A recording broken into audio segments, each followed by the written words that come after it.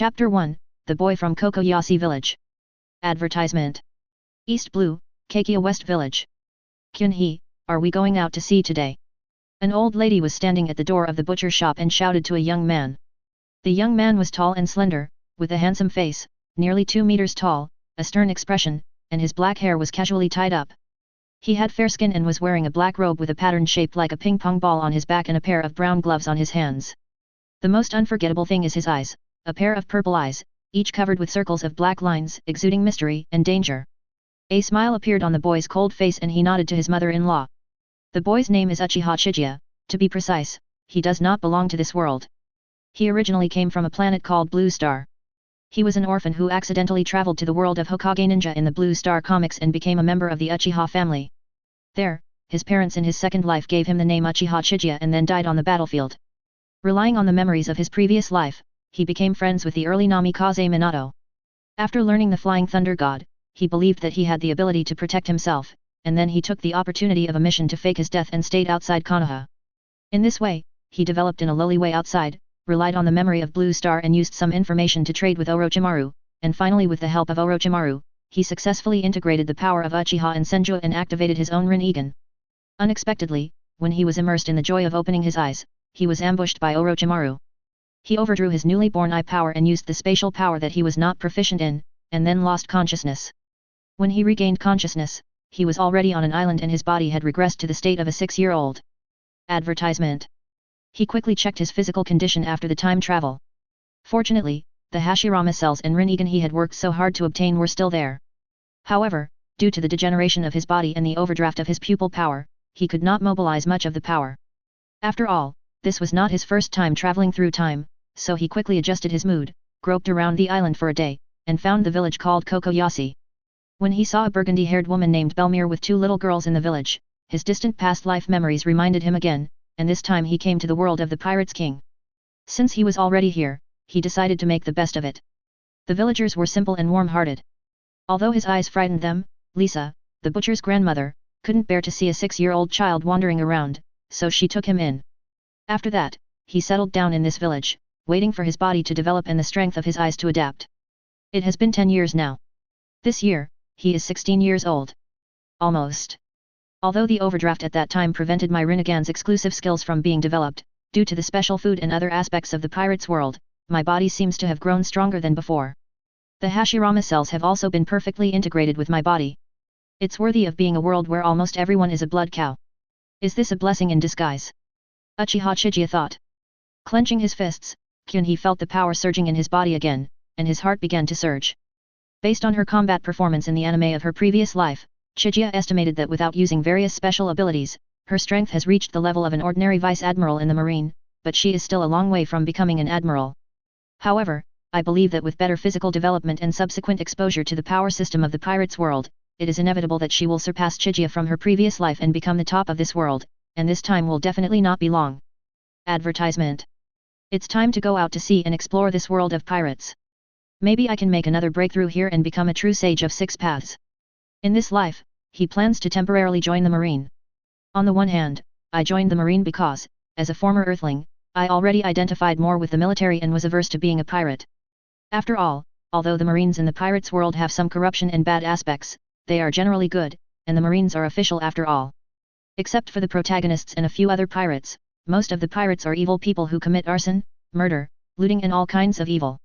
Chiga considers himself not to be a pushover. When he was the Hokage, he would kill anyone who offended him, but he still has his own moral bottom line. On the other hand, by joining the marine you can learn about the power system of this world, and have more opportunities to come into contact with the characteristic of the pirate's world, devil fruit. He had no intention of eating the devil fruit. As a person who possessed the Rinnegan, he already possessed 6 types of chakra nature transformation, so Logia meant little to him. The thousands of ninjutsu he copied during the Sharingan period did not really require the so-called Paramecia. As for Zoan, it was useless to him who already had a sage body through Hashirama cells. So, why give himself an extra weakness of being a landlubber? But he had an idea that he wanted to confirm, that is, whether the hungry kid of his Rinnegan could have an effect on the abilities of the devil fruit. And could he use the power of the devil fruit to make his Rinnegan evolve again? He had a hunch that this might be his chance to break through. Putting his thoughts aside, Kyunhee decided to go fishing one last time. This time he wanted to catch more. After all, after he left, his mother-in-law's supply of fish might become more scarce.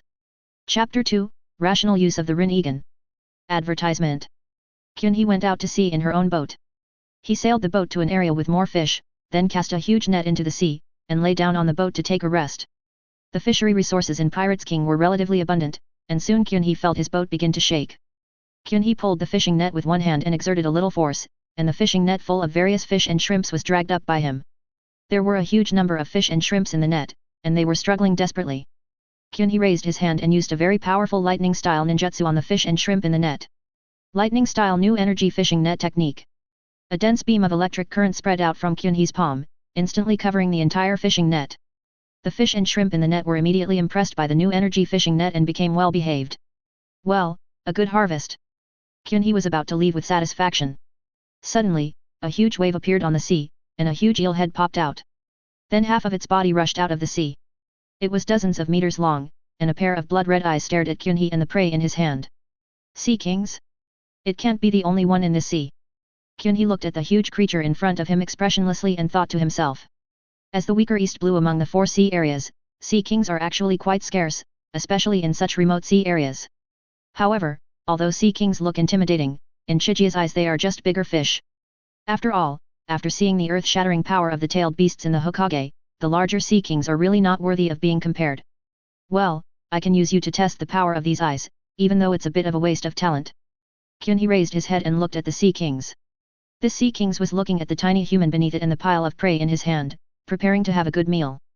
Then it saw Chigia raising his head and faced the pair of purple Rinnegan. Advertisement.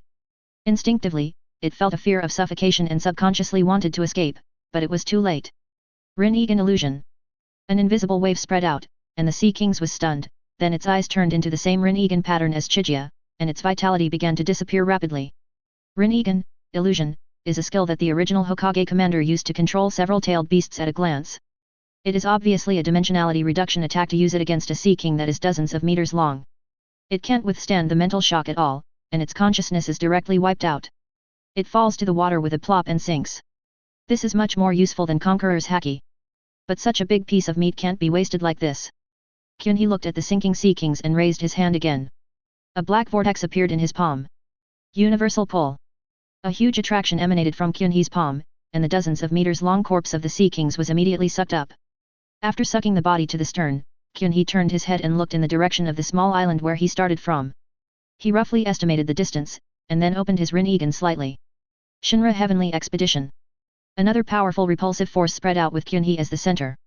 The bodies of sea kings were instantly pushed out by this powerful repulsive force and disappeared without a trace. It is worth mentioning that Chigia's Rinnegan belongs to her own, and unlike Nagato, she does not need to rely on her life to use it. The basic abilities of 6 paths such as Shinra Tensei do not have a disappointing 5-second CD, and the power increases infinitely with the growth of chakra and physical strength. This is the author's setting. In Pirates King, people have very strong physical strength. After the protagonist has been transformed by this world, his body will definitely be many times stronger than in his previous life, which is convenient for describing strength.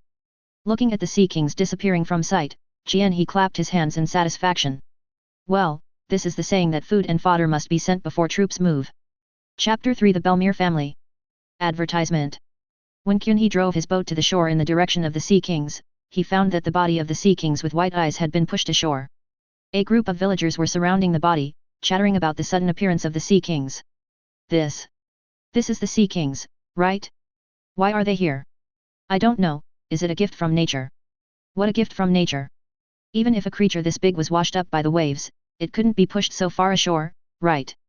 How is Kyunhee? Go out to sea and look for him. He is in danger now.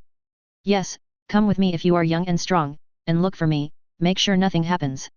In the crowd, pink-haired Belmere, with 10-year-old Nami and 12-year-old Nokago, folded their arms and stared silently at the corpse of the sea kings in front of them. The lively Nami pointed at the sea king's corpse and said to Belmere curiously, Belmere, look, it's a big fish. This is the first time I have seen such a big fish. I wonder how Kyunhee brother is doing. He should be out fishing today, right? Nokago, who was more calm and composed, was worried about Chai-hee. Belmere patted their heads without saying anything, but there was a hint of worry in his eyes. As a former marine, she saw the death of the sea kings and deduced that the death of the sea kings was man-made. Advertisement. When did such a strong person appear in East Blue? Is it a marine? If it's the pirates, then it will be troublesome. It doesn't matter for me, but Nami and Nokago. Belmere clenched his fists. No matter who it is, if he wants to hurt them, I will protect them even at the cost of my life. At this time, Jianhe who had come ashore had also come to the body, and the surrounding villagers quickly surrounded it. It's Chigia, you're back. The Sea Kings showed up and Granny Lisa was worried sick. Yes, don't go out to sea recently. Sea Kings have appeared. Your boat will be overturned if it encounters them. Brother Kyunhee. X2. Two little ones emerged from the crowd and hugged Chigia's calves tightly. They were Nami and Nokago. Are you okay, Kyunhee? These two kids were so worried about you. Belmere also squeezed in. Nokago's face turned slightly red, and he hugged Kyunhee's legs tightly without saying a word. Nami was like a lit firecracker, and bounced off Kyunhee's legs directly, shouting that he didn't do it, but he just didn't want no one to catch fish for him in the future. Chigia felt the care and concern from the people around him, and his heart felt warm. This kind of care was invaluable to him, who had lived in fear in the Hokage world for several years. Shaking his head, Jianhe smiled and said to the people around him. I'm fine, thank you for your concern. As for the danger, don't worry, this Sea King is my prey. Advertisement. After Kyunhee finished speaking, he found that the surroundings suddenly became quiet and people were looking at him in a daze. After a while, Nokajeo stretched out her hand and suddenly jumped a few times. Kyunhee looked at her strangely, and realized that her behavior was a bit stupid. Nokajeo blushed and whispered worriedly.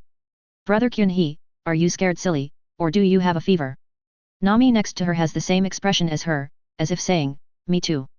As soon as he finished speaking, the surrounding villagers burst into laughter. Haha, Kyunhee boy, look, even children think you are abnormal. You usually seem quite aloof, but I didn't expect you to have a talent for telling jokes. Ha ha ha. Another round of laughter. Belmere did not laugh. She looked at the boy in front of her. Her intuition told her that he was not telling any joke. She knew that Kyunhee was not an ordinary person. After all, the oppressive feeling given by those eyes was too strong. Only a fool would believe that it was just a strange appearance. The villagers around him would just subconsciously avoid his eyes during their daily interactions, or they would discover after a long time of interaction that Kyunhee was a good person and ignore his uniqueness. Jianhe was not annoyed. He said nothing. He just raised his hand towards the direction of Sea Kings and uttered 4 words softly. Shinra Tenkong. As a result, the bodies of Sea Kings were pushed several hundred meters away again amid the stunned expressions of everyone. Chapter 4 Who are you? Advertisement. Brother Kyunhee, are you a fairy? No. Brother Kyunhee, do you want to eat me? Very cruel. Brother Kyunhee, can you teach me that move just now? Once I learn it, I won't be afraid of Belmere teaching me a lesson anymore. On the way back, Nami kept pestering Chigia and chattering non-stop, while Nokago shook his head helplessly and kept pulling Nami who kept sticking to Chigia's legs. When you grow up a little bit and become more ladylike like Makago, maybe I will teach you. Kyunhee gave Nami a slap on the head with a popping sound. Kyunhee rubbed his hands and was very satisfied with the feeling just now. Nami covered her head with both hands and looked at him angrily, grunting with her mouth covered. Stingy guy, I think you only like Makago. Woohoo, I'm not precious to you anymore. Nami's antics made Makago next to her blush. She angrily slapped Nami on the head again, and shyly glanced at Kyunhee secretly. Advertisement. However, her little action certainly did not escape Kyunhee's eyes. After all, he has the excellent genes of the Uchiha clan, and his slightly cold temperament is extremely attractive to these slightly precocious little girls. And his mysterious eyes, in danger, have a fatal temptation. Hey! Damn these genes, and this damn excellence. Jianhe still looks as steady as an old dog, but in fact, he is shamelessly narcissistic in his heart. Belmere followed them silently, his eyes fixed on Kyunhee's back. What was that power? Was it the power of the devil fruit? But she had seen Chigia jump into the sea to catch fish. Wouldn't the power of the demon fruit be useless? So many questions made the boy in front of her seem like a mystery in her eyes, and she was eager to solve it. After entering the village and reaching the parting intersection, Belmere seemed to have made up her mind. She asked Nokago and Nami to go back first, as she had some things to take care of. Although Nami and Nokago were a little confused, they still obediently went home. After the two left, only Belmere and Jianhe were left at the intersection. Jianhe looked at Belmere in front of him, knowing that she had something to ask him, and said, Ms. Belmere, what's the matter? Belmere took a deep breath and said carefully. Kyunhee, this question may be a little presumptuous, but I have no ill intentions. Can I ask who you are? After all, it is hard to understand why someone with such abilities stayed in a small and worthless place like East Blue for 10 years. Those eyes are not just strange in appearance, right? Of course, if this question makes you uncomfortable, you don't have to answer it. Please don't take it to heart. Advertisement. Belmere asked a series of questions, intertwined her 10 fingers together, and waited nervously for Kyunhee's answer. Kyunhee looked at her deeply, then smiled. Having watched the anime, he admired Belmere very much. Although her strength was not high, the scene where she faced death with a smile in order to protect Nami still moved him deeply at the time. He knew that she was a good person, so he did not have any bad feelings about her problem. After thinking for a while, Jianhee said in a deep voice. It's okay. You just need to know that I'm not a bad person. As for these eyes, you can think of them as a gift from our family. They are called Rinnegan, the eyes of the immortal. The move just now was released through it. It is one of my abilities. As for my race, you can say that I come from the lineage of the immortals, the Uchiha clan. Sage, Uchiha, Rinnegan, a kind of ability. Belmere was shocked when he heard this. Although he had never heard of the Uchiha clan, judging from Chijia's performance, this should be an extremely powerful race. Seeing that Belmere was standing there without any reaction, Jianhee continued. Something happened and I lost some of my memory, but I still remember that I was the last member of this tribe in this world. As for why I stayed on this island for so long. Have you ever thought about it? I was only 6 years old when I came to the village. Where could I go at that time? Well, it seems like that. Belmere scratched his head awkwardly. So what are your plans next? With this ability, you won't stay here forever, right? Well, I'm going to join the marine. Ha! Chapter 5 Preparation before departure. Kyunhee returned home and first reported safety to Grandma Lisa, then gave the 80 million Baileys saved in the room to Grandma Lisa. The money was the bounty that Jianhee earned from defeating some small pirate groups while sailing at sea in recent years. Since there were really no decent pirate groups around, she had barely saved up this much over the years. However, for her mother-in-law who was over 70 years old, it was enough for her to live a wealthy life for the rest of her life. The mother-in-law looked at the huge sum of money in surprise and did not accept it. Advertisement. Jianhee hurriedly explained. Don't worry, I promise that this money comes from legitimate sources. I'm going to join the Marine Corps, and I'm worried about you being alone at home. You can use this money. The mother-in-law was relieved. She knew Kyunhee was a good kid who looked cold but was actually kind. He had behaved well over the years and had never cheated her. She put the money in the box behind her. Turning around and looking at the child in front of her with whom she had lived for 10 years, Grandma Lisa had no children, and Kyunhee had long been regarded as her own grandson. Now that he was leaving, the grandmother was naturally reluctant to let him go. But she also knew that young people needed to go out and explore, not to mention Jianhee, who was so different. She reached out and patted Jianhee's waist, showing a kind smile, and said. Go ahead, good boy. I believe you can make a career for yourself. You don't have to worry about me. The people in the village are very nice. With them around, nothing will happen to me. Just go ahead and make your own career. Jianhee was also a little sad. He walked forward and hugged his grandmother. Well, I will definitely not let you down. It won't be long before I let the sea know my name, and I will come back to see you often. After explaining everything to Grandma Lisa, Kyunhee packed up briefly and went to visit the Belmere family. Both Belmere and Namenokago were people with whom he had a relatively close relationship in recent years. Arriving at Belmere's house, Kyunhee knocked on the door. After a while, the door opened and a little blue head popped out. It was Nokago. Seeing that the person coming was Kyunhee, Nokago was very happy. However, when she saw the small bag in Kyunhee's hand, she seemed to realize something. Her expression was a little gloomy, but she still showed her brightest smile and called out crisply. Brother Chigia. Kyunhee smiled and touched her head, responded, and explained his purpose. Advertisement. Although she had already noticed it, when she heard the news, Nokago couldn't help but blushing. She forced a smile. Then Kyunhee brother, I will go inform Belmere and the others, and we will go and see you off. No need, I'm leaving now, just go back and inform them, I'm not going in. Sudden. How can this be possible? You have lived in the village for 10 years. How can you be so perfunctory about leaving? Belmere came out of the house with Nami, pretending to be angry and said. Let's go. We'll go see you off together. Nokago also turned around and looked at Chihi expectantly. What a troublesome bond.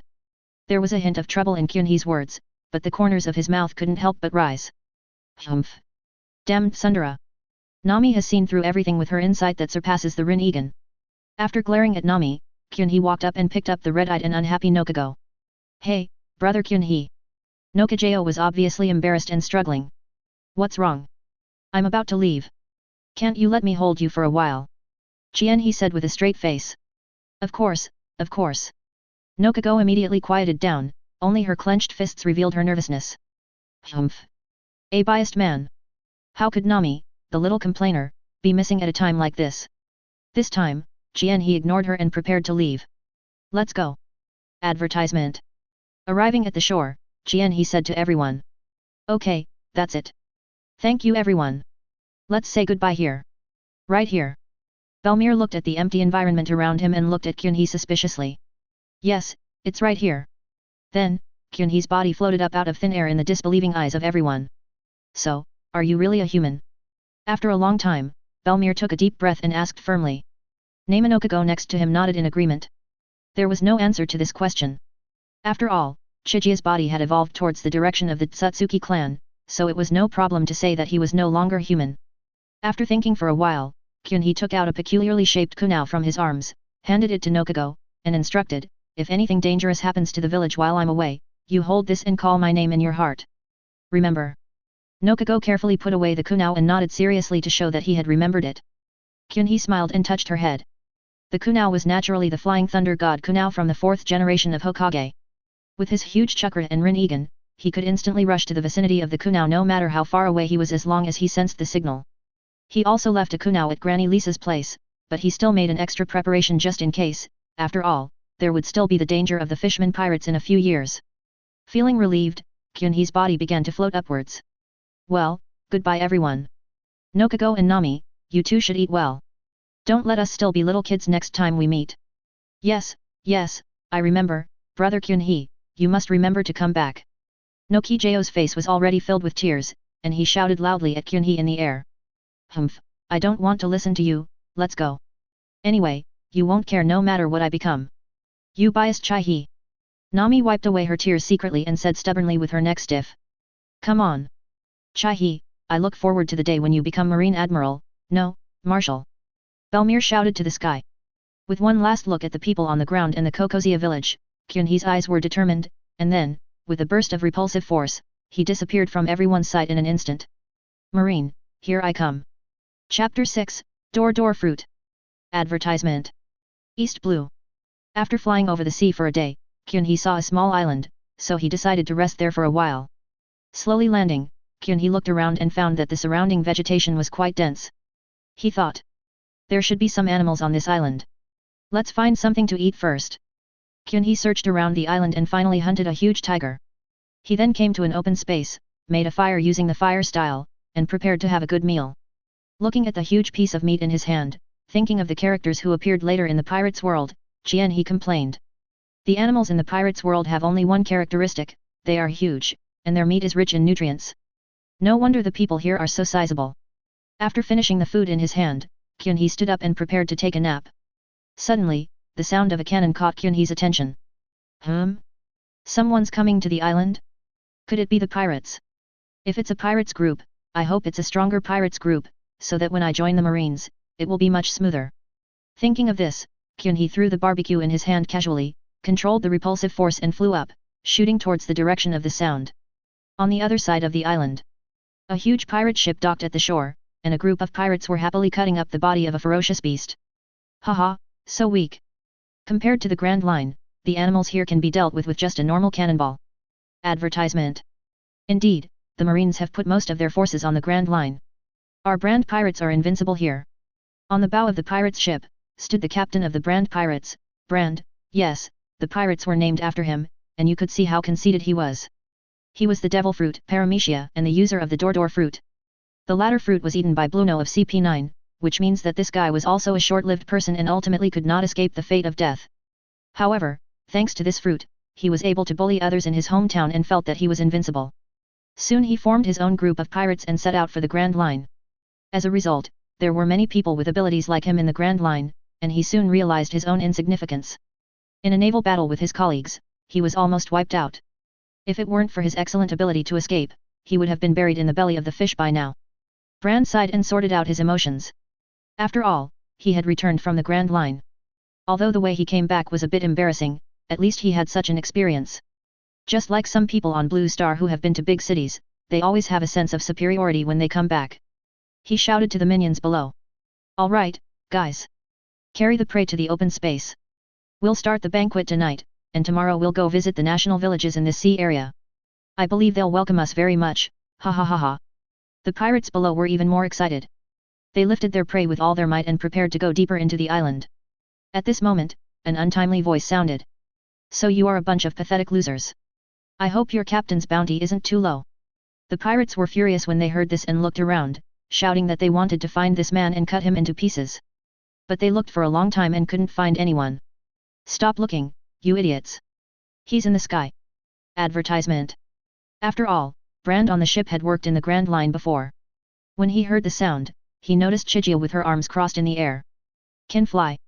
Does he also have the demon fruit power? Damn, the ability to fly is really tricky. Brand thought as he looked at Chigia in the air. Bounty? Are you a bounty hunter? Brand asked Kyunhee in the sky. Bounty hunter? Chienhee shook his head. You're wrong. I just need your heads as a token of my joining the marine. What? You damn kid, don't think you are invincible just because you can fly. Do you dare to come down and play with us? A little minion shouted arrogantly. So noisy. Chienhee raised his hand to the one who was shouting the loudest, come up and play first. Universal pull. Buzz. The little minion who had just spoken was horrified to find that his body was uncontrollably sucked up into the sky by an unknown force, and soon he was sucked to a position shoulder to shoulder with Chienhee. Now, I'm standing in front of you, what do you want to do? Gulp, the little minion swallowed his saliva and was about to speak, but Chienhee said impatiently. Forget it, you should just go down. You look so disgusting. After saying that, Kyunhee removed the power he had cast on him, and the little minion fell directly from a height of 100 meters. Pa! A crisp sound was heard, and a pool of meat paste appeared on the ground. Chapter 7 First Test of Hungry Kid.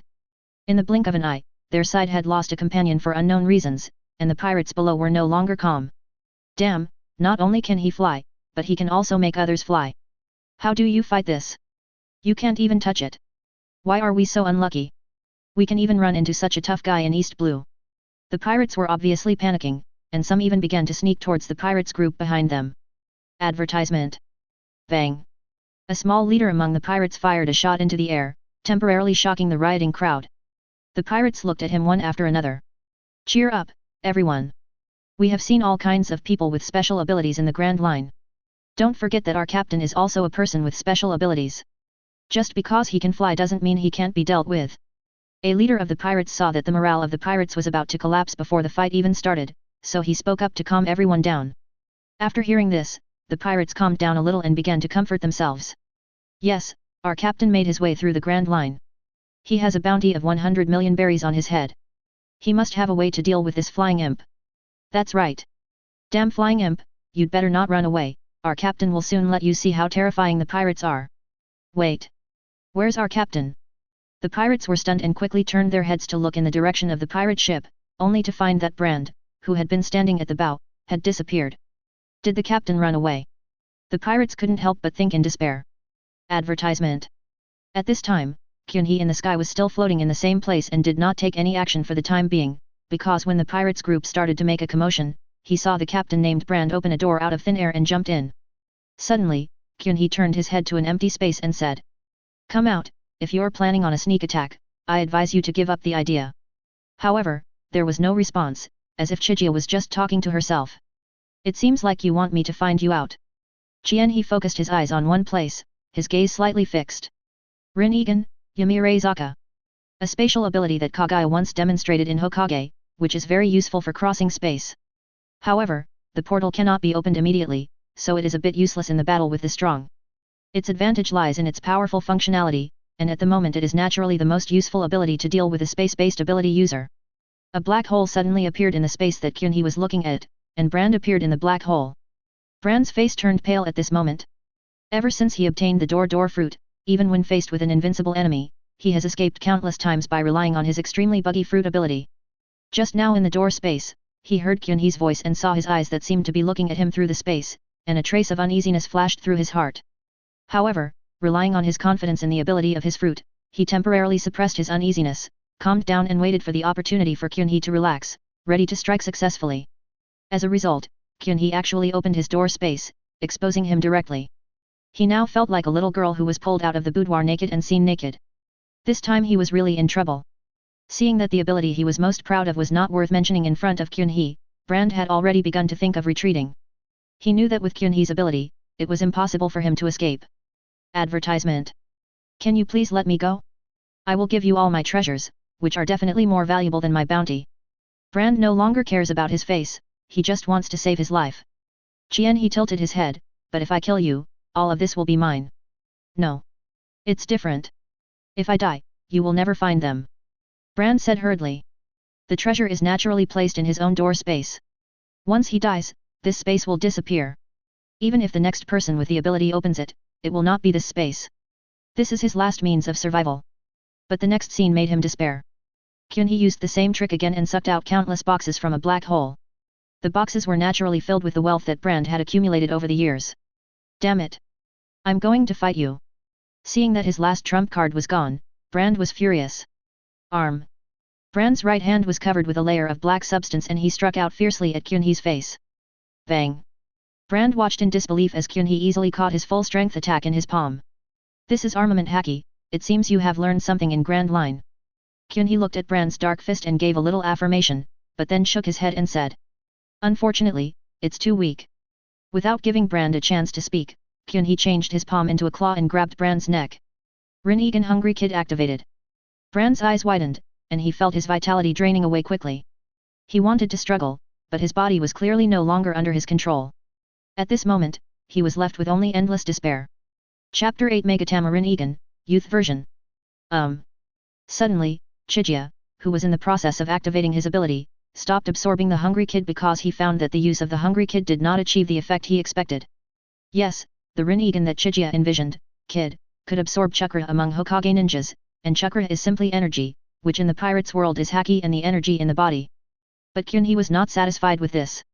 He felt that the ability of the devil fruit also required physical support.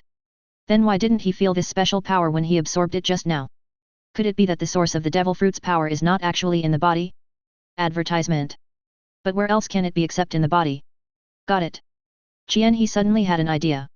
Could it be the soul? Yes, besides the body, the soul is all that remains of a human being. Do it as soon as you think of it. To target the soul, the human way ability in the Rinnegan is naturally used. Chiga picked up Brand, who had lost the ability to resist, and slapped Brand on the head with his other hand, then lifted him up as if grabbing something. With only his eyes still able to move, Brand watched in horror as a humanoid purple spirit was pulled out from his head by Kyunhee, and his body began to tremble instinctively. Sure enough, Kyunhee saw a ball of wriggling black energy in the heart area of Brand's soul body through the Rinnegan. Directly activating the ability of Hungry Kid, the black mass struggled as if wanting to escape, but was obviously powerless in front of the powerful suction of Hungry Kid and was directly sucked into Kyunhee's body. As the power entered his body, Kyunhee immediately felt a strange energy in his body. After entering Kyunhee's body, this energy quickly rushed to Kyunhee's eyes, and finally formed a black megatama on the lines of his right eye. Kyunhee felt something strange in his eyes and used water style to create a small water curtain in the air. Through the water curtain, he saw an extra megatama in his right eye. Isn't this Sasuke's megatama Rinnegan? Although it's only one megatama. Chiga was overjoyed.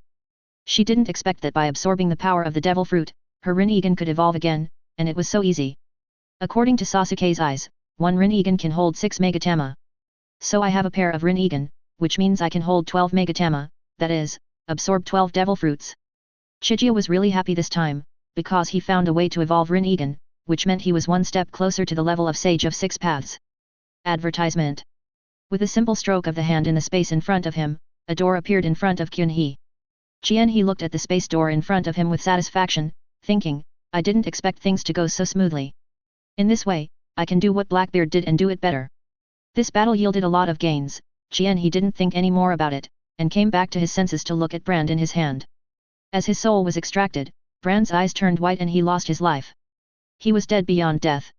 He threw Brand's body away like trash, and Brand followed the same fate as the other minions. Bang! There was another pile of brand new human-shaped meat patties on the ground. As for why it didn't turn into meat paste, it was just a joke. He was at least a pirate captain who came back from the Grand Line. Was there anything wrong with a tough body? It actually took less than 5 minutes from the time Brand made his move to the time he turned into a human-shaped meat patty. Before the pirates on the ground could react, their captain had already become what he saw before him. Silence. Slowly, some of the pirates began to speak tremblingly. Run, run.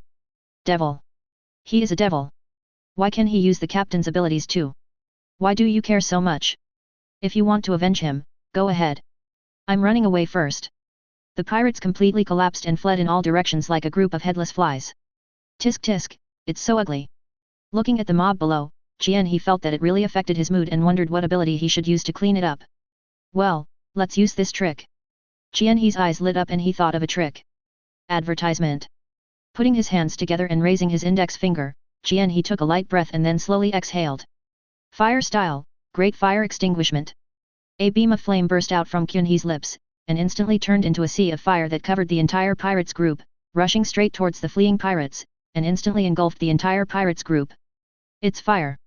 It's fire! Help me, it's so hot! Am I dreaming? Can you please let me wake up soon? Please, sir, let me live. From now on, I will be your most loyal subordinate. No. The most loyal dog. Please spare my life. It's over, it's over.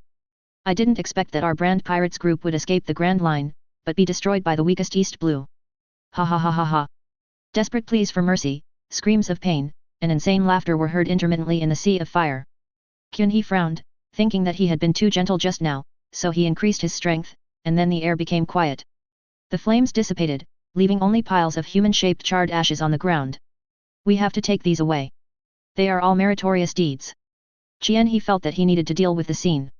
He clenched his hand slightly, and the coke on the ground was gathered together and squeezed continuously to form a black sphere. He was also considerate enough to separate out Brand's body, which still looked like a body. After looking at his masterpiece with satisfaction, he opened his own door space and threw these trophies into it. He casually tore down the pirate's flag of the brand pirates, and then set fire to the pirate's ship. Now everything is ready. I wonder if this can attract the attention of the headquarters. He thought. Never mind, let's go first. He made up his mind and left the island where he had rested for less than a day. Chapter 9, We Are Not Worthy. East Blue. Sakura Flower Island. Marine 155 Branch. The Marines at the recruitment office were yawning out of boredom. It was not the time for large-scale recruitment yet, and this was in East Blue, so not many people wanted to be Marines. There was a knock on the table in front of him. The Marine soldier who was disturbed looked up impatiently and was about to speak, but when he saw a pair of purple eyes with strange patterns, he couldn't help but feel a fear in his heart and swallowed back the words he wanted to say. Advertisement. The person who came was naturally Uchiha Chiga. Seeing that the Marine in front of him was still silent, he took the initiative to ask. Hello, this is the Marine recruiting office, I'm here for an interview. Ah, yes, yes. Marine came back to his senses and wiped the sweat off his forehead, then hurried to Kite and started asking for Chiga's information. Name. Uchiha Chiga. Age. 16 years old.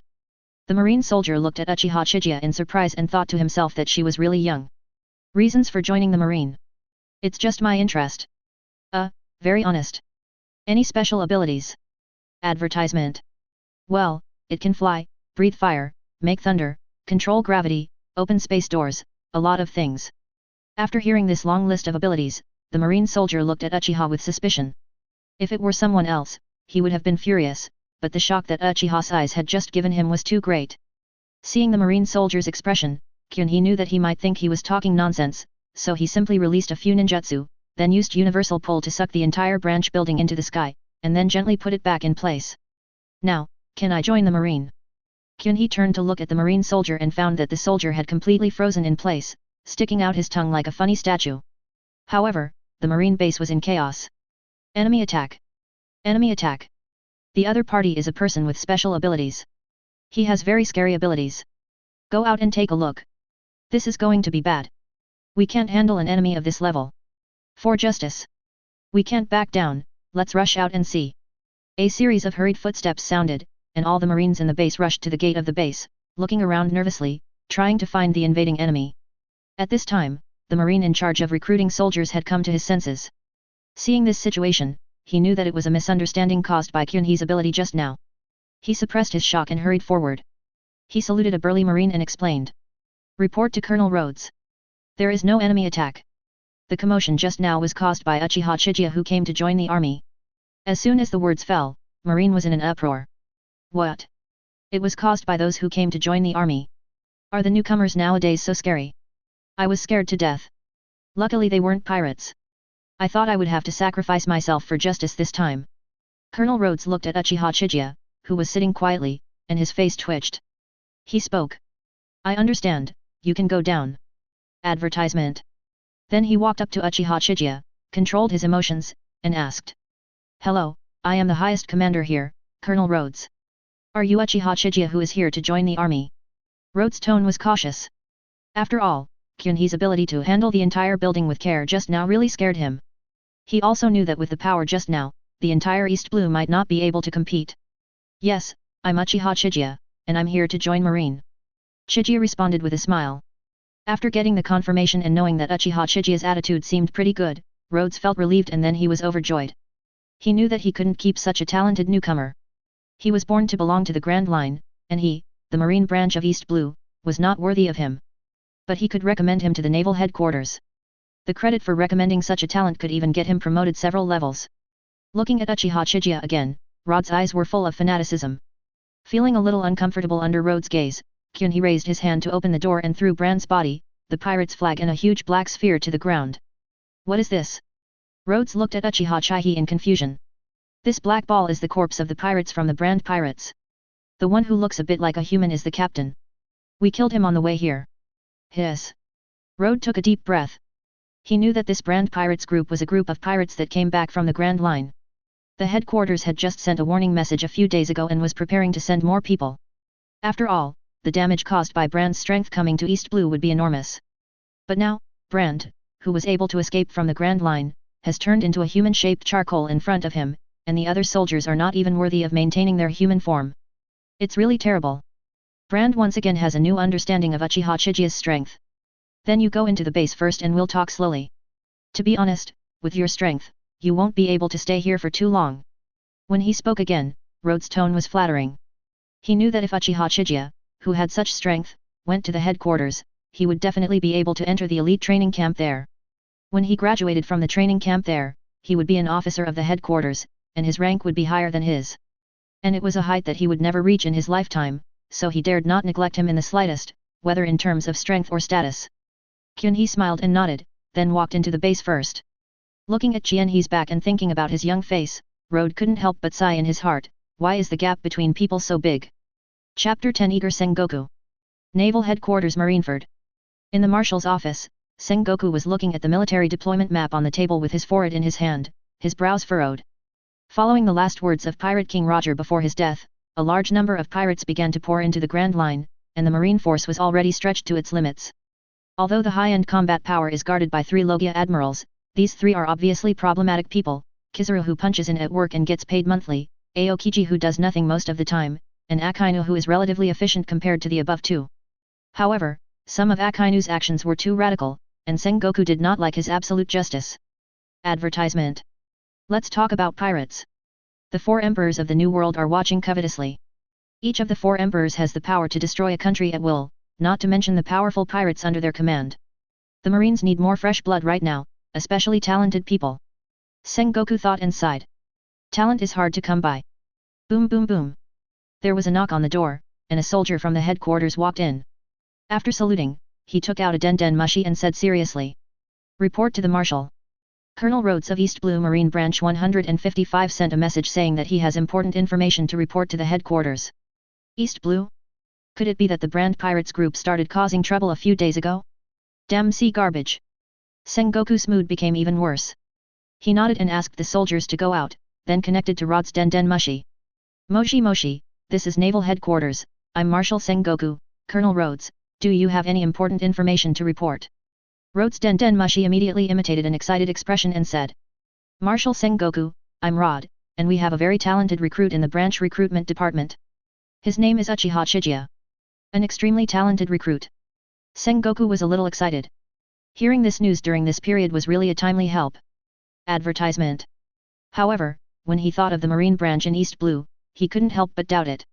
After all, it was difficult for the weakest sea area to produce any extremely talented recruits.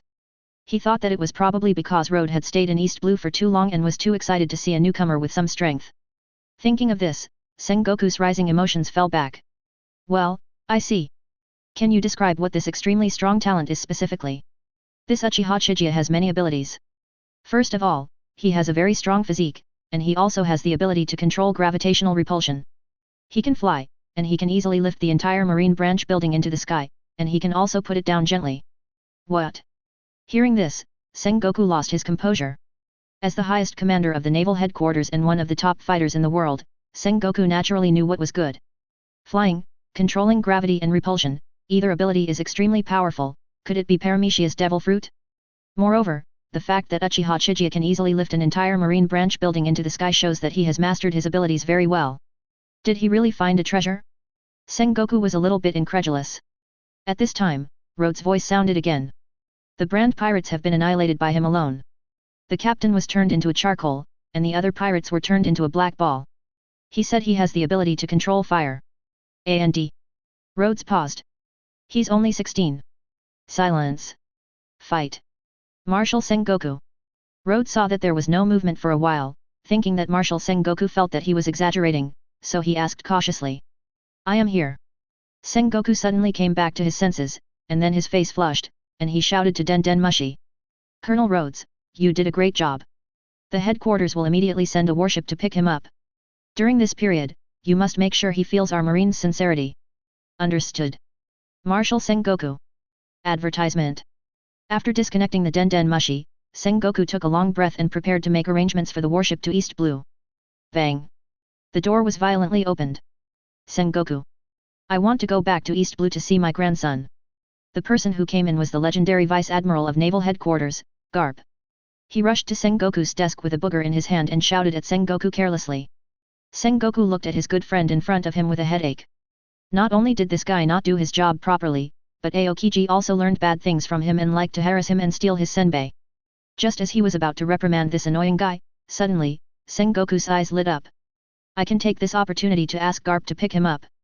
Although Garp is usually not very serious, he is well known. Wouldn't it be a better reflection of Marine's sincerity if I let him go? I am so wise. A kind smile suddenly appeared on Sengoku's face. Okay, I agree. Oh, I haven't visited my grandson in a long time, and this time you just, hey.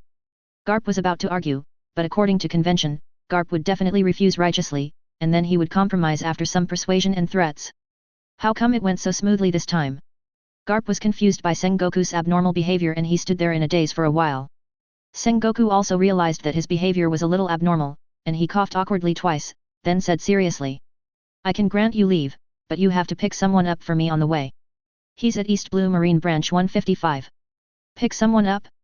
Who? A marine recruit, his name is Uchiha Chiga. Chapter 11 Garp. Advertisement. Half a month has passed in a flash. East Blue Marine 155 base, Colonel Rhodes' office. He sat on the sofa, reading a newspaper quietly, while Rod stayed in his seat, looking at a Den Mushi on the table, looking a little nervous. Today is the day that Naval Headquarters Vice Admiral Garp arrives at the branch. Rhodes had great respect for the legendary Vice Admiral. After all, once forcing the pirates King Roger into a desperate situation was really impressive, and Garp's strength was indeed strong enough. But Rhodes didn't know Garp's character very well, and was afraid that he might do something wrong and anger the upcoming god tier. He looked up and found Rod with a constipated expression on his face, which was a little funny. Rod had been sitting in the same posture and with the same expression since the morning when he was called to the office, for fear of missing the call from Den Mushi. You don't have to be so nervous. I know Vice Admiral Garp a little bit. He's a very kind person.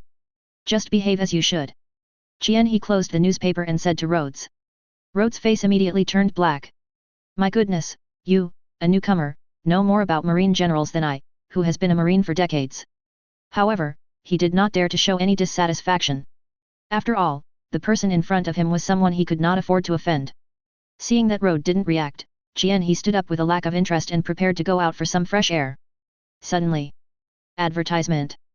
Bulu bulu, bulu bulu. After being silent for the whole morning, the Den Mushi finally responded.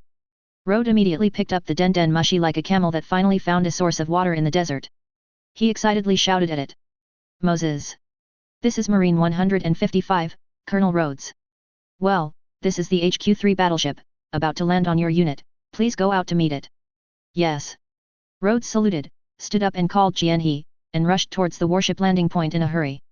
He followed silently. When we arrived at the warship landing point, rows of branch marines were already standing neatly around it, looking eagerly at the warship hatch. Under the watchful eyes of the crowd, several rows of headquarters marines came out first and quickly formed a formation. Then a burly figure wearing a dog head mask appeared at the hatch. The one wearing the dog head mask was naturally Garp. He glanced at the situation below, walked off the boat carelessly, and shouted, ignoring the eyes of the people around him. "Where's Colonel Rhodes here?" "In." "Vice Admiral Garp, I'm here." Rhodes trotted over to Garp. Garp looked at him, nodded, and asked. Advertisement. "Well, is Uchiha Chiga here? I have been delayed in my hometown for a while, so I won't stay long this time. Take him with you and we will head straight back to the headquarters." "I'm here." Without waiting for Rhodes to answer, he responded in the crowd. Garp turned his head and saw a slender young man with a pair of strange and weird eyes standing among the Marines, standing out from the crowd. "Is this the talented youngster that Sengoku told me about? He looks really young." Garp thought, and waved to Chihiro again. "Okay, come on, we should get on the ship and go back to naval headquarters." He nodded in greeting, and the Marines around him automatically made way for him. He walked forward and came to Garp's side. Looking at the boy in front of him again from a close distance, especially his purple eyes, Garp felt that Uchiha Chiga was extraordinary. "Interesting. I'll have to test this kid's strength when we get back to the headquarters." Having made up his mind, Garp said hello to the marine of the branch below and turned back to the warship with Chiga. Standing on the bow of the Garp warship, he waved to the branch marine and Rhodes below, thanking them for their care over the past few days. The marines under the branch, including Rhodes, were somewhat touched. It was extremely rare for such a chosen one to remember ordinary people like them when he was about to spread his wings and fly. "Come on, Kyun-hee. I look forward to hearing your name here again." Rhodes shouted excitedly. Kyun-hee on the boat gave Rhodes a thumbs up. Seeing Chiga's behavior, Garp couldn't help but think more highly of him. In his opinion, the ability to get along well with others and respect others is sometimes a more valuable quality than strength. Later in the anime, Garp accepted Kobe as his apprentice because of this. Of course, Chiga is not very fond of the character of Kobe. Feeling in a good mood, Garp waved his hand and ordered the ship to set sail. The warship turned around and headed towards the Grand Line. Chapter 12 Crane and Momuzagi. The first half of the Grand Line, Marineford. The warship landed, and Garp took Chiga and a group of marine soldiers off the ship. Waving his hand to disperse the soldiers, Garp turned to Kyun-hee and said. "Come with me. I'll take you to see Sengoku. You're the one he specifically asked to see." Chiga responded and followed Garp to the marshal's office. Advertisement. On the way, Kyun-hee felt a little emotional. He didn't expect that his performance in the East Blue Marine branch would receive such a great response. This treatment was really beyond his expectations. Arriving at Sengoku's office door, Garp didn't knock, but slammed the door open and shouted. "Sengoku. I brought you the person you wanted. Do you have any senbei? Laozi is starving." Kyun-hee was speechless as he looked at Garp, who was out of touch in front of him, thinking that he was just like the one in the Blue Star comics, a stubborn person.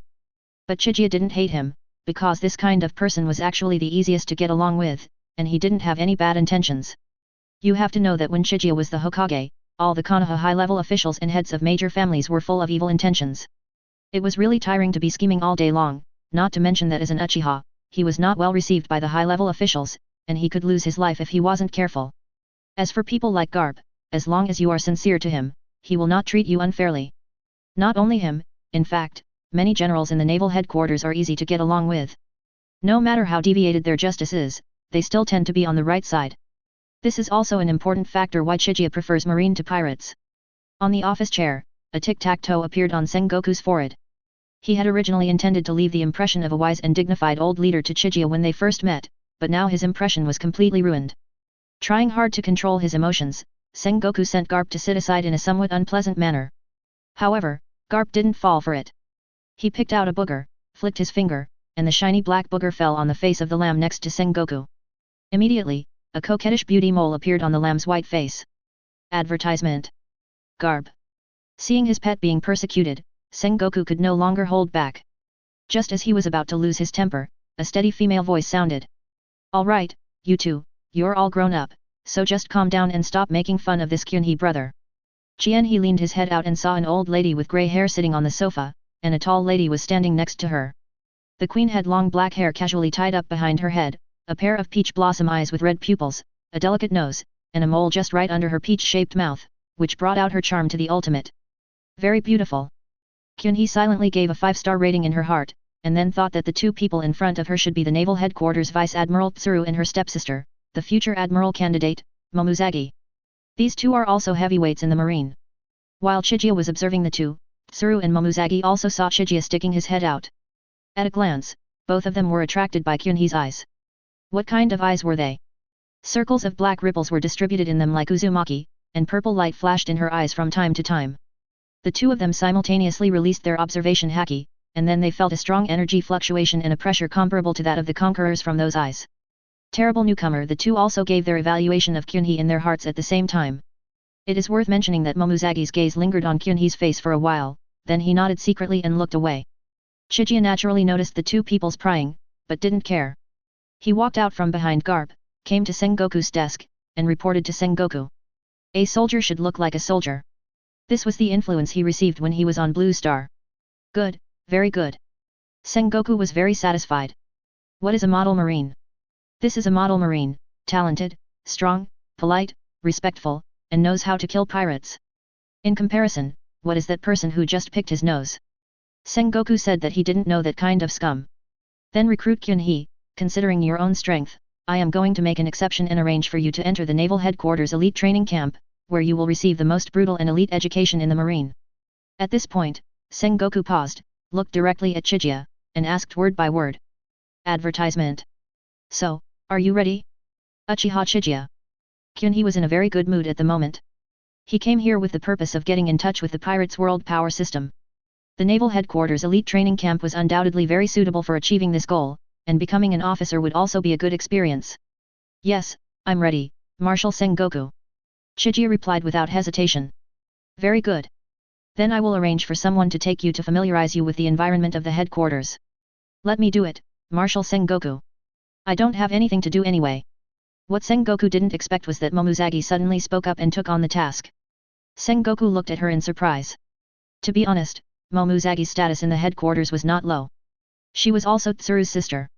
This time, asking Garp to pick up Chigia under the pretext of giving Garp a holiday was a bit beyond the scope. Sengoku was originally planning to send a middle-level officer who was familiar with the environment. He glanced at his stepsister meaningfully, thinking the old girl can't help it anymore. Garp continued to pick his nose and sat aside indifferently. What did this have to do with him? Ignoring the gazes from the office, Momuzagi said openly. I think this Kyunhee brother is very attractive. I want to get to know him better. I'm sure we will have the opportunity to work together in the future. Well, since you took the initiative, just go for it. It's not a big deal. Sengoku approved. Momuzagi walked elegantly in front of Kyunhee in high heels, put one hand on her waist, smiled at Kyunhee, and said teasingly. Well, let's go. Nice to meet you. My name is Jun. Please take care of me in the future, Chigia and I. Why does this Momuzagi look like a fairy? Don't call her Momuzagi, just call her Pink Fox. Kyunhee complained wildly in his heart, but still responded with a polite smile on his face. Then I'll trouble you, Sister Jun. Chapter 13, Encounter with T-Pig. Advertisement. Naval Headquarters Living Area. Walking side by side with Jun on the street, Chigia looked at the surrounding environment with some curiosity. There are various shops on both sides of the street, most of which sell daily necessities. It is similar to the commercial street on Blue Star, but has a more modern style than Konoha. Since it is in Marine Base, the signs are mainly blue and white. When you have time, you can come here by yourself, buy some fruits or something and cook for yourself, so that you can grow taller. Jun said casually. He was a little speechless. At the age of 16, he was already nearly 1.9 meters tall, but in her eyes, he was still not tall enough. But seeing that Jun was estimated to be more than 2 meters tall, he felt relieved. It was a local characteristic. Seeing that Chigia didn't move, Jun thought that Chigia thought he was short, so he changed his words and said. You don't have to grow too tall. Your current height is enough. After all, you are only 16 years old. Well, I don't care about that. Sister Jun, there's an old man over there staring at you. Chigia noticed that a shabby old man in brown casual clothes was standing at the door of a pub and had been looking in their direction, so he spoke up to remind Jun. Ah. Jun turned his head and saw the uncle that Chigia mentioned at a glance. There's no way, the so-called uncle is too conspicuous. But he's not as handsome as Kyunhee. He's conspicuous because he's extremely ugly. The man put his hands in his pockets, tilted his mouth, held a cigarette in his mouth, and his two small eyes were squinted on his big face, but it seemed that they would not be very wide when opened, just like Zhu Beiji from Blue Star. Oh, I know that guy. His name is Kaji. He's pretty annoying. You should stay away from him in the future. Advertisement. Cake? He must be the Shaitan who will be the admiral candidate like Jun in the future, Chigia thought, stroking his chin. At this time, Cake saw Jun looking at him, and immediately walked over with his obscene steps. Ms. Jun, I haven't seen you for a whole month, and you are still as beautiful as ever. Please accept my 88th confession. Cake came to Jun and Chigia, took out a bouquet of flowers from somewhere, and then confessed with a deeply affectionate face. However, Jun didn't even look at him, he just reached out and pulled Chigia away. Hey, Miss Jun, don't go. You haven't rejected me this time. Cake hurriedly caught up, eager to receive Jun's 88th rejection. I'm tired of saying no, so just give up on it. Jun looked disgusted. Why? Am I not handsome enough or not good enough? Kaji asked the question buried deep in his heart in disbelief. Chien he watched silently from the side, wondering how could you have the confidence to ask such a question given your appearance and behavior. Seeing that Jun was too lazy to reply to him, Cake lowered his head in frustration. Then he finally noticed Chigia who was eating melons on the side. Who is this guy? Seeing that Cake finally noticed her, a spectator, Chigia stopped her spectator behavior and walked forward to introduce herself. Hello, I'm a newcomer to the marine, my name is Uchiha Chiga. Oh, hello, I'm Kaji. Kaji briefly introduced himself. He wondered where this new guy came from. He was accompanied by Jun himself and he was so handsome. Suddenly, a flash of lightning flashed through his mind. Could it be that Jun has a crush on him? Advertisement. Thinking of the two of them walking side by side on the street just now, Cake shuddered and froze there. Seeing that he suddenly behaved as if he was struck by lightning, Chigia wanted to go forward to see what was going on, but he suddenly raised his head again, which scared Chigia.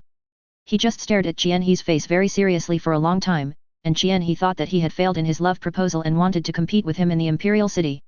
Then, he glanced between Jun and Chigia, took a deep breath, and said in a tone as if he had seen through everything. Okay, I got it. I wish you happiness, Jun.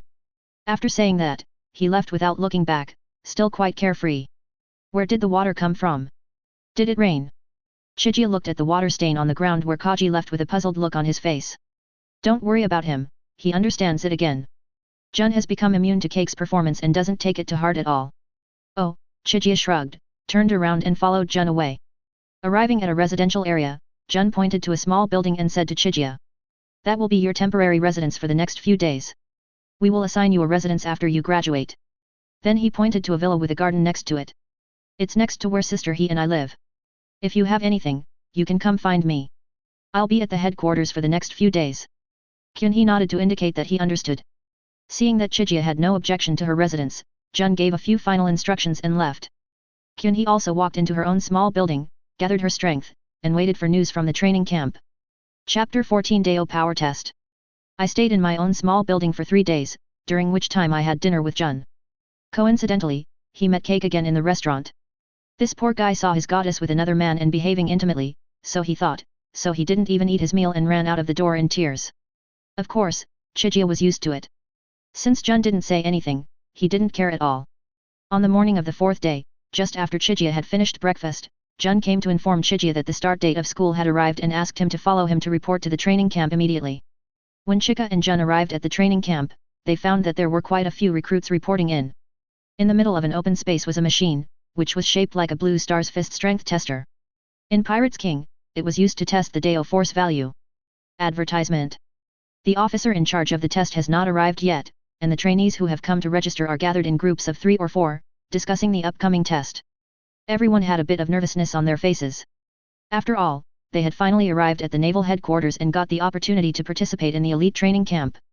No one wanted to fail in the first stage of the test of Taoism. But this thing is also fair. It doesn't look at your connections. If you reach the passing line, you can enter the training camp. At the same time, it is also cruel. You should know that many people who come here are not participating for the first time. No matter how they train, they just can't reach the standards. For them, that line seems like an insurmountable chasm. At this time, Jun was explaining the test to Chigia. When it's your turn, punch the cushion of the machine with all your strength. If the value on the display reaches 300 or above, it means you've passed. Kyun-hee said that she could definitely reach this number, but Jun shook her head. She looked into Kyun-hee's eyes and emphasized seriously. The chief instructor of the training camp is the former Admiral Blackarm Zephyr. The current Marine Admiral and many Vice Admirals of the headquarters were once his students. Marshal Sengoku has recommended you to him, so you must do your best this time and don't let him down. Advertisement. Chiga was a little touched when he heard this, since he came to the headquarters until now, Sengoku has taken really good care of him, and he is not an ungrateful person, so this time he will try his best to show himself. Don't worry, Sister Jun, just wait and see what happens later. Kyunhee smiled confidently and made the promise. Jun didn't say anything else. He bent down slightly and helped Chiga tidy up her clothes, which made Chiga feel a little embarrassed. She waved her hand and said no thanks. Jun covered his mouth and smiled. You still know how to be shy. Don't be sloppy when you are in the limelight later. So many people are watching you. Kyunhee rolled his eyes and suddenly pinched Jun's hand on his clothes. While Jun was distracted, he used a body flicker technique and disappeared on the spot. You stinky little brother. If you have the guts to touch me, don't run away. Jun, who had reacted, waved his fist at the air and cursed with a smile. If anyone gets lost later, I'll come after you. Chiga, who escaped from Jun, appeared among the crowd waiting for the test to begin. After a while, the examiner also arrived at the test site. He briefly said a few words of precautions, then announced the start of the test. He called out the names of those who came forward to take the test. The first student to take the test was a little nervous and only scored 280. Fortunately, he had a second chance. The second time, he adjusted his mentality and scored 318, passing successfully. The test got off to a good start, which gave a boost to the students behind it, and more of them passed. Advertisement. Among them, there was a man and a woman who slightly caught Kyunhee's attention. The man's name is Bins and the woman's name is Anne. Both of them are very strong and scored 410 and 520 respectively. Compared with most people who barely reach the passing line, such results are already excellent. But this strength was not enough for Kyunhee to remember their names. What really aroused his interest was that the names of these two people reminded Kyunhee of a movie version of Pirates King, Z. This movie mainly tells the story of Zephyr's crazy behavior after he left Marine, with Bins and Anne following him. At the same time, these two people are also the last batch of students in Zephyr's class, which means that the initial event that caused Zephyr's disappointment in the Marine, Whitebeard 2's ship slaughter, will happen during the sea training of this batch of students. Kyunhee is naturally not afraid of Whitebeard 2. He is confident that once he completes his training, it will be easy to stop this from happening. However, it is always good to be mentally prepared in advance. Gradually, everyone around took the test, and Kyunhee became the last one. The examiner glanced at Kyunhee who was standing alone in the testing area. As everyone knows, the first and last people to go on stage to present are usually the most likely to attract the audience's attention, and the people presenting are also more likely to be nervous. However, the examiner saw that Chiga looked calm and not nervous at all, so he nodded secretly, thinking that he was worthy of being the person that Marshal Sengoku had asked to focus on observing. It was Sengoku's idea to arrange Uchiha Chiga to appear last. The Marines are short of manpower now, and a good talent like Chiga naturally wants to grow up as quickly as possible, so he wants to attract more attention and accumulate more fame, which will be beneficial to the arrangement of his position in the future and avoid meaningless procedures. It must be said that the current special period has made Sengoku a little impatient. Uchiha Chiga. The examiner read out loud the last name on the list in his hand. Arrive. Chapter 15 Sage Mode is amazing. Another body flicker technique, Kyunhee came in front of the tester. This move stunned everyone at the testing site. This speed made Kyunhee the focus, and the tester widened his eyes in surprise. This speed? Is that shave? Where did he learn that from? The examiner was surprised that Chiga's instant teleportation move just now was so similar to shave in Marine 6 styles. Excuse me, can I start? Kyunhee asked the examiner without paying attention to the reactions around him. Ah, well, let's get started when you're ready, Uchiha Chiga. Advertisement. After receiving the signal to start, Chiga closed his eyes. To put it bluntly, the value of Dri is linked to physical strength. In order to maximize physical strength, Chiga prepared to use the Sage Mode that he learned from Hokage. Chiga's Sage Mode is from Rika Cave. During his time outside Konoha, he had always stayed with Orochimaru. Following his guidance, he went to Rika Cave and learned the Sage Mode there. He also made a breakthrough based on the Rika Cave Sage Mode and began to evolve towards the direction of a dragon. In Sage Mode, Chiga's physical body and perception abilities are greatly enhanced, and the power of the ninjutsu and even the Rinnegan's eye techniques used will be increased several times. When she opened her eyes again, lavender eyeshadow appeared on Chiga's face, which made the purple Rinnegan look even deeper. Her entire temperament also changed drastically, as if she had merged into the surrounding environment. Natural energy gathered crazily towards Qianhee's right hand. Qianhee made a gesture of accumulating power and said in a low voice. Sage Art, Dragon Fist. There was no huge noise, just a seemingly ordinary punch towards the tester. Advertisement. Boom. Followed by a deafening sound, the entire venue was filled with sand and gravel, and the tester flew out in a cloud of smoke. With a bang, the tester fell to the ground. The tester hurried forward to check. The tester made of sea stone had already developed dense cracks. Fortunately, the display screen was still in a complete state under Kyunhee's distracted protection. After taking a look at the numbers on the screen, the tester froze in place for a long time. Then, tremblingly, he revealed the numbers on the screen. 7,200. Uchiha Chiga's score is 7,200. The following words were almost shouted at the top of their lungs, and the entire testing ground suddenly became boiling. 7,200? What kind of number is this? Some high-ranking military officers can't even hit it. Is the tester broken? How is this possible? A hole. Didn't you see the tester is broken like that? It's made by sea stone. The students who stayed in the venue were discussing Kyunhee's performance intensely. Swish. Jun heard the noise from outside and thought it was an emergency, so he used his razor to rush in. She found the dazed examiner and asked what happened. When the tester saw that it was Vice Admiral Jun, he quickly recounted what had happened. Jun was incredulous after hearing it, and looked in surprise at Chiga who was still standing in the middle of the venue. Advertisement. Chiga had already exited Sage mode at this time. Seeing Jun coming in, he walked over and said to Jun with a smile. Sister Jun, I have accomplished my mission. My grades should be pretty good. You call this good? Stop being so Versailles, Jun complained madly in his heart. I have a new understanding of this newly recognized brother Kyunhee, an old Versailles person. Jun looked at Chiga deeply. She knew that with Chiga's performance this time, many people in the headquarters would be restless. Sure enough, Kyunhee's achievements soon reached the ears of the top management. Sengoku was in the office, having a love-hate relationship with his old buddy Garp, when he received the news about the training camp. After receiving the news, he was stunned in his seat and didn't even notice that he was hit by a love booger. Garp looked at his old friend in confusion, not understanding why Sengoku suddenly became demented. Sengoku suddenly turned his head and looked at Garp, which scared Garp so much that he jumped up from the sofa. Just when Garp thought Sengoku was going to take revenge on him for the love booger, Sengoku slowly said. Uchiha Chiga scored 7,200 in the Doli test. What? Even the usually carefree Garp couldn't hold back with this result. Putting away his playful demeanor, Garp looked at Sengoku and said seriously, Sengoku, you really found a monster for Marine this time. Sengoku nodded in agreement, wondering how Zephyr would react if he knew the news. Chapter 16 Promise. In the chief instructor's office, Zephyr also learned about Uchiha Chiga's grades. He saw the numbers displayed on the document on the table, and looked up at the soldier who came to deliver the document in confusion, as if to say, are you kidding me? The soldier swallowed and reiterated that he was serious. Zephyr then reluctantly accepted the news. I understand. You can go back. Waving his hand and letting the soldiers go out, Zephyr searched his temples and recalled the information on the document. Marine recruit, 16 years old, Uchiha Chiga, did not eat devil fruit, Daoli value 7,200, all these information combined together made Zephyr a little confused for a moment. Advertisement. Is this the talented recruit that Sengoku told me about? You call this a talented recruit? This guy is a monster, right? Zephyr felt that Sengoku must be trying to make fun of him. Ever since his wife and children were killed by the pirates and the quality of recruits in recent years has been average, Zephyr has been thinking about retiring from the Marine completely. When Sengoku found out, he naturally tried his best to dissuade him. In addition, Zephyr knew that the Marine had indeed been in a difficult situation in recent years, so he temporarily gave up the idea.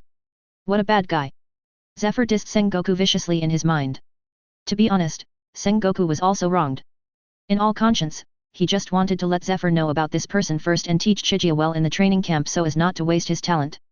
I was afraid that if I spoke too confidently, it might seem like I was using a backdoor, so I spoke more tactfully. Who knew Kyunhee was such a pervert?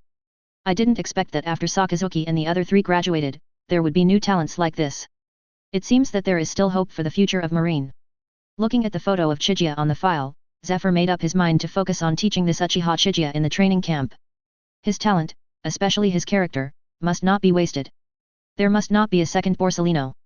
Thinking of this, Zephyr got up and went to the training camp, ready to take a good look at this enchanting newcomer named Uchiha Chiga. At this time, Kyunhee has already entered the headquarters elite training camp with the first place in the admission score, and she doesn't know that she has been targeted by a purple-haired old man. Now he is being discussed by a group of recruits on the street. Advertisement. Look, that's Uchiha Chiga, the monster with a key value of 7,200. What strange eyes. Are they some strange race? So handsome. Don't be such a fangirl. Look at the beauty next to him and then look at you like that. How can anyone like you? Roll. All kinds of words reached Chijia's ears, and she shook her head helplessly.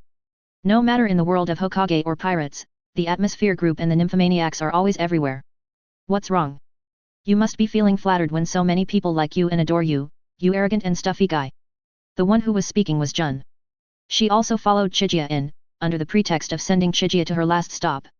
This was definitely not to prevent some horny little girls from stealing Chijia. Well, definitely not. Okay, stop teasing me. It's you who made me the center of attention. Now I can't keep a low profile anymore. Gold will always shine, and talent cannot be concealed. Stop complaining. As they were talking, the two came to the training camp dormitory, and Jun stopped. I'll take you here now. I have to leave too. We won't be seeing each other for a while. Don't miss me too much, Kyun-hee. Alright, it's not like I'm gone. Wait for me to come out and then we can have a good meal. Suddenly, Jun's expression changed and he said viciously. Did you forget something? Hey. Kyun-hee was puzzled. Advertisement. Did you squeeze it really hard during the test? Kyun-hee was a little embarrassed. He was hot-headed at the time and used too much force. Seeing Chijia standing there with an embarrassed look on his face, Jun covered his mouth and laughed. Okay, look how scared you are, but I won't do anything to you. After saying that, he actually reached out and pinched Jian-hee's face. Chijia didn't notice it for a moment and was succeeded by Jun. She quickly dodged to the side, which made Jun laugh again.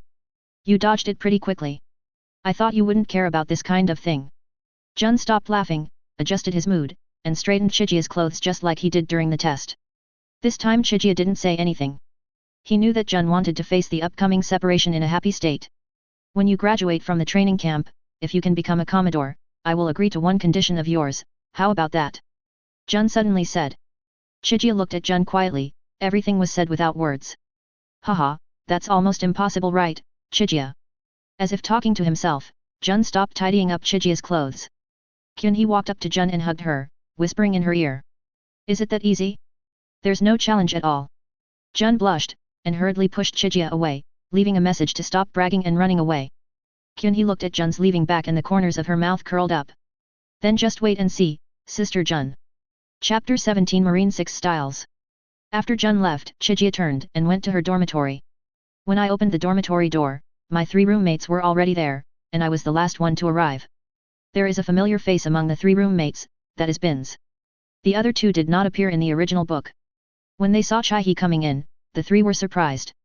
They didn't expect that their roommate was Chai-hee, who got first place in the entrance test. She was a big star. The 3 stood up and greeted her. Chijia responded one by one, and then the 4 of them began to introduce themselves. Advertisement. The fat boy with short yellow hair was the first to speak. Hello everyone, my name is Bridge, I'm from West Blue, and I'm the user of the Devil Fruit. Nice to meet you all. Isn't this the configuration of a robot? Kyun-hee thought of a character in a game on Blue Star. After Bridge finished introducing himself, a young man with a beard and a rough face began to introduce himself. My name is Kulfus, I'm also from West Blue, and I'm good at using heavy firearms. After saying that, he sat back on the bed carelessly. Oh my god, have I strayed into a game world? Jian-hee was a little confused at the moment. When it was Bin's turn, he spoke awkwardly. My name is Binz, I'm from North Blue, and I'm the user of the Devil Fruit. Please take care of me in the future. Well, finally there is a character that fits the style of the painting, Kyun-hee thought with some relief, and then he began to introduce himself. My name is Uchiha Chiga, from East Blue. I have many abilities, but I like to use repulsion and attraction the most. I haven't eaten devil fruit. Can you control repulsion and attraction without eating devil fruit? The 3 of them couldn't help but have such a question in their minds at the same time, but everyone has their own secrets, and now everyone is not familiar with each other, so no one asked. After the self-introduction session, the 4 of them returned to their beds to rest, as there would be an opening ceremony and the first training session tomorrow. The next day, the 4 of them came to the training ground together, lined up with the others, and waited for the instructor to arrive. 5 minutes later, Zephyr with purple hair appeared in everyone's sight. He walked up to the podium with a serious expression, glanced at the students below, and stayed at Kyun-hee's position for a while. Advertisement. That pair of strange eyes, he must be Uchiha Chiga. After finding the key teaching target this time, Zephyr began to mobilize everyone for the start of the school year. Hello, I'm Zephyr, the chief instructor of our elite training camp. I think you have heard of my name to some extent, so I won't introduce myself in detail. I believe that everyone who can come here is the elite among the elites. At this point, the students below raised their heads unconsciously, with pride in their eyes. But then Zephyr changed his style. But don't think that coming here means you can graduate smoothly. I want to tell you in advance that there is no need for useless people who just eat and wait to die here. Next, you will undergo the most brutal and rigorous training. If you can't hold on, I will disqualify you from the training camp. Do you understand? I understand. Those who can come here are all elites, and no one will be scared by these words. Very good. Zephyr nodded in satisfaction. Then, let's start the training now. Today's training content is 6 styles. Swish. Zephyr was on the platform 1 second, and appeared directly in front of the academy the next second. Most of the unprepared students were shocked, only Kyunhee and a small number of people remained expressionless. What I just demonstrated is the shaving technique from the 6 styles. It is a technique that can increase your speed. Once you master it, you will be able to get closer to the enemy or dodge attacks better. After saying that, Zephyr stepped on the air and rose into the air. He looked down at the students below and explained. This is moonwalk. Once you have mastered it, you can try stepping in the air. It will give you the ability to fly. How long you can stay in the air depends on your physical fitness. Then, Zephyr raised one leg and sent out a green slash wave at an incredibly fast speed, directly hitting a boulder in the distance. The boulder broke in the middle, leaving a smooth cross-section at the break. This is the Tempest Kick. It requires your leg strength to be strong so that you can kick out a substantial slash through speed. After saying that, Zephyr landed on the ground, stretched out a thick finger, and suddenly hit Kyunhee's face, so fast that people couldn't see any movements. Kyunhee looked at the finger in front of him without changing his expression, then raised his eyes to look at Zephyr. Not bad, very calm. Zephyr nodded in satisfaction, and continued to explain, this is the finger pistol. As the name suggests, its power is just like a bullet. The key is to concentrate your strength, use your fingers to exert force, and attack quickly, accurately, and ruthlessly. The students were stunned. For them, who were encountering such moves for the first time, these moves were simply the work of demon fruit power. Zephyr put away his stance, and bent his legs slightly. Next, I'm going to tell you about the defensive technique in the 6 styles, Iron Body. Here it comes, the only illusion among the 6 styles, which creates a super strong illusion on yourself that I can block it. Its power is almost as strong as the strongest illusion of Sakura Kodoten in Hokage. I caught up with them. Kyunhee was thinking with evil thoughts in his mind, but Zephyr glanced at him and asked Kyunhee to step out. Advertisement. Kyunhee obediently stepped out of the line, secretly wondering if she had made some unconscious expression that Zephyr had seen something. Next is Iron Body. Its effect is very simple, it makes your body hard. The disadvantage is that it makes you bulky when used. Once you use it, don't even think about dodging. Uchiha Chiga, you will attack me next and show everyone the effect of Iron Body. Zephyr wanted to ask Kyunhee to be his sparring partner because Kyunhee had the highest Deo force value here. Having Kyunhee launch the attack would better highlight the defensive power of Iron Body, and he could also personally evaluate Kyunhee's strength. Without further ado, Kyunhee instantly entered Sage mode and used the Sage Art Dragon Fist again, punching Zephyr in the chest. Bang! There was a dull sound, and Zephyr's body trembled slightly. Then he put away his posture, straightened his suit, and commented. You have good strength. Even senior students don't have your strength. Even as he spoke, Zephyr's heart was already surging with emotions. Damn! This young man! This punch is already at the level of a vice admiral, and this is without even learning haki or taking part in basic training. After taking a deep look at Kyunhee, Zephyr asked Kyunhee to continue attacking him. Now he was going to show the last move of the 6 styles, Paper Arts. Kyunhee took a stance and then punched Zephyr directly. Zephyr's body swayed like paper in the wind and he easily dodged Kyunhee's attack. This is Paper Arts. Relax your body to ultimate and you can dodge most physical attacks. Zephyr explained while dodging. Chiga didn't use the Dragon Fist for this punch, because the Dragon Fist in Sage mode is similar to Naruto's Frog Q Might. Even if the fist doesn't hit directly, the fairy energy around the fist can still cause damage. In the pirate's world, it can be compared to a mission armament haki. In order to cooperate with Zephyr, Chiga didn't choose to show off this kind of limelight. Seeing that her tentative punch did not work, Kyunhee simply distanced herself from him, then raised her right hand, and a black Uzumaki appeared on her palm. It was the ability of the Rinnegan Tendu, Universal Pull. Kyunhee thought that the effect of Paper Arts has been demonstrated, and now I have to be serious, Mr. Zephyr. Don't you want to let go of all your strength?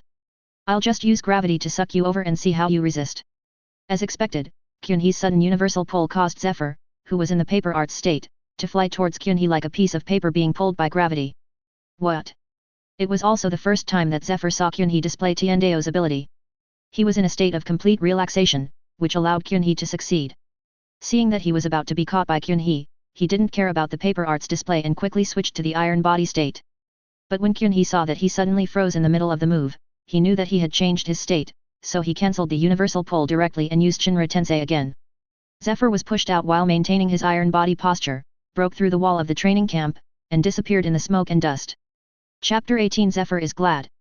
Advertisement. The students around were dumbfounded as they watched everything that happened on the field.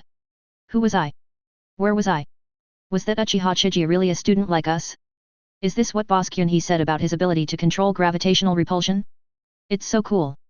Bridge, the yellow-haired fat boy, one of Kyunhee's roommates, shouted excitedly in the crowd. Gulforth's tough face could no longer hold back, he raised his hand to wipe the sweat from his head, ignoring Bridge's shameless behavior of directly recognizing Kyunhee as the boss. Bins thought about the ability of his fruit and wondered if he had eaten a fake devil fruit. You kid, that kind of power just now, are you demon fruit power? Zephyr has returned to the venue, without suffering any damage, but his clothes are covered with some dust. As expected of Marine Admiral, ordinary pirates would be seriously injured and vomit blood if they were to take the direct and counter attacks of Universal Pull and Shinra Tensei. Although Kyunhee had only used less than half of his strength in his attack just now, looking at Zephyr's condition, he knew that there was still a certain gap between him and Admiral. After all, Admiral was already close to the top combat force in the pirates' world. I still have a long way to go. I need to improve my physical strength quickly. No matter what ability it is, physical strength is always the foundation. After exiting Sage Mode, Chiga briefly explained that his ability was a racial gift. The Uchiha clan was, after all, a lineage of immortals, so in terms of bloodline, he was no less than anyone else. Racial talent? There is such a race on the sea. Are all your people the same as you? Zephyr asked eagerly upon hearing it. Advertisement. No, something happened. I am the last of the Uchiha clan. What a shame. Zephyr was a little disappointed, but then he thought, once the number of such races increases, what price will it cost to win them over? Besides, not everyone wants to join the marine like Chiga. If some people like Chiga become pirates, the situation will be even more dangerous. At least now Marine has a talent like Chiga. Zephyr believes that with Chiga's talent, she should be a genius among geniuses in their clan, otherwise the world would have belonged to the Uchiha clan long ago. Sengoku, you did a great job. Zephyr secretly gave Sengoku a thumbs up in his heart. Seeing that Chiga was getting more and more satisfied, Zephyr decided not to bother with these recruits today. Alright. I've demonstrated the Marine 6 styles. Go back and review it carefully today. You'll have physical training tomorrow. The 6 styles is just a show without a good physique. After saying that, he disbanded the team and went back to prepare to digest the surprise that Kyunhee brought him today. The trainees, who had thought they would have to undergo devilish training on the first day, didn't expect to get through the first day like this. They looked at Kyunhee in awe, then cheered and returned to the dormitory in groups of 2 or 3. Kyunhee also left the training ground surrounded by his 3 roommates. On the way back, Bridge was extremely excited. Boss Kyunhee really lives up to his reputation. He actually made that Zephyr teacher lose face. Advertisement. Kyunhee corrected. That was because Zephyr sensei was completely unprepared. Even if he was hit, it wouldn't have been a big deal. He's worthy of being a former Marine Admiral. On the other hand, Griffith said. That's already impressive, but I still admire someone's face more. It's as thick as a fortress wall. Bridge knew that Griffiths was mocking him, and he responded sarcastically. Indeed, grass has grown on the wall. This was a mockery of Gulfus's beard. Bridge had always believed that Gulfus, in his early 20s, had a full beard, coupled with that arrogant expression, which was truly like a pig with a green onion stuck in his nose, pretending to be an elephant. The two seemed to be born incompatible. They had been fighting with each other unconsciously since they met, and the frequency was so high that Chihee and Bins had become accustomed to it. Speaking of Bins, this kid is like a taciturn person. He usually speaks very little and likes eye contact. Bins silently gave Kyunhee a look of admiration. Kyunhee acknowledged his words and thought that his 3 roommates were truly amazing. It seemed that the days ahead would not be too boring. Chapter 19 Strong Girl. Advertisement. The next day, everyone got up early again, but this time when they arrived at the training ground, they found that Zephyr had already been waiting for them there. Not bad. Didn't keep me waiting too long. Zephyr crossed his arms and looked at the students below as if they were a group of docile little lambs. Then I won't say much today, let's get straight to the training. Line up now and run 50 laps around the playground.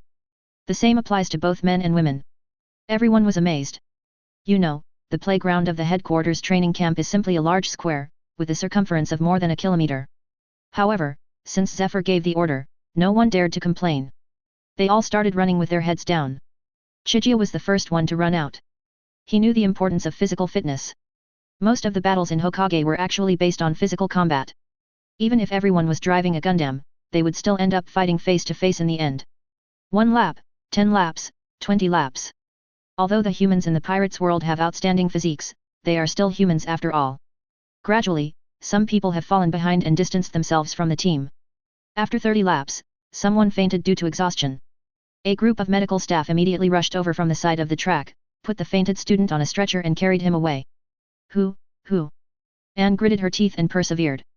As the only female student still persisting on the playground, her physical fitness was already inferior to that of most students. It was already remarkable that she could persist for 30 laps. Even Zephyr noticed this persistent girl. That girl's name is Anne, right? If nothing else, just looking at her determination, she will be an excellent Marine in the future. Zephyr appreciated it in his heart and asked the medical staff around him to pay attention and come forward to treat Anne immediately if she couldn't hold on. Advertisement. No, there's less than half the distance left, I must hold on. Anne is a very strong-willed girl. She doesn't want to feel at ease running fewer laps than others just because she is a girl. Finally, her physical strength had reached its limit. She staggered and was about to fall when a hand supported her. She turned her head with difficulty, wanting to thank the person who supported her. Then she saw that she actually knew the person who supported her, although that person might not know her. The person who was holding her was Uchiha Chiga. He only had 2 laps left to complete the task of 50 laps. Seeing a girl who was even staggering but still persisting, he couldn't help but admire her. No one would disrespect those who work hard. When they saw that she was about to give up, they quickly came over and supported her. Are you okay? Don't hold on any longer. Everyone has seen your efforts. Now that you've reached your limit, go down and rest. It won't be worth it if you tire yourself out. Kyunhee's caring words made Anne feel a warm current flow through her heart. Thank you, I see. You must be Uchiha Chiga. You're amazing. You don't look tired at all even after running for so long. Haha, no. I'm also exhausted. But I have to do it even if I have to take the title of first place in the entrance examination. I've long wanted to faint and go to the infirmary to see the beautiful lady. Kyunhee covered his mouth deliberately, like a thief who had done something bad. Phew, Anne smiled and the tiredness on her body eased a little. She knew that Kyunhee was using the funny way to comfort her, but she didn't hate it. Instead, she liked it very much. Thank you, Kyunhee. Anne thanked Kyunhee sincerely, then stopped insisting and went down to rest. Advertisement. Kyunhee waved his hand and continued to run his unfinished 2 laps. Off the field, Aeon, who was sitting on the ground to rest, stared blankly at Kyunhee running on the playground. Suddenly, someone patted her on the shoulder. It was her roommate who came to see her. Don't look at Aeon, he is a very popular guy, you can't control him. The roommate teased Aeon with a smile. Aeon blushed, patted her roommate, stood up and prepared to leave with her roommate. Before leaving, she looked back at Kyunhee on the track. Kyunhee noticed something and waved to her while running. She quickly turned her head and left with her roommate. On the way back, thinking about everything that happened today, Aeon's mouth corners unconsciously raised, and murmured. Uchiha Chiga. He's a really nice person. The roommate next to her saw her talking to herself and didn't hear what she said clearly, so she asked. Anne, are you feeling unwell? Did you overtrain just now? Aeon waved her hand to indicate that she was fine, smiled playfully, and took her roommate's hand to speed up. The roommate was dragged away by her with a confused look on his face, saying. Hey, little girl, why are you so crazy all of a sudden? You must have run away. Chapter 20 Cafeteria Conflict. The following days passed quickly, and in the blink of an eye, Chiga had been in the training camp for 2 months. During this time, the name of Uchiha Chiga also spread in the training camp. No matter what kind of training it is, Chiga can complete it successfully and break many records in the training camp. Especially the first fight with Zephyr made Uchiha Chiga's name more and more famous in the training camp. Not only students of the same grade, but even senior students knew about this brilliant junior. On this day, in the training camp cafeteria, a table of senior students were discussing Uchiha Chiga. Have you heard that Uchiha Chiga has broken another record? He learned the 6 styles of shave in less than a day. Advertisement. What? Oh my god, it took me a whole year to learn it. Your information is outdated. It is said that he has improved the shaving method, making it faster and farther. Ah, what a hopeless talent. Now those of us in the senior grades may not be his match. Hearing this, some people were unhappy. That's you. How strong can a rookie who has only been in training camp for less than half a year be? You're so boastful that you even believe it yourself. After saying that, the man ignored the ugly expressions of others and looked at a white-haired young man with a flattering face. And when it comes to talent, who can compare to Smoker? He's the only Logia demon fruit power in the entire training camp. Smoker lowered his head and ate the food on his plate silently, ignoring the person who was flattering him. When the man saw that Smoker ignored him, he stopped talking awkwardly and the dinner table became quiet. Look, here comes that Uchiha Chiga. Someone else said something as if he was afraid that the world would not be in chaos, and the people at the dinner table looked towards the entrance. A group led by Qianhe walked into the cafeteria, followed by his 3 roommates, chatting and laughing as they prepared to get their meals. Qianhe naturally had no idea that he had just become the focus of a debate at a certain table. At this moment, he was listening to Bridge next to him happily bragging about Qianhe's amazing performance on the training ground. Let me tell you, the shaving speed that Qianhe-sama just now was really fast. Even teacher Zephyr praised it. Boss Qianhe, from now on you are the person I, Bridge, admire the most. If you have anything to say, tell me, I will never be vague. On the other side, Kulfas despised Bridge's behavior and mocked him. That's Qianhe's strength. Why did I feel like it was you who was shaved just now? Of course I'm happy that Boss Qianhe is so powerful. He's the boss recognized by me, Bridge. I tell you, with Boss Qianhe's strength, he should have graduated long ago. It's a waste of time to stay here with an idiot like you. What did you say? These words were not said by Graves. Before he could open his mouth, the man who had just boasted about Smoker could no longer sit still. This guy's name is Patton. He is similar to Bridge and is also an uninvited Smoker's #1 fan. You're just a freshman, why are you so arrogant? I heard that Qianhe is from East Blue, right? People from small places just haven't seen the world, ha ha ha ha. This was a bit too much, and Smoker, who was eating nearby, couldn't help but frown. Advertisement. What did you say? You think you're great just because you served in the army for a year or two? How can a genius like Qianhe be like a loser like you? Of course Bridge couldn't show weakness and fought back. I think you deserve to be punished. Just act like a recruit. And that Uchiha Chiga, don't you know how to control your dog? Hurry up and apologize to your senior. At this moment, on a table in the corner of the cafeteria. Hey, Anne, isn't that Uchiha Chiga who helped you last time? He seems to be in trouble. Yeah, that senior is so arrogant. What's wrong with the freshmen? Didn't they start as freshmen? I know Uchiha Chiga, he's the most talented person in my class, but he's gentle, easy to talk to, and handsome, so I think they're just jealous. Anyway, that Uchiha Chiga is in trouble this time. After all, he is a senior and his strength is definitely stronger than those of us who have just entered the school. Aien's roommates were talking about the matter at once, some were reminding Aien, and some were speaking up for Qianhe. Anne did not join in their discussion. She just looked towards Qianhe worriedly, thinking that if a conflict broke out, she would have to step forward to help. Even if she was not a match for the seniors, she would still do her part. Just think of it as a way to repay Qianhe for helping me or those words of comfort on the playground. Barton became more and more arrogant as he spoke, with his nose in the air, pointing at Qianhe and shouting, attracting the attention of the entire cafeteria. After he finished speaking, he suddenly realized that the air around him was eerily quiet, and his companions beside him were staring at him intently.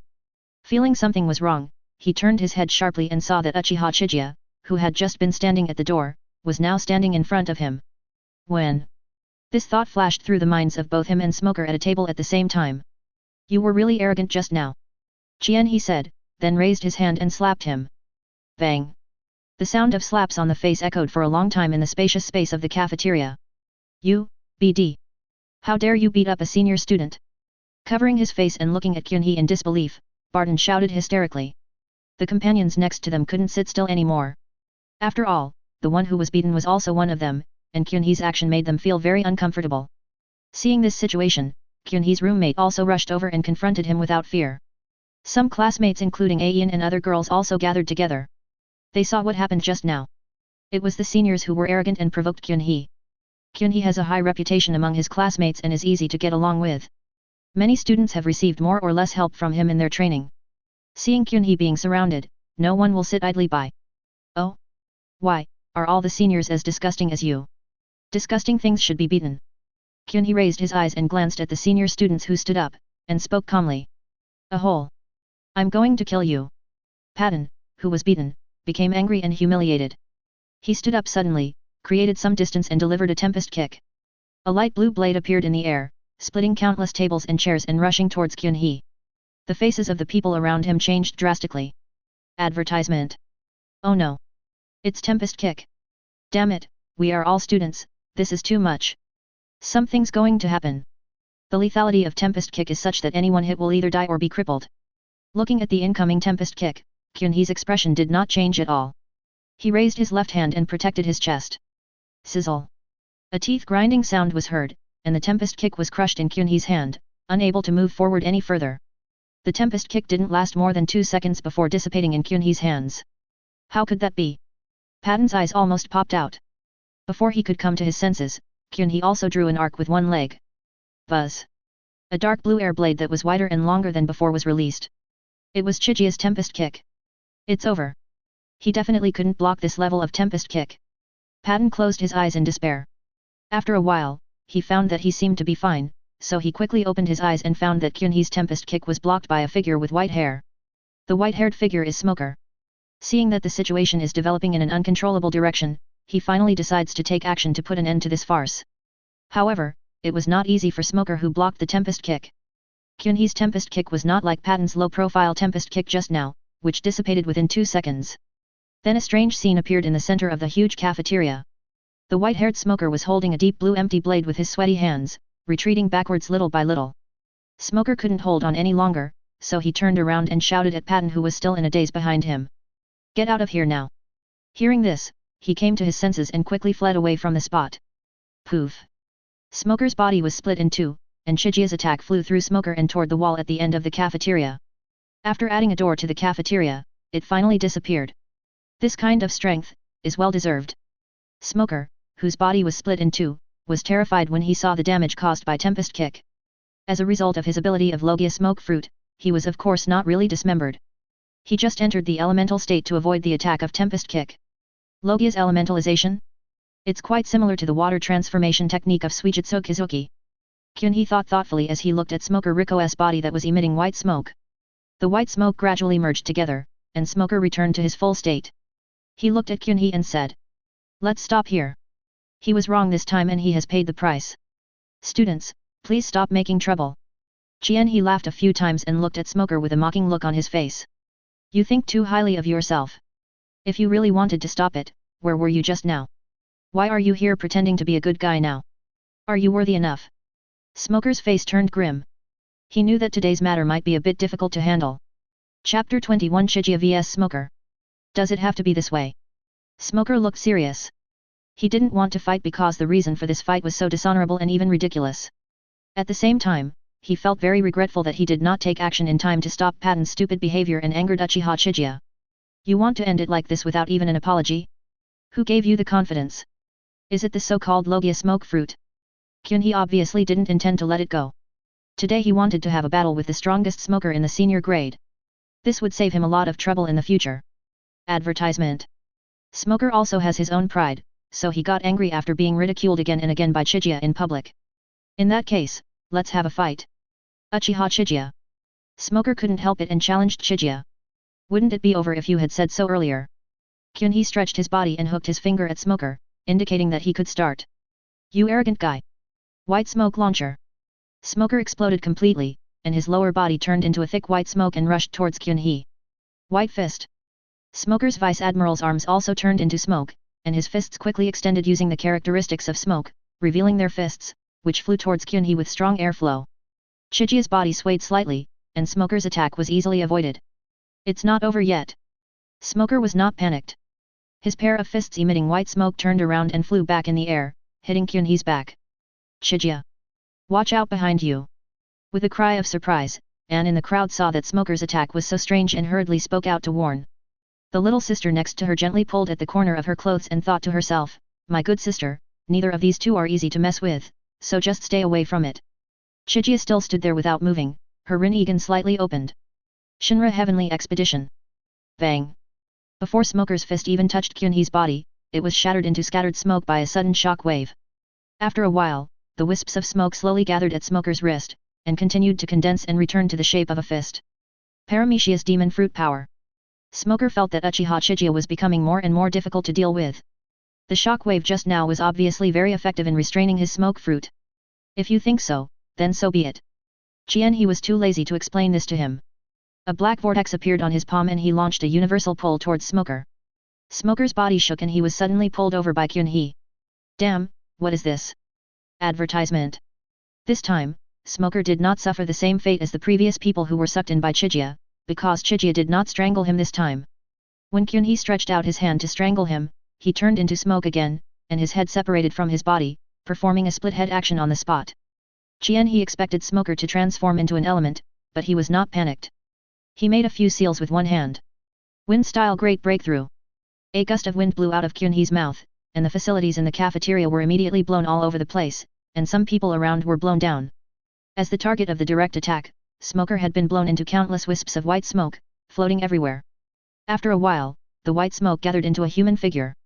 The first thing to appear was Smoker's blue face. He stared at He and asked. Is it the wind again this time?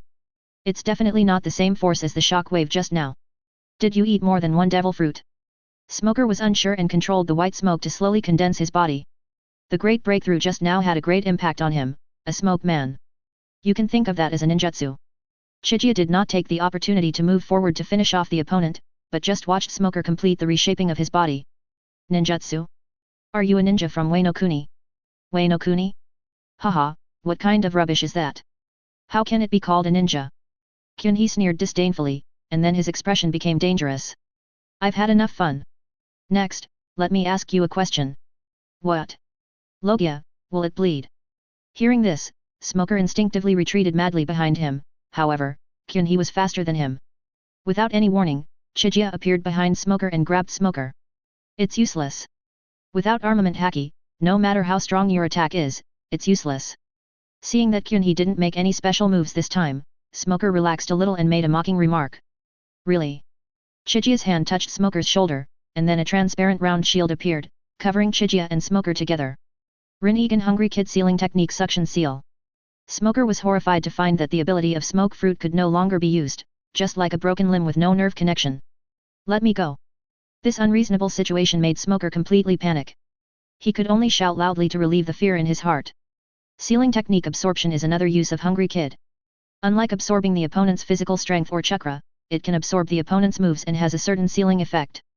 Chiga's Hungry Kid cannot directly absorb the ability from the ability user without the cooperation of the human path to kill the ability user, but can use the sealing technique to temporarily seal the opponent's ability through close contact. With one hand he restrained Smoker and pressed him to the ground. In the palm of his other hand a black stick appeared, and he stabbed it hard at Smoker's right shoulder. Advertisement. Puff, Smoker's right shoulder was pierced by the black stick, blood gushed out, and the pain stimulated him to frantically activate the ability of smoke fruit. However, the result made him despair. He had clearly dispersed the damn shield, but he still couldn't use his ability normally. To be precise, most of the body has been elementalized, but the shoulder area is as if it is not his and there is no reaction.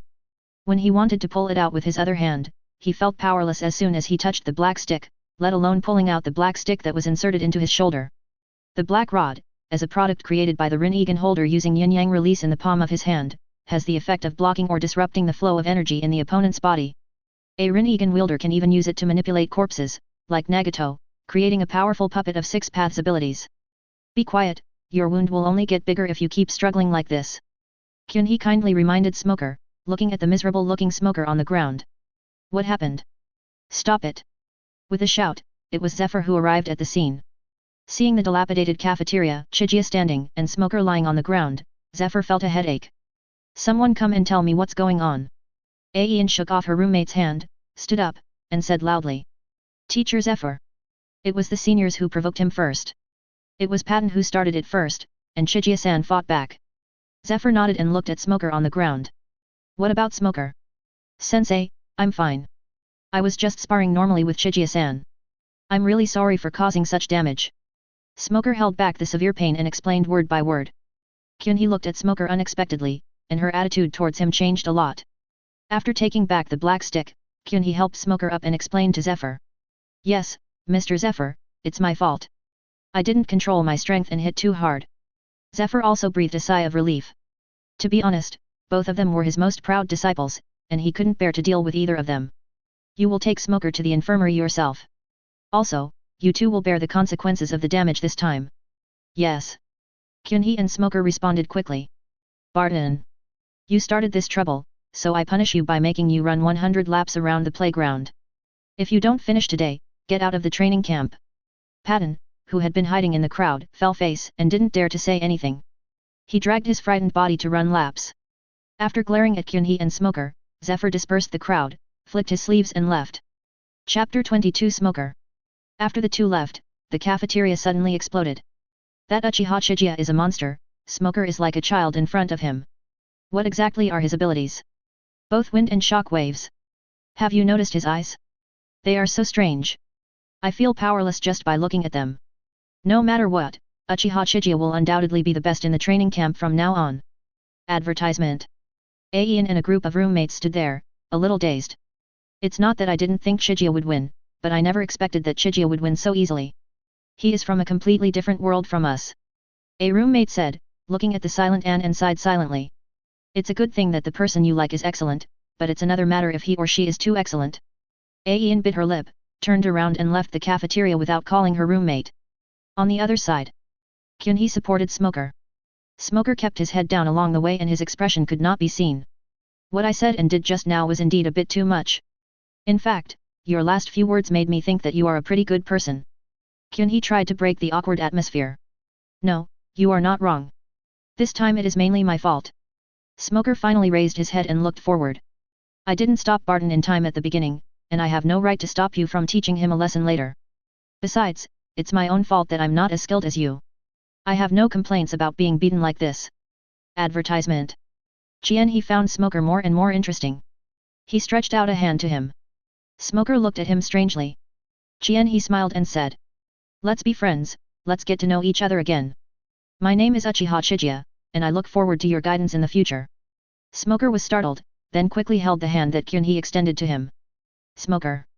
I don't deserve your advice. Next time we fight, I just hope you can be gentler. After saying this, the two men smiled at each other, and all the previous conflicts disappeared. Sometimes the way men build friendship is so peculiar and simple. After putting Smoker in the hospital, Chiga returned to the dormitory. When the three people in the dormitory saw their eldest brother coming back, they rushed over and surrounded Chiga. Even Grafus, who always looked down on others, and the Dolbins came over with eager faces. Boss Kyunhee. You look so handsome today. You are worthy of being recognized by me, Bridge. Indeed, I really admire you. You will be my boss from now on. Me. Me too. He didn't know whether to laugh or cry as he looked at his roommates who were more excited than him. He also felt a little nostalgic in his heart. The three funny people reminded him of his time in the dormitory on Blue Star. As the four were chatting and joking, an officer knocked on the door and walked in. After looking at the four people for a while, the officer finally fixed his eyes on Chiga. There was no way around it, the iconic purple Rinnegan was really impressive. The officer politely confirmed. Excuse me, is this student Kyunhee? Chief Instructor Zephyr wants to see you and ask you to go to his office. Teacher Zephyr wants to see me? Okay, I'll be right there. Kyunhee followed the officer and left. The three people left in the dormitory were a little worried. Bridge spoke first. Boss Kyunhee is not going to be punished, right?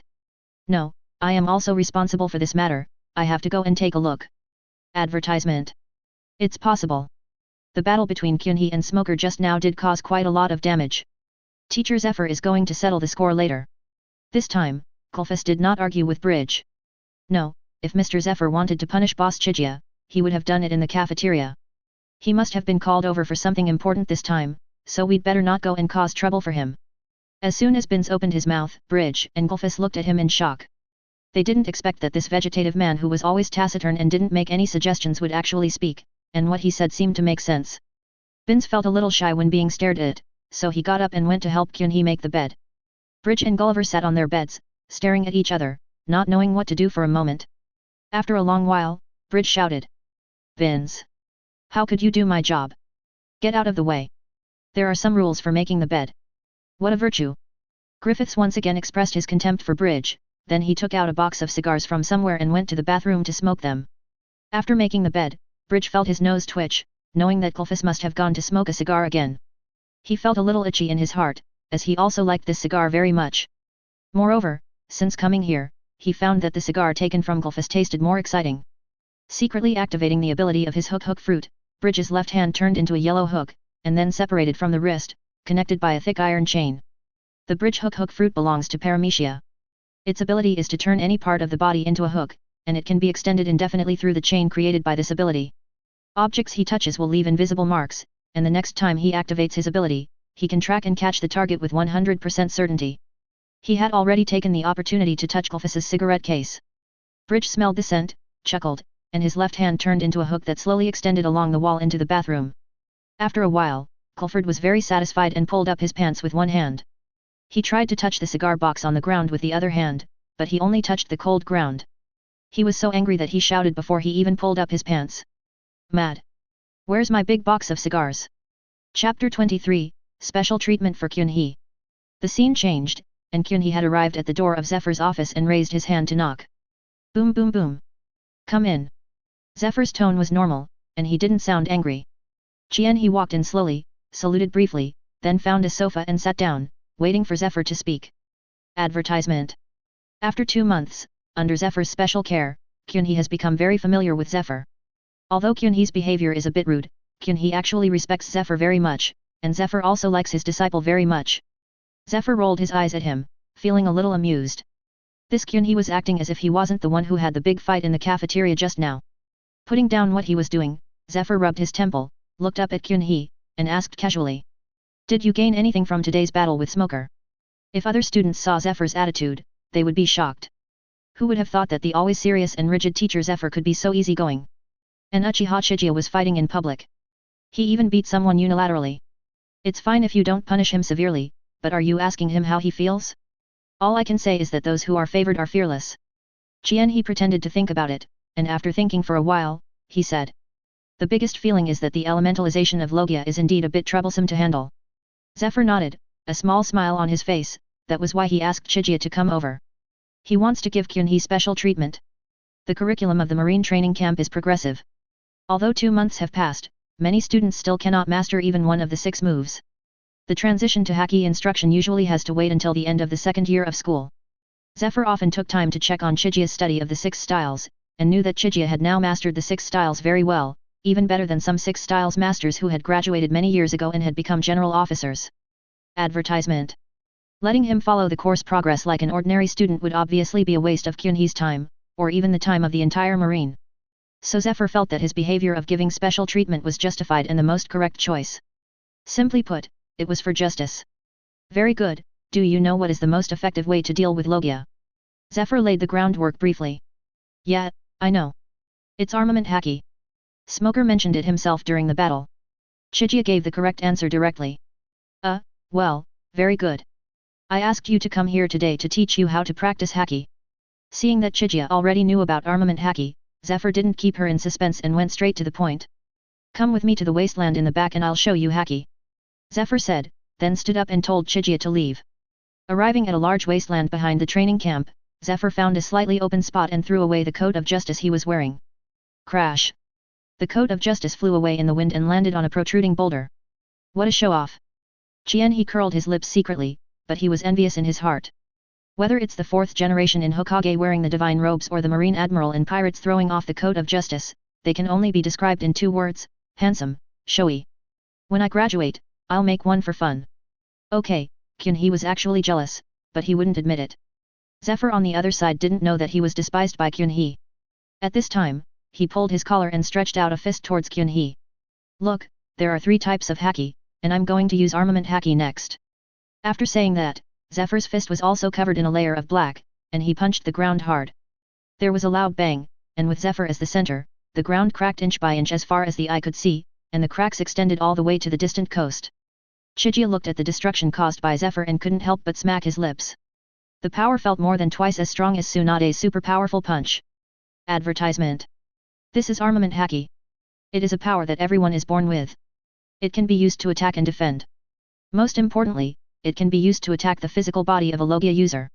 Putting his fist away, Zephyr explained to Chiga the essence and function of armament Haki. Then, Zephyr tells Chiga to attack him, and he wants to show observation Haki again. Chiga then dodged forward, continuously using physical skills to attack, but Zephyr moved flexibly, and all of Chiga's attacks missed. Zephyr could even predict his movements and launch a simple counterattack. This is observation Haki. It can sense the enemy's position and predict their movements. If you practice it to ultimate, you can even predict the future. Zephyr signaled Chiga that she could stop, and then talked about the last type of haki, conquerors. The last one is conqueror's haki. I can't teach you this. This haki is different from the other two. It is a special haki that only certain people with the qualifications of a king can possess. Speaking of conquerors, Zephyr felt a little regretful. Until now, he has not awakened conquerors, and it seems that he will never awaken it in this lifetime. He thinks that the reason why Zephyr doesn't have conquerors may be related to his justice of not killing. Not killing is still too merciful and far from dominance. As for whether he would awaken conquerors in the future, he didn't care too much. First of all, he didn't believe that he could be knocked unconscious by conquerors. If he really got knocked unconscious, he should find a way to pack up and go back to East Blue to plant orange trees. Even though conquerors can entangle from behind to strengthen the attack, and even became the answer to the version for a time, his own Rinnegan is a bug that is outside the version. Now his Rinnegan has not been fully developed, but he already has many powerful attack methods, and he is not short of the so-called conqueror's entanglement. When his Rinnegan is fully evolved, and even enters the 6 paths mode, a truth-seeking ball will be enough to deal with all kinds of fancy attacks. After demonstrating the 2 types of haki, Zephyr taught Chiga the specific training methods, and told him not to rush and hurt himself, then picked up his coat and left in style. Teacher Zephyr, the back of your coat is so dirty. He shouted at Zephyr, who had already walked some distance away. Zephyr stumbled, turned around and glared at He, then patted his clothes and disappeared in an instant. Ha ha ha. You're already so old, and yet I'm letting you act cool. Are you bullying me because I don't have a coat to throw? He was in a good mood and couldn't help laughing towards the sky. After laughing, He recalled Zephyr's teaching and preference for him in the past few months. He was moved. He looked in the direction where Zephyr left, his eyes slightly narrowed. Don't worry, Mr. Zephyr. There are some things I won't allow to appear in this world again. Chapter 24, Armament Haki Sublimation and Domination. Recalling the haki training techniques taught by Zephyr, he tried to guide the so-called potential power in his body. As Chiga had studied in Rika Cave for 2.5 years, she was very familiar with perceiving herself and the power of nature. Slowly, a layer of black covered He's hands from the wrists. Looking at the dark hands, He clearly felt the increase in strength. Based on his current state, even if he has not entered Sage mode, he can still exert the power of Sage mode. But He is not satisfied, there are still some things he has not tried, that is chakra and natural energy. Advertisement. If I enter Sage mode and use the Senjutsu chakra that combines natural energy with chakra to strengthen my armament haki, what will happen? Thinking of this, Chiga activated the Rika Cave Sage mode, and purple eyeshadow appeared at the corners of her eyes. Chiga tried to inject the Senjutsu chakra in her body into her hands covered with the color of armed forces, but as the Senjutsu chakra was injected, Chiga felt severe pain in her hands, as if they were about to split. Beads of sweat the size of beans slid down He's face. He could no longer hold on and stopped injecting the fairy chakra. He felt that he was a little too impatient. After all, everything had to be done step by step. Strengthening both hands at the same time was too difficult for her, who was just starting to learn armament haki. After taking a break and waiting for the pain to ease a little, he continued injecting Senjutsu chakra. This time he only injected it into the area on his right hand that he often used. Although the injection process was still somewhat painful, because he only used one hand, he could do it more accurately and effectively. Slowly, the dark armament haki covering her right hand began to gather towards the center of the back of her hand. Chiga's Rinnegan glowed purple and she shouted. Armament haki, sublime. The next moment, the armament color on He's entire right hand was condensed and finally turned into a black circular pattern, like a black sun. Looking at the circular pattern on the back of his hand, He muttered to himself. The sublimated armament haki is stored here. It is another heart that provides me with strength. Let's call it Tyrant Heart. Advertisement. With a thought, the circular pattern on the back of his hand instantly radiated 5 thick black lines towards the tips of He's 5 fingers. The 5 thick black lines were like 5 black blood vessels, continuously inputting a destructive force into He's entire right hand. Drink. He clenched his fist and punched into the air. At the moment of punching, the circular pattern on the back of his hand suddenly expanded and contracted like a beating heart, and the 5 thick black lines also bulged. A fist-shaped shockwave appeared and blasted towards a small hill in the distance. Boom! With a loud bang, a small hill several dozen meters high was suddenly razed to the ground, with rubble flying everywhere. He was very satisfied with the power of the attack just now, but looking at the obviously smaller size of the tyrant heart on his arm, he still felt that something was missing, and thought to himself. It's just that the consumption of haki is a bit serious. With the armament color I just cultivated, I can't use it as a normal attack. Thinking about the attack form of this punch again, Chiga thought of Kagai's 80 Gods Air Strike. Although there is still a gap in power, Kyunhee still shamelessly named this move Shenkong-ji, which is the youthful version of 80 Shenkong-ji. Of course, it will be upgraded to the flagship version sooner or later. The sublimation of the armament haki was initially successful, and Chigia also released the Sage mode, and the pattern on her hand disappeared. The moment he returned to normal, a feeling of fatigue surged up. Kyunhee shook his head, used Tiandao's ability to float up, and then slowly flew towards the dormitory. Boss Kyunhee, you're back. Tianhee opened the dormitory door and looked at Bridge, whose face was covered in bruises, and asked in confusion. Advertisement. Bridge, what happened to your face? Did a senior hit you? Ah ha ha ha, I was just joking with Griffiths and I accidentally bumped into the table. Oh, there's nothing I can do, it's just bad luck. Gulfus also came over with a cigar in his mouth, put his arm around Bridge, and whispered in Bridge's ear with a smile. You're just too careless. How about a cigar? It'll help with the pain. Bridge showed a smile that was uglier than crying and waved his hands quickly. No, I'm not used to cigars and I won't smoke them anymore. No, come on, I'll light it for you, don't be polite. Who are we talking about? No, Brother Fox really can't do it. You don't want to give me face? Light it up. Okay, have one. What are you doing with your head sticking out? Aren't you going to light it for me? What I'm saying now is that you light it for me. He shook his head helplessly at these two funny guys, walked to his bed, and found that the quilt and everything had been folded. Tisk, what a thoughtful roommate. If this happened in Blue Star, Kyunhee would have to give him the title of a good son. He sat down on the bed with relief, closed his eyes and fell asleep. Chapter 25 The Upcoming Year-End Assessment.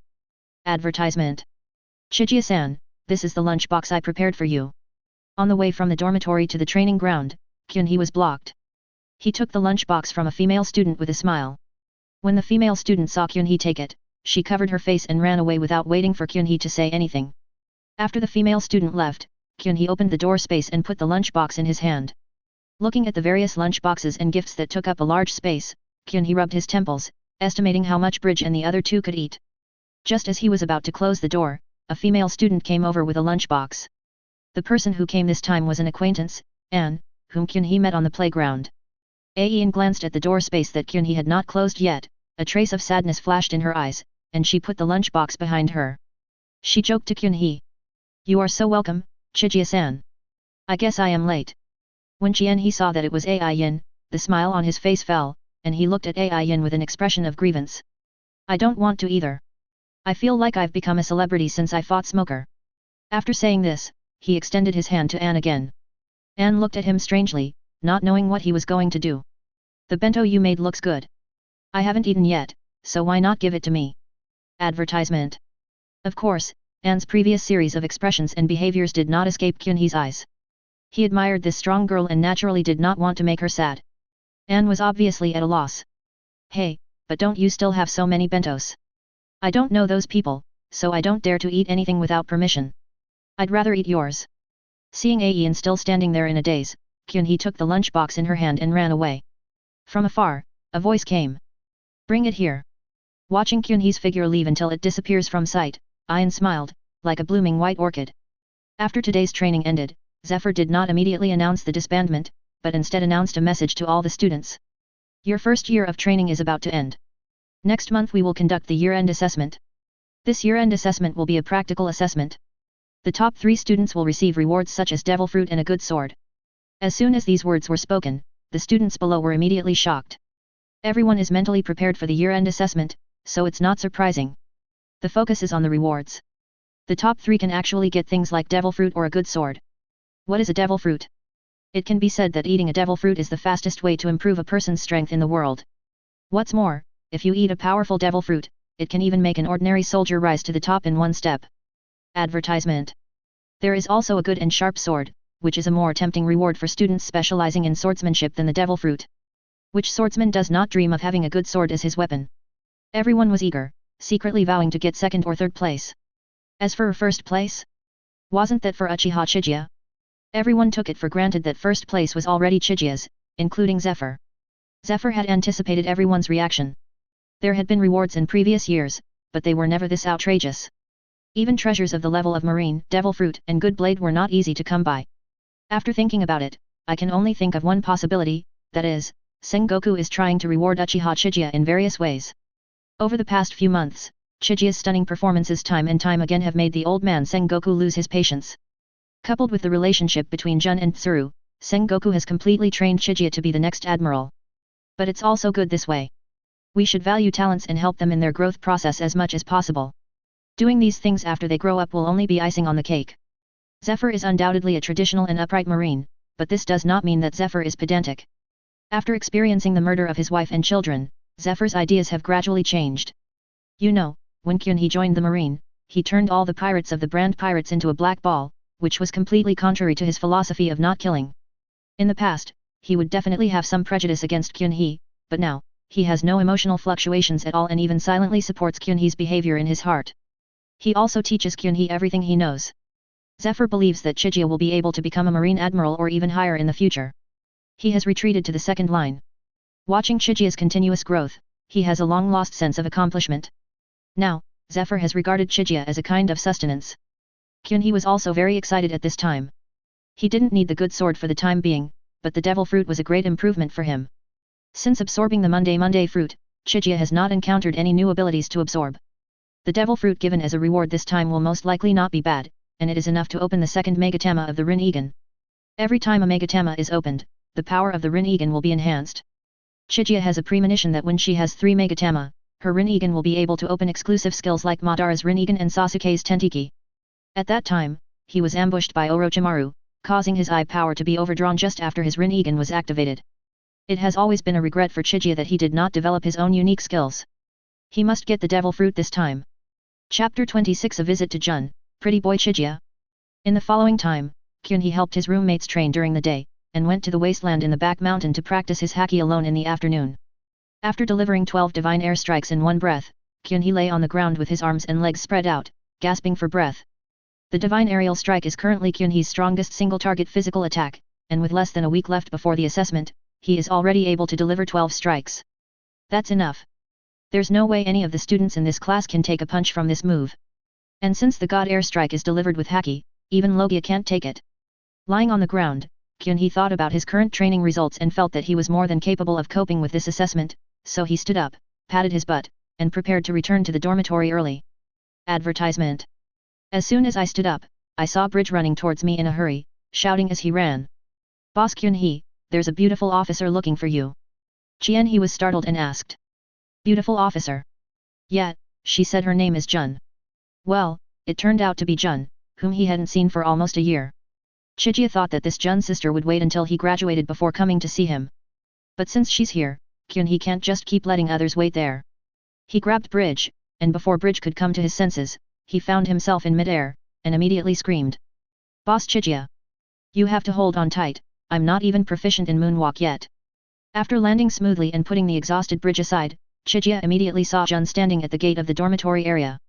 Jun also saw Chigia falling from the sky. A hint of joy flashed in her eyes, but she showed a slightly angry expression on her face. She walked quickly towards Chigia on her high heels. Standing in front of Chigia, Jun pinched Chigia's ear, put his face close to Chigia's ear, and said in a feigned anger. Brother Kyunhee, you are really a busy man. I have been waiting for you here for a long time, do you know that? Advertisement. Chigia didn't care about her ears being in Jun's hands, and said slowly. Jun's sister, I received the news that you came to see me, and I rushed here immediately. You are wrongly accusing me. Jun glanced at Bridge, who was lying on the ground with his eyes rolled up, and finally couldn't pretend any more. He restrained his expression, let go of Chigia's ear, stared at Chigia's face, and said softly. Long time no see, Kyunhee brother. Kyunhee smiled slightly and opened his arms. Long time no see, sister Jun. However, when Jun saw Chigia's actions, he thought of the hug they had shared last time. His face turned red, he rolled his eyes at Chigia, and stood there with his arms folded without moving. Kyunhee looked a little funny standing there in the same posture, so he quickly lowered his arms and touched his nose with his hand to cover up the slight embarrassment. Jun tapped Chigia's forehead with his finger and said with a smile. The hug I gave you last time wasn't enough. Don't forget what I told you. When you graduate and reach your goal, I will agree to one condition of yours. Kyunhee said that of course she had not forgotten and was always working hard for it. Seeing Kyunhee's determined look, Jun covered his mouth and chuckled, then pinched Kyunhee's face and talked about business. I heard from Sister He that you are going to have a year-end assessment. The rewards for the top 3 are pretty good. How about it? Are you sure? Kyunhee shrugged indifferently. We are determined to win. Seeing him being so arrogant, Jun pinched his face harder. Oh, you are very confident. I will go to the scene to watch it this time. Don't make a fool of yourself then. Qianhe's expression remained unchanged and he continued. I've already decided what reward I want. I want devil fruit. Advertisement. Devil fruit? What do you want this for? Do you need it for those weird powers? You can't swim if you eat this. Jun felt that Chigia was really not suitable for eating devil fruit, and emphasized the shortcomings of devil fruit to him. Don't worry, Sister Jun, I know what I'm doing. I don't want the devil fruit to eat. My eyes still have some defects. The power of the devil fruit can not only repair it, but also allow it to evolve again. Hearing this, Jun looked incredulous. She felt that Chigia's eyes were already perverted enough. Not to mention her endless abilities, her ability to fly alone had made many people envious. But now from what Chigia said, those eyes still had defects and could even evolve? After taking a closer look at Chigia's Rinnegan, Jun discovered an extra megatama in Chigia's right eye. Is the pattern in your right eye related to the evolution you mentioned? Was it caused by the devil fruit? Kyunhee nodded. He was not shy about this. Besides, Jun was someone close to him, so it was okay to tell her. Jun digested the news. After all, using the power of devil fruit to evolve eyes was really unbelievable. And didn't this mean that Chigia could possess the power of more than one devil fruit? Of course, the fact that Chigia could tell him this news showed that he really trusted him. Jun was very happy about this. Without thinking about anything else, Jun looked at Chigia and said. So you really need the devil fruit, right? Yes, and the devil fruit's abilities can't be too rubbish. Chigia never believed that there are no garbage fruits, only garbage ability users. Garbage fruits are garbage. How can an ordinary Zoan be compared with a mythical beast? For example, the string fruit looks very strong in Ming Ji's hand. That's because he is strong. If an ordinary person eats the string fruit, he will probably be able to only operate a sewing machine. If Ming Ji had eaten a slightly stronger fruit, even if it was his weapon fruit, the snow fruit, he would not have been offline so quickly and become the newspaper reading king in prison. Jun nodded slightly. She didn't eat the devil fruit because she majored in swordsmanship and felt that there was no fruit suitable for her. However, since Chigia needed it, she would naturally help him. Okay, I get it. Sister, he has a few of them. They are all recorded in the devil fruit encyclopedia. You can pick a few for yourself when you graduate. Qianhee was really shocked. How many should I pick? Listen to what people say. Jun is a wealthy woman, so what am I? A gigolo? I didn't expect that I would become a gigolo one day. But, it smells so good. Chapter 27 Roommates. I went back to Jun. She didn't say hello to he when she came back this time. She hurried to find Kyunhee as soon as she got off the boat. Of course, there was no way she would tell Kyunhee about this. Kyunhee returned to the dormitory and opened the door to see 3 pairs of eyes staring at her. You're back, Boss Kyunhee. Who was that beautiful officer just now? Can you tell us about her? Advertisement. Yeah, it really opened my eyes. Those female soldiers are nothing compared to them. Chigia casually explained Jun's identity, and the 3 animals started to make a fuss again. What? Marine Vice Admiral? God, he looks so young. Hiss, Boss Kyunhee actually knows such a beautiful officer, you are worthy of it. Boss Kyunhee, what is the relationship between you two? Should we call her sister-in-law next time we see her? Boss Kyunhee, come and have a cigar. A friend of mine wants to know if your sister-in-law has any sisters or anything. Qianhee looked at the flattering Griffiths in silence, and suddenly thought of something interesting. He nodded seriously and said. Well, she actually has a sister who is not only a high-ranking official, but also single. What? Kulfus's mouth was drooling. He turned around and took out a large box of cigars from under the bed, which made Bridge's eyes pop out. Handing a large box of cigars to Qianhee, Kulfus rubbed his hands, moved closer to Qianhee, and asked. Boss Kyunhee, I think, no, my friend has been single for many years, and he's eager to find a soulmate. Can you introduce him to someone? Don't worry. If this goes through, I will definitely give you, Boss Kyunhee, a big box of precious cigars. Qianhee patted his shoulder and said solemnly. Don't worry. Leave it to me. Boss Kyunhee. Kulfus was so moved by Kyunhee that he almost recognized him as his father on the spot. Advertisement. Bridge came over to see the scene. Grafos, I actually have a sister too, you see. Get out. Go look in the mirror first. Kulfus looked at Bridge's short stature and a pair of hands as big as basins with a look of disgust. Bah! What kind of aesthetics? Bridge was hit hard. He jumped onto his bed with his hands in his pockets and kept silent. There was nothing he could do. He couldn't win. Vince didn't have any idea. At this moment, he was twisting his body in front of a pot of cactus, and the scene was a bit eye-catching. The cactus in the pot continued to expand as he twisted, and the spikes on it became sharper. This was the ability of the lush fruit that Bins possessed, which could control nearby plants and accelerate their growth.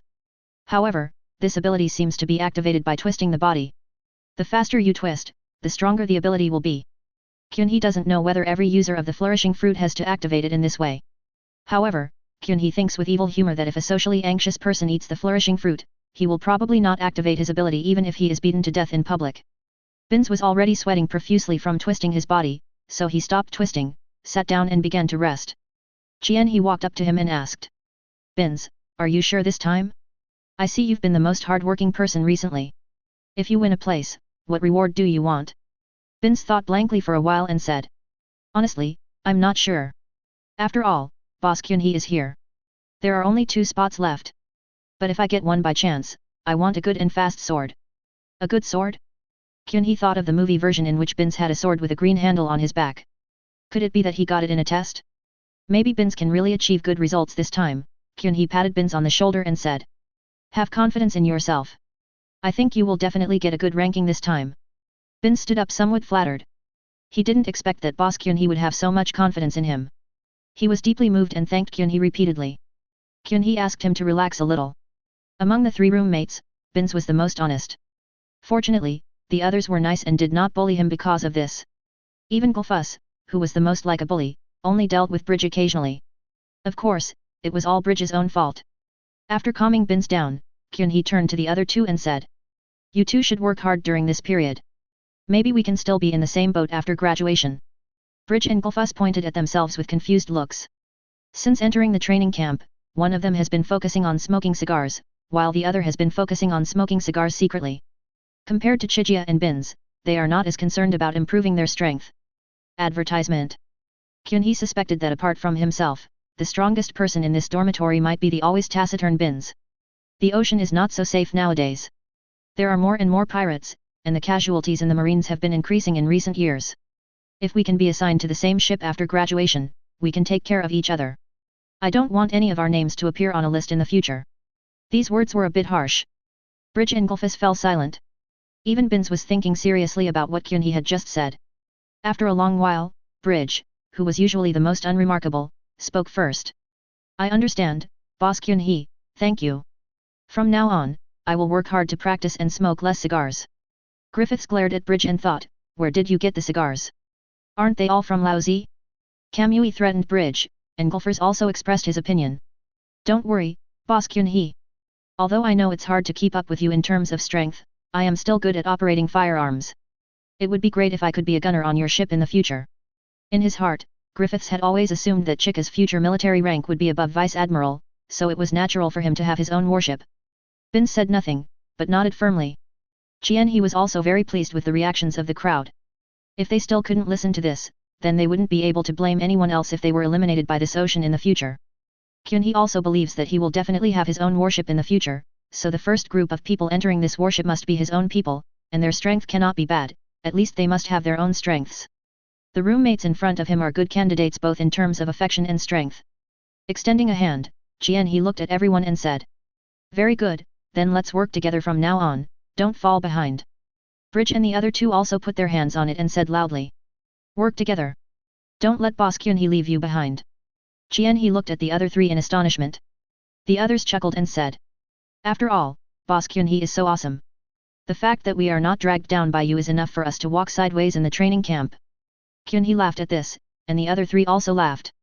The laughter in the dormitory became louder and louder, and spread through the room.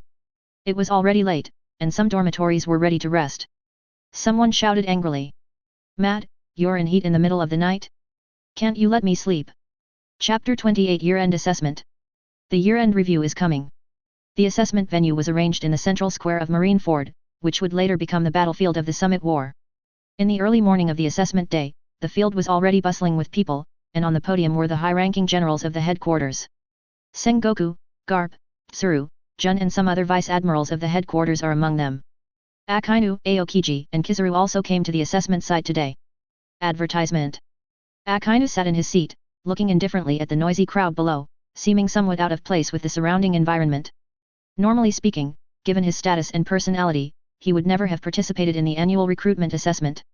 However, ever since he became an admiral, he has become a hawkish leader in the Marines, and his mind is full of enforcing his own justice. He has the highest attendance rate among all admirals, and can be called a model worker in the Marines. But even with his extraordinary strength, he still felt overwhelmed because there were too many pirates. He also knew that it was impossible for him to wipe out all the pirates by himself. This batch of recruits might be the last group of people taught by Zephyr himself. Although Akainu does not agree with Zephyr's justice of not killing from the bottom of his heart, he absolutely recognizes Zephyr's teaching level, so this time he also wants to look for some outstanding talents to join his team. Especially a recruit named Uchiha Chiga. He had heard this name more than once, both from his subordinates and from higher UPS. Glancing at Kizaru and Aokiji on both sides, he slowly spoke. I didn't expect you guys to come. It's just a recruiting test. Are you interested? Kizaru also crossed his legs and was trimming his nails with a nail clipper. He said lazily. After sitting in the office for a long time, you need to come out and have some fun. The only one who didn't cross his legs was Aokiji. He held his chin and said indifferently. Since both of you are here, it's okay for me to come. Akainu snorted coldly and said no more, but the temperature around him began to rise. Aokiji sat quietly on Akainu's right, ignoring the change in temperature. Seen from a distance, the space where the two people were located appeared to be two colors, red and blue. Advertisement. Sengoku was sitting in the middle and naturally saw the disagreement between the two.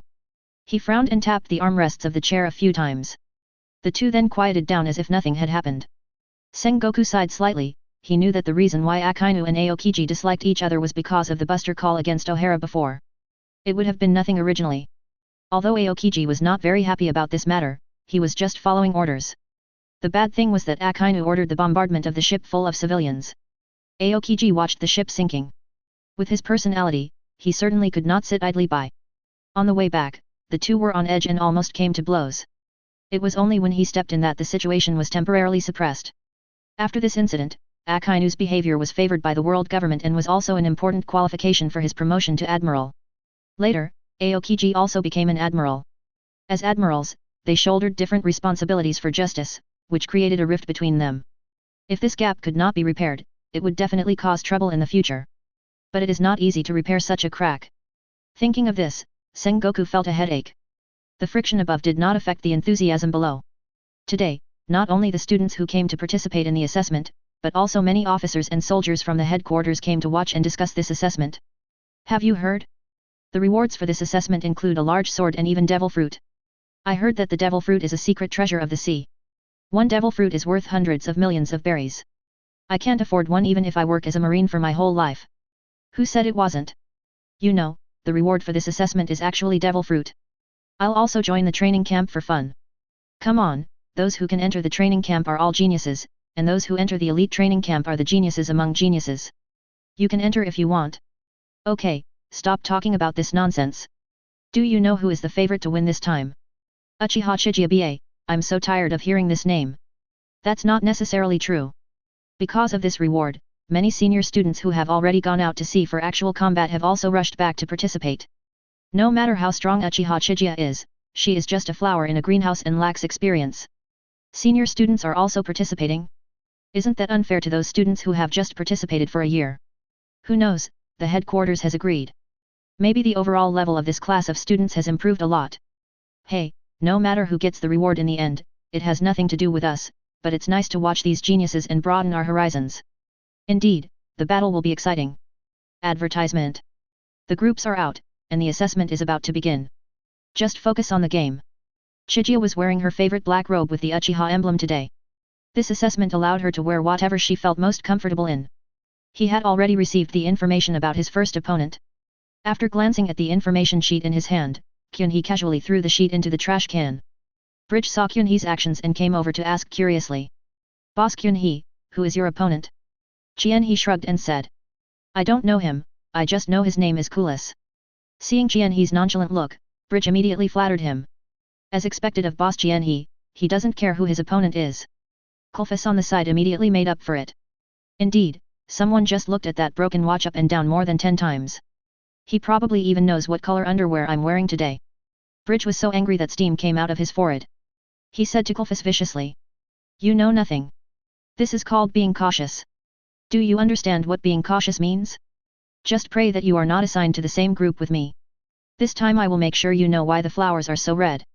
Ever since Kyunhee fed him a big bowl of chicken soup in the dormitory last time, Bridge has been training hard.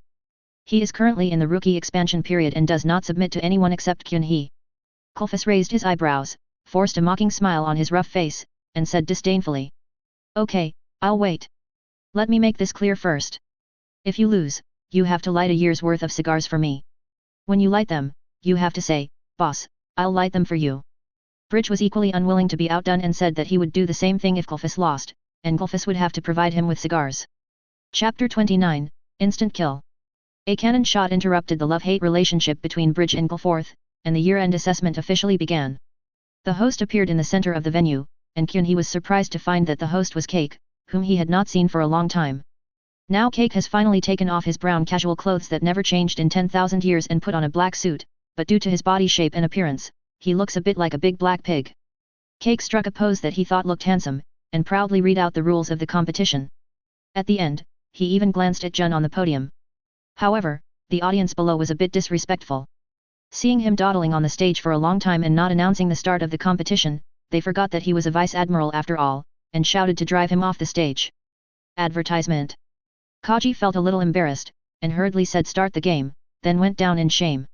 The rules of the competition are very simple.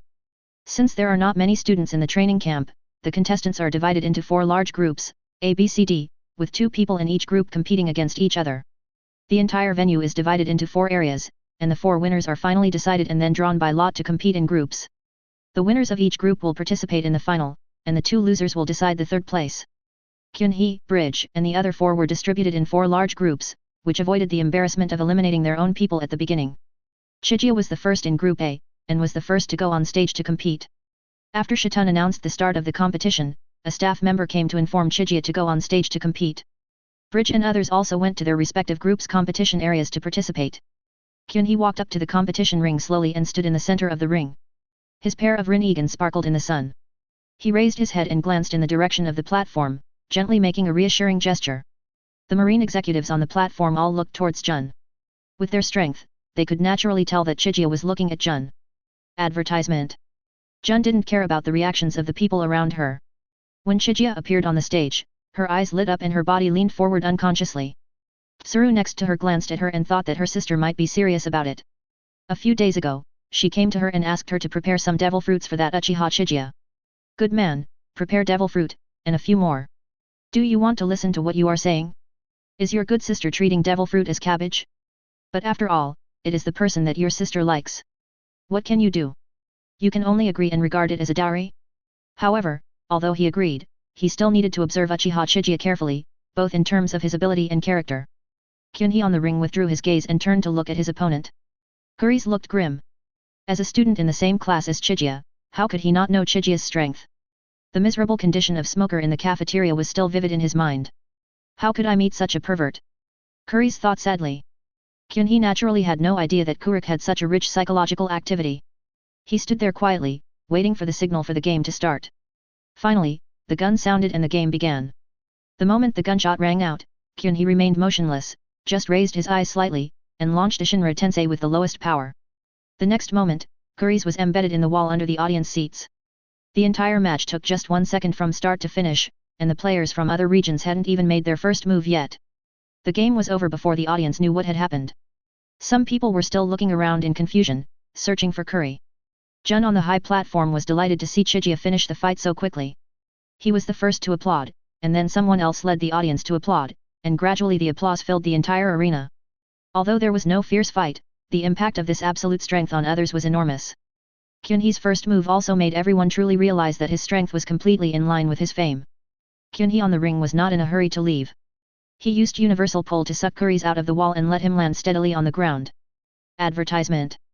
Kuri's didn't suffer any serious injuries, but his head was dazed by the repulsive force. He finally woke up at this time. Seeing that Kyunhee had specially got him down, he felt that it was giving him some dignity, and the slight complaint in his heart disappeared. Before leaving, he even gave Kyunhee a grateful look. He on the high platform nodded slightly when he saw Kyunhee's actions. No matter how big the difference in strength was, he knew to respect his own people. She, who tended to be a dove, agreed with this. Others were more concerned about Chigia's strength. Sengoku stroked his small beard with a smile on his face. The more amazing Chigia's performance was, the more it proved that his vision and decision were extremely correct, right? Kizaru stopped trimming his nails and said in a weird tone. How scary. This new guy named Uchiha Chiga has more than one ability even though he didn't eat the devil fruit. He's really a little monster. Upon hearing this, Jun glared at Kizaru and thought to himself, you are the monster, you shiny yellow monkey who ate the obscene fruit. Akainu nodded his head. He was not overly interested in Chigia's attack methods. In his opinion, no matter what the attack method was, it was a reflection of strength. As long as the strength was strong enough, nothing else mattered. He also had a preliminary understanding of Chigia's strength. Even though that Kuri's was knocked down in one move, it doesn't mean that he is a weak fighter. Kuri's is from an elite training camp. Akainu, who also stayed there, knows that no matter how weak the people there are, they can't be that bad. They at least have the strength of a colonel. The fact that such a person was defeated by Chiga in one move is enough to explain a lot. This Uchiha Chiga has at least the combat power of Rear Admiral level, and he is less than 18 years old. He must recruit this Uchiha Chiga and make him understand his justice. At the very least, he cannot go to Aokiji. How can he stop the evil by being indecisive? Aokiji still maintained his sitting posture, but glanced at Akainu secretly. He also knew that Akainu had taken a fancy to Uchiha Chiga and wanted to bring him under his command. Before the O'Hara incident, he didn't bother with this, but after that incident, he strongly disagreed with Akainu's justice, so if Akainu really tried to recruit her, he would not sit idly by. If a talent like Chiga got on Akainu's ship, there would probably be an Akainu number 2. The marine executives, each with their own thoughts, fell silent and watched the rest of the game quietly. Chapter 30 Anne's decision. On the other side, Bridge's battle also began. His opponent is Anne, and his condition is not good at the moment. Anne is the user of the retrograde fruit, which allows her to attack by generating purple flames. Creatures or objects touched by the flames will regress to the state of several years ago. She is an extremely buggy Paramecia devil fruit, and has a natural restraining effect on Bridge's melee-oriented fighting style. Advertisement. Fortunately, Anne has not yet developed the ability of her fruit to the level that will be seen in future theatrical versions. She cannot yet shoot purple flames remotely, and even if she is hit, she can only be regressed 5 years. Bridge was accidentally hit at the beginning of the fight, and his physical age regressed to that of a 17-year-old. The impact was not very big, but he did not dare to attack rashly. At this time, he retreated to the corner of the ring, looking for an opportunity to attack. Anne stood opposite Bridge, holding a ball of purple flame in each hand, also guarding against Bridge's attack. Her shoulder was touched by Bridge in the previous fight. As long as she relaxed her vigilance a little, Bridge's attack would hit her. It would actually be very disadvantageous for Anne to continue to consume energy like this. She is not as good as Bridge in terms of physical fitness or physical skills. She can only use the Devil Fruit ability to find the right opportunity to end the battle with one blow. Bridge has been hit once and regressed. If he is hit again, he will return to the state of a 12-year-old boy. No matter how strong his physical fitness is, he can't make any waves at that age. Bridge was getting impatient and activated the ability of the hook fruit again. His right hand turned into an outward hook and stretched out towards Anne at an extremely fast speed. Anne didn't dare to take it head-on and quickly used the shave to avoid it. Finger pistol is one of Bridge's 6 Grandmaster moves, and it is also the one that suits him best. The hook that flies over can have the effect of finger pistol. If you touch it with the ability of the retrograde fruit at this time, you will definitely be seriously injured, or even lose your ability to fight. Anne appeared in another place on the ring, and Bridge's attack followed closely. This time Bridge was determined to go all out and end the fight even if he had to be knocked back by another attack. Shaving again and again consumes a lot of physical strength. After dodging the hook again and again, Anne staggered and almost fell to the ground. She looked at the hook coming towards her again, panting. As if she had made a decision, Anne did not dodge again this time. She pushed her shoulder forward suddenly. Puff, blood splattered, Anne's shoulder was pierced by the curved hook and was also locked by the hook. Her other hand also pressed the hook on her shoulder. She groaned in pain and lowered her head, as if she had fainted. Bridge didn't expect that Anne, as a woman, would be so courageous and use her shoulder to block his attack. However, he could not hesitate in the battle. In the future battlefield, no one would show mercy just because the opponent is a woman. In his opinion, Anne, who was hit so hard, could hardly move at this moment, and it would be extremely difficult for her to activate the ability of the fruit. So he exerted force with his right hand, and the hook dragged Anne's body towards him. Once dragged over, Bridge believed that he could end the battle with one blow. Advertisement. However, things obviously did not go as smoothly as Bridge had imagined. Anne, who was supposed to be dragged over by the hook, could not be dragged after being dragged for a short distance. Anne, who was almost fainted, suddenly raised her head, and a ball of purple flame ignited on her hand on the hook. The ability of the reversal fruit was activated, and the purple flame instantly spread along Bridge's hand that had turned into a hook to her entire body. Zhao! When Bridge saw the purple flame, he wanted to cancel his ability immediately, but it was too late. His whole body was covered with purple light, and after making a few weird cries, he turned into a little fat man with yellow hair. Bridge stared at Anne with a pair of eyes that were even smaller than before. Even though his body had regressed to his previous state when he was 12 years old, he didn't think he had lost. After all, Anne's current condition was not very good. But the next scene made him feel a little desperate. Anne saw what Bridge was thinking and forced a smile on her pale face. She tremblingly raised her uninjured arm, and a ball of light purple flame that was obviously smaller in size emerged. Anne pressed it against her body. Within a few seconds, the blood hole on her shoulder disappeared, but her appearance and figure did not change much. Although Anne cannot increase the years of regression now, she can reduce it. By using it on herself, she can recover to the state without injury. It can be said that it is worthy of being the Paramecia fruit related to time. Seeing that Anne was fine now, Bridge looked at his own height, which was just at Anne's waist, and smiled bitterly. He knew that he had lost this time. The key point was that he underestimated Anne's willpower due to his gender and did not have a thorough analysis of the opponent's devil fruit ability. In short, the loss was not unfair. In fact, he was not as obsessed with the rewards of the competition as others. He had already eaten the devil fruit and was not a swordsman. What he hoped most was to meet Golfus in the competition, teach this guy a lesson, and win the right to enjoy cigars for a year. Then, he could watch this guy call him brother with a constipated face and light his cigarettes for him. Now it can only be a regret. Bridge shook his head, and then he raised his hand in humility to admit defeat. Seeing that he had admitted defeat, Anne cancelled the ability of the fruit, and Bridge returned to normal. Back in the lounge, Anne slumped in a chair. From the time her shoulder was pierced by a hook until now, she was exhausted both physically and mentally. At this time, a roommate who had just finished a game also returned to the lounge. Seeing Anne in this state, she hurried to her side. When the roommate came closer, he saw that Anne's face was pale, beads of sweat kept appearing on her forehead, and there was a bloody hole on her shoulder with blood constantly flowing out. It was because Anne was exhausted and the devil fruit ability was automatically released. The roommate hurriedly called the medical staff, turned to Anne and said distressedly, "It's just a game, is it necessary to fight so hard?" Anne held on to the last bit of his energy, a slender figure appeared in his mind, and he murmured in a trance. "If you can't even do this, how can you reach him?" Chapter 31 Changes in Assessment. He sat bored in the spectator seats, his eyes slightly closed, as if he had fallen asleep. He no longer had to participate in the next game. Don't get me wrong, it's not that he was eliminated, but the assessment rules were changed. Since Kyunhee's strength is completely not on the same level as others, the top management decided to separate him out and no longer let him participate in the competition. The unlucky Curries who met Kyunhee in the first game can also participate again. The assessment of Chigia was changed from sparring with students to a vice-admiral sent by the headquarters to assess him. Before this, the headquarters had already asked for Chigia's opinion. After all, this would definitely be unfair to Chigia. However, the headquarters decided that no matter how Chigia performed in the battle with Vice-Admiral, a devil fruit would definitely be given.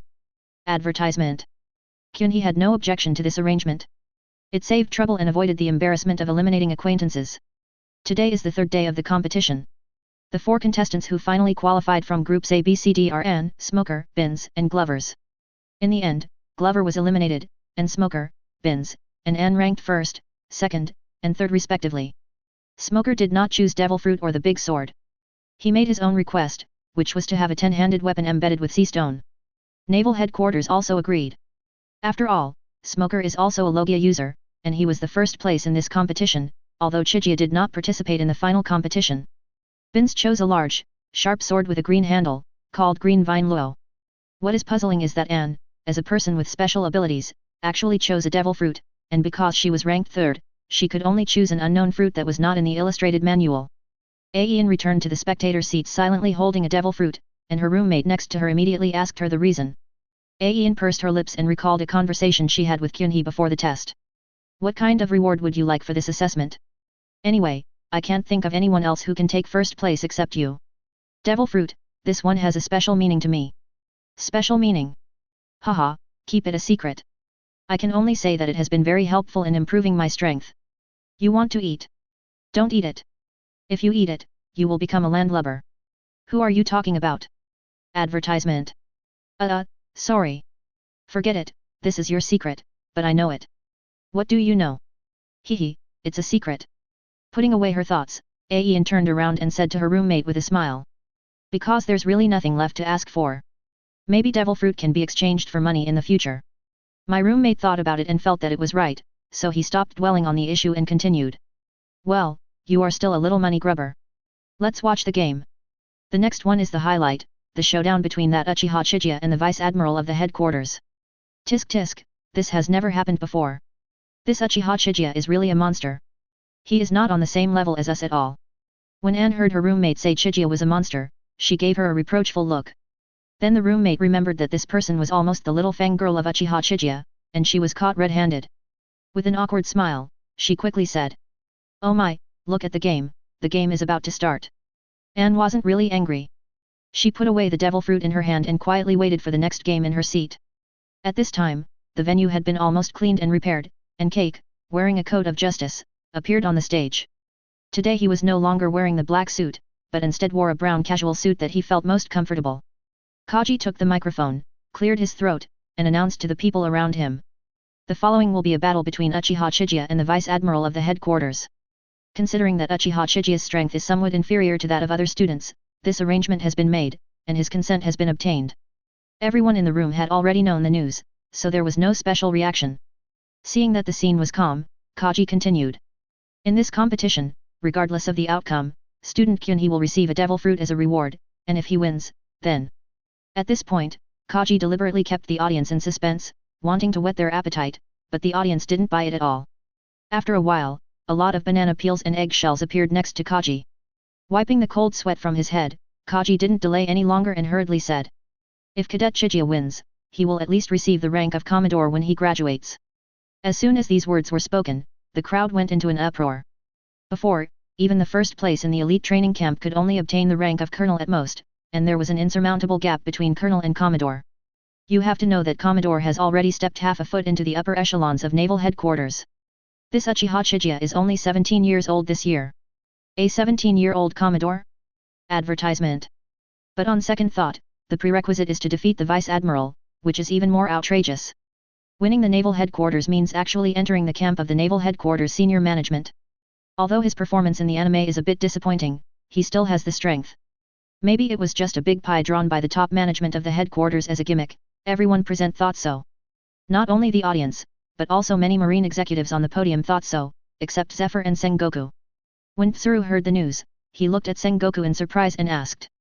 Sengoku, what's the point of doing this, just to add a gimmick? Other marine executives also looked at Garp, this was the question they wanted to ask as well. Sengoku shook his head, looked at the audience, and said. I have received confirmation from Zephyr that Uchiha Chiga currently has at least Vice Admiral level combat power. What? Sengoku's words were like a bombshell, shocking everyone, and they all looked at Zephyr, who nodded seriously. This growth rate is really amazing. With Zephyr's personality, he would never joke about such things. So, at the age of 17, Chiga already has the combat power of the Vice Admiral level of the headquarters? Jun, who was sitting next to he, put his legs together, folded his hands and placed them on his thighs. His peach blossom eyes stared at Chiga in the spectator seats with a subtle expression. Chiga in the stands seemed to have sensed something. She looked up at the platform, her eyes fixed on Jun who was looking at her. Kyunhee smiled slightly and lip-synced to Jun, which made Jun blush. With her strength, she could see it clearly and understood what Kyunhee meant. Don't forget the agreement, Sister Jun. Of course Jun would not forget, she remembered it more clearly than anyone else, and she also expressed her meaning to Chiga through lip language. Of course I haven't forgotten, but are you getting a little too proud of yourself? Are you so confident that you can take down the Vice Admiral? He did not give any extra explanation, but just lip-read 3 words again. Believe me. After receiving Chiga's reply, Jun no longer communicated with him. She had already got the answer she wanted most. Although she didn't know how strong Kyunhee was, she always felt safe from him. It was this feeling that made her lost in it. She whispered. You really have to do it, Chiga. Chapter 32 The final assessment begins. The eye contact between Chiga and Jun across the entire venue was seen by Cake on the stage. Seeing his goddess eyes full of emotion, he quickly picked up the microphone and shouted. Now I declare that the assessment begins. After being interrupted by him, he withdrew his gaze, and the next second, his figure appeared on the stage. The sudden interruption also made Jun feel a little unsatisfied. She licked her red lips and glared at Kaji fiercely. It was this guy who was causing all the trouble. Advertisement. Feeling the piercing gaze of Jun behind him, Shitun shuddered, but did not dare to look back. He could only focus all his attention on Chigia in front of him. Seeing that he, the host, was still reluctant to leave the stage, Jian he asked. "Excuse me, where is my opponent this time?" Kaji sneered, then grabbed the collar with one hand and swung it hard, and a coat of justice was thrown out by him. But he used too much force and the coat was thrown towards the audience, causing a commotion in the audience, followed by all kinds of shouting and cursing. "FK, why are you pretending so much? What's so great about a tattered coat? That's right. It almost hit me. Don't suggest donating clothes to people in need. Of course, I'm just suggesting it. By the way, what on earth happened to that guy? Why did he take off his clothes? Who knows, maybe hyperthyroidism." Kaji didn't care about the audience's reaction this time. He stared at Chigia's Rinnegan with his melon seed-sized eyes and said, "I am the Vice Admiral sent by the headquarters to assess you, Uchiha Chiga. Let me introduce myself again. My name is Cake." After these words were spoken, both the top leaders and the spectators could no longer hold their breath. Advertisement. Those who know Cake know that although he looks unreliable, his strength is one of the best among the Vice Admirals. His strength is recognized by everyone, especially Jun. At this moment, she looked at her sister He with a face full of resentment, thinking that he was deliberately making things difficult for Kyunhee and increasing his difficulties. She was already so old and just now felt moved, so couldn't her own emotional journey be smoother? Crane said she was innocent. She also felt that this arrangement was a bit difficult. For example, in Shishibukai, Hawkeye and Moria were on the same level. But the problem was that this arrangement had nothing to do with her. The senior executives on the platform all felt that the difficulty was too great to some extent. Only Zephyr and Sengoku remained as steady as old dogs, clinging to their seats with their arms folded like old monks in meditation, without responding to the crowd at all. It's obvious who arranged this. Below the stage, Chigia felt a long-lost sense of excitement when she heard that her opponent was Cake in front of her. Since coming to the pirate's world, Kyunhee has never used his full strength, and even he himself doesn't know how strong he is now, so when the higher UPS found him and asked him if he was willing to change the assessment method, he agreed without hesitation. Moreover, Chigia looks down upon the General Marine Vice Admiral. Judging from the performance in the anime, the Vice Admirals who are worthy of his attention are only Mole, Burning Mountain, and Spider Demon. As for Garp, he cannot be counted in the Vice Admiral's combat power. I originally thought that my opponents this time would be the ones mentioned above, but the Marine executives gave me another surprise. Who is Cake? He is a character who appeared after the Pirate's King. At that time, he had been named Admiral Candidate, and his strength was second only to the Admiral. Such strength is certainly worth his excitement. It looks like this will be a very interesting battle. Chigia lifted her hair in front of her forehead, revealing her pair of Rinnegan more completely. As the fighting spirit in Chigia's heart rose, the ripples in her eyes actually moved, just like the ripples caused by a stone thrown into the water, spreading in circles towards the edge. Noticing the unusual movement of Chigia's eyes, Cake's expression became solemn. As a senior executive of the Marine, he also knew a little about the peculiarity of Chigia's eyes. Just hearing about those endless abilities is enough to make one's scalp tingle, so he will not underestimate Kyunhee just because he is still a training camp student. Jianhee raised one hand, pinched a seal and asked, "Can we start now?" Cake nodded, and both sides were silent for a few seconds before the fight broke out. Cake's entire right arm was instantly covered with a layer of inky black armament color, and at the same time, he used the shave and punched towards Chigia's abdomen. Advertisement.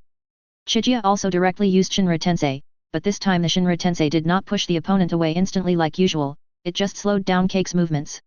It should be said that for an elite vice admiral like Kaji, Chigia's current eye power is not enough to activate the Shinra Tensei to push him away instantly, but it is enough. Taking advantage of the moment when Kaji's movements slowed down, Chigia's figure also disappeared on the spot. Seeing that his attack missed, Kaji did not panic, but simply struck back behind him. Bang! There was a sound of fist hitting palm, and Chigia, who appeared behind Cake, blocked the attack with his palm. A smile appeared on Kaji's lips, and the fist held by Kyunhee trembled slightly. Kyunhee's face changed, and he quickly let go, activated his Tiendeo ability, and flew into the sky. Stopping in midair, Chigia looked at the hand that had just held Kaji's fist and found that his palm was a little red and swollen, and even his entire arm was aching slightly. Even though he possessed Hashirama cells, he could not recover in a short time. After shaking his numb arm slightly, Chigia looked at Cake below and asked, "This effect is not an ordinary armament color, right?" Kaji chuckled and didn't answer. He stepped on the moonwalk and quickly approached Chigia. Boom! Boom! Boom! Terrifying noises continued to be heard from the sky. Soon, all the clouds above the entire examination site were blown away, leaving only a sky blue sky. The audience around the venue was already numb from watching, and at this moment, a thought emerged in their minds at the same time. Is this Uchiha Chiga really just a student? Why is the style of the painting different? The battle in the sky lasted for nearly 10 minutes and ended when Kyunhee's figure appeared on the ground. Kyunhee's appearance was a little messy at this time. His sleeves on both sides had disappeared, the collar of his clothes had been torn open, and his chest was slightly exposed, but from the exposed skin it could be seen that he was fine. Cake followed closely behind and appeared opposite Chiga. Compared with Chiga, he seemed to be in much better condition, with only slightly wrinkled clothes. Judging from the comparison of the two people's current images, it seems that Kaji was slightly better in the battle just now. But Cake didn't think so. He knew that Chiga didn't use his full strength, and of course he didn't use his full strength either. The fight between the two just now seemed intense, but in fact it was just a warm-up for both of them. The real battle has just begun. Chapter 33, 12 Gods Air Attack. Chiga and Cake stood on either side of the ring, both of them were adjusting their own states. The atmosphere was surprisingly quiet, and the audience next to the ring didn't dare to make a sound, for fear of missing out on the exciting moments. After a stalemate, Chiga took the first step. He had entered Sage mode, and his speed increased several times. Kaji was caught off guard and was knocked away by Chiga's blow, and he stopped just at the edge of the ring. Chiga did not give Kaji a chance to breathe, and the next wave of attacks followed. This time Kaji was prepared and turned his body sideways, seemingly avoiding the attack, but was blasted away again the next second. After spitting out a small mouthful of blood, Kaji wiped the corner of his mouth, feeling extremely confused. He had clearly dodged his attack just now, so how come he was still hit? Suddenly, as if he had thought of something, he raised his head and stared at Jianhe and asked. Advertisement. High-level armament haki? You can do it too. The advanced armament haki is the emission haki that appeared in the Wano Kuni chapter of the Pirates anime. It can hit the opponent without touching the opponent's body. Of course, there are even more powerful armament haki, such as the armament haki that can cause internal destruction. Those who can master this kind of armament haki are all top strong men on the sea. Although Cake raised his doubts, he was actually certain in his heart that Chiga's attack just now was the application of high-level armament haki. Not only him, but the senior executives in the stands also thought so. Those who can sit here are all high-end combat forces of the Marines. They must be familiar with high-level armament color, but can a Marine trainee master this thing? Kizaru glanced at Zephyr and said sarcastically. Since when did high-level armament haki become part of the training camp curriculum? The newbies nowadays are really lame, aren't they? Teacher Zephyr. Zephyr was silent for a moment. He knew that Kizaru was hinting at his behavior of giving Chiga special treatment. This was a fact and there was nothing much to say. But as for Chiga's attack just now, he knew that it was not some high-level armament haki, because he had not even taught him this thing. After thinking for a while, Zephyr slowly spoke. That's not some high-level armament haki. The attack method just now was Kyunhee's own move. He called it Sage mode. Entering that mode allows him to use natural energy and wrap it around his fists and feet. It is indeed somewhat similar to high-level armament haki. Sengoku also chimed in. There is indeed a difference. Just now, Uchiha Chiga didn't use haki at all. His arms didn't change at all. Advertisement. When Kizaru saw two people coming out to refute him, he shut up. After all, it was not his style to make trouble for no reason, not to mention that one of them had to pay him a salary. Chiga on the ring didn't explain so much to Kaji. Taking advantage of the fact that Kaji's breathing was slightly disordered by the previous attack, she raised her hand and used the universal pull at full power on Kaji. A huge gravitational force appeared, and the stone slabs of the ring broke into pieces in the direction that Kyunhee's palm was facing. Even the spectators behind Kaji could not hold on and were about to be sucked over by Kyunhee. This was when Kyunhee controlled the attack range of universal pull. Kaji had just been injured and was suddenly faced with universal pull and was sucked over. Damn it! Stop being so arrogant. Recruit. Cake, who was repeatedly defeated, became angry and covered his right hand with armament color once again. However, the color of the armament color this time was obviously different from before, and it was reddish, which was a real high-level armament color. Kaji swung his sword violently in the air, and a more powerful wave was released, heading straight towards Chai-hee. Kyunhee also felt the danger of this attack, and used Shinra Tensei again, but the effect was minimal. Not daring to hesitate, he quickly generated a yin-yang black stick with his other hand to block in front of him. Snap! The gangster broke in response, and this time the target was Jianhe, who forced the power of Tiandao to fly more than 10 meters away, and finally stabilized his body. Kaji won the game and felt much better, but his hands were not vague at all. He put his arms at his waist, gathered strength for a moment, and then blasted towards Kyunhee together. Pig impact! A transparent shock wave shaped like a wild boar appeared on the field, and it even roared vividly towards the sky, then rushed straight towards Kyunhee. Chiga, who had just stabilized his body, was about to be hit. Jun in the stands was so nervous that his nails dug into his thigh flesh. Anne, who was sitting in the audience, was also biting her lips tightly. Everyone knew that Kaji's attack was very powerful and whoever was hit would be skinned. Boom! The entire center of the venue was covered in smoke, and broken stone slabs flew everywhere.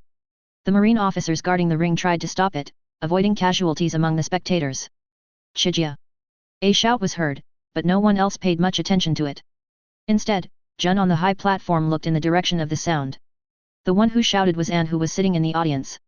Seeing Kyunhee disappear in the smoke, she could hardly control her emotions. Seeing that it was a marine trainee, and a beautiful female one at that, Jun couldn't help but curl her lips, thinking that Chiga was indeed someone she was not the only one thinking about. However, she didn't know what Chiga's situation was at the moment, so she quickly put these random thoughts aside and turned to stare at the center of the venue. Advertisement. After a long time, the smoke dissipated. Kyunhee's figure appeared in everyone's sight. He lowered his head, with his right hand facing the direction where the shock wave came from, and white smoke was coming out of his hand. However, what attracted the most attention was the back of his hand, on which appeared a black circular pattern, with 5 thick black lines connecting the 5 fingertips. At this moment, the black circle was beating in waves, like a black heart. Kyunhee slowly raised his head and said softly, "Armament and sublimation." "Armament sublimation? What is that?" Kaji was a little confused. The teacher didn't teach this. Putting his arm down and relaxing slightly, Kyunhee's eyes gradually became dangerous and a terrifying aura emanated from his right hand. Kaji did not dare to be careless. He tensed his body and prepared to deal with the next attack. Feeling the explosive power in his right hand ready, Kyunhee swung his right arm 12 times in an instant. 12 God's air attack. 12 fist-shaped shock waves formed an air wall, covering an area so large that it was almost impossible to avoid, and the speed was so fast that the space it passed through was distorted. Kaji knew that he couldn't avoid this attack, so he took a horse stance on the spot, his face firm, and shouted, "Iron Body!" Hearing the name of the move called out by Kaji, Chiga directly took out a new set of clothes from the door space and put them on. Until the sound of bang was heard, the referee appeared beside Kaji, who fell to the ground. At this time, Kaji had rolled his eyes, confirming that he had lost consciousness, turned around and raised his hands and shouted, "Vice Admiral Kaji has lost consciousness. I declare the winner of this match to be..." At this point, the referee swallowed his saliva, calmed down, and then shouted with all his might, "Uchiha Chiga!" Chapter 34 The dust has settled, fighting for Kyunhee.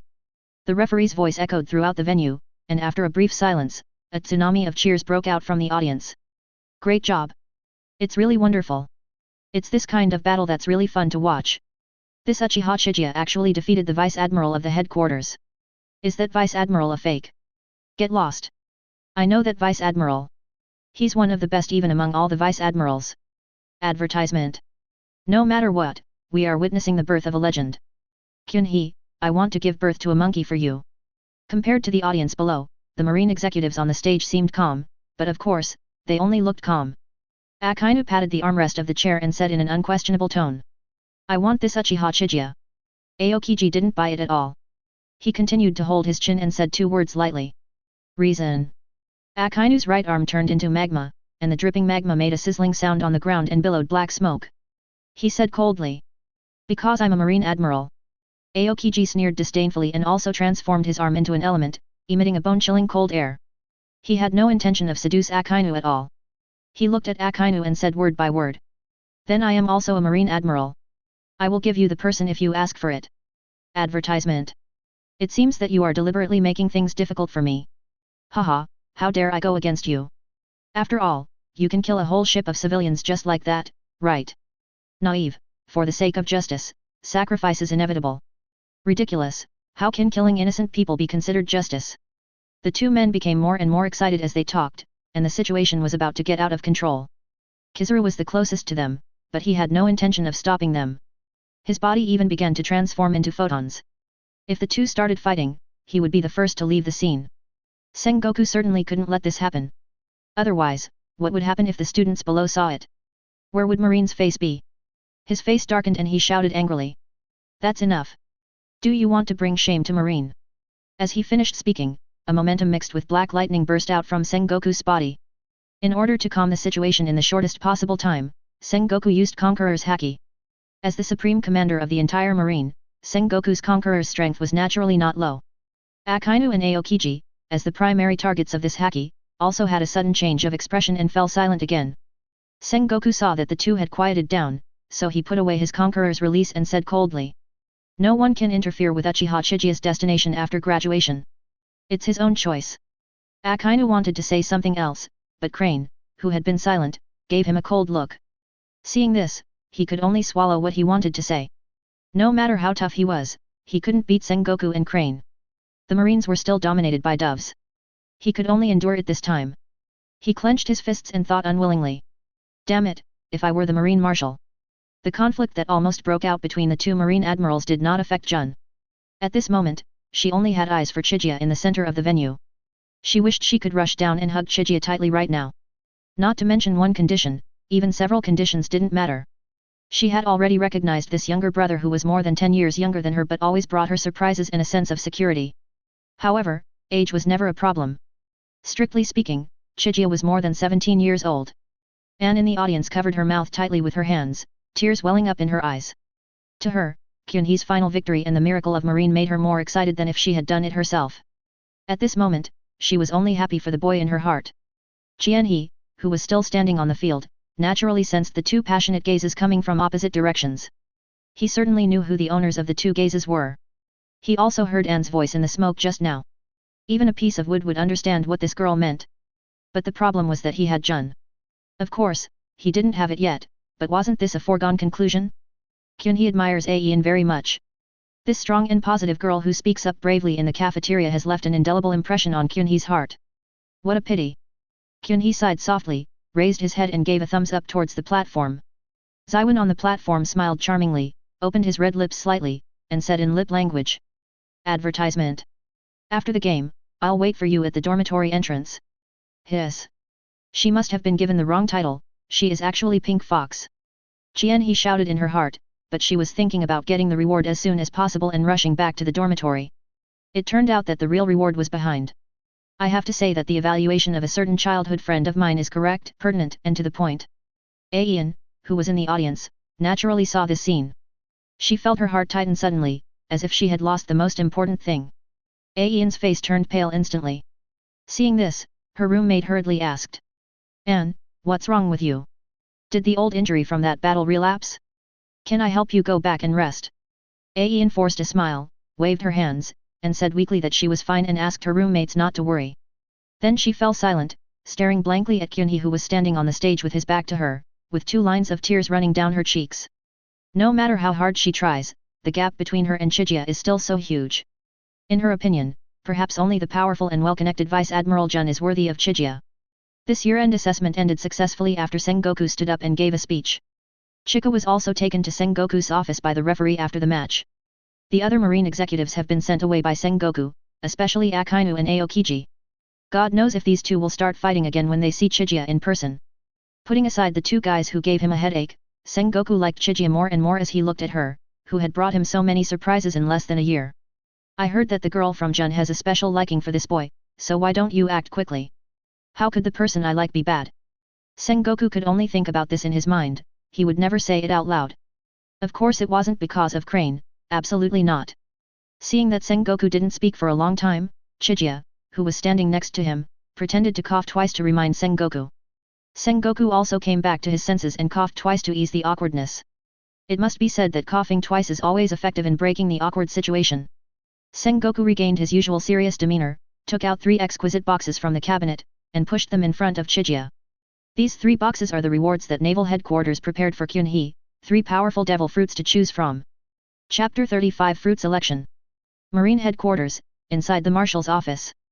Kyunhee looked at the 3 boxes in front of him and thought that these must be the devil fruits given as rewards by the headquarters this time. Sengoku didn't keep the secret and directly introduced the contents of the box to Chigia. These 3 boxes contain the 3 devil fruits you can choose from as your reward for getting first place in the assessment. After getting the confirmation, Kyunhee nodded, and then the information about the 3 fruits came. According to previous information, the fruits awarded as first place were all recorded in the Devil Fruit Encyclopedia, to prevent the emergence of junk fruits that would ruin a person's future. Advertisement. Sengoku saw Chijia's flat reaction and thought he was worried about the quality of the fruit, so he continued. Don't worry, these are all abilities recorded in the atlas, and I have also selected them for you. I don't think you will be disappointed. Chiga looked at Sengoku in surprise. As a marine marshal, he made a brief selection. Was he really worried that the back door he opened for himself was not spacious enough, so he led him there directly? No matter what, Chiga was indebted to him. Sengoku had already helped her a lot, as well as Zephyr. Although they helped me largely because of my talent and ability, the fact is that they helped me. A gentleman judges by deeds, not by heart, right? I have to give something in return. It's not good to always accept favors from others. I wonder how Kora-san is doing now. Chiga knows that Sengoku still has deep feelings for Kora-san. In the anime, when Sengoku received the news of Kora-san's death, he burst into tears, which shows his grief. So if he has the chance, he will help to save Kora-san. Sengoku naturally didn't know what Chiga was thinking, so he continued to introduce devil fruit. The one on the far right is the Paramecia scythe fruit. Its ability is to produce air slashes like a sharp sickle. It has decent attack power. The one in the middle is the ancient species of the Zoan cat fruit, the saber-toothed tiger form. It will improve your physical abilities more evenly, but it may have some effects on your personality. Advertisement. When talking about the last one, Sengoku deliberately looked up at Chiga, and seeing that he had no reaction to the first two fruits, he thought, I know this kid's requirements are not low. These two fruits are already abilities that people would fight for, but he doesn't take them seriously. However, no matter how high your requirements are, I don't believe you can remain indifferent to this last fruit. This is the treasure among Marine's treasures. Compared with the last one, the first two can only be regarded as a foreshadowing. Thinking this in his mind, Sengoku introduced the last fruit with the same tone. And this last one, it's also from Zoan, but it's a rarer mythical beast. Its name is the Nico fruit, Nikomata form. When Kyunhee heard the name, his expression finally changed, not only because the last fruit was a precious mythical beast species, but more because of the name of this fruit. Isn't this the tailed beast from the previous life? Kyunhee was a little confused, but then he thought about it and realized that there are indeed Nikomata in Japanese mythology, but they should be two different creatures. Sengoku saw Chiga's expression finally changed, and thought to himself, you little brat, you are shocked by my handiwork, do you understand the value of marine marshal? I took this out myself, it seems you know something. I want this cat fruit. Kyunhee didn't need to hesitate anymore and just decided on it. Seeing that Chiga had indeed chosen the Nikomata fruit, Sengoku stroked his beard with satisfaction, pushed the box containing the Nikomata fruit to Chiga, and asked. Are you going to eat this fruit now or do some preparations? Now. Kyanga didn't want to hesitate. When the box was pushed in front of him, he felt his eyes getting hot and an uncontrollable strong desire arose in his heart. He didn't expect that since absorbing the Menman fruit, the devil fruit became more and more tempting to him. Sengoku on the opposite side saw Chiga being so anxious and thought that after all, she was young and so impatient. However, it was understandable. By eating a mythical beast devil fruit, as long as one was not physically fit or too weak, one could gain a place in the ocean. However, devil fruit is very unpalatable. Sengoku has eaten it before, and he still can't forget the taste. It is said that it is even more unpalatable than feces. He has definitely never eaten feces, but he is sure that this statement is absolutely not an exaggeration. So after hearing that Chiga was going to eat the devil fruit right now, Sengoku stared at Chiga with his eyes wide open, ready to admire Chiga's expression as if she had eaten shit. Advertisement. However, what happened next was bound to disappoint Sengoku. Chiga opened the box, revealing a black fruit shaped like an apple, and then slapped it, directly activating the ability of Hungry Kid. In a moment, the fruit degenerated into an ordinary red apple. For Chiga, a whole devil fruit is just a special energy body. She doesn't even need the cooperation of the human world. She can directly use Kid to absorb the power. It saves time, effort, and worry. After completing the absorption, Chiga clapped his hands and pushed the box to Sengoku again, indicating that it was over. Sengoku's eyes almost popped out of his head. He looked at the big red apple on the table, then looked up at Chiga and asked. Completion. Completion. Is that the end? Where is the poop-eating face? And how is Chiga eating this? Why is it so different from my style at the time? Sengoku is really going to lose his temper. Chiga touched his right eye. At this time, there was another Megatama in his right Rinnegan, but this time the feeling was a little strange. He always felt that this Megatama was a little restless, as if it had its own life. He tried to activate the ability of the fruit, and the next moment, black flames ignited on Kyunhee's exposed hands, but there was no burning sensation, but instead a hint of chillness. Black hair also appeared on the skin in the flames, and the nails became sharp. This is Zoan's partial beast transformation, which is Kyunhee's favorite combat state. In this state, no matter the attack power, recovery ability, or physical fitness will be greatly improved, especially the speed of cat-like animals, the improvement is the most obvious. But even after using his ability, the new megatama in his right eye continued to twitch, as if trying to break free. This feeling made him feel uncomfortable and he didn't know how to solve it, so he could only close his right eye temporarily. Sengoku's heart tightened when he saw his action, worrying that there was something wrong with Chijia's way of absorbing the devil fruit, and the problem appeared in his eyes. That was not okay. Chijia's eyes were much more precious to Marine than any mythical beast devil fruit. He hurriedly asked. What's wrong? Is there anything wrong with your eyes? Do you want to call a doctor? Chijia waved her hand to show that she was fine, but Sengoku was still a little worried and asked. Is there something wrong with your way of absorption? Can you explain this method? To be honest, he had not originally intended to ask Chijia this, as everyone has their own secrets, not to mention secrets about their own abilities.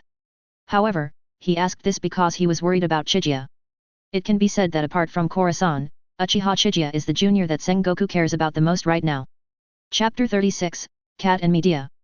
Facing Sengoku's question, Chijiya thought for a moment and came up with the most concise answer. He covered his right eye and said to Sengoku.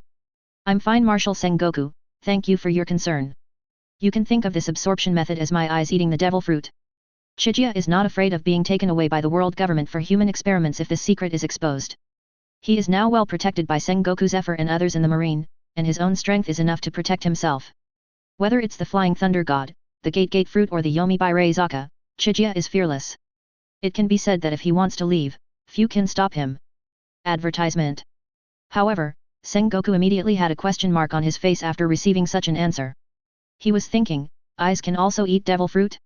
Does that mean ears, noses, etc. can be eaten? So, if you only use your mouth, you are at a disadvantage, because you can only eat one, right? Knowing that Sengoku would react like this, Chijiya added. Only my Rinnegan can do that. Well, now Sengoku can only accept this strange setting, but even if he accepts it, he still has to sigh in his heart, what an outrageous family Chijia's family is. I heard that Chijiya is the only one left. Could it be that even God can't stand it? Alright, Marshal Sengoku, there's something wrong with my right eye. I'm going to go back and rest. Bye-bye. The strangeness in his right eye became more and more intense. Kyunhee no longer wanted to stay there and decided to find a place where no one was around to study it. Okay, if it doesn't work, you must go to the infirmary, got it? Yeah, I see. After saying that, Kyunhee disappeared. He left behind his Flying Thunder God Kunao in the wasteland behind the mountain. After all, his Flying Thunder God was not as proficient as that of the fourth generation. He could not leave the Flying Thunder God mark on objects at any time, but it was still very useful for this kind of fixed-point teleportation. The wasteland behind the training camp. Advertisement. Swish. Qianhee's figure appeared next to the Flying Thunder God Kunao. As soon as she got here, a queen's voice came to her mind. Master, let me out. Qianhee was shocked. This feeling was so strange. He tried to communicate with the voice in his mind. Who are you? Why are you in my body? That royal sister's voice sounded again. According to what that human just said, I am Nikomata, and you created me. What? Kyunhee was completely confused. Is there such a thing as the Zoan fruit? But the problem now is to quickly let this cat out. There is always a strange voice in her mind. How am I going to get you out? I don't know. I'm trapped in your eyes, along with a dog with 3 heads and a chameleon and everything. Isn't this the summoning beast of the Rinnegan animal path? Chijiya hasn't used the ability of the animal path since she awakened the Rinnegan, and she almost forgot about it. The main reason is that it is not really necessary. The size advantage of animals is not very prominent in the pirates' world. The chameleon's invisibility is completely defeated by its sight and hearing ability, and I don't want to run into a chameleon's mouth. The Nikomata was actually born in his own animal realm, so that was easy to deal with. Kyunhee bit his finger and slapped it on the ground. Summoning. Bang. A large cloud of smoke appeared, and then dissipated in an instant with a shrill cat cry. A giant demon cat with a pitch-black body and black flames flashing on its back appeared in front of Kyunhee. It was Nikomata. When the cat saw Chijiya, it immediately lowered its head and rubbed Chijiya affectionately with its huge head. The cat's fur was soft and smooth, and there was a hint of coolness. Chijiya couldn't help but shiver when it rubbed against her. He reached out and touched the Nikomata's head, and the Nikomata immediately showed an expression of enjoyment. Chijiya looked at the giant Nikomata in front of him and confirmed that this Nikomata and the tailed beast Nikomata in the Hokage were 2 completely different creatures. Advertisement. After thinking for a while, Qianhee asked 2 questions that he was more concerned about. Do you have any special abilities? And if you come out of my eyes, can I still use my abilities? The cat replied respectfully. The black flames I generate have extremely low temperatures and can freeze targets. They can also be used to control corpses. A corpse that I inject into the black flames can exert 50% of its original strength. And please rest assured, Master, even if I am outside, you can still use all of my abilities, including beast transformation. Hearing Nekomada's answer, Chiga nodded in satisfaction, not to mention the aggressiveness of black flame, just the ability to control corpses was very practical, and definitely better than impure world reincarnation without White Zetsu's body. Although he can also use the black stick to control corpses, the effect is not as good as Nekomada's black flame, not to mention that Nekomada itself can be a powerful summoning beast to help him fight. All in all, Kyunhee gave a 5-star rating for the assessment reward received this time. Chiga was in a good mood, and the more he looked at the cat in front of him, the more he liked it. But it was getting late, and he was ready to go back to the dormitory. But he couldn't just take the cat back with him like this, right? As if seeing what Chiga was thinking, Nekomada's sister voice sounded in Chiga's mind. Master, I can change my body shape. I'll sleep next to you tonight. The space between your eyes is really uncomfortable. Is that okay, Master? As it spoke, the cat's face actually made a pitiful expression, and even had a hint of charm. How could anyone refuse such a Nekomada? Kyunhee agreed without hesitation. The cat, having received the owner's approval, meowed happily again, and then its body gradually shrank, and finally turned into an ordinary-sized black cat. It jumped onto Kyunhee's shoulder and licked Kyunhee's cheek affectionately. Chiga touched the Nekomada's head and then its tail. The Nekomada's hair stood on end when he touched its tail, but he didn't resist. What's interesting is that although the Nekomada is a black cat, you can actually see redness on its face. Chiga just felt that the touch was very good, just like the feeling of holding something when you stick your hand out of the window in a claw shape on the highway. What Chiga didn't know was that when he had this thought, Nekomada's face turned even redder, and she secretly gave Chiga a blank look. The Rinnegan problem was solved, and Chiga was ready to return to the dormitory. Before leaving, Chiga gave the cat a name, Medea. The cat liked this name very much. It stretched out its 2 little kitten paws and hugged Chiga's neck tightly. The figures of man and cat looked so harmonious and beautiful in the sunset. Chapter 37 Jun. Kyunhee did not leave the Flying Thunder God Kunao next to the dormitory, because after each training, he always liked to walk slowly to the dormitory alone, but today Kyunhee was not alone. Today there was a little black cat on his shoulder. At this moment, the man and the cat were walking leisurely on the road, very quietly. But this was only on the surface. In Kyunhee's mind, Medea's queenly voice was chattering non-stop. Master, can I always be by your side from now on? Sure. Advertisement. Hehe, I love you so much, Master. Actually, I am a girl. I know that. It's not the little female cat the owner thought it was. Forget it, you'll know later. I noticed it just now. Can you hear the voice inside me? I can hear part of it. If what the master is thinking is about me, I can hear it. Oh well, that's not bad. Kyunhee was chatting excitedly with Medea when a spherical figure appeared in the distance and approached Kyunhee rapidly. Medea immediately became alert. As a newly born creature, it was wary of any other creature except Kyunhee. Master, someone is coming. I saw him, don't worry, he's all right. Kyunhee reached out his hand to comfort Medea, indicating that the person who came was one of their own. The figure was getting closer and closer. Kyunhee had already figured out who it was. It was Bridge. When Bridge saw Kyunhee, his face lit up and he waved and shouted. Boss! That beautiful officer is here again. She's waiting for you in the dormitory building. Hiss, he almost forgot about Jun. Kyunhee slapped his head and, like last time, picked up Bridge and flew into the sky. Bridge, who experienced flying again, had no desire to live this time and did not struggle. There is a saying that goes, many times life is like XX. If you can't resist it, you might as well enjoy it. Advertisement. As soon as he landed, a figure threw himself into Kyunhee's arms and hugged Kyunhee's waist tightly. The one who threw herself into Chiga's arms was none other than the beautiful officer that Bridge had mentioned, Jun. Even though she waited for Chiga for a whole day and was even stood up by her in the afternoon, she didn't feel any emotion. She heard from Sengoku that there seemed to be something wrong with Chiga's eyes. Knowing how important those eyes were to Chiga, she hurried over and even captured a strong man to go find Chiga. Only when she saw Kyunhee appear in front of her safe and sound did she feel completely relieved. Chiga looked at Jun in her arms, her eyes became gentle, and without hiding anything, she also hugged Jun tightly with her backhand. Jun also straightened up, but because Chiga was still a head shorter than Jun, when she straightened up, Chiga's face was buried directly in the 2 soft lumps on her chest. Jun could feel Chiga's hot breath on his chest, and his cheeks were as red as ripe apples. Bridge, who was standing next to him, saw this scene and ran away while shaving. But they all forgot that there was a little black cat on the field at this time. Kyunhee, who was enjoying the facial cleanser service, suddenly heard a voice in his mind. Master, are you going to mate with that human? Poof. Kyunhee spat out the liquid, and Jun was so scared that he thought there was something wrong with Kyunhee's eyes. Without caring about the clothes on his chest that were wet by Chigia, he quickly held Chigia's face with both hands and stared at Chigia's Rinnegan carefully. Hey, except for the addition of tomoe, there seems to be no problem. Ouch. I'm fine, I just choked. Ahem, choked. Jun's hands were a little too strong, and Chigia's mouth was pouted. He patted Jun's hands and told her not to worry, taking the opportunity to save his face. At this time, Jun also noticed Medea on Chigia's shoulder. Because it was late at night and Medea's fur was very dark, she had not noticed the little black cat on Chigia's shoulder. Seeing Medea, Jun couldn't help but clapped her hands and exclaimed. When did you get a cat? It's quite cute. As he said this, he wanted to reach out and hug Medea, but Medea disappeared in an instant, and appeared on Kyunhee's other shoulder the next second, looking at Jun provocatively. This really frightened Jun. Just now, Medea's speed was more than twice as fast as Bridges. This could not be an ordinary cat. She ignored Medea's provocation and turned to look at Kyunhee with a curious look.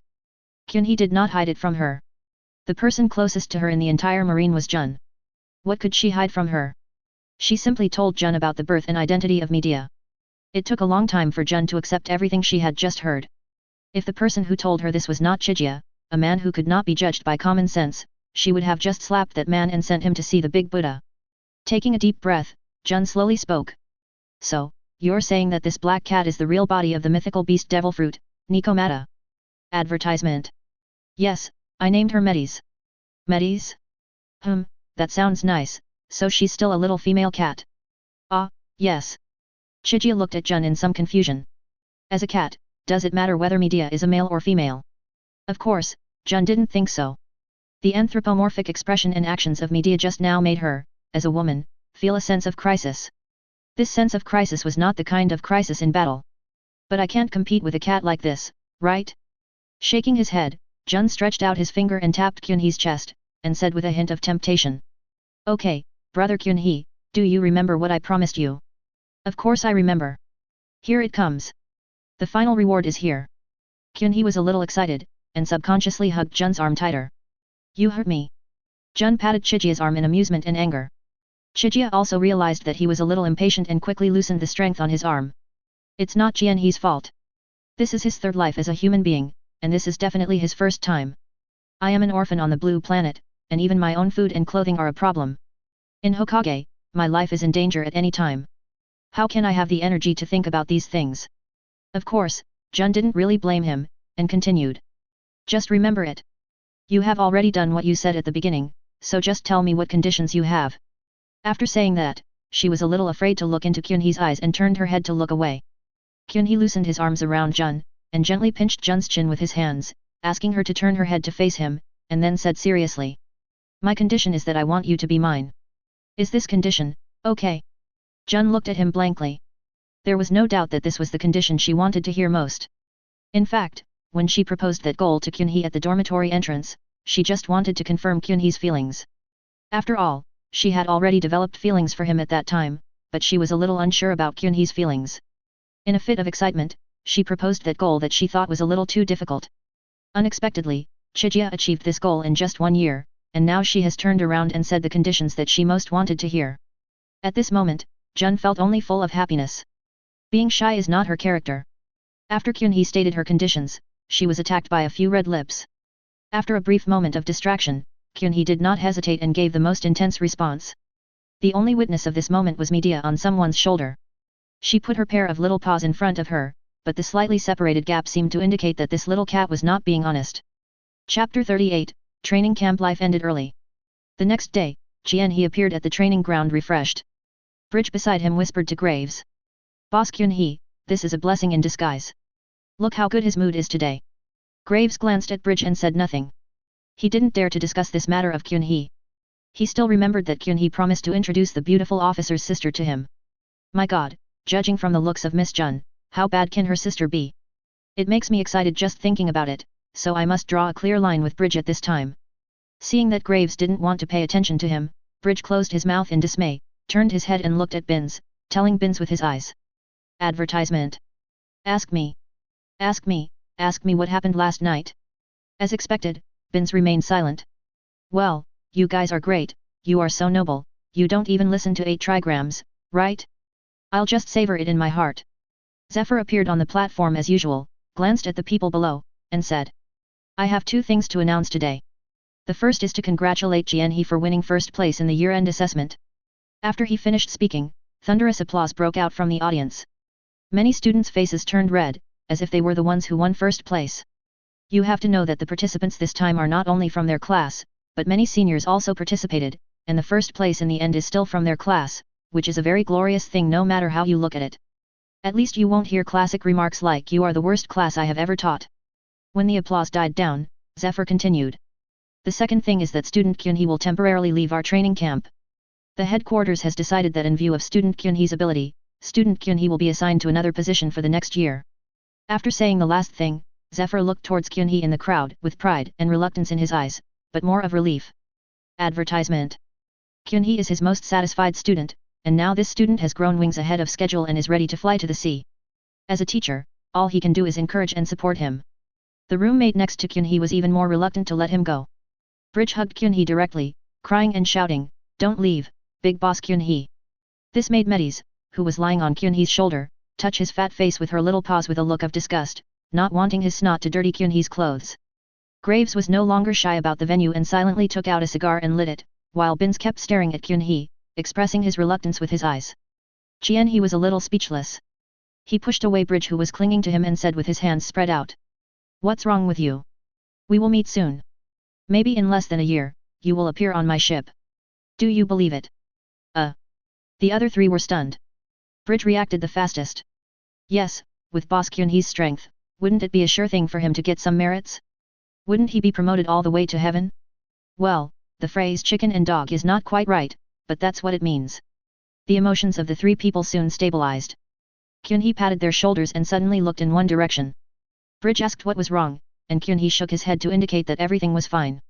On the other side, An silently withdrew his gaze and lowered his head to look at his toes, but because of his body development, all he could see were 2 towering mountains. Will we meet again, Chigia-san?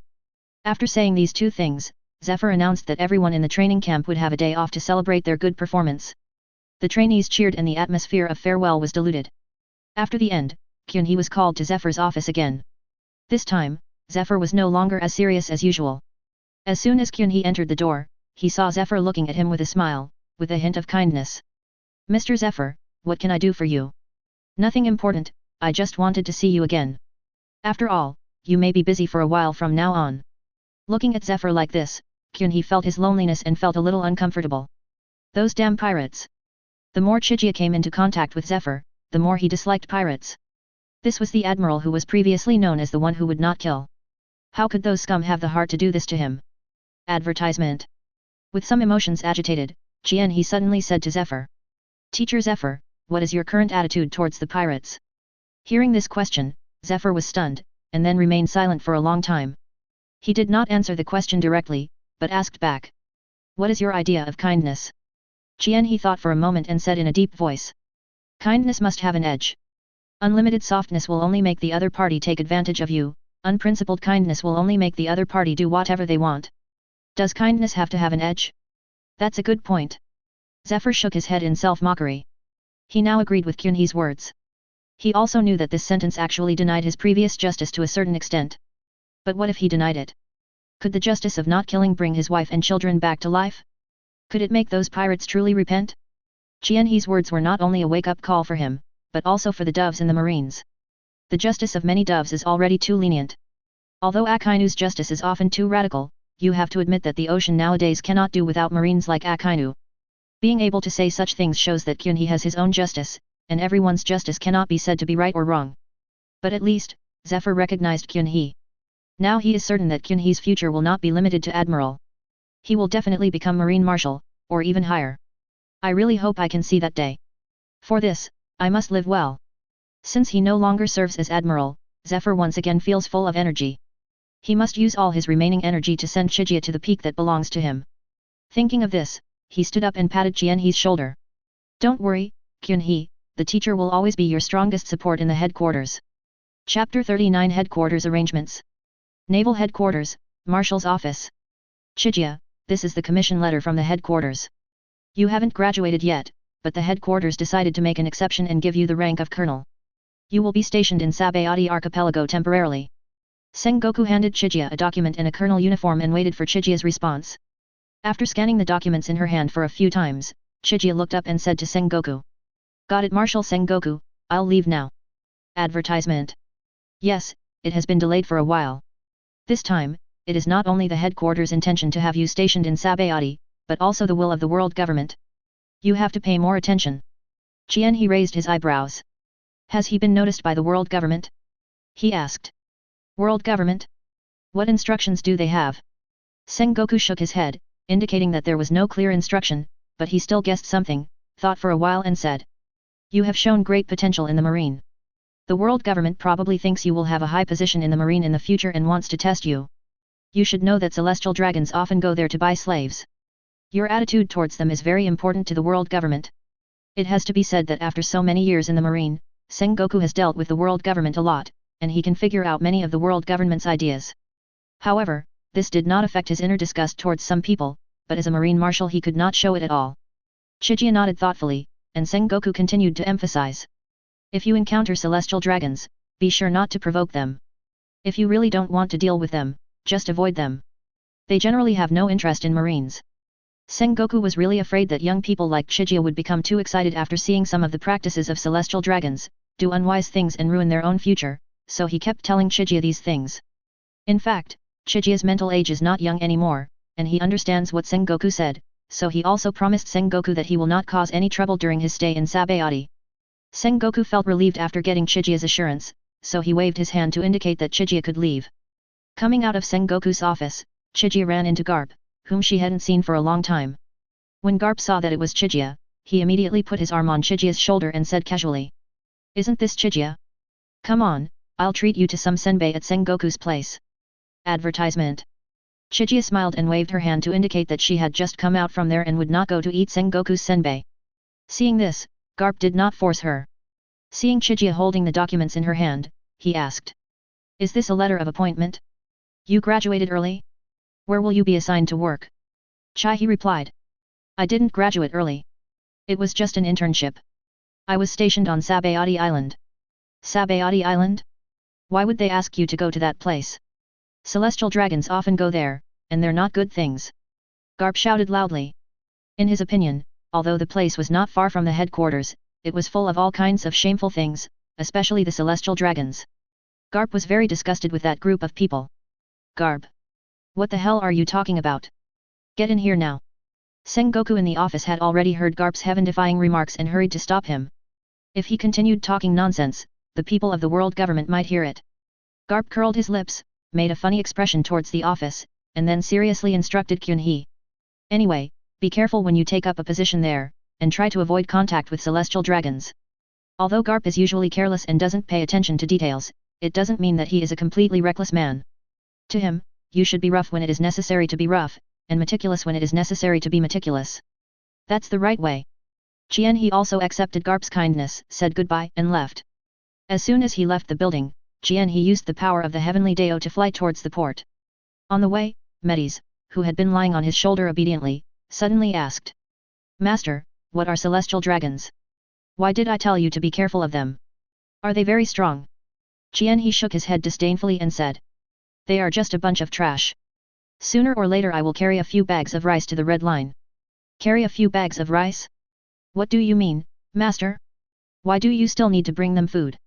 It's okay, I just want to destroy them. I see, master. I will definitely help you carry a few more bags of rice. I believe in you. He smiled and raised his hand to scratch Media's chin. Media narrowed her eyes and showed an expression of enjoyment. You seem to have a lot of confidence in me. Advertisement. That's right, the master is the best. As he spoke, Kyunhee also arrived at the port and began to look for the warship that would take him there according to the instructions in the letter of commission. After searching for a while, Kyunhee finally found the warship, but the big words on the sail of the warship made Kyunhee shake his head and laugh. There was a big word written on the sail of the warship. Among all the warships of the headquarters, the warship with this word printed on it was undoubtedly the one that belonged to Vice Admiral Crane, who was known as the Chief of Marine Staff. When Chigia came to the bottom of the warship and prepared to board, he saw Jun lying on the edge of the deck and waving at him. This was the first time the two met since the fierce verbal battle with Jun that night. Thinking of what happened that night, Chiga couldn't help but pursed her lips, which made Media roll her eyes. Today, Jun put on the Marine's cloak of justice, looking particularly heroic. After all, he is a colonel, so where is his cloak? Kyunhee was still a little depressed about this. He didn't plan to board the ship normally, but flew into the sky and boarded the ship quickly. After landing on the deck, Kyunhee looked around and found that there were female soldiers all around him. They were also looking at the Marine who fell from the sky with curiosity. Who is that? He's quite handsome. Look at his clothes, he looks like a colonel. He looks so young. I wonder what he is doing here.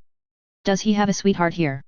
I don't know, but didn't Vice Admiral he explicitly forbid male Marines from coming to this warship unless it was an important matter? When Jun saw Chiga appear, a charming smile immediately bloomed on her face. She walked quickly to Chiga's side in her high heels. Because she was surrounded by her subordinates, she suppressed the urge to hug Chiga and said, "Well, you didn't expect that I would be the one to take you to your new post this time. I really didn't expect it, but I like it very much. By the way, isn't Vice Admiral Crane here? Sis isn't here. She has to stay at headquarters. This warship is now completely under my command. Haha, then please take care of me, Sister Jun. That depends on your performance, Kyunhee brother." Chapter 40 Khalifa. It was a sunny day, and on the Crane's warship. Chiga was lying on the deck, her head resting on Jun's thighs, drinking the juice that Jun was holding, feeling so comfortable. The female Marine standing guard nearby looked straight ahead. They had gone from being shocked at first to being used to this kind of situation. Jun patted Chiga who was about to fall asleep and asked, "Hey, what are your plans for this trip to Sabody?" Advertisement. He stretched and said lazily, "I don't have any plans. I may just hang around for a year. This time I'm mainly going to brush up my experience in world government." World government? How did you get targeted by that group of people? I heard from Marshal Sengoku that they plan to inspect me. Isn't that a place that celestial dragons like to go? So they let me stay there for a while. Celestial dragons? Chiga, do you know what this name means? I know. They mean a bunch of rubbish. Well, I've heard so much about them that my ears are already calloused. Don't worry. I won't bother with them unless they provoke me. Seeing this, Jun stopped talking and just hoped that Chiga knew what was going on. Since the naval headquarters is very close to Sabody archipelago, the warship arrived at the destination very quickly. As soon as Chiga got off the ship, he saw rows of Marines who came to greet him in advance, led by the highest officer here, Rear Admiral Ambuster. Of course, Ambust came here not just to welcome Chiga, after all, Chiga currently only has the rank of colonel. Swish, Jun appeared behind Chiga, and Armster immediately led a group of Marines to greet him. It seems that my level is still not high enough. Kyunhee shook his head and smiled, not really caring. Jun waved to Ambuster, indicating that he had sent the person there and was ready to go back. Then he smiled at Kyunhee and said, "I can only send you here this time. I have to leave now." Kyunhee nodded and said with a smile, "Thank you for your hard work, Jun." Advertisement. Jun pretended to be angry and said, "Why should we be polite to each other?" After saying that, he pinched Chiga's face. Jun did this naturally to build momentum for Chiga and make him live more comfortable here. Ambust saw the interaction between the two. He wiped the sweat from his head and thought that this Uchiha Chiga was of great importance and so young, so he should be careful with her. Jun finally gave Chiga some instructions and left. This time she did not linger for long. Firstly, their relationship was no longer the same as before, and secondly, the area where she usually performed her duties was very close to here, so she could come here anytime she wanted. After Jun left, Ambuster hurried to Chiga's side, not daring to put on airs, and said kindly, "You must be Colonel Uchiha Chiga sent by the headquarters. I am Rear Admiral Ambuster, the Supreme Commander here. You can come to me if you need anything in the future." Kyunhee responded with a smile. "I'm fine. I'll be working under you for a while. Thank you for your guidance." Chiga's attitude made Ambust feel relieved. It seemed that this Uchiha Chiga was easy to get along with. It had to be said that having a background really allowed one to get along well anywhere. Even if the person had a higher military rank than Chiga, Ambust did not dare to neglect him in the slightest. After the greetings, Ambust took Kyunhee to Area 66 of the Sabody archipelago, where the Marine was stationed. After taking Kyunhee to an office and opening the door, Ambust was surprised to find that there were two women sitting inside, and he had no idea who they were. One of the women had short blonde curly hair and was wearing an orange long skirt. She was sitting on a chair with her hands folded together, looking over here with a smile, looking very elegant. The other woman looked younger, and also had blonde hair, but her hair was long. She had a rather cold expression, wore glasses, and was wearing a black suit and a tight skirt. She had on a pair of fishnet stockings on her legs and a pair of black high heels on her feet. Who are you? Why are you here? Ambust had no intention of appreciating the beauties. He took a vigilant attitude and stared at the two women in front of him. Qianga's reaction was relatively calm. From their appearance, he already knew their identities roughly. The one with the white hat was Stussy from CP0, and the other one was Khalifa who would become CP9 in the future. Seeing Ambuster's attitude, Stussy stood up and handed an ID to Ambuster, then covered his mouth and chuckled. Aha, don't be so nervous, Rear Admiral Amster, we have no ill intentions. Let me introduce ourselves. We are from the world government. My name is Stussy, and the one next to me is Khalifa. Advertisement. Someone from the world government? Ambust's pupils shrank as he looked at the certificate in his hand. This was another person he couldn't afford to offend.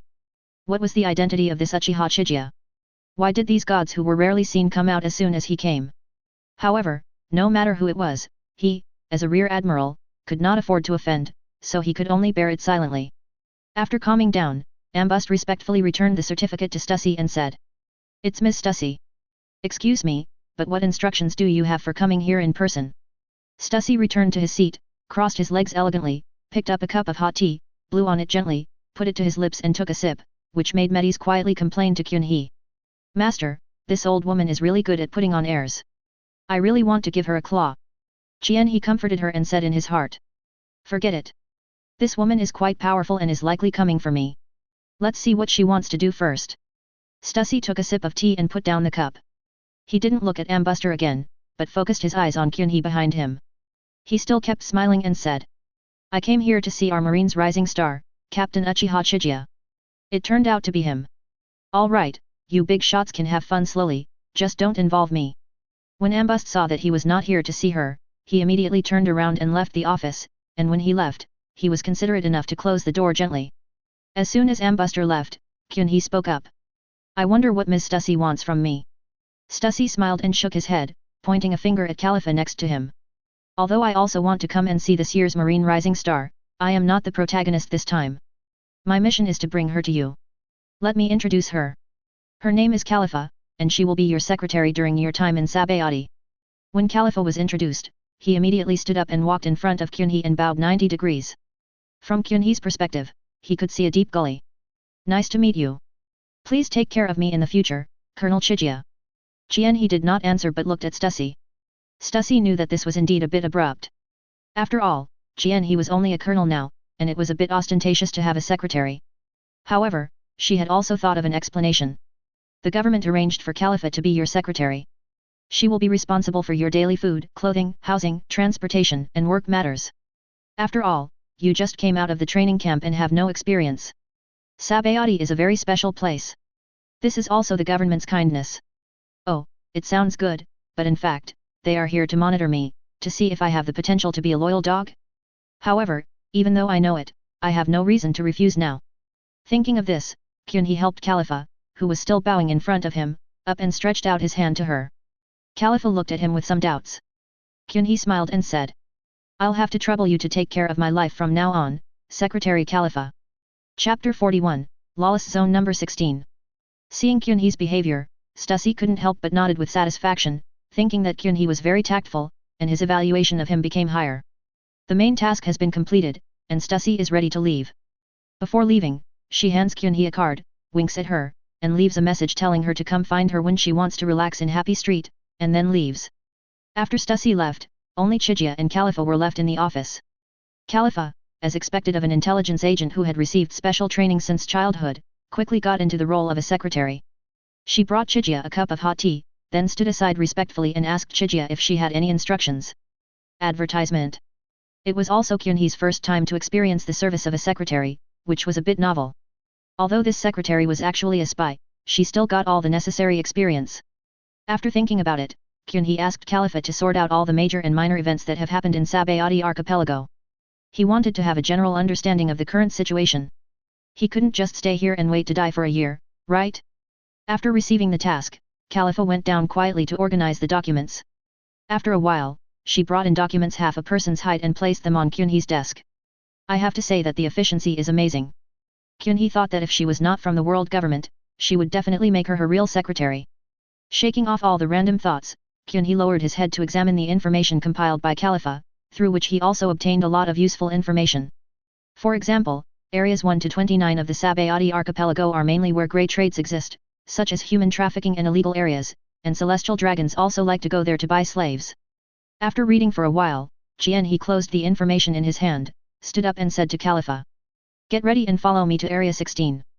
Khalifa immediately notified a team of marines to stand by, then took out a white suit and put it on Chiga, and followed Chiga towards Area 16. As soon as she stepped into Area 16, Kyunhee was keenly aware that she was being stared at by malicious eyes. It seemed that this place was called an illegal area for a reason, and the deterrent effect of Marine's identity here was limited. Kyanga was walking on the street as if taking a stroll. She could faintly hear some crying and screaming, which should be from the trafficked slaves or pirates who were bullying each other. Kyunhee would not interfere in the slave trade. Since this thing has been able to exist for so long under the noses of the world government and the marine, there must be someone supporting it behind the scenes.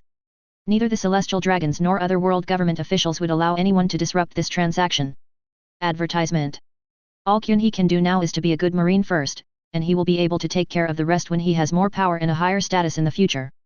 At this time, in a house on the street, a group of pirates had been staring at Kyunhee and his group for a long time. In the middle of the room sat a skinny little man, holding a barrel of beer that was almost as big as him and pouring it into his mouth. A small minion stepped back from the window and said respectfully to the little man, "Captain Jerry, those marines didn't move much, they just kept walking there." The short man, the Captain Jerry he called, the captain of the Blood Rat Pirates, who offered a bounty of 120 million Baileys, heard the report from his men, put down his beer, wiped his mouth, and said in an extremely shrill voice, "Who is the leader?" "Buster. I don't know him. He seems to be a stranger. There is a woman following him. She is very beautiful." "Beautiful woman?" Hearing this, Jerry's alcohol-induced brain immediately sobered up. What does a beautiful woman mean here? That's Bailey walking around. In recent years, the supply has become less and less, and the quality is even worse. When he heard about a beautiful woman, he immediately jumped to the window, pushed away the minions, and watched. Through the window, he saw Khalifa behind Kyunhee. Khalifa's exquisite figure and cold and beautiful face immediately made him label her as the best. He looked at Kyunhee in front of Khalifa and smiled disdainfully. "You're already a colonel at such a young age. You must be a second-generation rich man trying to gain experience. It's a pity that you have bad luck and have to come here. I will gladly accept the weapons of your team of marines and the woman behind you. Be careful in your next life." After saying that, he called a group of minions to rush out of the house, blocked Kyunhee's group, pointed at Kyunhee arrogantly and said, "Boy, this is not a place for a little brat like you. If you know what's best for you, hand over the woman and the weapons behind you, and I can let you go. Otherwise, don't blame me, Blood Rat Jerry, for being rude." "Blood Rat Jerry?" Kyunhee frowned. He didn't expect to run into someone like this when he came for an inspection. Khalifa pushed his glasses and diligently told Kyunhee the information about Jerry. "Blood Rat Jerry, bounty of 120 million, devil fruit Zoan, rat fruit, giant rat form, likes to rob and torture women, and has been keen on slave trading in recent years." Advertisement. Kyunhee listened with his arms folded, thinking that it seemed that Jerry was a complete scumbag. In that case, he would not be given the opportunity to enter the deep-sea prison. Thinking of this, Kyunhee put down his hands and prepared to deal with this rat. Khalifa saw Kyunhee's action and his eyes narrowed slightly. "Is it time to make a move?" She also focused on observing Kyunhee's ability and strength, but the result disappointed her. Kyunhee was indeed about to attack, but he was stopped by Medea on his shoulder. Medea meowed. "Master, leave this mouse to me." Are you sure? The bounty on this guy isn't low. "Don't worry, master. I'll take care of it. He's just a mouse after all." Kyunhee thought about it and it made sense. Since the birth of Medea, it has never taken action. This time is a good opportunity to see its strength. So, Khalifa, who was waiting in the back, didn't wait for Kyunhee to make a move, but saw the black cat on his shoulder jump out and jump in front of Jerry and other pirates. What is this for? Not only Khalifa and the marines, but also the pirates on the other side were confused. What does it mean to release a pet in this situation? Jerry was startled. He didn't know why. The moment he saw the black cat, the hairs on his body stood up and he felt a fear from the bottom of his heart. He shook his head, wondering what was wrong with him. It was just a pet cat. Even if he was a user of the rat fruit, he shouldn't be so afraid of it. Medea landed on all four paws and meowed loudly towards the sky. A ball of black flame immediately wrapped around Medea. The black flame that wrapped around Medea grew larger and larger, and stopped after it grew to the size of a small house. The black flames dissipated, and the pupils of everyone present shrank, only to see that the original pet cat had disappeared, and what appeared was a black demon cat that was completely black with black flames flashing on its body from time to time. Metis licked her lips and stared at Jerry with her big eyes. Chien, he remembered her voice in his mind. Master, I'm starting. Chapter 42, Medea's first battle. Jerry's anxiety grew stronger, especially after Medea showed her fighting stance. What the hell is wrong with this cat? Not to mention the pirates' members around them, the chilling aura from hell coming from Metis made them stand there in a daze, not daring to move. If this goes on, there's no need to fight, just surrender. Jerry didn't dare to be arrogant, and directly activated the ability of his fruit, transforming into a half-beast. Advertisement. His entire body swelled several times in an instant. His originally thin body had grown to the size of a normal person, and grey hair had grown on his body. The most prominent feature was his pair of front teeth, which had become extremely large and flashed a cold light. However, seeing his posture, Medea became even more excited. She rushed to Jerry in an instant and swung her claws wrapped in black flames. The huge cat claws were almost as big as Jerry's half-beast body. Jerry also hardened his beastly claws and placed them across his chest, trying to block the attack. Sizzle. A tooth-grinding friction sound appeared, and Jerry was directly knocked away by Metis, crashing into several houses in succession and disappearing in a cloud of dust. Khalifa next to Kyun, he put his finger on the center of his glasses and looked at Medius with fear when she just used Kamui. Judging from the strength and speed of the attack just now, the combat power of this cat has surpassed that of himself, who has received special agent training since childhood. Where did Uchiha Chiga get this thing? In Khalifa's eyes, Chiga's existence became more and more mysterious.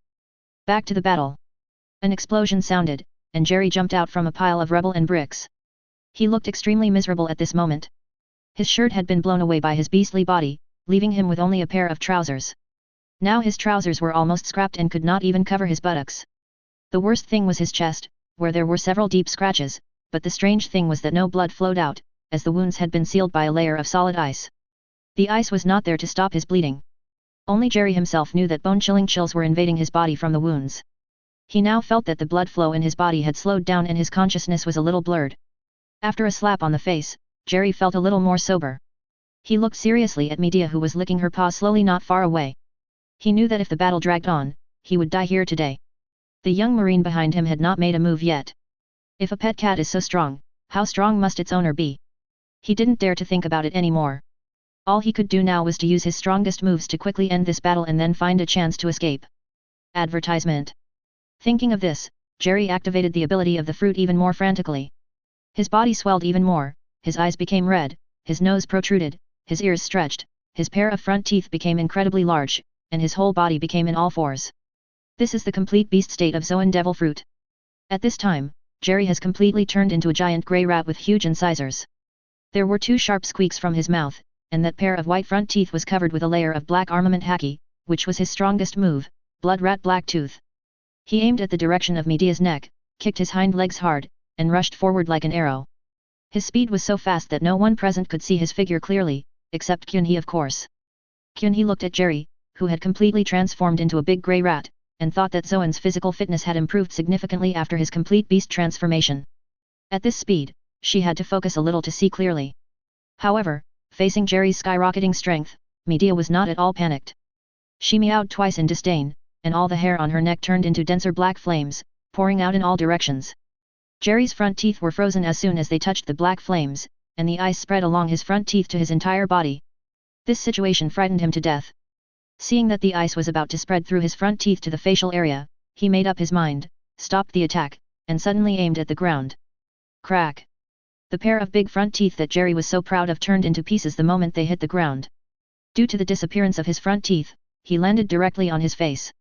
If it weren't for his extremely strong physical fitness after being fully transformed into a beast, this huge impact would be enough to make him lose consciousness instantly.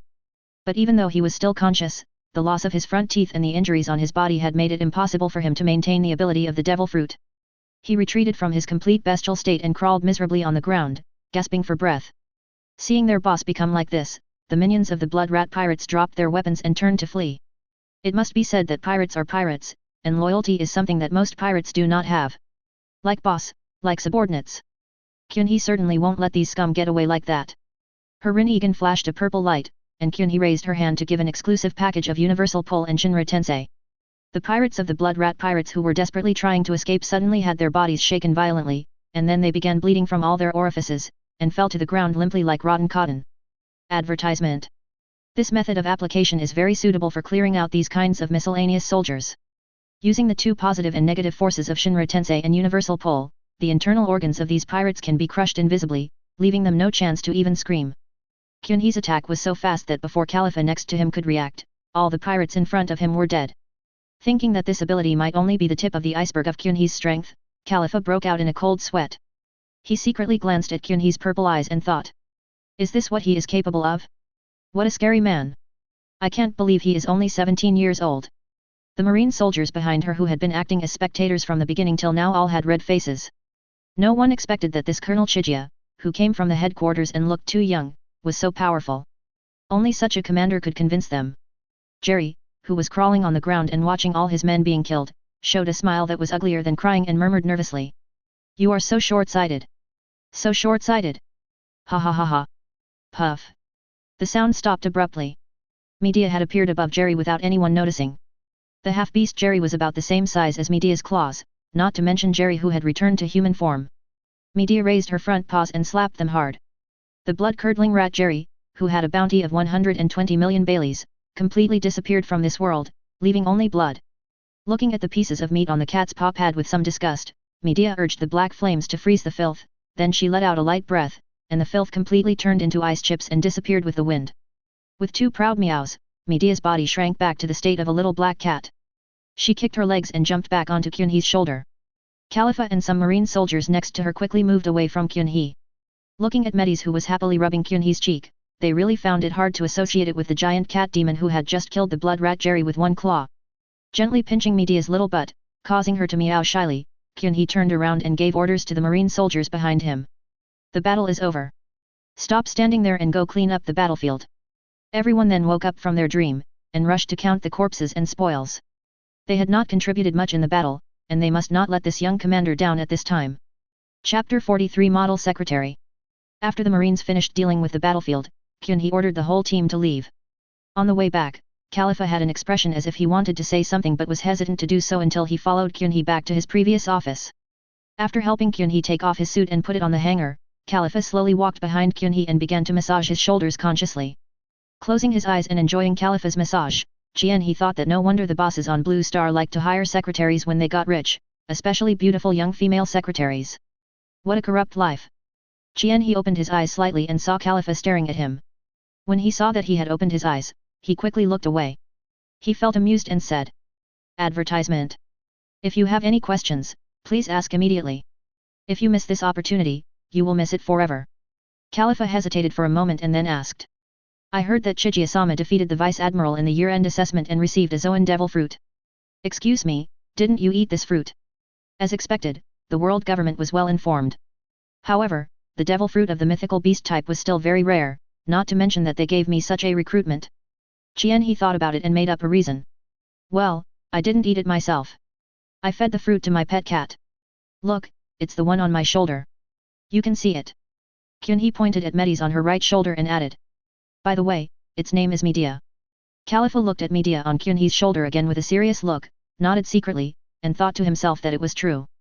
This explained why the fighting power and abilities of this cat were so strange. It seemed that it was the credit of the mythical beast devil fruit. But I don't know what Uchiha Chiga was thinking.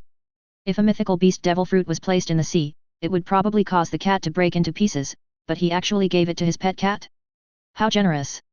How nice it would be if I could have a devil fruit like this. Khalifa looked at Medea with envy.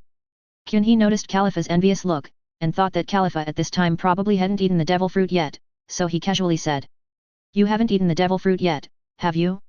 Be a good secretary to me. If I have extra devil fruits in the future, I will naturally reward you with one." Kyunhee deliberately emphasized the pronunciation of the word I, and Khalifa naturally understood what he meant. It was a tacit understanding between the two that she was sent by the world government to secretly monitor Kyunhee. Advertisement. However, she didn't take Chijia's words seriously. A devil fruit was obviously not enough to make her betray the world government. Kyunhee also knew that it was a bit of a stretch to let Khalifa betray him with just one devil fruit, so she said that it was just a test. Seeing that she had no resistance, it meant that as long as the price was high enough, the matter could still be negotiated. Kyunhee was reluctant to let go of such a capable secretary. Touching her right Rinnegan, Chigia thought. I only need one more devil fruit to unlock the third megatama of my right Rinnegan. I feel like the third megatama will have a qualitative change, so I have to hurry up. Thinking of this, he looked up at Khalifa who was still massaging him and said, "Do you know of any way to obtain devil fruit? It would be best if it is a confirmed ability." Khalifa was stunned, and suddenly remembered that Kyunhee had fed the devil fruit to the cat, so he hadn't eaten the devil fruit yet. This time he wanted to find a suitable one to eat himself? Despite her thoughts, she immediately gave her own plan out of good professionalism. As for devil fruit, there are occasional auctions at the auction house located in Area 1 of the Sabody archipelago, but most of the time they are slave auctions. Auction? Kyunhee remembered that when Luffy and his gang first came to Sabody, they did attend an auction and made a big scene at the auction, even beating up a celestial dragon, which even alerted Kizura's second uncle who was clocking in for work. It seems to be that auction. Celestial dragons seem to like going there. Although these guys are not good people, most of the things they like are good things. This auction is worth going to. He nodded, thinking that what Khalifa had said was indeed a good point, and snapped his fingers, saying, "Okay, let's arrange it. Come with me to Area 1 tomorrow and try our luck." "Yes." Khalifa bowed slightly, stopped what he was doing, and prepared to go downstairs to sort out the relevant information of the auction and arrange tomorrow's itinerary. However, just as she walked out from behind the chair and passed by Kyunhee's side, she was suddenly pulled into Kyunhee's arms. Caught off guard, she sat directly on Kyunhee's thighs. Because the incident happened suddenly, she did not struggle for a while. After all, she was still a girl. When she came to her senses, she looked at Kyunhee with shame and anger, and said bitterly, "Let me go. You are harassing me, Colonel Kyunhee." Advertisement. Kyunhee looked at her with a smile, and when he saw that she had come to her senses, he tightened his arms around Khalifa's waist, making Khalifa feel a little uncomfortable, and she twisted in Kyunhee's arms. However, Kyunhee ignored her resistance, even put his face close to Khalifa's ear and whispered, "You are such a useful secretary. I really can't live without you." The strange feeling coming from her ears made Khalifa feel like an electric shock. She didn't expect that Chigia would not play by the rules at all. "I heard that he had a special relationship with Jun, the vice admiral in the marine. Wasn't he afraid that she would go and complain?" "Oh, Jun. Aren't you afraid that I will tell this to that vice admiral Jun?" Chigia was stunned for a moment when he heard Jun's name, then he smiled and shook his head, keeping his current posture and continued to speak in Khalifa's ear. "Why should I be afraid? Jun is my man, there is nothing I can't say. And what about you? If I eat you, the world government might be quite happy. Wouldn't you have the leverage over me in your hands?" "You, what are you talking about? Your thoughts are dangerous." Khalifa was completely panicked. She knew what Chigia said was absolutely right. If she had sacrificed her own body in exchange for someone like Chigia who had great potential and was the future top combat force of Marine, the world government would have packaged herself and handed herself over to Uchiha Chiga long ago. The reason why they didn't do this is because there are really few people who are interested in this among the top combat forces in the history of Marine. Each one is more cold than the other. The world government didn't even think about it at all. Not to mention the world government, there are very few people like Chigia in the Uchiha clan. After all, Chigia's soul ultimately comes from the blue planet. Seeing that she couldn't break free from Kyunhee's arms, Khalifa tensed the muscles on her long legs wrapped in fishnet stockings, and wanted to use the Tempest Kick from Marine 6 styles. As a senior agent of the world government, Khalifa is naturally very familiar with Rokushiki. She is confident that even if her Tempest Kick cannot hurt Chigia, it can at least help her get rid of this guy. Unexpectedly, as soon as she moved, she was noticed by Medea on Kyunhee's shoulder. Medea let out a sharp cat's cry, jumped up from Kyunhee's shoulder, slightly leaned forward with her upper body, her pair of cat eyes flashed with black flames, exuding an extremely dangerous aura, and locked tightly on Khalifa. Gulp, Khalifa swallowed his saliva, completely gave up his previous idea, and sat back obediently on Kyunhee's lap. She had no doubt that if she dared to launch Tempest Kick, Uchiha Chigia's pet cat would instantly freeze herself into an ice sculpture, and her final fate would be no different from that of Jerry. Seeing that Khalifa in his arms had been obedient, Kyunhee didn't want to tease her anymore. He loosened his arms and let Khalifa stand up. It was okay to tease his lovely secretary occasionally, but it would be boring after that. Khalifa stood up and quickly straightened his messy clothes. He wanted to glare at Kyunhee but wilted in the threatening eyes of Medea. He said I'm going to work and fled, leaving Kyunhee with a playful look on his face on the office chair. Chapter 44 Auction. Khalifa, who escaped from Kyunhee's office, was now leaning against the wall of a room, with his right hand wearing a black leather glove pressed on his chest, where his heart was still beating rapidly. "Hey," taking a deep breath, Khalifa calmed down a little, then reached his hand into the ravine on his chest, magically took out a den mushi, and dialed it to someone. After waiting for a while, the den mushi responded. Its face became feminine and it opened its mouth and said. This is Stussy, what do you have to report, Khalifa? That's right, Khalifa called his current direct superior, CP0S Stussy. Advertisement. No matter what happened today, it was extremely important intelligence. As a qualified spy, she would not let her personal emotions affect her work. Today's surveillance target, Uchiha Chiga went to the illegal area of Sector 16 and destroyed the Blood Rat pirates. Oh? Is there anyone alive? Not a single one was left alive. All the pirates had their internal organs crushed by his strange ability, and Captain Jerry was beaten into a pulp by his pet cat. It seems that this Uchiha Chiga's style is quite hawkish. This is a good thing. And about that pet cat, tell me in detail. According to Uchiha Chiga himself, the mythical beast devil fruit that was previously awarded as a test reward has been fed to his pet. The black cat has extremely strong combat power and can use black flames with freezing properties. The blood rat Jerry with a bounty of 120 million is like a toy in front of it. A mythical beast devil fruit? It's reasonable to have such combat power. Not bad. Your information is very valuable. Is there anything else you want to add? Khalifa pursed her lips and said with some difficulty. Uchiha Chiga seems to be interested in me. What do you mean? He just wanted me to be his, including the kind of relationship between a man and a woman. Haha, I didn't expect our Marine's new star to have this hobby, but this is good news. Don't give in easily. Keep observing. This Uchiha Chiga will definitely become the top combat force of the Marine in the future. If we can use this method to make him completely turn to the world government, it will be a great achievement for both you and me. Remember. Advertisement. Clear. After hanging up the Den Mushi, Khalifa let out a sigh of relief. Just as she thought, sacrificing herself in exchange for Uchiha Chiga's favor was an extremely cost-effective deal for the top government officials. But did I become a victim? Although that Uchiha Chiga is indeed handsome, powerful, and looks very safe, but... Forget it, at this point she can only take things one step at a time. The game between these big shots is not something that a fledgling spy like her can influence. All she can do now is to quickly arrange Kyunhee's itinerary and prepare for tomorrow's auction. The next morning, Kyunhee set off for Area 1. This time he only brought Medea and Khalifa. He was not wearing a marine uniform, but his favorite black robe. It can be said that this trip was very low-key. However, even so, when Kyunhee and his group stepped into the auction, they still attracted most of the attention. The news that Kyunhee wiped out the Blood Rat pirates yesterday spread throughout the Sabody archipelago in a very short time. Kyunhee's portrait was also memorized by many important figures, so he was recognized as soon as he entered the auction. That person is the new Marine Colonel assigned by the headquarters, Uchiha Chiga. He is really young. Indeed, I learned from my friends at headquarters that this Uchiha Chiga was the top student in this year's Marine Elite Training Camp. She even defeated a vice admiral in the year-end assessment. Because of her strong ability, she was sent here to serve in advance. Yesterday he killed all the Blood Rat pirates. After all, they are young and full of blood. Some of the pirates in Sabody are going to be in trouble. Don't worry, some big shots won't let him make too much trouble, you know. Sitting down in a better position, Kyunhee once again praised Khalifa's business ability. This position must have been obtained by her in advance. Since she came into being, Kyunhee felt that he was going to degenerate into a lazy person. Khalifa's expression remained unchanged. He pushed his glasses and sat down next to Kyunhee. However, as soon as he sat down, he was pulled over by Kyunhee and his whole body pressed against Kyunhee.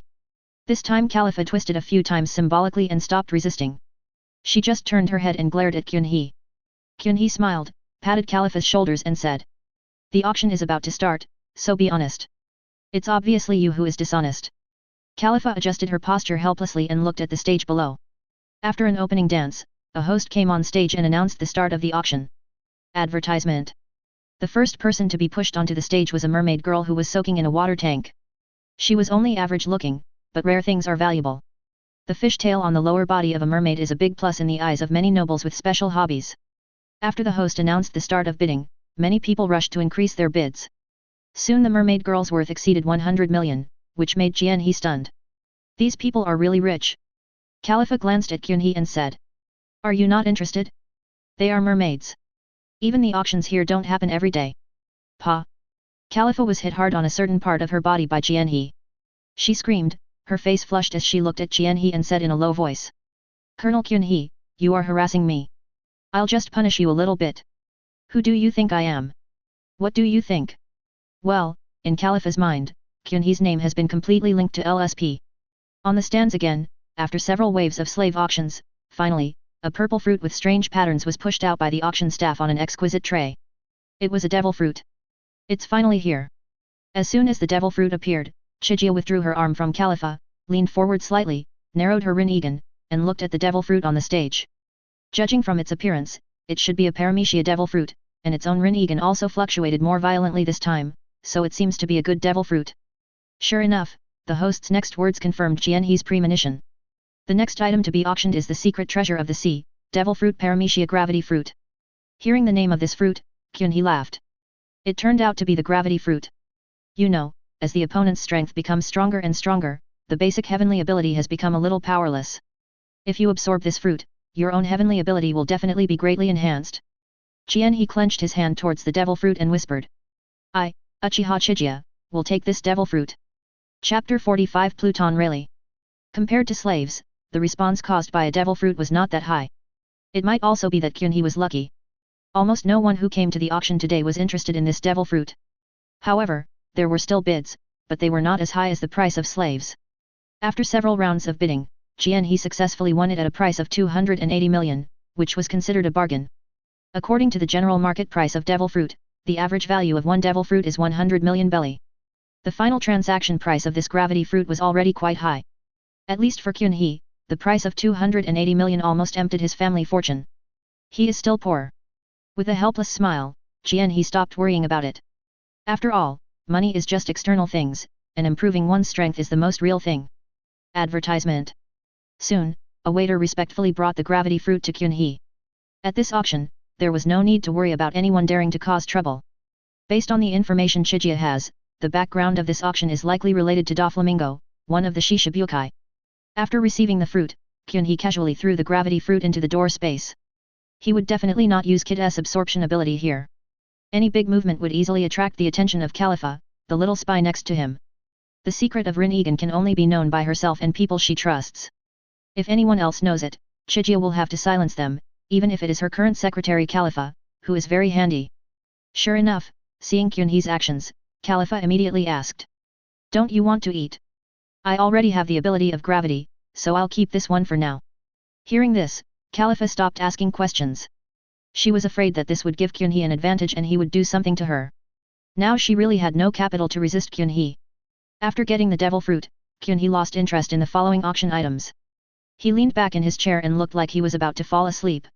When Khalifa saw Jianhe's attitude, he immediately asked her considerately if she wanted to leave early. Jianhe thought about it and felt that it was a waste of time to continue like this, so he decided to accept Khalifa's suggestion. Just when he was about to get up and leave, someone below brought out another slave for auction. Compared with the rare race before, this slave seemed ordinary, a white-haired old man.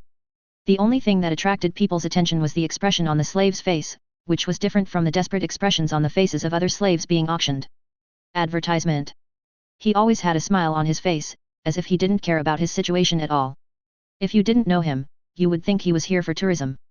When the people at the auction saw that the object being pushed out was actually an old human being, they immediately lost interest. After the host announced the starting price of 10 million baileys and the bidding began, there was not a single bid for a while. Just as the atmosphere was about to get cold, a young voice suddenly rang out. 15 million baileys. The host immediately felt as if he had been pardoned. He quickly asked 3 times if anyone wanted to raise the price. Seeing that there was no response, he was afraid that the person who had raised the price would go back on his word, so he immediately finalized the deal, indicating that it was done. The one who paid for the slave was naturally Jianhe. Seeing that he actually paid for such a useless old man, Khalifa beside him asked in confusion. Why did you buy him? He's just an ordinary human being. Even if you want him to clean the house, he's too old to do it. Jianhe smiled but said nothing. Others might not know this old man, but he who had watched the anime knew him. Who would have thought that the seemingly harmless old man on the stage was the right-hand man of the pirates King Roger, Pluton Rayleigh. $15 million to buy Rayleigh's appearance, I can only say it's worth it. Waving his hand without further explanation, Jianhe took Khalifa and left the venue. At the back door of the venue, a waiter had already brought Rayleigh with a collar around her neck, waiting for Chihe to come and claim her. Seeing Jianhe coming, the waiter handed Rayleigh to Jianhe, bowed slightly and left. Rayleigh was also a little curious when he saw the young man who bought him. He often sold himself to auctions for some money because he was short of money, and then used conquerors to stun the person who bought him on the way and left. In the past, those who bought him were all idle and bored nobles, but this time it was unexpectedly a young man. Because he sold himself to the auction these days, Rayleigh didn't know that a young marine colonel had come to Sabody archipelago and destroyed the blood rat pirates. Kyunhee was also looking at the Pirates King's deputy, Pluton Rayleigh. Rayleigh is now much younger than when he first appeared in Sabody archipelago. Although he still looked a little old, Kyunhee knew what kind of power was contained in this body. This was one of the top sea powers from a previous era. Advertisement. Not intending to beat around the bush with Rayleigh, Kyunhee directly pointed out his identity. How long are you going to keep pretending, hey? Pluton, Silver Rayleigh. As soon as these words came out, both Khalifa beside him and Rayleigh in front of him had their pupil shrink. Rayleigh didn't expect that the young man in front of him would recognize him. Ever since Captain Roger's death, he has been keeping a low profile. His image has changed a lot in recent years and he has almost faded out of people's sight. Khalifa was even more shocked. The old man in front of him was actually Pluton Rayleigh? What level of person was he? Khalifa, who came from the world government, had certainly seen his information. The information also focused on describing Rayleigh's strength. It can be said that just through those information, Khalifa knew that Rayleigh's strength was simply beyond her imagination. Khalifa couldn't help but feel annoyed that Kyunhee had directly revealed the identity of this kind of person. Since you have recognized his identity, then keep a low profile. At least let yourself be informed. Uchiha Chiga doesn't think that he and a cat can take down Pluton Rayleigh, right? Kyunhee certainly knew that it was impossible for him and Metis to defeat Pluton Rayleigh with his current strength, and Khalifa's fighting ability was simply ignored by him. But he also knew that Rayleigh was too calm now and he would never make any big noise. If he fought with him, he would be defeated at most, and he would not encounter too many obstacles if he wanted to escape, at least he would not lose his life. That's right, Chiga wants to fight with Rayleigh to confirm her own ability. The Uchiha are actually a warlike clan. Moreover, Pluton Rayleigh is different from all the opponents Chiga has encountered so far. It can be said that there is a huge difference between them. Even cake is nothing in front of him. Only by competing with Rayleigh can I truly understand my current limits. This kind of opportunity is hard to come by and can be said to be something you can only encounter once in a while. Rayleigh raised her eyebrows and said with interest. Oh? Young man, you know my identity and you dare to point it out. What is your purpose? Purpose? I'm a marine, you're a pirate. If marines meet pirates, do they have to sit together and drink tea instead of fighting? Hearing Kyunhee's words, Rayleigh was slightly stunned and thought. This young man is actually a marine? But young people nowadays really don't know their place. Rayleigh shook his head, thinking that this time he might have to stretch his old bones a bit and let the young people suffer a little. Chapter 46 Rinnegan, Pressure and Conqueror's Haki. Kyunhee followed Rayleigh until they reached a large open space. Rayleigh stopped, turned to look at Kyunhee behind him, and said. Right here. Before we fight, I want to ask you how the marine knew my location. In Rayleigh's opinion, since even such a young marine knew him, it meant that his information had been widely spread in the naval headquarters. But he had obviously hidden himself very well, and he really couldn't figure out how he was exposed. Of course, no matter how hard Rayleigh tried, he could not imagine that Kyunhee was a time traveler, and a time traveler who had watched Pirates King. Of course he couldn't say that he had read the script, he just said with a hint of sarcasm. Advertisement. You are just pirates. Don't underestimate the marines. This made Khalifa behind Kyunhee break out in a cold sweat. I thought to myself, my dear ancestor, please stop flattering the marine. Intelligence work has to be done by the world government. The world government doesn't even know Rayleigh's location, let alone the marine. And don't provoke Rayleigh anymore. If you make him angry, the two people and the cat here will probably die here. Rayleigh smiled slightly and was not annoyed. He had lived for such a long time and had seen all kinds of situations. How could he be angered by Kyunhee's meaningless words? It seems that I underestimated Marine? Since you want to fight me, then try this first. Only after you survive this will you be qualified to fight me. After saying that, Rayleigh's eyes widened. Buzz. An invisible aura burst out from his body, it was his conqueror's. As the right-hand man of the Pirates King, Rayleigh's conqueror's strength is definitely unquestionable. Khalifa was directly overwhelmed by this momentum and rolled his eyes. His body softened and he was about to fall down. Chiga reached out and embraced Khalifa, and gently opened Khalifa's eyelids with her fingers. Chiga's Rinnegan flashed suddenly, and Khalifa woke up with a startle. Khalifa was a little confused when he woke up. He turned his head and looked around, only to find that he had somehow run into Kyunhee's arms, and then he broke free from Kyunhee's arms as if by reflex. Surprisingly, Kyunhee did not stop her this time, which made her a little uncomfortable.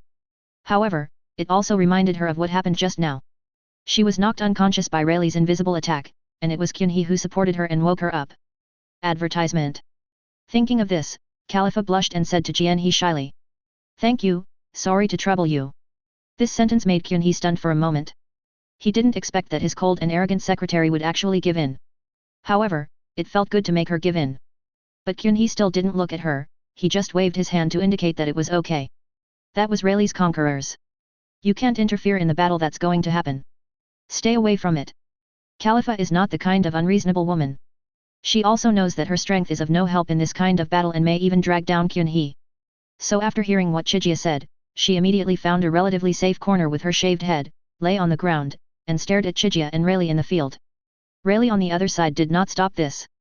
He did not take Khalifa, who fainted after being hit by Conqueror's charge, seriously at all. He was interested in the young marine in front of him.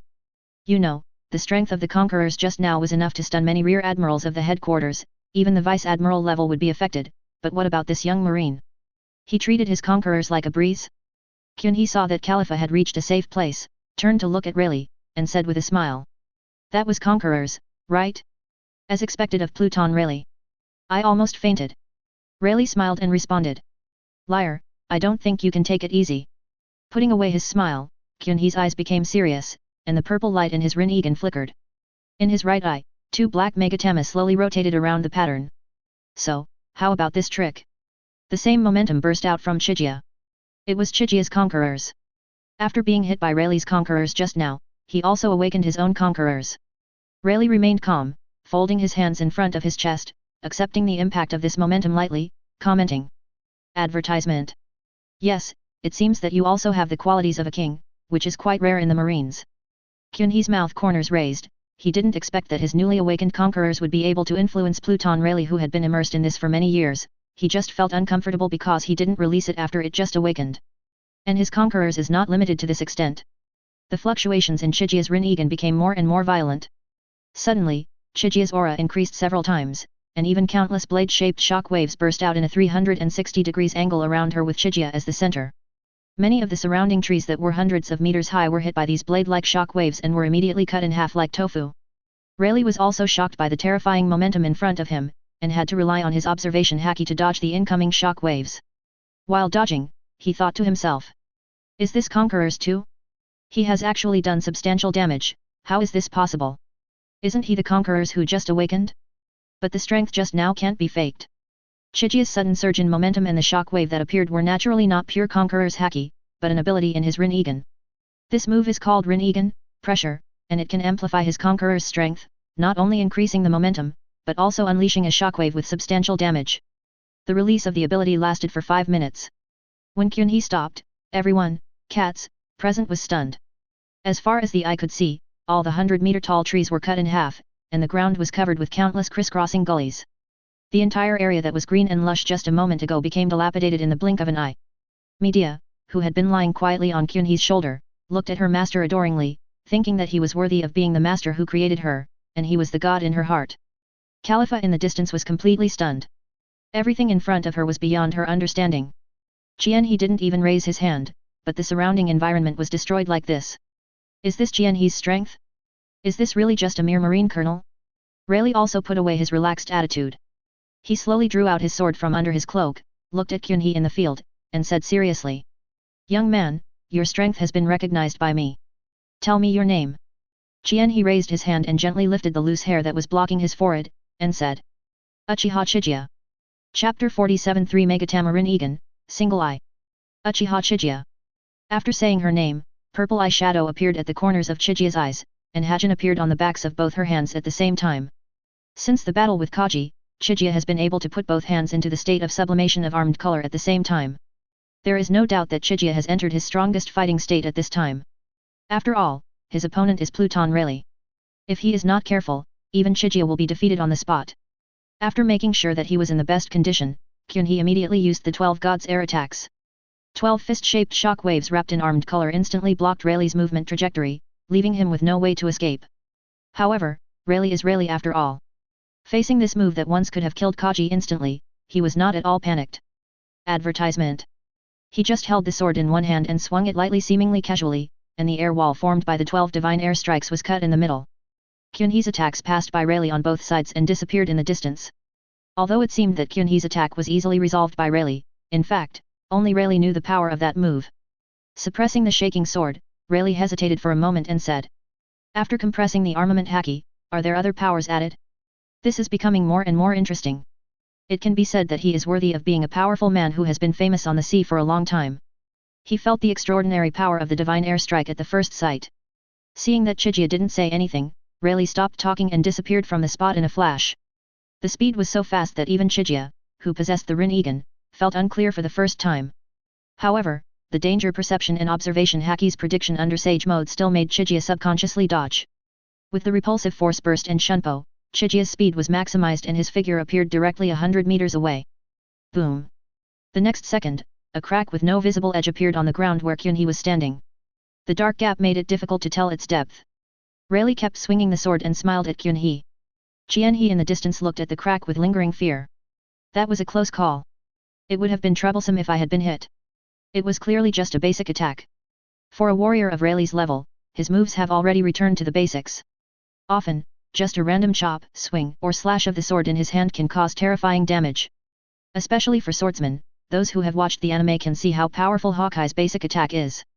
Haven't you seen Kaido's thunderous 8 trigrams in the anime, which sounds extremely hacky, but actually looks like a swing of a mace? However, it was this mace that almost cut the head of the Pirates King Luffy. It seems that he is not yet Rayleigh's opponent in close combat. Kyunhee already has an idea in his mind that he has practiced haki for too short a time. It is obviously a foolish approach to use his own weakness to attack the opponent's strength. Thinking of this, Kyunhee clasped his hands together with a snap, which surprised Rayleigh. Just when Rayleigh was wondering why Kyunhee suddenly made such a strange move, he suddenly felt the ground beneath his feet began to shake violently. Kyunhee in the distance stared at Rayleigh and shouted. Advertisement. Wood style, unbutton your pants. The tree world arrives. Chiga is not only the Rinnegan opener, he also has Hashirama's cells in his body. Although he is still not as good as Hashirama in wood style, for example, he cannot use wooden golem jutsu and Maki Senju now, but he can still use tree world advent easily. Crack, crack. The ground under Rayleigh's feet kept breaking apart. Endless giant trees emerged from the cracked ground and rushed towards Rayleigh as if they had consciousness.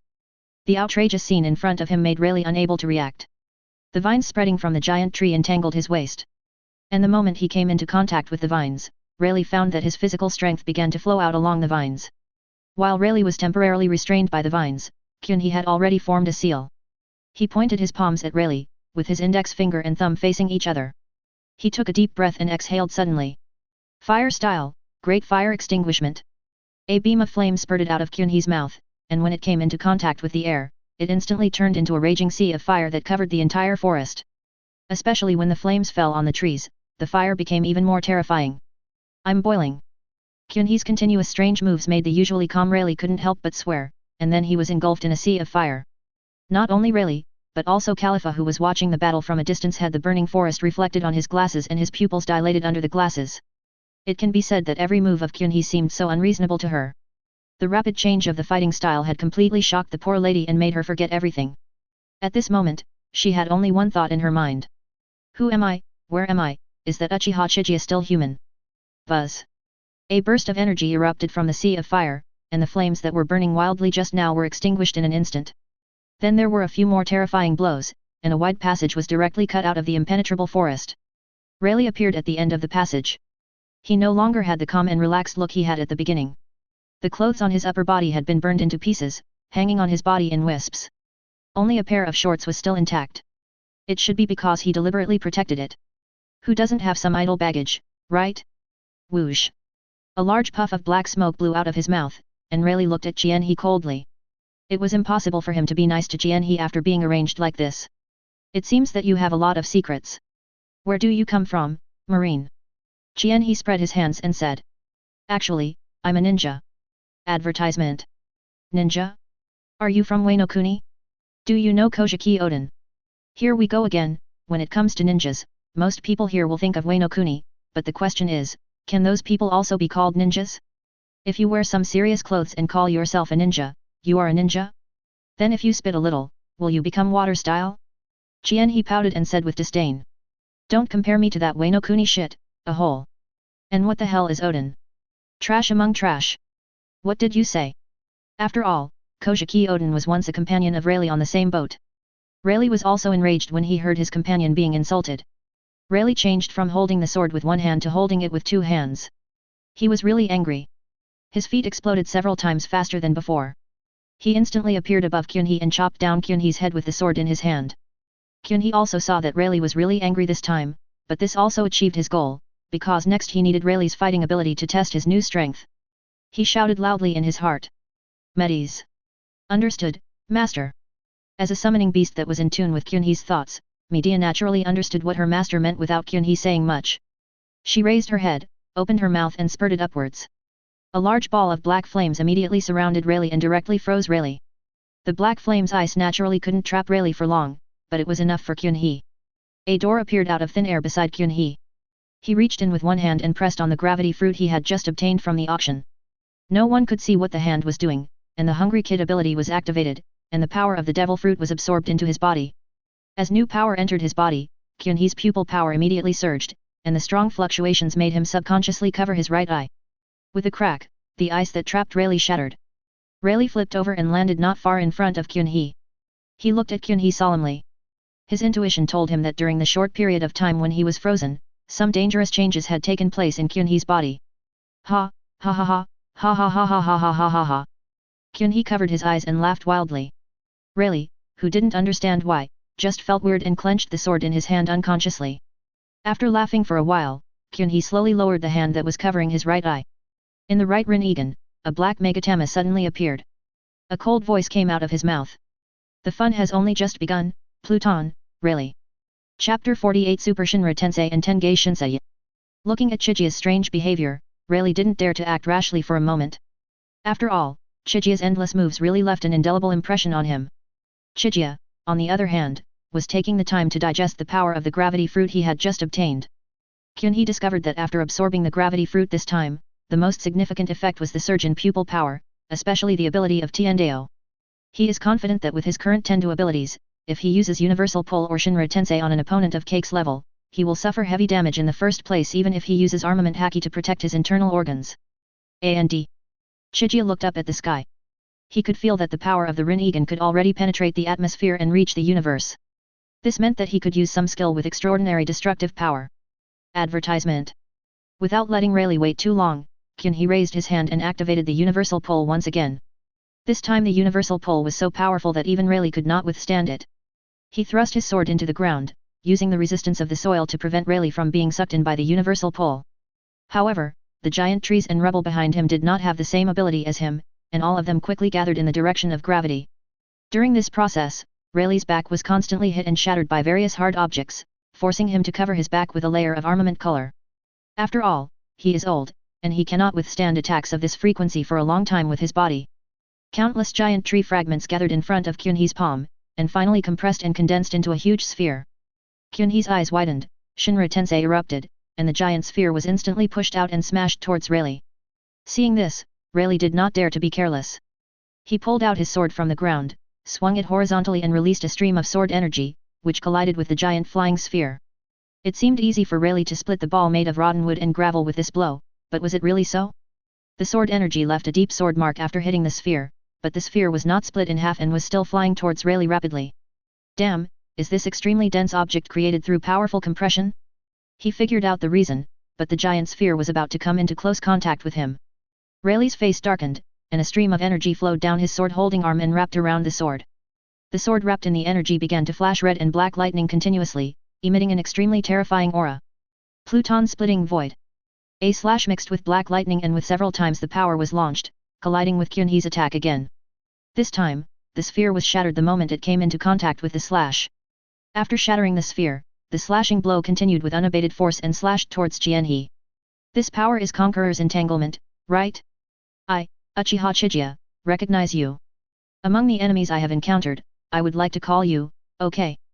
Kyunhee originally wanted to say the strongest, but thinking that there is still a long way to go, it would not make sense to say it now. Haha, let's not talk about anything else, you're really tough. If you can, take this blow and show me. Advertisement. Rayleigh thought that even if Chigia had improved his strength through some means, he would not be able to withstand his slash that had been entangled by conquerors. He even shifted his gaze to Khalifa in the distance, wondering whether he should get rid of that woman as well. At this time, Rayleigh still had the hostility from his pirate's days, and after being provoked by Chigia several times, he had already developed the intention to kill.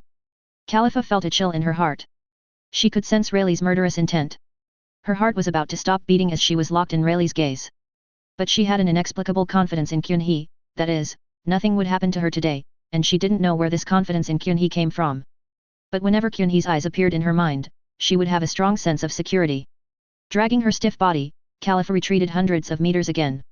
She knew that the only thing she could do now was not to drag Kyunhee down.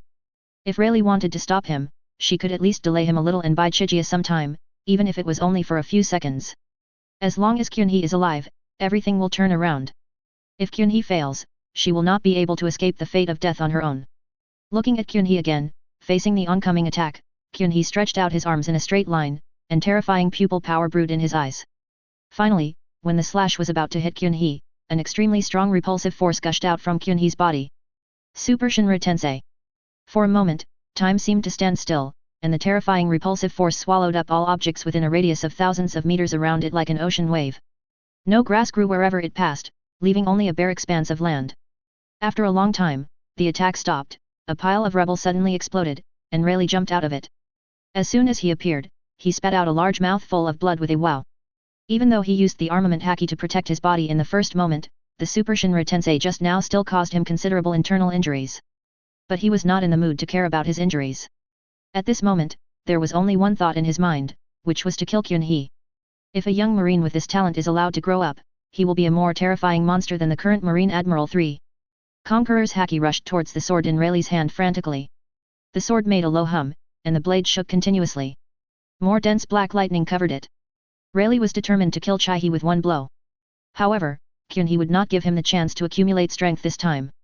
He raised his head and glanced towards the sky, then used a few instant movements to find Califa, who was covered in dust and dirt, 1,000 meters away, and pulled her into his arms. This time Califa naturally leaned on Kyunhee's chest, feeling Kyunhee's fiery heartbeat. Califa whispered. "Did you win?" Kyunhee smiled and shook his head, saying. "Advertisement. You think too highly of me. I am no match for him right now, but I will kill him with my own hands sooner or later. A dead Pluton is more valuable than a living Pluton. I believe you, but will he just let us go?" Kyunhee turned his head and looked behind him, and said meaningfully. "He will. I left him two important gifts." Califa tilted his head in a daze, a little confused, but still leaned his head on Kyunhee's body again obediently and said nothing. Chigia glanced at the ground beneath her feet. Yomi Hirasaka was activated, a black hole appeared, and Chigia sank into it while holding Califa. On the other side, as soon as Rayleigh saw Chigia was about to leave, he wanted to attack immediately. The power of this attack was enough. However, just as he was about to make a move, his observation haki sent an extremely dangerous signal. He looked up suddenly, and the scene he saw made him freeze in place. Above the sky, a giant meteorite with a diameter of 200 meters has broken through the clouds and is heading towards the ground.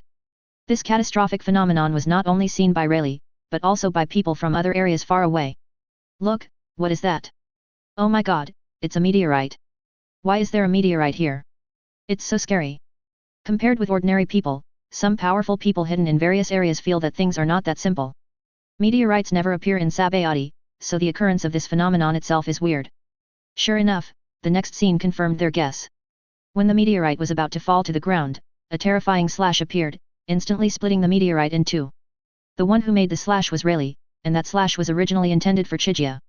After using the Conqueror's entanglement attack again, the elderly Rayleigh's breathing became a little rapid, but he still didn't dare to relax because the warning of his observation haki had not stopped yet. Sure enough, a roar was heard, and a meteorite twice as large as the previous one appeared and fell towards the same location. With a wry smile, Rayleigh had to prop himself up and used Conqueror's entanglement again.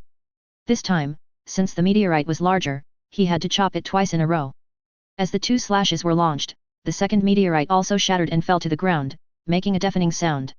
Rayleigh sat on the ground with one hand supporting the sword, looked up at the place where Kyunhee disappeared, and muttered. "Captain Roger, I seem to have left behind an incredible marine monster for the younger generation." Chapter 49, Stone Long by Selling. Sabody Archipelago, Area 16, Marine Base. Buzz, a black hole suddenly appeared in Kyunhee's office, and a man and a woman walked out of it. They were Kyunhee and Califa. After walking out of the black hole, Kyunhee stumbled, scaring Califa beside him. She quickly supported Kyunhee and asked with concern. "Are you okay? Are you hurt?" Kyunhee's face was a little pale, but he still smiled and said. "Advertisement. It's okay, I just consumed a lot of energy. I just need to rest for a while." And with your concern as my secretary, I'm feeling much better now. Khalifa patted Kyunhee lightly and said in a scolding tone.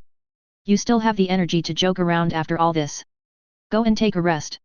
After saying that, she helped Kyunhee to her seat, turned around and poured Kyunhee a cup of hot tea, blew on it gently a few times, and felt that the temperature of the tea was slightly lower on her hand, so she carefully brought the tea to Kyunhee's lips, motioning Kyunhee to drink some hot tea.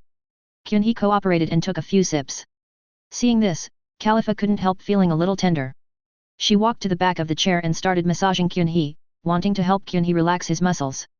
With eyes closed, enjoying the massage from Khalifa's delicate hands, after a while, Kyunhee suddenly said. Well, you still have work to do. Word of my fight with Rayleigh will get out soon, and it won't be good for you if you're slow. Khalifa paused for a moment and spoke slowly. I'd better take care of you first. You saved my life this time, didn't you? Kyunhee held Khalifa's hand, turned around and said to Khalifa seriously.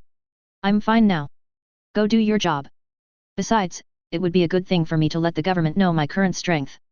But... obedient. All right. Khalifa no longer insisted and prepared to do her own work. When she reached the door, she looked back at Kyunhee.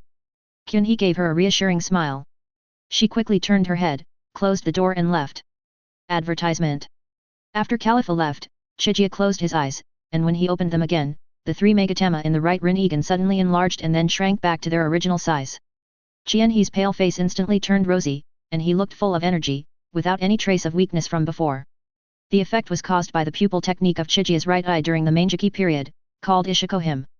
Ishikohime, the daughter of the god Oyamazumi in Japanese mythology, is a deity that symbolizes longevity and everlasting health. Chiga's eye technique named after her can instantly clear all negative states in the body and restore it to its best state. The disadvantage is that it can only be used once a day. Don't think this shortcoming is too big. Just imagine, if Aokiji knew this trick, wouldn't he be able to use it 10 times during the 10 days and nights he fought with Akainu? Then the battle doesn't even have to last 10 days and 10 nights. After all, Akainu's physical strength is not infinite, and he will be defeated by Aokiji halfway through the battle, so this ability is simply cheating. As the saying goes, the dojutsu produced by Meijiki is largely related to the strong mental appeal of the user when he opens his eyes. The reason why Chiga was able to awaken this dojutsu was because he was too insecure when he was in the Hokage world. That's right. As a member of Konoha's Uchiha clan, he was ostracized by Konoha's high-ranking officials, watched by that old BD Denzo, and later on his entire family was exterminated by a filial son. There was no way he could escape death. Kyunhee, who is familiar with the plot, is worried about her life all the time. Finally, in a small-scale war, all his comrades who had been with him day and night were killed. The strong mental stimulation prompted him to activate Meijiki and obtain this eye technique called Ishihi Nagama. It can be said that the opening of the third Megatama was the foundation, and the key was when he returned to the office and felt the weakness of his body. The two combined awakened this eye technique again, which was just used to recover the huge consumption of this battle with Rayleigh. You know, in this battle, in addition to several ordinary Shinra Tensei and universal pull, Chiga also used Super Shinra Tensei and 2 Tengei Shinsei which consume more eye power. The consumption is not small, after all, his physical age here is less than 18 years old. As for why he didn't use it as soon as he came back, well, it was definitely not because he wanted to enjoy Khalifa's service a little longer, absolutely not. On the other side, Khalifa returned to his room and took out the Den Mushi again, ready to report to Stussy. After a while, the Den Mushi was answered. It can be said that in Stussy's opinion, Khalifa's Den Mushi had the highest priority for answering. This is Stussy. Khalifa, do you have any more information to report on Uchiha Chiga? Yes, just now, Uchiha Chiga and Pluton Rayleigh had a battle. Nanny. Pluton Rayleigh? The right arm of the Pirates King. Yes. It's incredible that such a person is hiding there. It's really hard to hide under the lamp. What's the result of the battle? Is Uchiha Chiga still alive? Advertisement. Stussy is not young anymore, and she knows the horror of Pluton Rayleigh more directly than Khalifa. She even witnessed Rayleigh's battle in person during an operation. The doomsday scene of warships being destroyed and the sea being divided with a wave of his hand still lingers in her mind. Now that Uchiha Chiga has actually fought with him, in her opinion, the ending will not be good. Alas, they are still young people, too impulsive. I guess this is the end of Uchiha Chiga. Thinking of this, Stussy couldn't help but shake his head with regret. Such a talented genius actually died in Sabody. What a twist of fate. From what Stussy said, she seemed to think Kyunhee was dead. Khalifa felt uncomfortable for no reason, and even said with a stiff tone. Uchiha Chiga is fine, she just has a lot of energy consumption and is resting in the office. Also, Pluton really didn't gain much advantage in this battle and was even injured. Without noticing Calipha's suddenly disrespectful tone, Stussy was so shocked by the news that she was stunned. After a long while, she slowly spoke into the phone. Calipha, do you take responsibility for what you just said? I am willing to take full responsibility. Well, you've been doing very well recently. I'll report to the higher UPS. If there's nothing else, let's end this report first. Yes. Calipha hung up the phone and sat in silence for a while. In fact, she did not do her job well in this report. For example, she did not report to Stussy that Chiga obtained a gravity fruit, nor did she report to him the strange moves she used in the battle. She knew this, so she decided not to tell the world government too soon. If anyone wanted to know why, she thought it was just a way to repay Qianhe for saving her life. As for what else, only she knew. On the other side, after hanging up the phone, Stussy tried hard to calm the emotions surging in his heart. After a while, she calmed down a little and took out another den mushi from a secret cabinet. She patted her chest hard a few times to make sure she was completely calm, and then Stussy dialed the den mushi. Gurgle, gurgle, the den mushi was connected, and an old and majestic voice sounded. What's the report? Stussy immediately responded respectfully. Dear Five Elders, Stussy has important information to report to you about Uchiha Chiga and Pluton Rayleigh. Chapter 50, High-Level Shock. Red Line, Marie Joyce. Okay, we got it, you can go down. Yes. The bald Five Elder with a birthmark on his forehead hung up the den mushi and turned to the other 4 Five Elders and said. Everyone has heard it, it seems that our previous assessment of Uchiha Chiga was too low. Advertisement. The only one who was not wearing a suit and holding a samurai sword in front of his chest, Five Elders nodded and spoke slowly. Yes, we all know Pluton Rayleigh's strength. Uchiha Chiga was able to injure him and escape unscathed, which is enough to show that his strength should not be underestimated. Five Elders, who was wearing a crimson suit and had blonde hair, crossed his arms and lowered his head and said. I heard that Uchiha Chiga's style is quite hawkish among the Marines. Five Elders with long straight white hair tapped the armrest of the chair with his fingers and spoke. Well, so far, none of the pirates he has wiped out have been left alive. He can't even keep the pirates' bodies intact. The last 5 Elders, who wore a flat hat and had a scar on the left side of his face, paused for a moment and made a conclusion. The current Marines are basically dominated by doves headed by Sengoku. To be honest, their attitudes towards the pirates and even the world government are not to our liking. If there is another Marine with weight like Akainu, it should be good news for us. Yes, I suggest that we should publicize his battle with Pluton Rayleigh this time to build up momentum for him. Well, according to Stussy, this Uchiha Chiga seems to like collecting devil fruit? What's his purpose? That doesn't matter. We can take out a nice fruit as the reward this time. Besides, isn't this Uchiha Chiga also very interested in the new agent named Calipha? That Calipha was almost in open surveillance. I think Uchiha Chiga noticed it from the beginning, but he never said anything and let Calipha go until now, which shows that he is still a very sensible person. Let's put it this way. Calipha is no longer of any use. Let Stussy tell him that from now on, the disposal of Calipha is his. It's a good deal, I agree. Second. After a conversation among the 5 Elders, Calipha's fate was decided as easily as a piece of cargo. In addition, the news about Qianhe's battle with Rayleigh spread across the sea at the signal of the 5 Elders. When the news spread, the whole sea was boiling. Advertisement. On board the Moby DK. Dad. Pluton Rayleigh showed up again, and fought a Marine rookie. A man with a pineapple head, who looked like a minion, ran up to Whitebeard excitedly with a newspaper in his hand. Whitebeard, who was guzzling wine, raised his eyebrows, took the newspaper from Pineapple Head, glanced at it, and saw that it was written. Shock. Marine rookie, Uchiha Chiga fought against Pluton Rayleigh, but Rayleigh was injured and fled. There was also a photo of Chiga next to it. After reading it, he crumpled up the newspaper and laughed out loud. Kula la la, Rayleigh is still alive, that's great. As for Rayleigh running away? It's just Marine bragging, he's just a little brat. Pineapple Head said with a worried look on his face. But even if the Marine exaggerated the facts, the strength of this Marine rookie named Uchiha Chiga should not be underestimated. At least it is a fact that he is still alive. Whitebeard took another gulp of wine, wiped his mouth, and said proudly. So what? He's just a Marine brat. Lousy is Whitebeard. The other 3-4 emperors had similar views on the matter as Whitebeard. Auntie, Mamama, it's boring, bring me the cake. Kaido, really? Just an old guy. Including that Marine brat, if he meets me I will let him know the horror of this ocean. Redhead, Deputy Captain Rayleigh, long time no see. I really want to meet you and tell you that I have found new hope in East Blue. An underground world. Doflamingo, the newspaper reader, held the newspaper in both hands, looking at the photo of Chiga on the newspaper, and a strange laugh kept coming out of his mouth. FFFFFFFFFFFFF, Marine really likes to flatter himself. However, you have to pay special attention to this Uchiha Chiga from now on, don't you think, Corazon? Doflamingo turned his head to look at Corazon, who was wearing a black feather coat next to him. Corazon lowered his head, a cigarette in his mouth, and did not answer, but remained silent. Of course, Corazon's heart was not at peace. At this moment, he was thinking. When did the Marine produce such a newcomer? I have to find a chance to contact Marshal Sengoku. Naval Headquarters, Marshal's office. Sengoku looked at the document in his hand in disbelief, confirming over and over again that his eyes were not blurry. Advertisement. Bang. The office door was violently kicked open, and Garp rushed in with a newspaper in his hand, followed by Tsuru and Aokiji. Garp rushed to Sengoku's desk, slammed the newspaper onto the table, and yelled at Sengoku. Look, that kid Kyunhee actually met Pluton Rayleigh and injured him? Who wrote this? It's bullshit. Sengoku ignored him and handed the document in his hand to Garp. Garp grabbed the document and glanced at it quickly. The same expression as Sengoku appeared on his face. He muttered. It's actually true. He really injured that Rayleigh.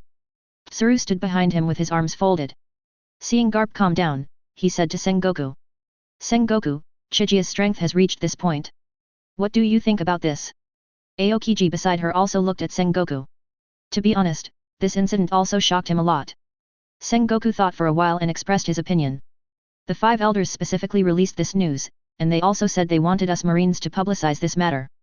They seemed to be very optimistic about Chiga. Crane nodded and said. Kyunhee destroyed the pirates twice, and his methods were somewhat cruel. This should suit their taste. In addition, Kyunhee is humble and polite, which is very different from the style of most generals. At this point, Tsuru glanced at Garp and Aokiji beside him. Garp didn't pay any attention to Tsuru's look at all. As his former follower, Aokiji also followed suit and ignored it automatically. Garp slammed his huge fists against his chest and said excitedly. Good boy, I've known for a long time that he's no simple man. Next time we meet, I'll have to test his strength.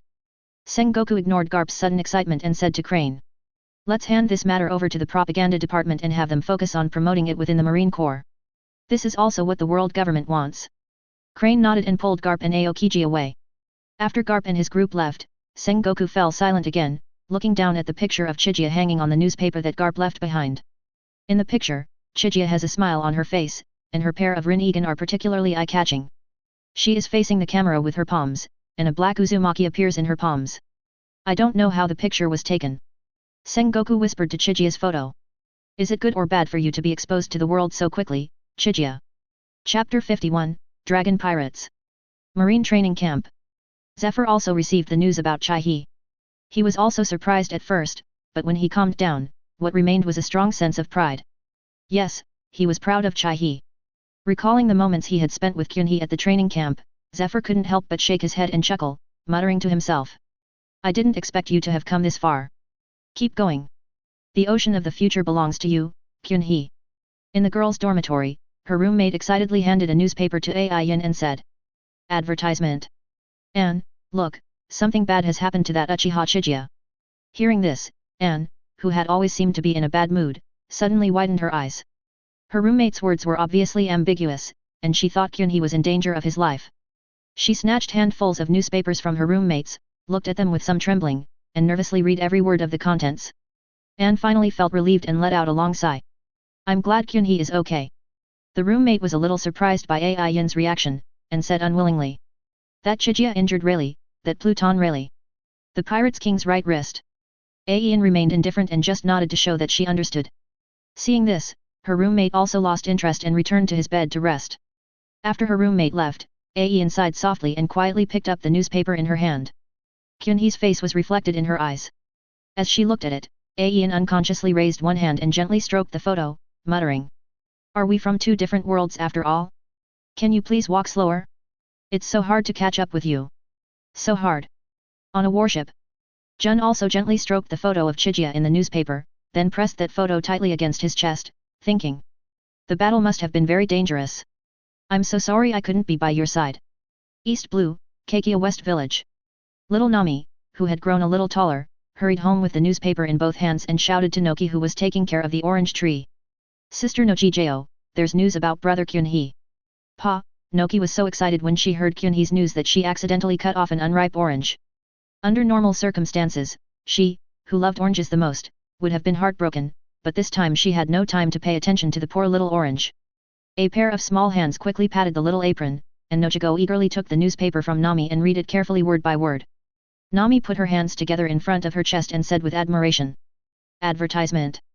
Brother Kyunhee is really amazing. He beat that Pluton Rayleigh and made him flee. The news has even spread here. After hearing Nami's words and looking at her expression, Nojiko covered his mouth and laughed. This Nami, always confronted Chigia when he was around, and always looked at him with disdain. But as soon as Brother Kyunhee left, she started talking about him just as much as herself, and now she is expressing her admiration without any concealment. She gently raised her hand and stroked Nami's little head. Nami squinted her eyes and enjoyed her sister's caress for a while, then opened her mouth and said. Let's go and tell Belmere the news. She doesn't know it yet. Nojijo nodded, took Nami's hand, and prepared to go out to find Belmere. After leaving the house, the two little ones ran happily on the country road. Suddenly. Bang. Ouch. Nami sat on the ground with her head covered and her eyes closed. When she opened her eyes, she found herself in a shadow. Hey, why is it dark?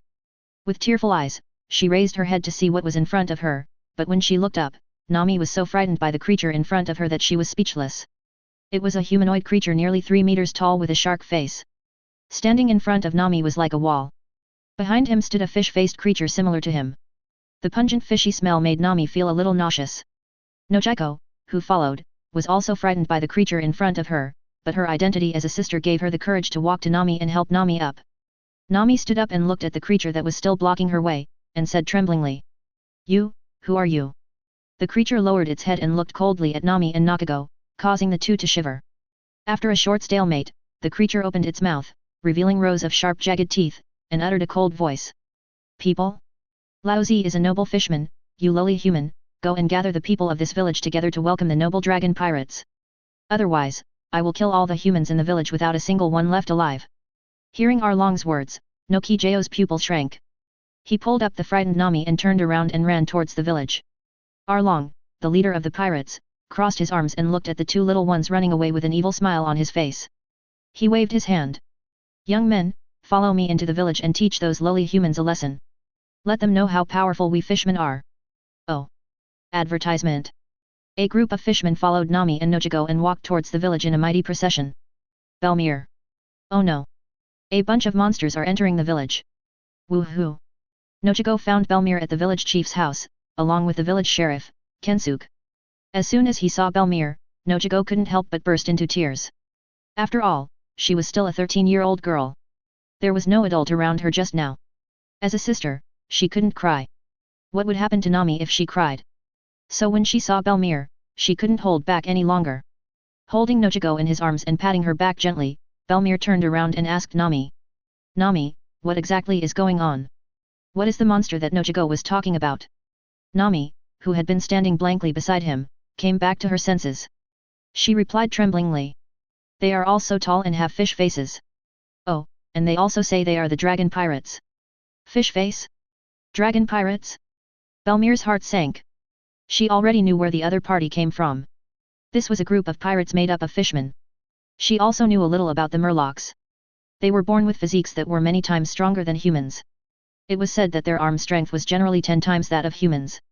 The most troublesome thing was that most Murlocs hated humans. This is trouble. Belmere's face became worse and worse. After a moment of silence, she turned to Nojiko and said. Nojiko, take Nami and find a secluded place to hide. Don't come out. Nokijo nodded blankly, and suddenly thought of something. She quickly shook her head vigorously, grabbed Belmere's collar tightly with both hands, and said anxiously. What about Belmere? Why don't you hide with us?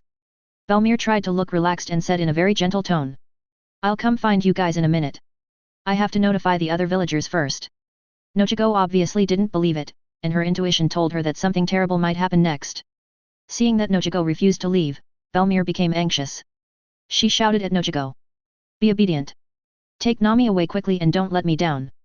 It was the first time that Belmere got so angry at Nojiko. You know, Nojiko had always been obedient and sensible and had never made Belmere angry. This time she was obviously really anxious.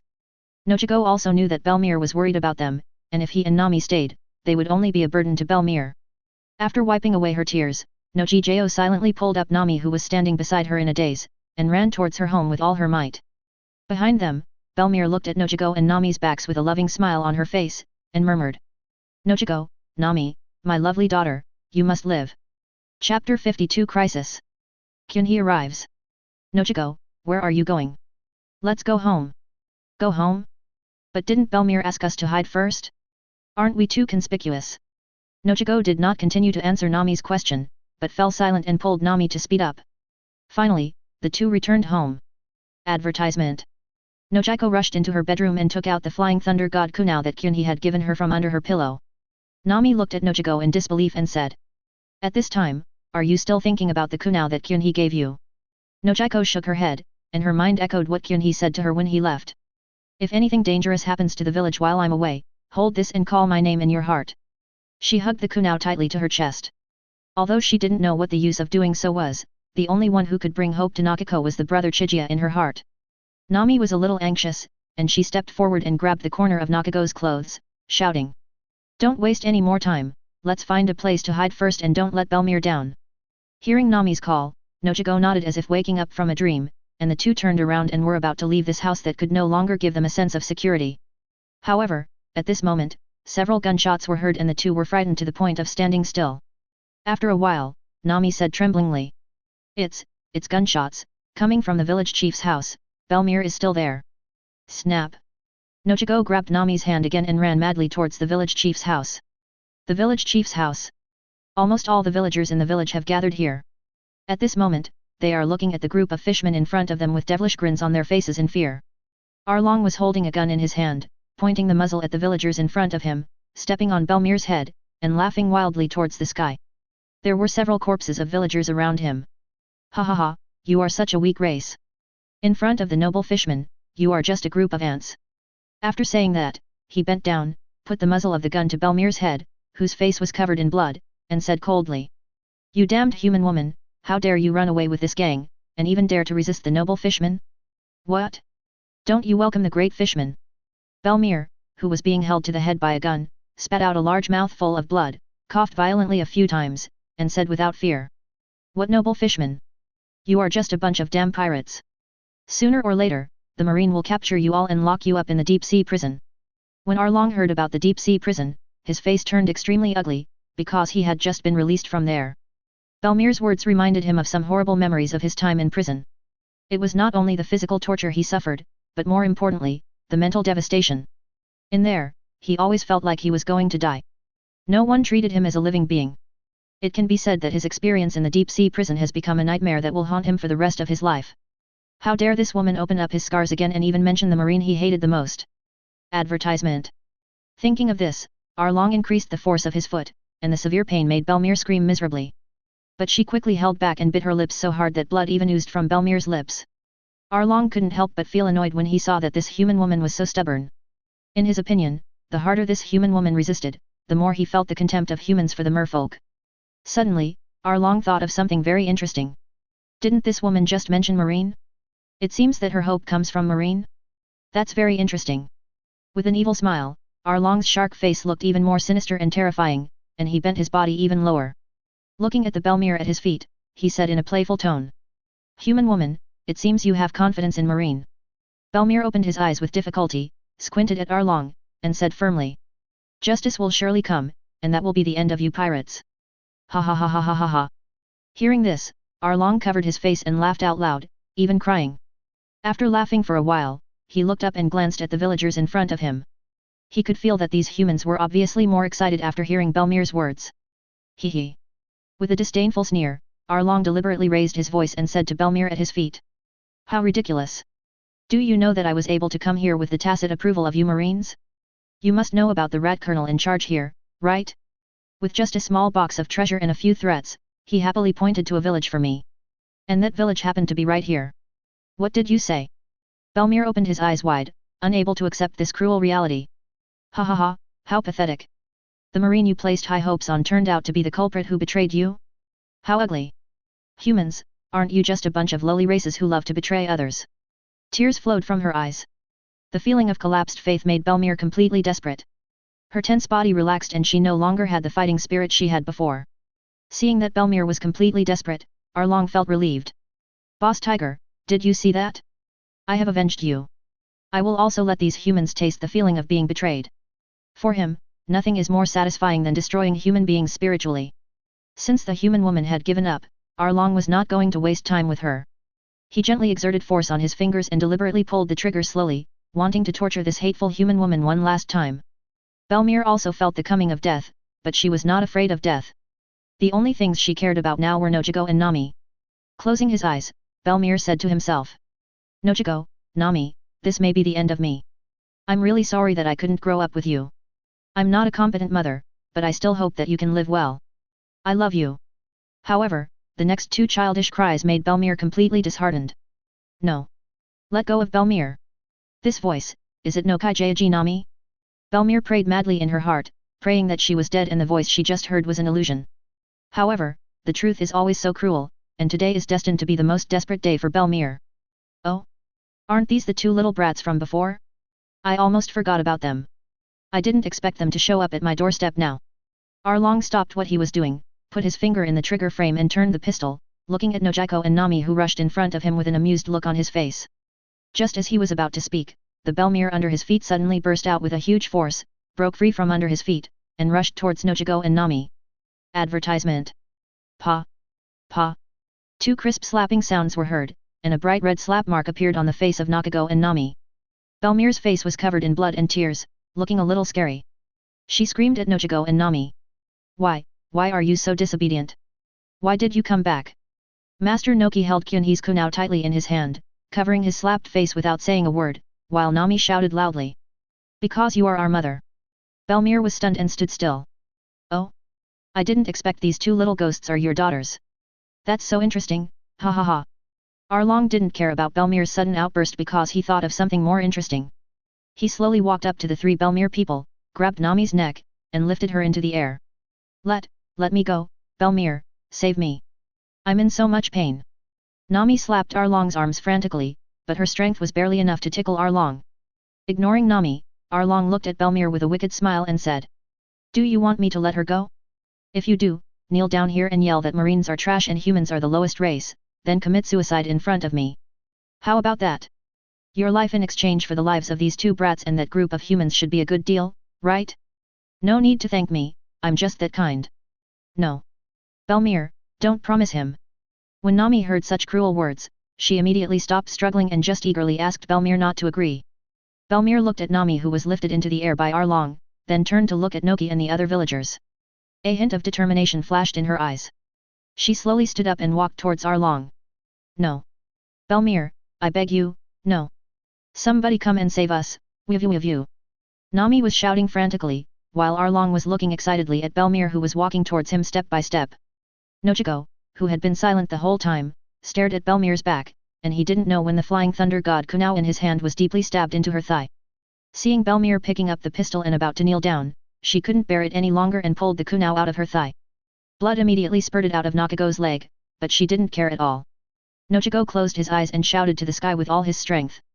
Brother Kyunhee, where are you? Puff. As soon as he finished speaking, a thick blue arm flew into the air in a circle, accompanied by Arlong's shrill scream. Nojiko opened his eyes tremblingly, and what came into view was the hem of a black robe fluttering in the wind. A gentle voice sounded. Long time no see, Nojiko, Nami, you've grown a lot taller. Tears flowed uncontrollably from Nokago's eyes, and she desperately threw herself into the arms of that figure. Feeling this long-lost warm embrace, she seemed to lose all her strength in an instant. Nojijo buried his head in Kyunhee's arms and whispered.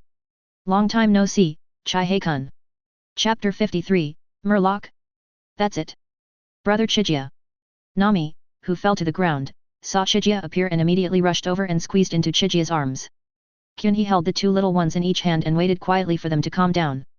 After crying for a while, Nami raised her tearful face and the first words she said were. Brother Kyunhee, why do you always call Nojiko first? Advertisement. A drop of cold sweat ran down Kyunhee's forehead, and he thought to himself, you still notice this at this time. It seems that Nami has a lot of resentment about this matter.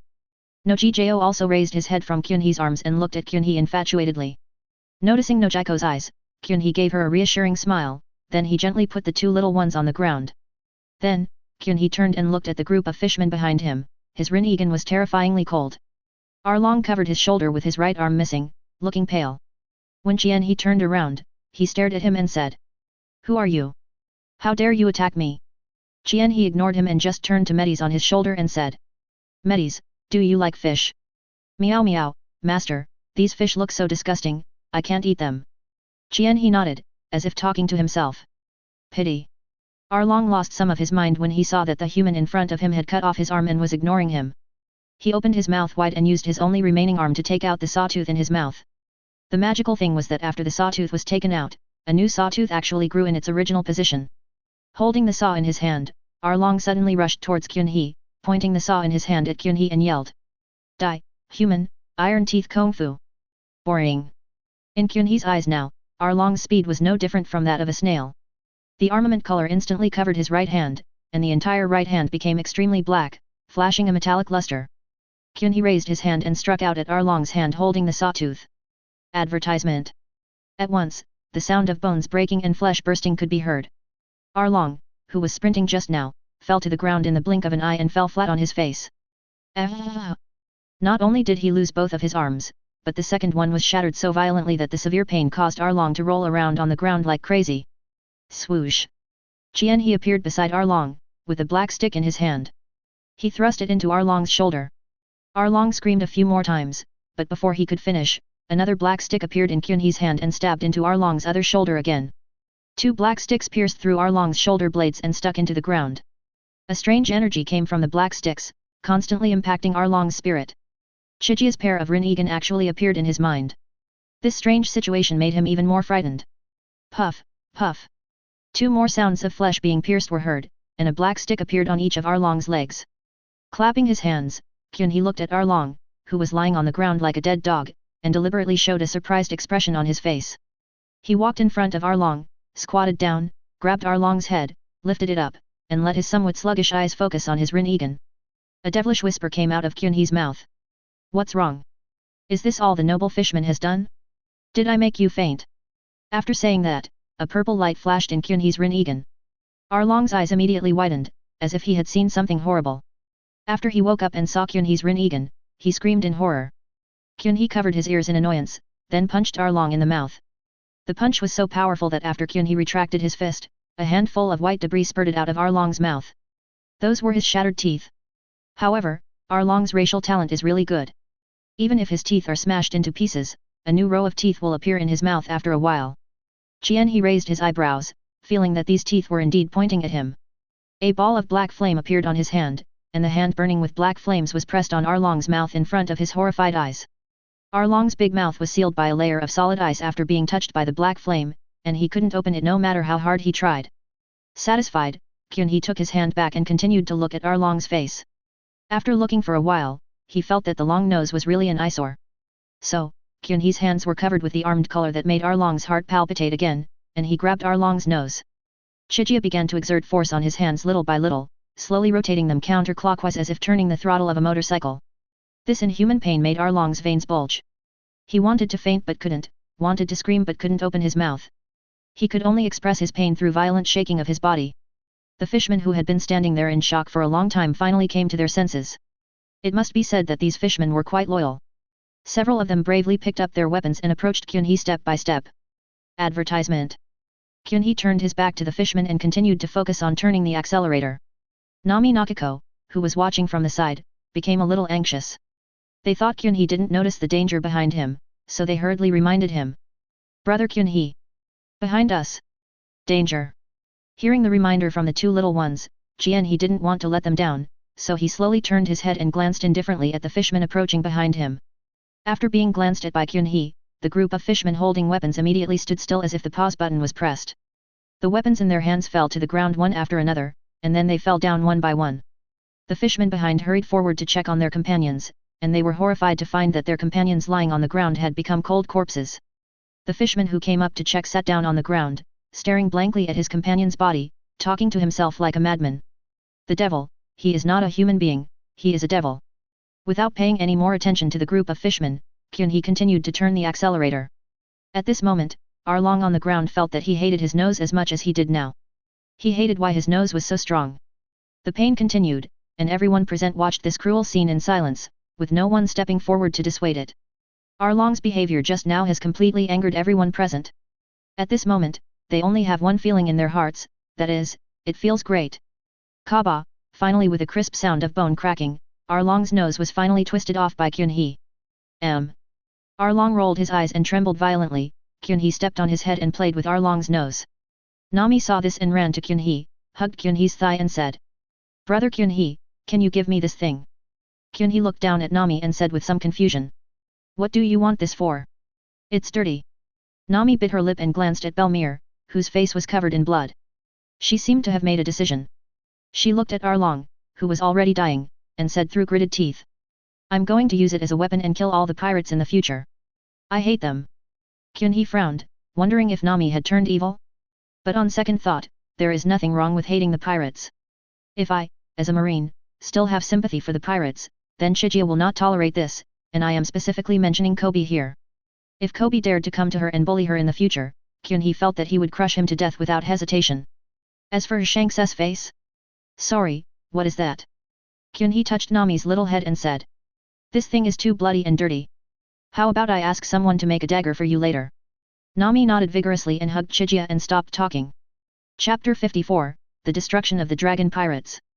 After comforting Nami, Kyunhee kicked Arlong at his feet a few times and found that he was still breathing. After thinking about it, Kyunhee waved to the remaining fishmen minions, signaling them to come over. The group of fishmen pointed at themselves with a confused look on their faces, not knowing who Kyunhee was going to call. Kyunhee glared at them impatiently, and the group of fishmen immediately rushed over. Bang! Chienhee threw a gun to the ground and said, "Whoever shoots your captain with this gun will be spared." Advertisement. The fishmen immediately looked at Chienhee in horror, and no one dared to move for a moment. Chienhee didn't waste time talking to them and just spoke directly to himself. "I'll count to 3, 1, 2. Bang!" Before the second number was finished, a shorter fishman had already grabbed the gun on the ground and fired a shot at Arlong on the ground without hesitation. Arlong, who was lying on the ground, shook violently, but he was not dead yet. The physique of the fishman can be summed up in one word: great. After firing the shot, the fishman immediately looked at Kyunhee with hope. Kyunhee nodded to indicate that he could go. The fishman felt as if he had been pardoned. He bowed 3 times to Kyunhee and then ran away. He swore in his heart that he would never appear in the place where humans are again in his life. When the other Murlocs saw this scene, they immediately went crazy and scrambled for the pistol on the ground. They even started fighting. After a while, the ground was covered with Murloc corpses. Chienhee watched the scene with great interest, kicked Arlong again, and said, "Hey, are you still breathing? Look at how noble the Murlocs are in your mouth, but when they fight their own people, they really beat them to death." Arlong didn't say anything. At this moment, he was even more desperate than Belmere just now. His faith collapsed more completely, and there would be no more salvation. He now only wanted to die. Kyunhee clapped his hands, and the fishman who had been fighting just now immediately quieted down. "Okay, the one who looks like an octopus, yes, that's you, come here." Kyunhee was talking about the octopus Xiaohachi. During the previous fight, he had remained indifferent. He stood there with a sad face watching his own kind killing each other. When he heard Kyunhee's call, his whole body shuddered and he walked towards Kyunhee tremblingly. Kyunhee used universal pull to suck the gun that was still in the hands of a fishman, handed it to Octopus Xiaohachi, and said, "Advertisement. You, fire the last shot." Octopus Zioba held the pistol in his trembling hands, feeling that it was the heaviest thing he had ever held in his life. Seeing that Octopus Zioba was still standing there motionless, Kyunhee raised his hand and used Shinra Tensei at the group of fishmen behind him. After eating the gravity fruit, Chijia's Shinra Tensei has become more than twice as strong as before. Just an ordinary Shinra Tensei can directly turn that group of fishmen into a pile of parts. Ah! Seeing this horrific scene, Xiao Ba completely collapsed. He pointed his pistol at Arlong on the ground and fired several shots. Arlong on the ground finally fell silent after these shots, with tears still on his face. Kyunhee nodded in satisfaction and signaled that Zioba could leave. Octopus Zioba turned around woodenly and was about to leave, but Kyunhee suddenly called him back. "By the way, if you return to the Fishmen Island, tell that Jinbei that I was the one who killed Arlong and the group of fishmen, and tell him to come to me if he has any problems. My name is Uchiha Kyunhee, and I am currently the colonel of the naval headquarters. Do you remember?" Octopus Zioba nodded, and Kyunhee waved his hand to let the already mentally ill Zioba leave. At this point, the dragon pirates, who had been so arrogant just now, were almost wiped out. The villagers of Kokosi village shook their heads subconsciously to make sure they were not dreaming. Kyunhee turned around and gave the villagers a kind smile, which scared the remaining villagers and made them take a step back. Although Kyunhee has also lived here for 10 years, they still cannot connect the man who killed fishermen like butchering dogs with the fishing boy in their memory. However, Nokijao and Nami didn't care about this. The two little ones supported Belmir on each side and came in front of Kyunhee, calling him Brother Kyunhee in a crisp voice. Belmir looked at the somewhat unfamiliar boy in front of him with a complicated expression. Less than a year had passed since our last farewell at the beach, and the boy in front of me had already grown to this point. In fact, she already knew the news about Kyunhee's battle with Pluton Rayleigh, so she knew that the power Kyunhee had just displayed was probably just the tip of the iceberg of his strength. What a terrible talent! Why is there such a big gap between people? Belmir smiled bitterly and shook his head. Nochigo next to him asked with concern. Belmir, what's the matter with you? Belmir turned to look at Nochigo who was concerned, and smiled to show that she was fine. On the other side, Nami looked at Belmir who was injured like this, and a trace of hatred flashed in her eyes. She looked at Kyunhee and said. Chigia, I want to join the Marines. I want to kill the pirates. Well, Nami is completely stuck with the pirates. Kyunhee looked at this determined little orange-haired girl with some helplessness, thinking that if he took her to join the Marine at her age, she would be despised by other Marines. Belmir grabbed Nami's ears with all his strength. Advertisement. How old are you? Why are you a Marine? And have you forgotten what Arlong said just now? Nami shook her head like a rattle and said stubbornly. But Chigia Nii is also a Marine, and he saved us this time. And Chigia Nii is a high-ranking officer in the Marines now, right? Isn't it just a matter of a word from him to join the army? Hearing Nami's words, Kyunhee smiled. Although a colonel in the headquarters was not a low rank, he was not a big official either. However, Kyunhee still noticed what Belmir had just said. He pinched Nami's face and asked. You can join the army when you grow up. First, tell me what Arlong said just now. When this was mentioned, the hatred on Nami's face became even stronger, and she immediately exaggerated the matter of Colonel Mao's to Chigia. Nojiko next to her also nodded with tears in her eyes. She knew that as long as Chigia was there, he would not let her suffer any grievances. Chienhee's face also turned cold. He stood up silently, looked in one direction, and then asked. I see. Don't worry, I'll take care of this. How is Grandma Lisa? Belmir said weakly. Granny Lisa is safe. As soon as I received the news from the pirates, I told the villagers to hide her and some of the village elders in a secret room. Nodding, Kyunhee breathed a sigh of relief and bowed to Belmir to express his gratitude. Belmir struggled to stand up and tried to stop Kyunhee, saying. No, you saved all of us, what I did is nothing. Hearing this, the villagers who were a little frightened just now also stepped forward and said. Yes, Chigia, you are the hero of our entire village. I'm sorry, we were just scared and haven't expressed our gratitude to you yet. Ah, thank goodness I have you, Chigia. Chienhee looked at the group of simple villagers in front of him without saying a word. The anger in his heart grew stronger. His body slowly floated up. He closed his eyes and sensed for a moment, then shot out in one direction. Below, Nami pulled Belmir's clothes with some concern and asked. Belmir, why did Kyunhee leave so soon? Where did he go? Belmir stared at the direction where Kyunhee disappeared, his voice full of hatred. He's going to clean up the marine scum. Chapter 55 Colonel Mouse. East Blue Marine 16th Branch Base. In the office, Colonel Mouse looked at a small box of treasure on the table with golden eyes, and his saliva had soaked the documents on the table. Pushing the soaked documents aside, he hugged the box full of treasures tightly in his arms, carefully counting the gold and jewels inside, muttering to himself. The pirates are really generous. I couldn't have saved up this much treasure even if I worked in the marine for several years. Does it look good? Advertisement. A voice suddenly appeared in the office, scaring Colonel Mouse so much that he shivered and the box full of treasures in his arms fell to the ground. All of a sudden, all kinds of objects were scattered all over the floor. Kyunhee stood at the door of the office with his arms folded, and behind him was a group of marine soldiers holding guns. However, those soldiers did not look very happy, and their legs were shaking constantly. Just now, Chigia fell from the sky, and the surrounding marine soldiers immediately surrounded her. However, Chigia didn't move at all, but just emitted a little conqueror's haki, and the group of marine soldiers fell to the ground with their eyes rolled back, and they haven't woken up yet. The remaining group of marine soldiers did not dare to move forward. They knew they were no match for the man in front of them, but their identity as soldiers still made them follow Kyunhee all the way to Colonel Mouse's office. At this time, Colonel Mouse was lying on the ground, frantically trying to gather the treasures scattered on the ground with his hands. However, the more anxious he was, the more disobedient the treasures became. Every time he used his arms to grab them, there would always be a few disobedient gold or something sticking out from the cracks. The marine soldiers behind Kyunhee looked at the officer who was lying on the ground in a miserable state, and lowered their heads in shame. To be honest, they all knew more or less the style of this rat colonel, and everyone looked down on this guy from the bottom of their hearts, but there was nothing they could do. A higher rank can crush a lower rank, after all he was the highest officer here.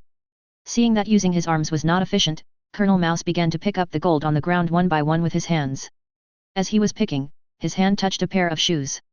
He looked up in a daze, and his hand met Chijia's lowered Rinnegan. As if he had seen something horrible, Colonel Mouse sat down on the ground, staring blankly at Qianhe, and asked tremblingly. You, who are you? Qianhe looked at this marine scum with a deadly look and said lightly. Colonel of Naval Headquarters, Chiga Uchiha. Advertisement. Are you a marine? Hearing that the person coming was also a marine, Colonel Mouse heaved a sigh of relief. In his opinion, since the person coming was a marine, then there wouldn't be a big problem. After all, they were colleagues, right? Thinking of this, Colonel Mouse stood up calmly, patted his butt, then put his two palms together on his chest, greeted him with a flattering face, and asked with a smile. So you are Colonel Chigia from the headquarters. What instructions do you have for coming here? I have to say here that even though the officers of the naval headquarters and the officers of these branches have the same rank, their status and strength are completely on a different level, and Chigia is still so young.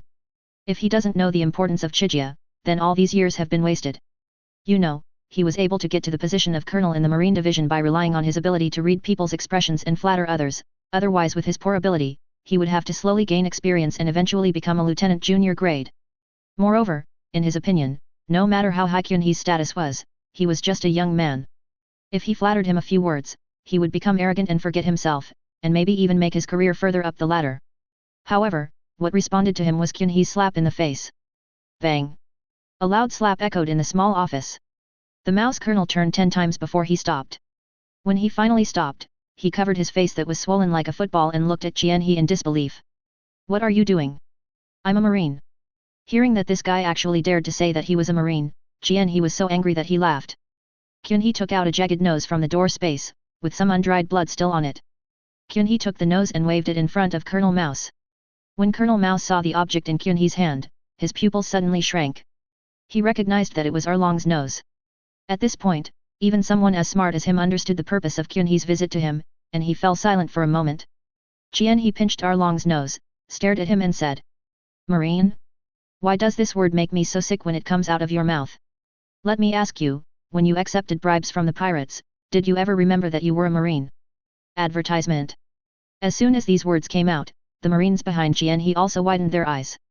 They knew that Colonel Mouse had a bad style, but style was style alone, and accepting bribes, especially bribes from pirates, was a matter of principle. One could imagine the extent to which this matter impacted the justice in their hearts. A marine soldier asked in a trembling voice. Colonel Mouse, is what this Chief Chigia said true? Until now, this upright marine soldier still had a glimmer of hope in his heart, and even saved face for Colonel Mouse when he spoke. At least he did not call Kyunhee Colonel. Colonel Mouse was no longer able to care about all that. He shouted at the group of marine soldiers in a timid manner. Of course it's not true. I'm the highest commander here. I now suspect that this person is not a marine at all. You guys should arrest this guy right now. After hearing the order from their superior, the soldiers were in a dilemma. In fact, they were more inclined towards Kyunhee at this moment, because Colonel Mouse's usual style was so bad. Kyunhee ignored the soldiers behind him. He no longer wanted to waste time with this marine scum. With a flash, Kyunhee appeared in front of Colonel Mouse, grabbed his neck, and lifted him up like a chicken. The mouse colonel was only a little over 1.8 meters tall, and looked a little petite in front of the 2-meter-tall Chigia.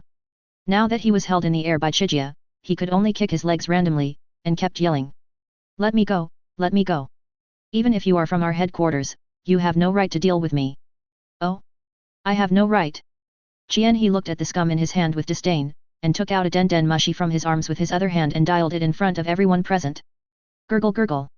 After a few seconds, the den mushi was answered, and the voice coming out of the den mushi stunned everyone present except Chigia. I'm Marshal Sengoku, Chigia, right? You and Rayleigh have been in quite a mess, what do you want from me at this time? Chapter 56, Hell. Sengoku's voice came from the den mushi. Just as Chigia was about to speak, Garp's voice came again. Kyunhee, you are really good. You actually injured Pluton Rayleigh. You are worthy of being the one I brought back. Haha. The laughter stopped abruptly. It was Sengoku who took back the right to use den mushi again. He glanced at Garp with contempt in his eyes. I'm returning the person you brought back. It was obviously my good eye that recognized the talent and gave you this opportunity. Now you want to flatter yourself?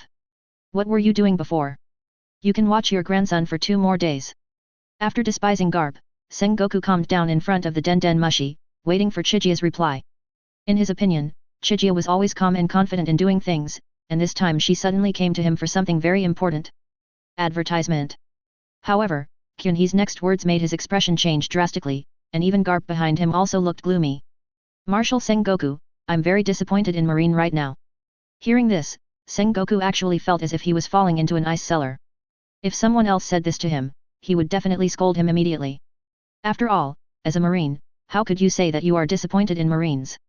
What is your intention? But it would be different if these words came from Chijia's mouth. Chigia is now secretly regarded by Sengoku as his successor, and even the 5 elders are optimistic about him. For such a person to say that he is disappointed in Marine now is really a terrible thing. This is not only a blow to the overall reputation and morale of the Marines, but losing Kyunhee is an immeasurable loss to the current Marines. Thinking of this, Sengoku asked anxiously. What's wrong? What happened? Chai-hee, don't worry. Where are you now? I'm in the 16th Marine branch of East Blue. East Blue? Aren't you in Sabody? Why are you there? You know, it takes several days to travel from Sabody to East Blue by warship. It hasn't been long since I received the news that Kyunhee was fighting Pluton in Sabody. How come Kyunhee appeared in East Blue again? Without explaining how he came to East Blue, Jianhee said in a cold tone. It doesn't matter how I got here. What matters is that I saw the filth in the Marines. The rat colonel here actually accepted bribes from the pirates and allowed them to attack my village. What did you say? Hearing this, Sengoku was extremely angry, and golden light appeared on his body. Garp beside him clenched his fists, and a faint black light appeared on them. Trying hard to suppress his emotions, Sengoku said in an extremely suppressed tone. I see. Where is that mouse colonel now? I have something to ask him. Advertisement. Before Kyunhee could say anything, Colonel Mouse, who was being strangled by Kyunhee, immediately shouted at Den Mushi as if he had found a savior. Marshal Sengoku. I'm here. Save me. This Uchiha Chiga attacked me without any evidence. Is this what a Marine should do? After all, I am also a Marine. Sengoku frowned when he heard Colonel Mouse's words. He never doubted Chijia's words, but he was also the supreme commander of the Marine. This identity made it even more difficult for him to make arbitrary judgments based on his personal emotions when facing some things.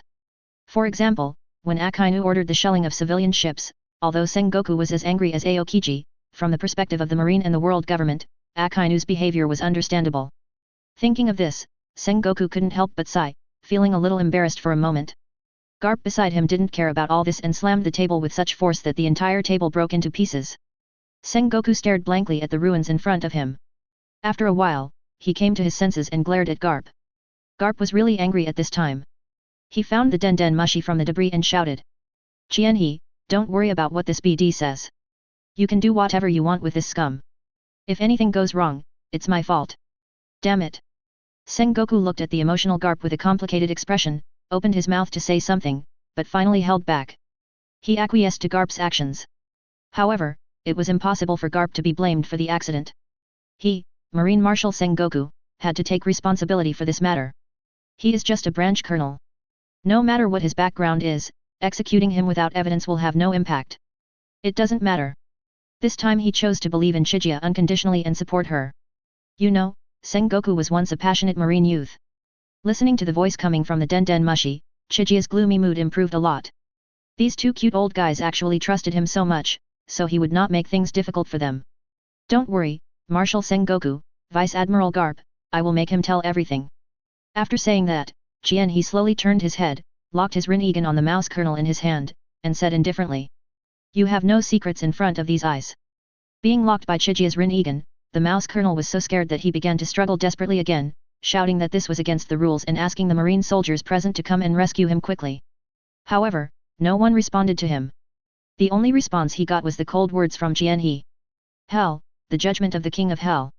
Colonel Mouse looked behind Jianhee in horror. In his sight, a whole emitting purple flame suddenly appeared at that location, and a terrifying big face emerged from it. That face had a pair of eyes that were the same as Kyunhee's. They turned strangely for a few times and then slowly looked at Colonel Mouse. This strange sight made Colonel Mouse's crotch wet and he actually peed his pants. The marine soldiers around were looking at the frightened mouse colonel with puzzlement. In their eyes, nothing had happened, but the mouse colonel was frightened to the point of peeing his pants. Advertisement. The face of Hades summoned by Hades' judgment can only be seen by the Rinnegan user and the person being cast. No one else can see it. He looked at Colonel Mouse expressionlessly and explained to him considerately. What you see is the king of hell. If you dare to tell a lie, he will pull your tongue away and you will die. Do you understand? Colonel Mouse shook his head in horror, but even now there was still a glimmer of hope in his heart. He ignored this scum and asked on his own. Let me ask you, did you accept bribes from the dragon pirates and allow them to rob the village? Colonel Mouse said nothing, but just shook his head.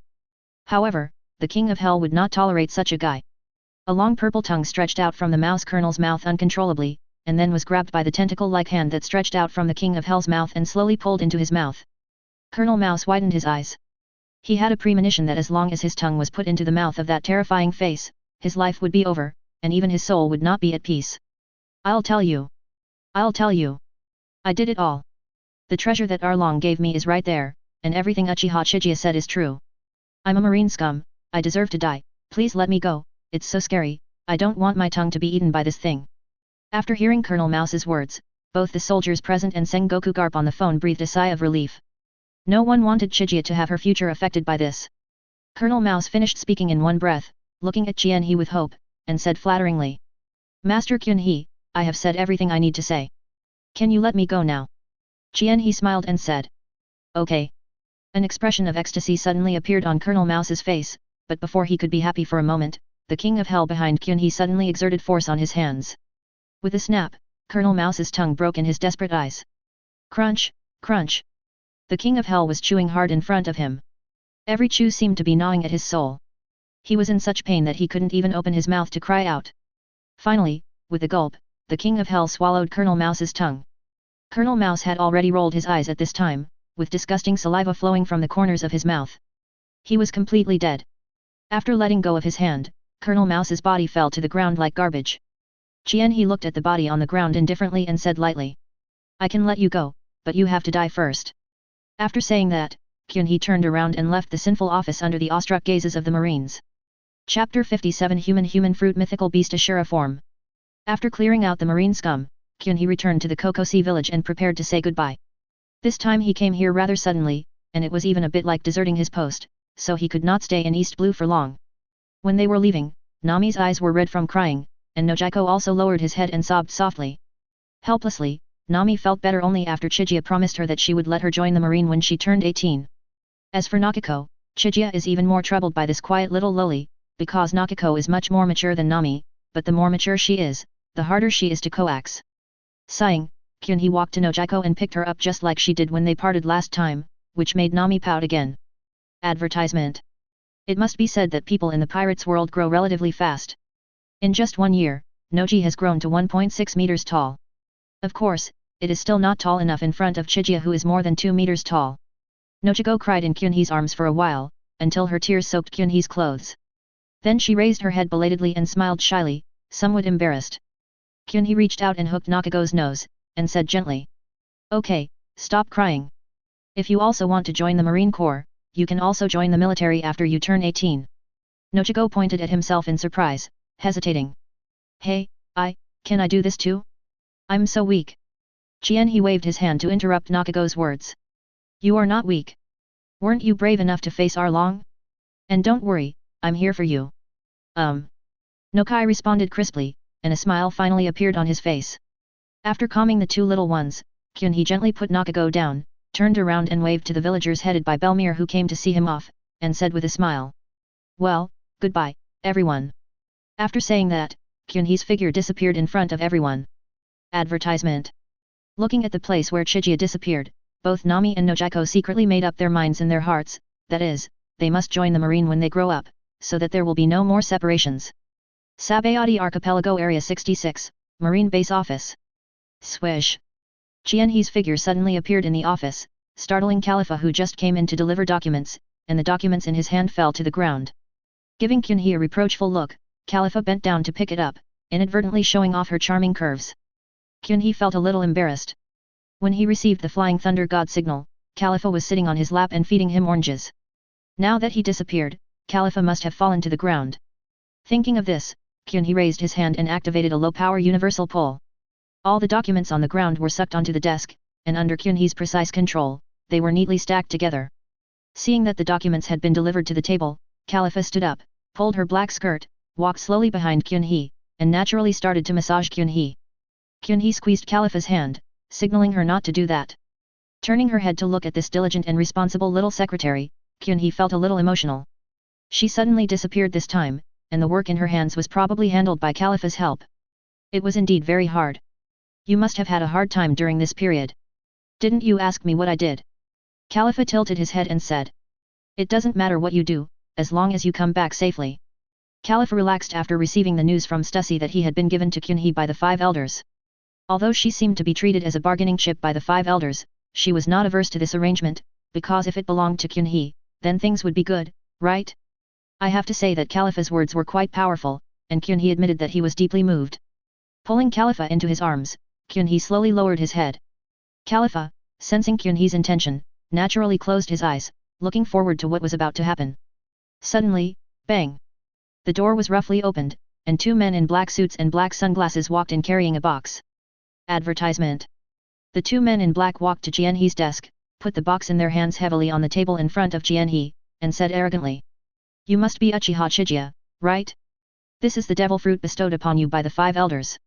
It is the Zoan, the mythical beast, the human fruit, the Ashura form.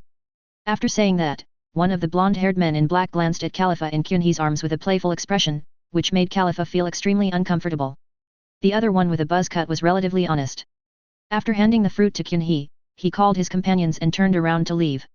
From the moment they entered the door until now, Kyunhee has been looking at the 2 of them with an expressionless face, looking at them as if he were dead people. Just as the 2 were about to leave the office, Jianhee, who had been silent, suddenly spoke up. They are 2 good dogs. Have they been dogs for so long that they don't know their own weight? What did you say? Hearing such extremely insulting words, the yellow-haired man in black immediately turned around and prepared to teach the Marine a lesson. In his opinion, Kyunhee was just a guy who was forced out by Marine to create momentum. He was the bodyguard of those adults, and he dared to insult him like this. He must be tired of living. However, as soon as he turned around, what appeared in his sight was a palm that was constantly enlarging. Boom! Jianhee directly slapped the yellow-haired man in black on the face, and the whole person was pressed into the wall. The black-clothed man with a short haircut next to him stood there blankly, not yet reacting to what happened, because Jianhee's speed was too fast. Some marine soldiers rushed over immediately after hearing the noise, pointing their guns directly at the 2 men in black. In their hearts, Chigia, who had fought with Pluton Rayleigh, was already an idol. Now that people from other bases know that their superior is Kyunhee, they will look at them with envy. After all, only such a powerful superior can make them serve willingly, and they will feel extremely safe. Without looking at the soldiers around him, Jianhee slowly withdrew his hand. At this time, the yellow-haired man in black in the wall no longer had the arrogance he had just now. It can be said that he now looked as miserable as he could be. The entire area of his face, including the nose, had collapsed, and his sunglasses had shattered. One could see that most of the fragments had pierced into his eyes. Even if he managed to survive this time, his eyes would be ruined. Seeing the miserable state of his companion, the man in black with a crew cut next to him was so frightened that his face turned pale and his whole body trembled. At this time, Kyunhee, who he had already identified as a devil, slowly turned his head and looked at the remaining men in black.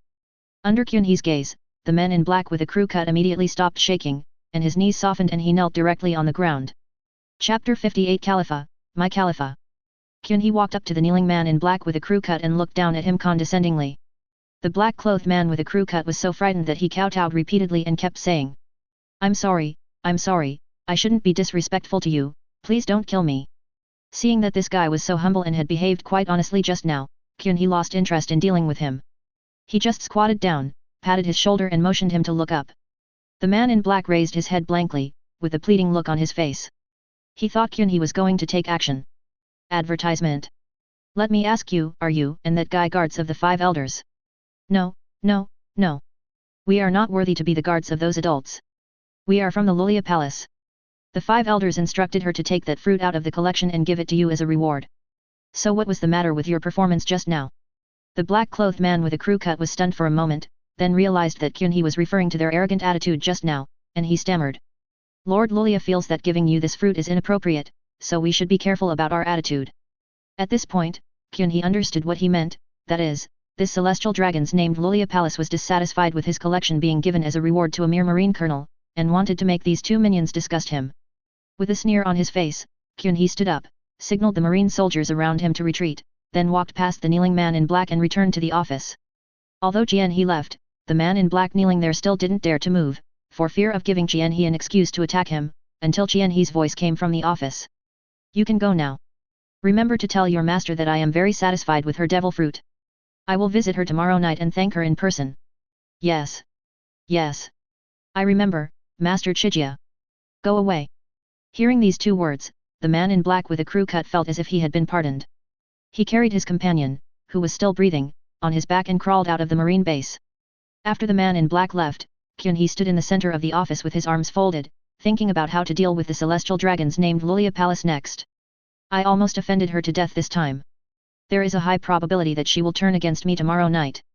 If things really get out of control, it will all depend on how much the five elders value me. If they favor the Logia Palace, then there is nothing to say, just get ready to carry the rice. Suddenly, Kyun-hee felt a soft squeeze from behind, and a pair of white arms wrapped around her waist.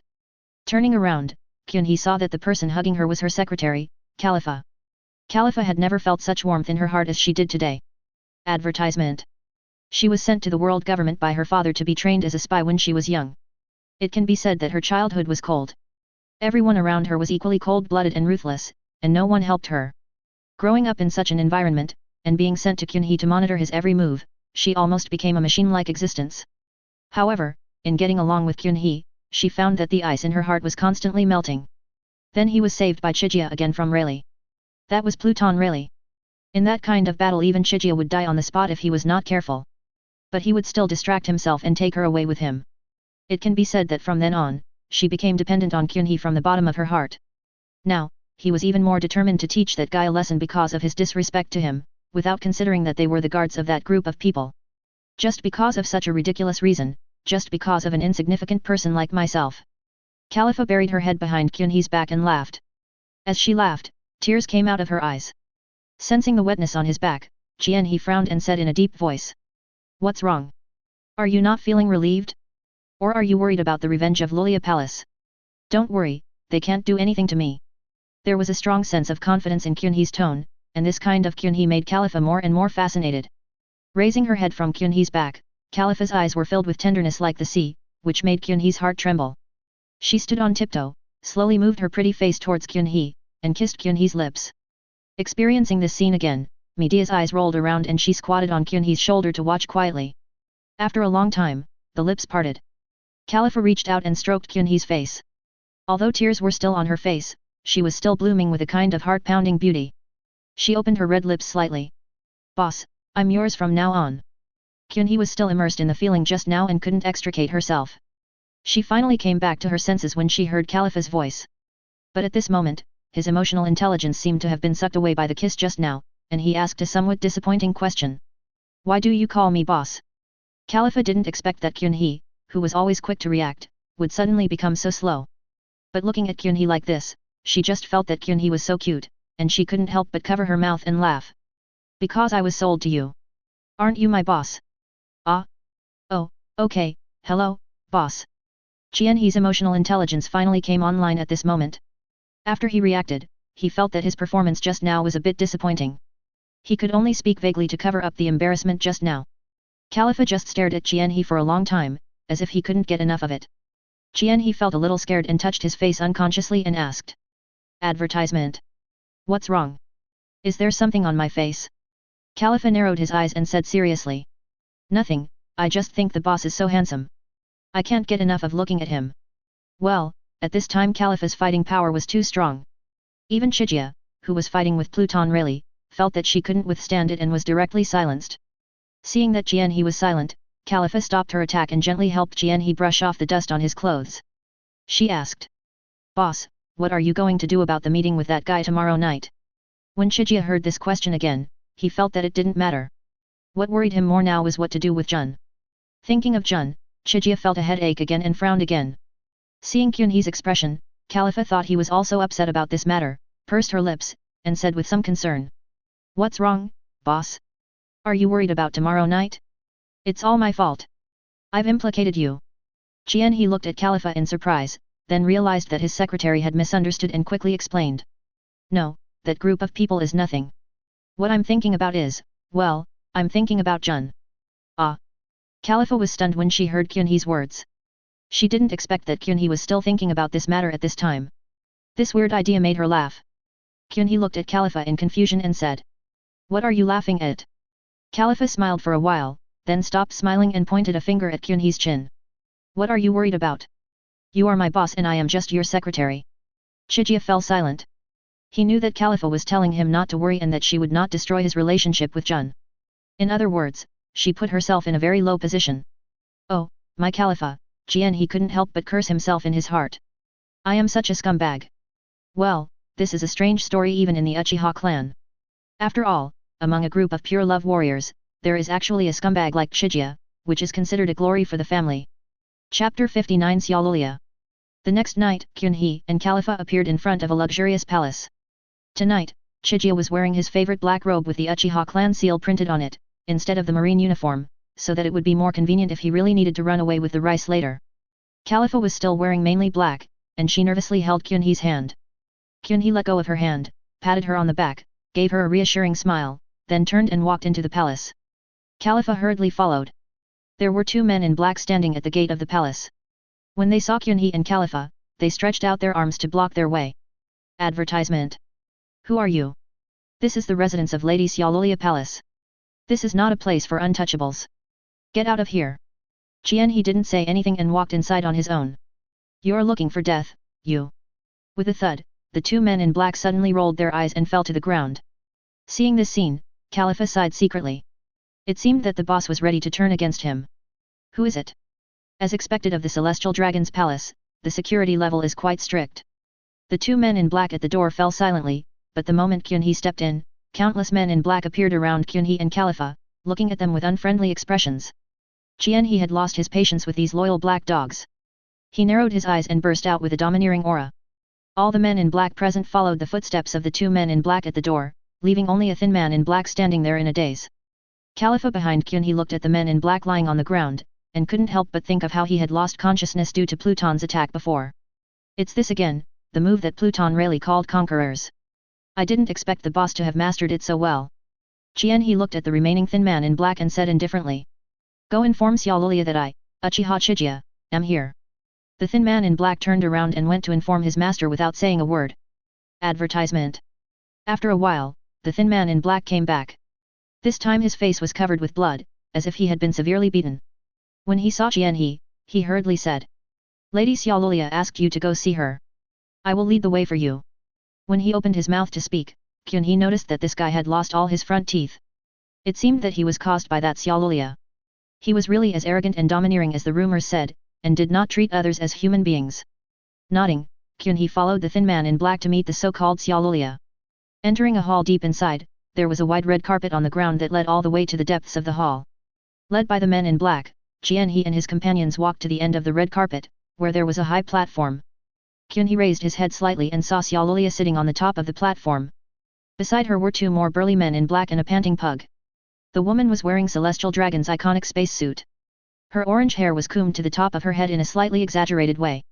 She wore brown sunglasses on her face and a transparent purple scarf under the glasses. She looked quite pretty. At this time, Logia lowered her eyes and looked at Kyunhee and others below with the eyes of looking at ants. Seeing Logia, the thin man in black in front of he showed a trace of fear on his face, but he still took a step forward and respectfully prepared to report. Lord Logia, I'll take Uchiha. Bang! Before he could finish his words, gunshots rang out. The thin man in black covered his chest with his hands and looked at Logia above in disbelief. He opened his mouth to say something, but spat out a large mouthful of blood and finally fell to the ground unwillingly. Logia held a smoking golden flintlock in her hand, glanced at the man in black lying on the ground, and said disdainfully. Useless trash. After saying that, without even glancing at the man in black who had fallen to the ground, Logia looked at Kyunhee and said in a cold tone. You are Uchiha Chiga? Do you know that the person you injured a few days ago was one of mine? Do you forget your identity now that you have the support of the 5 elders? Hey! Kyunhee smiled disdainfully, Kide. It's just teaching 2 dogs a lesson, what's the problem? Hearing that Chiga dared to talk back to her like that, Logia was so angry that she raised her pistol again and pointed the gun at Chiga, wanting to kill this disrespectful marine. Advertisement. However, Kyunhee didn't want to waste any more time talking to this woman. The moment Xiaolulia pointed the gun at him, he appeared beside Xiaolulia and grabbed her arm. Xiaolulia was startled, and the men in black on both sides narrowed their pupils and were frightened by Kyunhee. In their opinion, Kyunhee's behavior was a crime punishable by the extermination of all 9 generations of his clan. The 2 men in black came to their senses and did not dare to hesitate. They directly used their armed color and attacked Kyunhee one by one. Kyunhee didn't even bother to even look at the attacks of the 2 men. Although these 2 men were obviously more than 1 level stronger than the other men in black, they were still not enough in front of Kyunhee at the moment. Kyunhee's body remained motionless, and the repulsive force exploded. The fists of the 2 men in black were bounced away before they touched Kyunhee, and hit the walls on both sides of the hall hard, and then slid down like 2 pieces of rags, leaving 2 bright red bloodlines on the wall. The fate of the 2 men in black also made Xiaolulia completely panic. She had always been the center of attention since she was a child and had never experienced such a scene before. She stood there in a daze for a while and was speechless. Kyunhee's hand that was pinching her arm slid away and grabbed the golden flintlock in her hand, taking it from Xiaolulia. The gun was taken away, and Xiaolulia lost the last bit of her confidence. A look of fear finally appeared on her face. This might be the first time she felt fear in her life. Kyunhee exerted a little force on the hand holding the gun, and the priceless golden flintlock turned into a pile of fragments in his palm. He placed his hand above Xiaolulia and released it.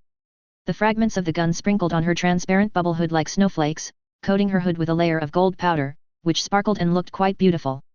Xiaolulia turned her head stiffly and looked at Kyunhee, pretending to be calm and said, "You lowly person, do you know who I am? Aren't you afraid that the Marine Admiral will kill you and everyone related to you?" Without responding to her, Kyunhee slapped her on the hood. The bubble mask didn't last even a second before it was broken by Kyunhee, and then Kyunhee's hand came into close contact with Xiaolulia's face. Bang! The sound of the slap echoed in the empty hall. Xiaolulia was knocked to the ground and rolled down the stairs to the feet of Khalifa. Khalifa hurriedly avoided her as if she were a plague god. Kyunhee didn't actually use much strength this time. The reason why Xiaolulia reacted so strongly was because this guy's physique was really too poor. But she was still conscious. After a while, Xiaolulia, who was lying on the ground, struggled to get up, covering her swollen cheek with one hand, and looked at Kyunhee on the podium with fear. Kyunhee looked at Xiaolulia who no longer had the arrogance she had just now and sneered. "Now, tell me, who are you?" Chapter 60 A Strange Ending. The hall was eerily quiet. Khalifa stood silently in a corner, his eyes constantly scanning the 2 people on and off the platform, thinking that the boss had really made a big fuss this time, so he should prepare to run away with the boss later. Xiaolulia stared blankly at Kyunhee on the podium. She didn't know what was going on. After being slapped by Kyunhee, she actually felt a sense of aftertaste. This situation made her a little at a loss, and she didn't know what was wrong with her. Kyunhee had no idea what Xiaolulia was thinking. He frowned at Xiaolulia who was still standing there motionless, then turned around and sat on the chair Xiaolulia had just sat on, and said to Xiaolulia below. "You, climb up." Advertisement. What did you say? Xiaolulia couldn't believe her ears. She really didn't expect that Uchiha Chiga could think of such a request. Is he from this world? Is he really ignorant of the power of celestial dragons? Goodness, Xiaolulia would never have thought that she had accidentally found the correct answer to the question. Seeing that Xiaolulia was still standing there motionless, Kyunhee became a little impatient and raised his voice. "I told you to climb up, can't you hear me? Or do you want to die?" Xiaolulia was so frightened by Kyunhee's tone that her whole body trembled. She actually fell to the ground and crawled upwards little by little. Xiaolulia, who was climbing up, was filled with humiliation and confusion. She was confused as to why she suddenly became so obedient. After hearing Kyunhee's words, she actually developed a strong tendency to obey. After crawling for a while, Xiaolulia finally crawled to Kyunhee's feet. She raised her head and looked at this audacious man with a face full of humiliation. Kyunhee didn't expect that Xiaolulia would suddenly become so obedient. He just wanted to provoke her. In his opinion, how could the celestial dragons, who have always lived a pampered life, really do such a thing? Kyunhee even planned to just take care of her if she dared to refuse, but this guy's performance made Kyunhee feel a little helpless. But since she was so obedient, Kyunhee temporarily put aside his killing intent. He stretched out a finger and hooked Xiaolulia's chin. Why, would the high and mighty celestial dragons do such a thing? Xiaolulia did not reply, and silently let Kyunhee hook her chin. She tried to look away, not daring to look at Kyunhee. Seeing Xiaolulia like this, Kyunhee felt a little helpless. "No, have you forgotten that you are celestial dragons? Be arrogant, UBD. But things have to be resolved." Kyunhee stood up and raised his hand to point at Xiaolulia who was lying on the ground. At this time, Xiaolulia, who had been silent all the time, suddenly spoke up. Are you going to kill me? He paused for a moment, then nodded and said indifferently. It doesn't make any difference whether I kill you or not. You know that what I did tonight is unforgivable to you. If I say that I don't want to pursue anything that happened tonight, will you let me go? Advertisement. He raised his eyebrows. If what this guy said was true, then of course he could spare her life. After all, Chiga originally planned to make it to the top of the marine and then plan what to do next. If he betrays the marine now, it will have a great impact on some of his plans. But can I trust Xiaolulia? The bad character of celestial dragons is really not convincing at all. Use an illusion on her? This woman already looks a bit stupid, and she would become a complete fool after being hit by an illusion. How could the 5 elders not see that? Thinking of this, He shook his head, and a transparent energy began to gather in his hands. Seeing He's actions, Xiaolulia hurriedly said. Everything I said is true. As long as you promise to protect me when I come to Sabody in the future, I will pretend that nothing happened tonight. I swear. After saying that, Xiaolulia's face actually blushed and she secretly glanced at He. Hiss, things are really becoming more and more weird. He thinks that Xiaolulia's behavior is really the case. After thinking about it, He decided it was better to be safe. Reaching out his hand, He grabbed Xiaolulia's neck and lifted her up. Xiaolulia looked at He in horror. She didn't understand why this man treated her like this when she had acted sincere enough. How could he be so cruel? As she thought about it, tears welled up in Xiaolulia's eyes, and she actually cried out of grievance. Being a little distracted by the thing in his hand, he yelled at her impatiently. Quiet. Look me in the eyes. Ah. Oh.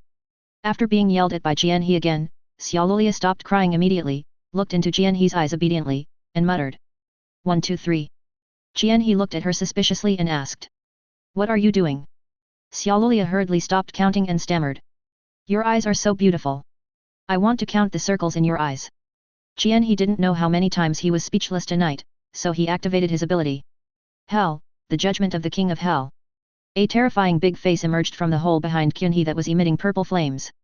Seeing this strange sight, Xiaolulia widened her eyes and started kicking her feet randomly again. Be honest. Okay, but the monster behind you is really scary. Advertisement. Don't talk nonsense. I ask you questions and you answer them. If you dare to lie, this thing will pull out your tongue and eat it. Yes, I understand. Are you serious about what you just said? Are you really going to pretend that what happened tonight never happened? Really, I swear. Xiaolulia was so excited that she almost shouted out loud. After she finished shouting, she lowered her head and thought for a while, then added weakly. But you have to agree to be my guard when I come to Sabody. Ignoring her, he saw that the king of hell behind him didn't move, so he knew that this guy was telling the truth, so he felt relieved and dissipated his ability. In Xiaolulia's view, the terrifying face began to gradually hollow out, and then disappeared. She couldn't help but say. Your abilities are so amazing, is it the devil fruit? Don't ask questions you shouldn't ask. Sensing Chiga's impatience, Xiaolulia finally shut up. He jumped down from the platform with a gloomy face, came to Khalifa, said let's go, and was about to leave. Xiaolulia on the high platform saw he was about to leave and shouted again. Are you leaving now? He said impatiently without even turning his head. I'm not leaving and I'm staying here with you. There is still this kind of good, it's not impossible. He was completely confused by this guy's inexplicable behavior. He pulled up Khalifa and disappeared on the spot with a flying thunder god. Xiaolulia stared blankly at the place where Chiga disappeared for a long time. Then, the gurgling sound of a den mushi came from her arms. Being brought back to reality by this voice, Xiaolulia hurriedly took out a den mushi from her arms and answered the call. An old voice came out. Xiaolulia, has Uchiha Chiga come? What's his attitude? Hearing this voice, Xiaolulia straightened her clothes, stood up and said in a calm tone. He performed very well, I am very pleased with him. Didn't he kill your man? Did he threaten you? No. They were just a few disobedient dogs. Colonel He not only expressed his apologies, but also promised to be my guard next time and protect my safety. Oh? That's a pretty good guy. Good, we got it. After hanging up the den mushi, Xiaolulia patted her chest. The matter was over, but why did she have such a weird feeling? Chapter 61, Commodore. Sabody Archipelago Area 66, inside the marine base. Swish. He and Khalifa appeared in the office. As soon as they arrived, He cursed and said. Is this Xiaolulia sick? Are all celestial dragons like this? Califa stood behind Kyunhee without saying a word, looking at him with a strange look. In fact, she saw something, but she was not sure, so she could only remain silent. Suddenly, the den mushi on the table started buzzing. Advertisement. Chigia answered the call and Sengoku's voice came out. Is that Chigia? What did you do tonight that even the 5 elders came to talk to me about you? They said you've been doing your job well during this time, and that your rank has been lowered. Kyunhee was also confused. I have been doing my duty during this period. Does it mean that Super Shinra Tensei and Tengai Shinsei destroyed almost an area of Sabody, or that I slapped Xiaolulia in the face tonight? I just went to meet a celestial dragon named Xiaolulia, nothing else. What? Are you talking about Xiaolulia from the Roswald family? Yes. Sengoku was silent for a while on the other end of the den mushi. He knew about the Roswald family. They could be said to be a group of typical celestial dragons, and they had all the bad habits that celestial dragons had. As the daughter of Saint Rosward, the head of the Rosward family, Xiaolulia has always looked down on other races. But when Kyunhee went to meet this kind of person, the 5 elders informed him that they would reward Kyunhee. He didn't believe that there was no connection between the two. But the result is always good. The faster Chigia is promoted, the more blatantly he can delegate power to him. The future of Marine is destined to be the world of young people like Chigia. Okay, then you go back to the naval headquarters tomorrow. I'm going to confer the rank of Commodore on you. Please come and simply attend the ceremony. Yes, I understand. After hanging up the phone, Kyunhee looked up and found that his secretary Califa was looking at him with a strange look. Looking down at himself to make sure there was nothing wrong, he asked doubtfully. What's wrong? Why are you looking at me like that? Califa shook his head helplessly, indicating that it was nothing. Yes, my boss, you went and slapped celestial dragons in the face tonight, and then you were rewarded when you came back. This is simply a fantasy, right? Kyunhee rubbed his temple and his eyes swept to the box of Ashura fruit on the table. Then he remembered that he still had such a fruit. I was so careless to leave such a mythical devil fruit here for a day and a night. He reached out and opened the box, and the fruit inside was revealed. It was a golden mushroom-shaped fruit, but this mushroom had 3 heads and looked a little weird. Advertisement. Califa walked up to Kyunhee, looked at the fruit curiously, and asked. Boss, do you want to eat this fruit? Kyunhee nodded. After all, this was also a mythical beast species, which completely met his requirements. This time, without avoiding Califa, Kyunhee stretched out his hand and patted the mushroom head in the middle of the fruit, using his hungry kid to absorb it directly. After a while, the power was absorbed and an ordinary mushroom appeared on the table. Califa covered her mouth and looked at the magical scene in front of her, thinking that he was worthy of being the boss. The things that happened to him were always so strange. Kyunhee closed his eyes and felt the ability he had just gained. When he opened his eyes again, there was a 4th megatama in his right eye. Califa also noticed the changes in Kyunhee's right eye and asked curiously. Boss, are the symbols in your eyes the result of absorbing the devil fruit? You are worthy of being my good secretary. You are so smart. Boss, what are you doing? Never mind. Do these 4 patterns mean that you have absorbed 4 devil fruits? You have also absorbed the gravity fruit, right? Yeah, so I need a devil fruit, but don't worry, I'll find you a suitable fruit later. Nodding, Califa leaned closer to Chigia and stopped talking. To be honest, it didn't matter to her whether there was a devil fruit or not. She just wanted to be a good secretary for Chigia. The next day, on Tsuru's warship, just like when they went to Sabody archipelago, Chigia rested her head on Jun's thighs and basked in the sun leisurely. Jun gently stroked Chigia's hair, with a gentle smile on her pretty face, and looked quietly at Chigia who was lying on her legs. Suddenly, Chigia opened her eyes, and her pair of Rinnegan flashed a divine light in her eyes, which made Jun stunned. With a slight smile, Kyunhee reached out and patted the spider tattoo on Jun's thigh and said. What's wrong? Haven't you seen enough? No, I really want to keep watching like this.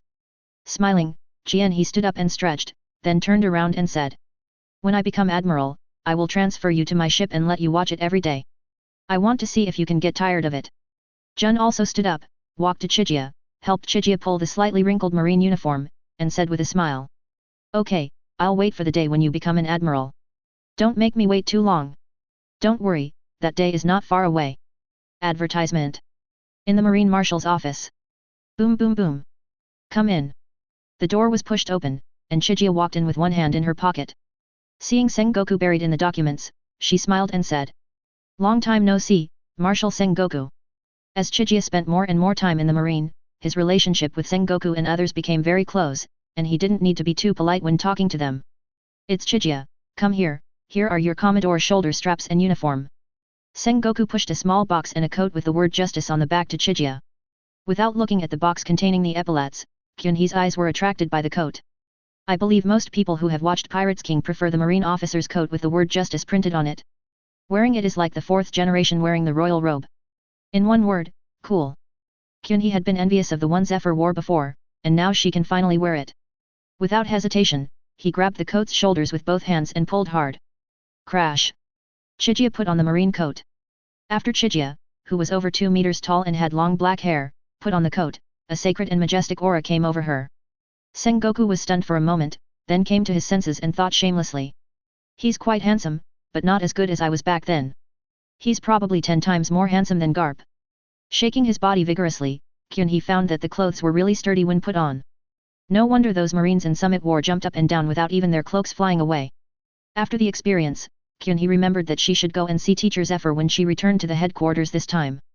He was really kind to her, and Kyunhee never doubted this. Thinking of this, Jianhee asked. Marshal Sengoku, is Zephyr-sensei still at the training camp? I'd like to go check on him. Hearing this, Sengoku looked at Chigia with satisfaction. This was one of the reasons why he was so optimistic about Chigia. People who knew how to be grateful and respect their teachers are always liked by others. However, Chigia's good intentions might be in vain this time. Sengoku waved his hand and said. No need. This batch of students has trained very hard.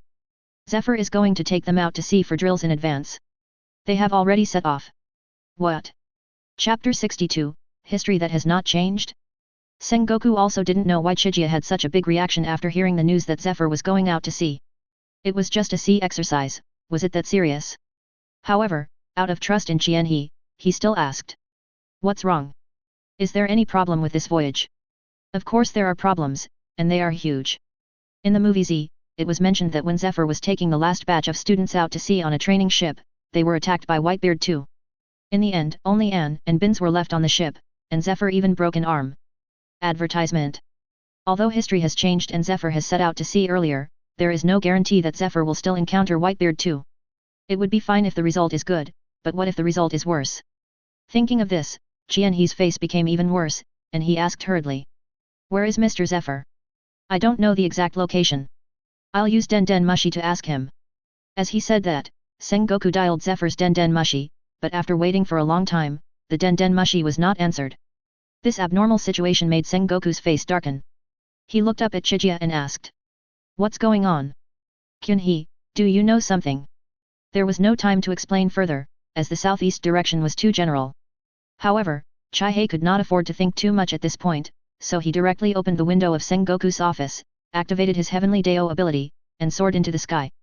The documents on Sengoku's desk were scattered all over the floor by the airflow generated by Chigia's departure. He had no time to care about this, so he summoned Aokiji and ordered him to lead a boat of soldiers to meet Zephyr as soon as possible. In a sea area, a huge head suddenly emerged from the calm sea surface. A snake-like sea king with a body size of over 100 meters rushed out of the sea, biting a huge whale in its mouth. With force on its mouth, the whale's body was bitten in two and swallowed by the snake-like sea kings. After having a full meal, Sea King smacked its lips a few times in a humane manner and was about to sink into the sea. Suddenly, an expanding black dot in the distant sky attracted its attention. It squinted its huge eyes and tried to see clearly what it was. However, the black dot that was very small just now expanded in an instant, and it finally saw that the black dot was a human being. This was also its last consciousness. Advertisement. Get lost. Puff. The heads of Sea Kings were smashed into a pile of minced meat by Kyunhee. For a moment, a bloody rain fell in the sea. Because of this delay, Kyunhee, who had been flying at high speed for a while, also stopped. His face looked terribly gloomy. This area of sea is so vast that even with the perception of the Rinnegan and the observation haki, Chigia still couldn't find any trace of Zephyr's ship. Damn it, our teacher Zephyr and those students destined to suffer this disaster.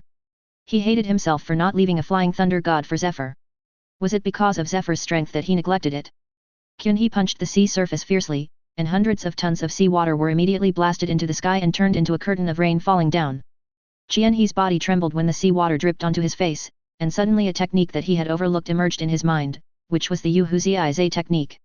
Rain Tiger Technique, in Hokage, is a technique in which Tendo Pain uses chakra to create rain clouds, and then injects chakra into rainwater, so that he can sense everything within the range through the falling rain. It is just right for use now.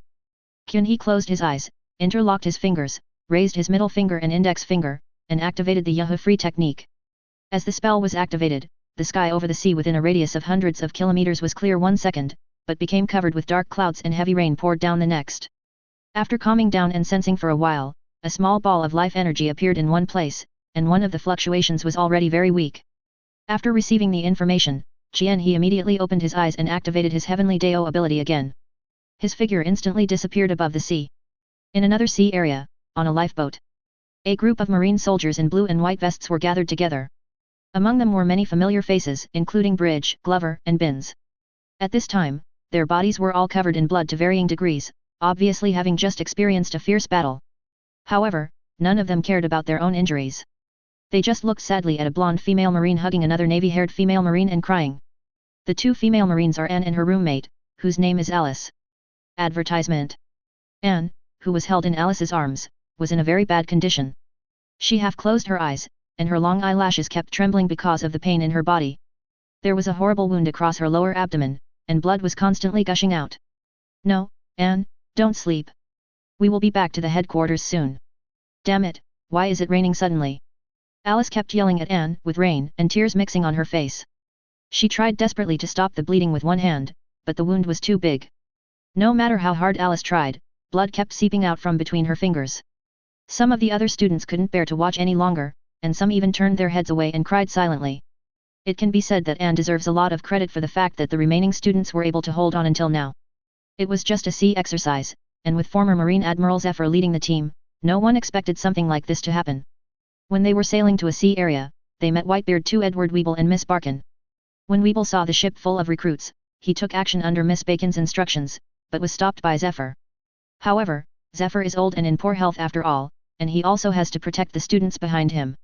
He was careless for a moment and was injured by Weevil. It was Anne who used the power of the fruit to temporarily stop Zephyr's injuries and also made Zephyr's age regress 8 years, further developed. It was Anne's move that made Miss Bacon notice her, and she made Weevil willing to take a punch from Zephyr to get rid of this female marine with special abilities. It was under such circumstances that Anne was hit in the waist by Weevil, and was seriously injured and unconscious on the spot. Due to her coma, Zephyr's abilities were also ineffective, and he was once again at a disadvantage in the battle with Weevil. But Anne woke up and forced himself to use his ability to help Zephyr go back 8 years, and then he maintained his consciousness and was brought here by the remaining marines. Hearing Alice's call, Anne opened her mouth and spat out a mouthful of blood. Alice immediately cried even harder. Anne reached out her trembling hand and touched a package beside her, took the package and handed it to Alice. Alice wiped her tears, took the package and asked. What is this? When you left the warship just now, you asked Bridge to hook it for you. Is it something important? Seeing Alice take the package, Ian breathed a sigh of relief and said weakly. This is the devil fruit I got in the assessment. When you go back, you can give it to Kyun-hee. It was originally meant for him. Why don't you give it to me yourself? A voice was heard and a figure landed on the boat. It was Jian-hee who had rushed over. With Kyun-hee's arrival, the dark clouds that had just covered the sky dissipated in an instant, and the sunlight shone through the clouds onto everyone's face.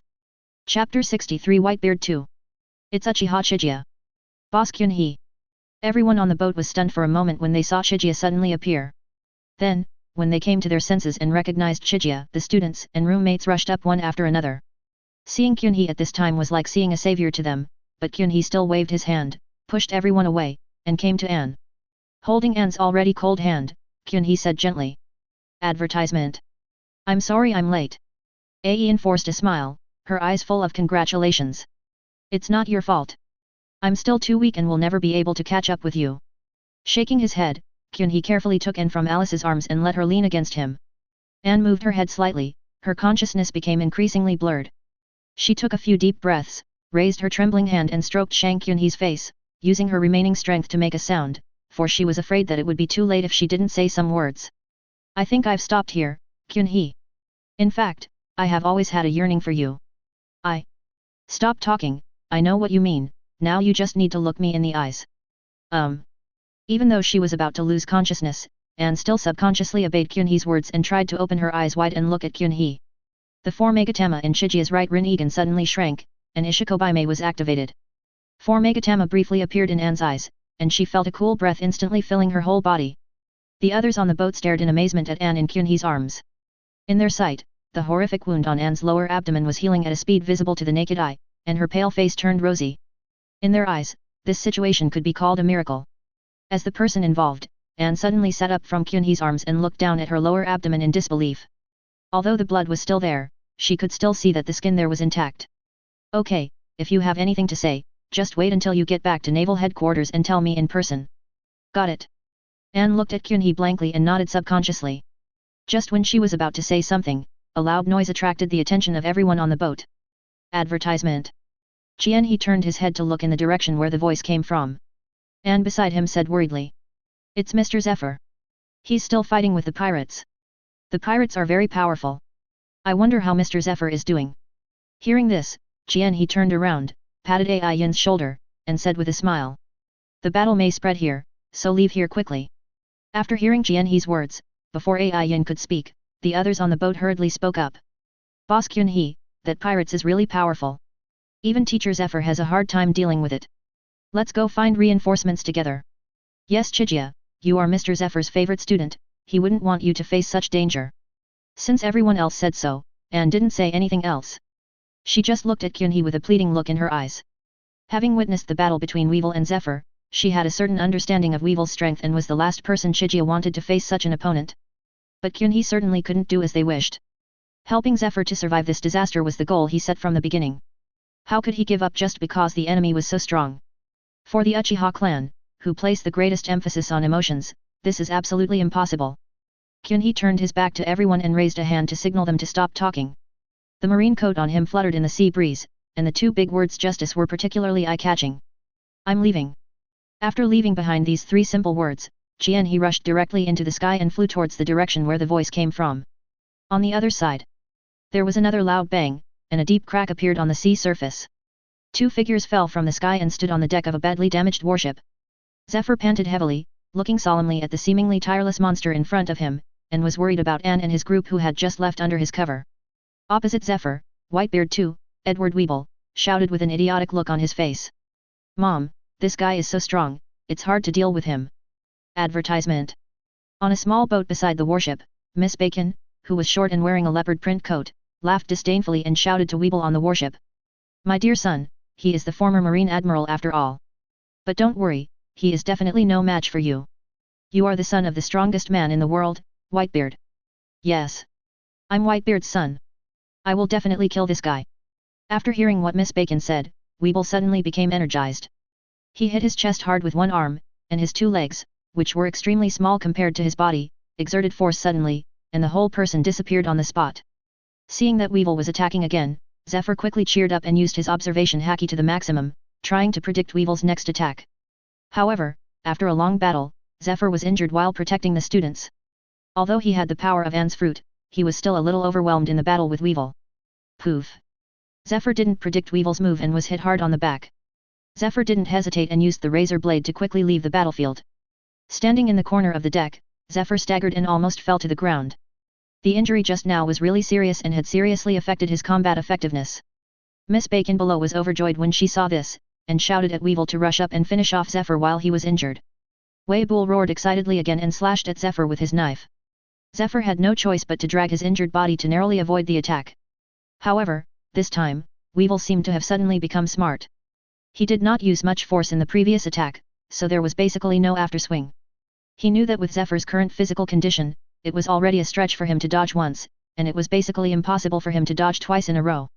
He launched a second attack very smoothly, aiming the long knife at Zephyr's right arm and about to chop it off. Zephyr's pupil shrank, and he thought to himself that this attack was not going to be avoided. He couldn't help but feel a sense of relief and regret in his heart. He felt relieved because he could finally go see his wife and children.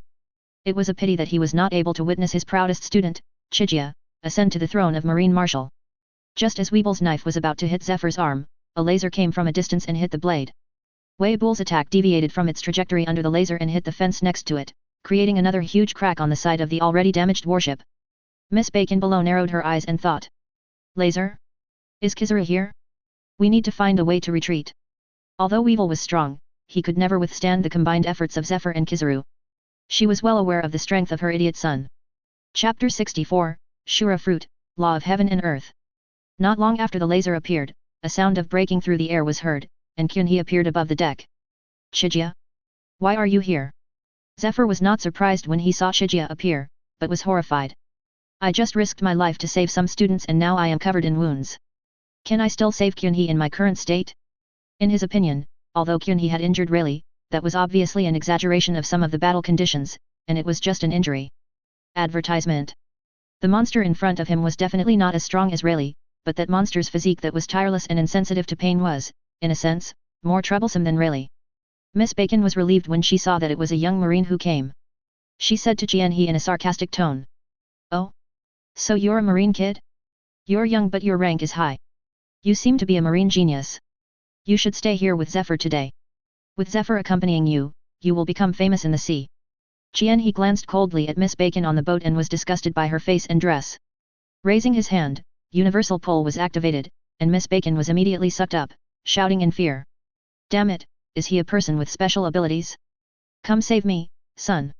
Mother. This weevil is indeed a filial son. When he saw Miss Bacon was in danger, he ignored Zephyr and appeared in the air in a flash, stretching out a fat hand to catch Bacon. After confirming that the bacon in his hand was fine, an angry expression appeared on his fat face for the first time. He turned his head and shouted at Jianhee. How dare you hurt my mother? I will break all your arms and legs. Ignoring Weevil's threat, Chigia looked at the two people in front of him and found that this combination really looked like Majin Buu and Babadai in Dragon Ball. The difference was that this Weevil was stupider and really obeyed Babadai's orders. Weevil couldn't fly and his airborne time was limited, so he fell down after he made his threats. Chigia also fell down, and the injured Zephyr was still on the deck. As soon as he landed, Kyunhee used Shinra Tensei to send Weevil flying without any martial ethics, then helped Zephyr up and asked with concern. Advertisement. Mr. Zephyr, are you okay? It's okay, but my combat power is limited. I was stabbed in the back just now due to carelessness. Hearing this, Jianhee glanced at the wound on Zephyr's back. The wound was so deep that the bone was visible. Fortunately, the pirates' people are strong enough. If it were most of the squishy mages in the Hokage, it would be unknown whether they could survive, let alone remain conscious. Kyunhee had already activated his own stone chopstick once, but that was to save Anne who was on the verge of death, and he had no choice. For this, Kyunhee did not regret it. After thinking about it, Kyunhee opened the door space and let Zephyr go in and rest first. Zephyr would definitely not agree. How could he let his favorite student face such a monster alone while he went to rest? Jianhee shook his head, smiled, and said confidently. Trust me, Mr. Zephyr. If I can't even deal with an enemy of this level, how can I live up to your expectations? You should go in and rest first. You can see the situation outside from inside. If the situation is not right, you can come out later, right? Zephyr stared at Kyunhee steadily. The student in front of him suddenly became a little strange. It was not emotionally strange, but he felt that the former Marine student seemed to have truly grown into a qualified Marine general. Okay, I believe you. If the situation is not right, you must run away quickly. With your ability, it should be easy to run away, right? Kyunhee nodded. Zephyr patted Kyunhee's shoulder, turned and walked into the door space. Damn Marine, how dare you sneak attack me? As soon as Zephyr left, Weibul rushed back, holding Miss Bacon, who had rolled her eyes, in her arms. Just now, he was careless and was directly blasted away for several miles by Kyunhee's Shinra Tensei. However, this guy has a really strong physique and thick skin, so he was just blasted away, which is not a big deal in essence. Weevil is nearly 7 meters tall, and with his fat body, he looks like a mountain of flesh.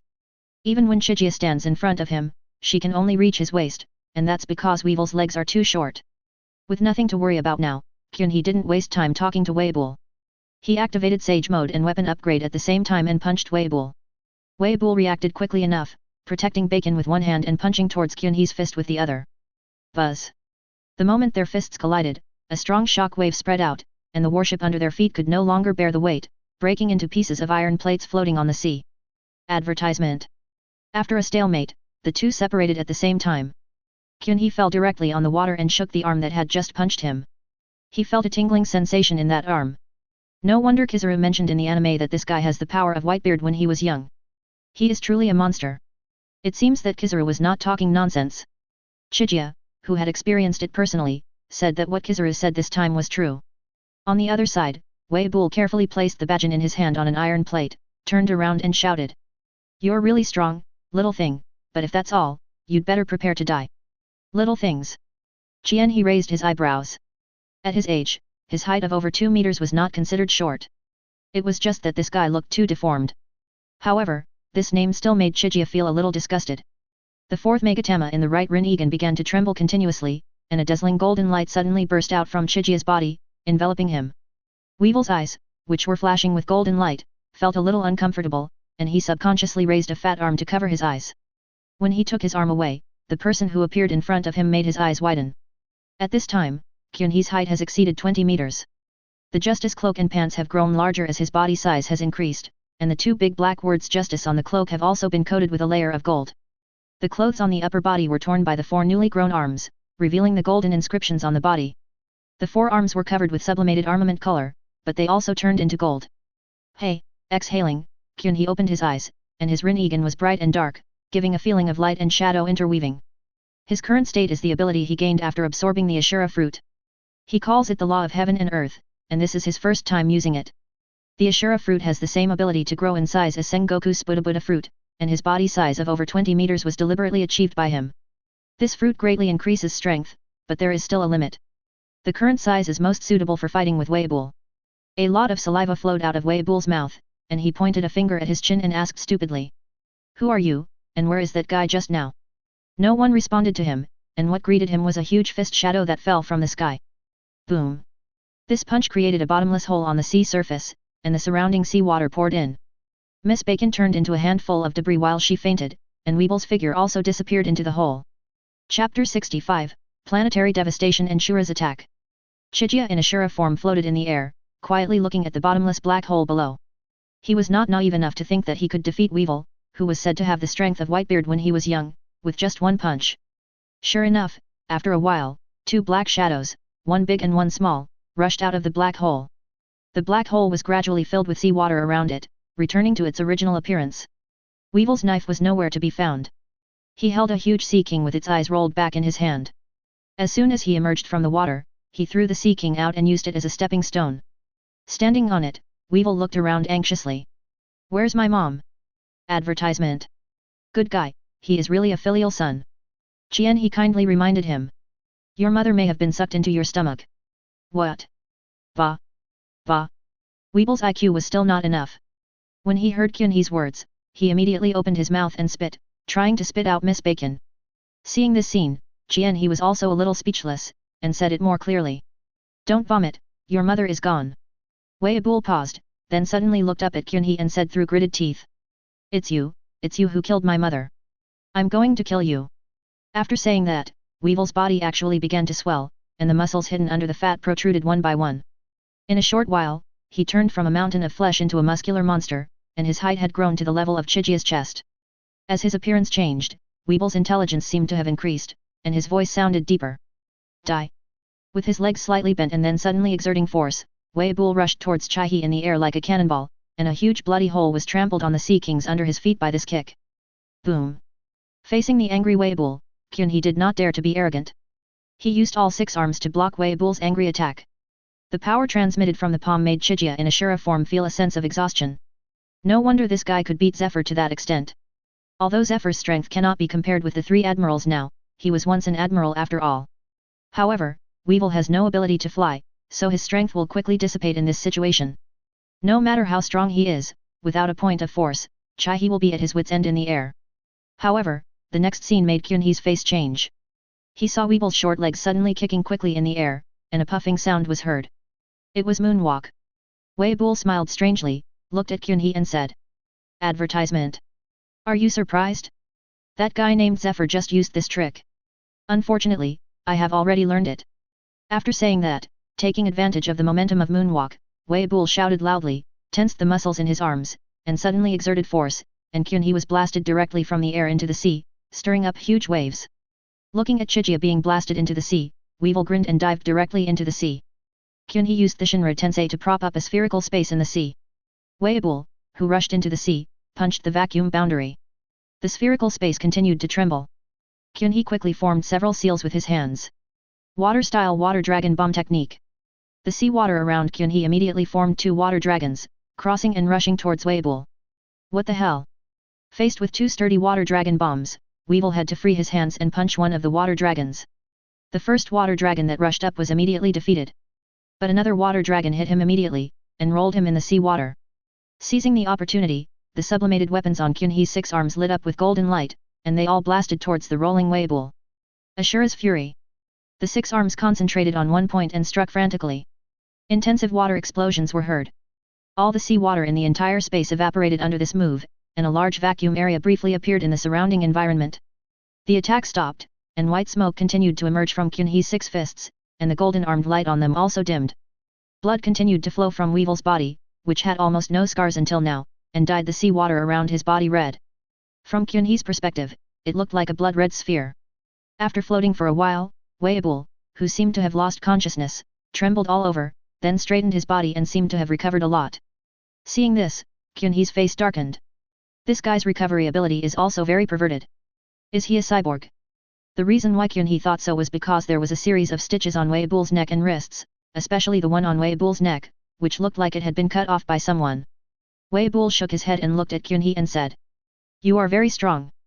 I was almost beaten to death by you just now." Kyunhee said nothing and rushed forward again to fight with Weebil. The calm sea surface suddenly exploded, and 2 giants flew out. Advertisement. The 2 giants were Uchiha and Weebil. Both of them were injured at this time, and even Weebil was gasping for breath. The fight between the two was almost explosive, and by now the physical strength of both sides had declined. Kyanga landed on the sea and adjusted his breathing. His Rinnegan flashed purple light. He put his 6 hands together in pairs, and from above it looked like 3 diamonds spliced together. Seeing Kyunhee's strange posture, Weevil tilted his head. He didn't understand what Kyunhee was going to do. He could only shake off the water on his body and prepare to attack again. At this moment, Kyunhee's technique was ready. His 3 pairs of palms that were pressed together slowly separated, and 3 black balls appeared between each of his palms. The 4 arms behind him stretched out to Kyunhee's chest and merged the 2 black balls with the black balls produced by Kyunhee's original 2 hands. A sphere that was even darker than ultimate and larger in size was held up by Kyunhee with one hand. As soon as she loosened her hand, the black sphere left Kyunhee's palm and floated into the sky. Weebil stared blankly at the black sphere rising higher and higher, and felt a breath coming from it that made his heart palpitate. Without hesitation, he covered his right hand with armament haki and took the moonwalk to smash the black ball that made him uneasy. However, with a snap, he put his hands together again and shouted. A few cutting antennas. Planetary devastation. Buzz. An ultimate gravitational force erupted from the black sphere floating in the air. Weebil tried to stop in a panic, but his body flew towards the sphere completely out of control. More and more warship fragments were sucked out of the seawater and stuck directly to Weebil's body, forming an iron ball. Immediately afterwards, the seawater that covered the sky all surged into the sky, constantly compressing and converging, and finally formed a huge water ball with a diameter of 1 kilometer in the sky, and the sky suddenly darkened. Through the water ball, you can see some huge sea kings floating in it with their shriveled bodies squeezed out. The seawater beneath Kyunhee has completely sunken, and some soil can even be seen in the center, just like an offshore basin. The surrounding environment has become like doomsday under this planetary devastation.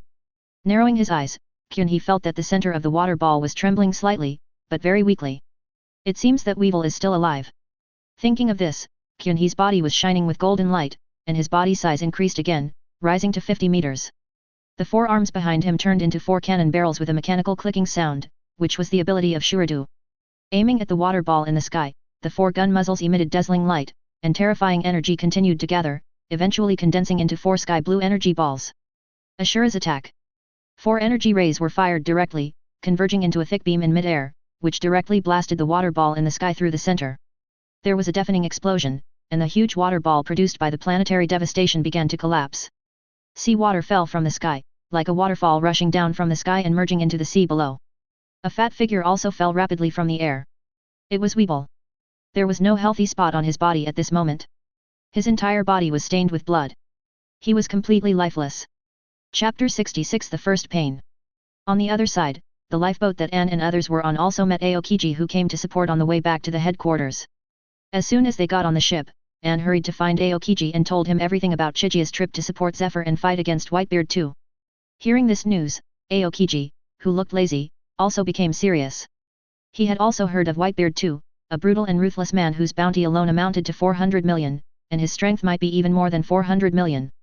Nodding, Aokiji asked Anne for the general direction and then called his men to order the warship to proceed at full speed. Advertisement. After his men left, Aokiji thought about it again and felt that the speed of the warship was still too slow, so he walked to the deck and jumped into the air. A stream of cold air came out of his hand and reached the sea surface.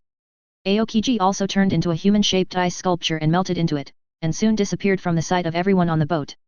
Whether it is his teacher Zephyr or the marine rookie Chigia, they are both people that Aokiji cannot afford to lose.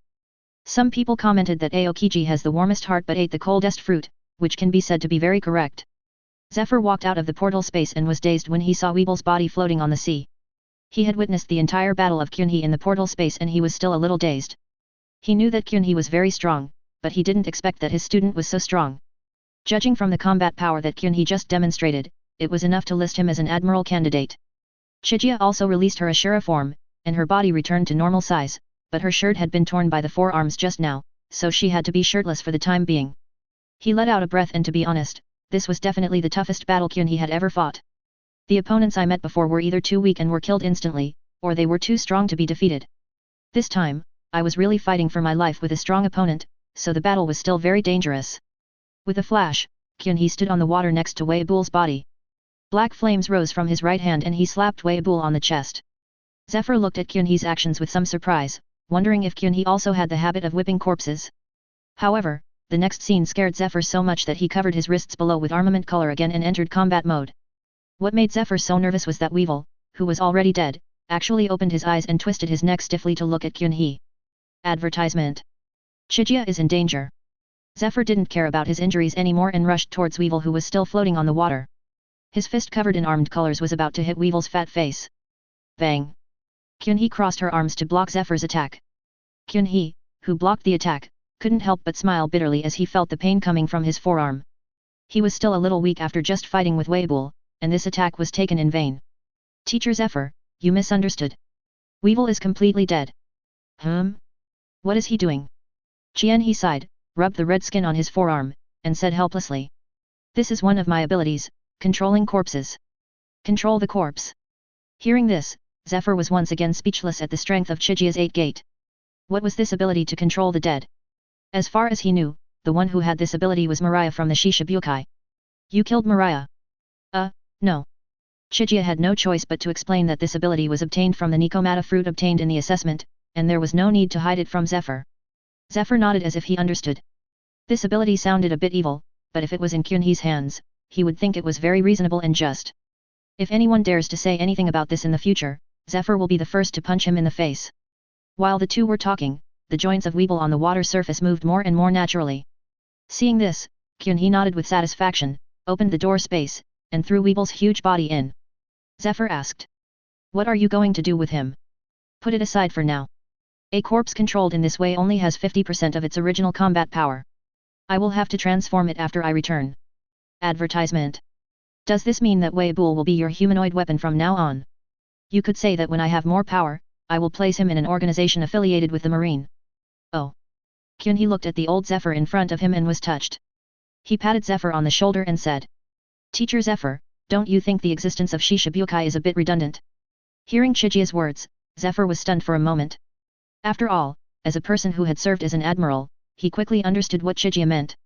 Chigia wanted to establish a powerful armed department that would be absolutely loyal to him and the Marine. Zephyr couldn't help but get excited when he thought about this. He had long disliked the Shishibukai system, but even as a former admiral, he had no right to interfere with this system. Now that Kyunhee proposed to replace this system, how could he not be excited? As for whether Kyunhee's idea could succeed, he would never doubt it. This idea would definitely succeed because it was Kyunhee who proposed it. It has to be said that Zephyr is now definitely Chigia's most staunch supporter among the Marine executives. Ah, the battle is over, it seems I'm late. A lazy voice sounded, and then a path formed by ice spread to Kyunhee and Zephyr. A human-shaped ice sculpture rose on it, slowly solidified, and finally turned into Aokiji. Aokiji finally arrived at the battlefield after rushing all the way. However, when he arrived at his destination, he did not see fierce fighting but Chigia and Zephyr who seemed to be chatting leisurely. Seeing that the person coming was Aokiji, Chigia and Zephyr completely relaxed, and Zephyr even teased Aokiji. Kyuzan, are you being lazy again? You're not here until the battle is over. Don't say that, Mr. Zephyr. I'm already moving at full speed. Look, I didn't even take the warship. I used my abilities all the way here. Aokiji's voice sounded a little aggrieved. After all, Zephyr had been his teacher, and students were always bound to be a little weak in front of their teachers. Since Aokiji said so, Zephyr stopped teasing him and reached out to pat Aokiji on the shoulder. Of course, he could see that Aokiji had come here at full speed, but he was in a good mood and couldn't help but make a joke. This is because the one who came was Aokiji, one of the 3 admirals. If it was Kizaru who came, Do you think Zephyr would be nice to him? But then again, if it were Kizaru, the most he could do was step on the cannonballs. Chapter 67, The Girl Next Door, Ian, Sweet Chapter, skip if you don't like it. After a few words, Aokiji suggested returning to the warship. Now that the battle was over, his laziness came back. He didn't want to stay for a moment and just wanted to go back to the deck of the warship to bask in the sun. Chigia and Zephyr, who knew Aokiji's character well, were also somewhat helpless. Zephyr even sighed. He knew that Aokiji was not like this at first. When Aokiji first joined the Marine, he actually pursued a passionate burning justice, but after experiencing the O'Hara incident, he became confused about the justice of the Marine and gradually developed this lazy justice. Zephyr, as a teacher, also wanted to persuade him, but his justice of not killing was not correct in fact. After thinking about it, he could only place his hope on Chigia. Seeing that Aokiji was so eager to go home, Kyunhee agreed to his wish. However, because Zephyr still had an injury on his back, on the way back, Kyunhee used the ability of Tiendeo to lift Zephyr up and slowed down his speed slightly. Advertisement. Chigia's behavior made Aokiji look sideways slightly and nodded secretly. Aokiji admired Chigia's behavior very much, but as he also had a rather introverted personality, he would definitely not show it. As soon as they returned to Aokiji's warship, a soft body threw itself into Kyunhee's arms. It was Anne. God knows how worried she was during this period of time. When she saw Kyunhee return safely, she could no longer hold back the surging emotions in her heart. Gently patting Anne's back, Kyunhee said nothing. At this moment, he knew it would be better to let Anne calm down first. After hugging for a while, Anne slowly pushed Kyunhee away, took out a package from behind and handed it to her. This was the unknown devil fruit she got from the assessment. Kyunhee did not refuse. He took the package from Ian's hand, opened the door and put it in.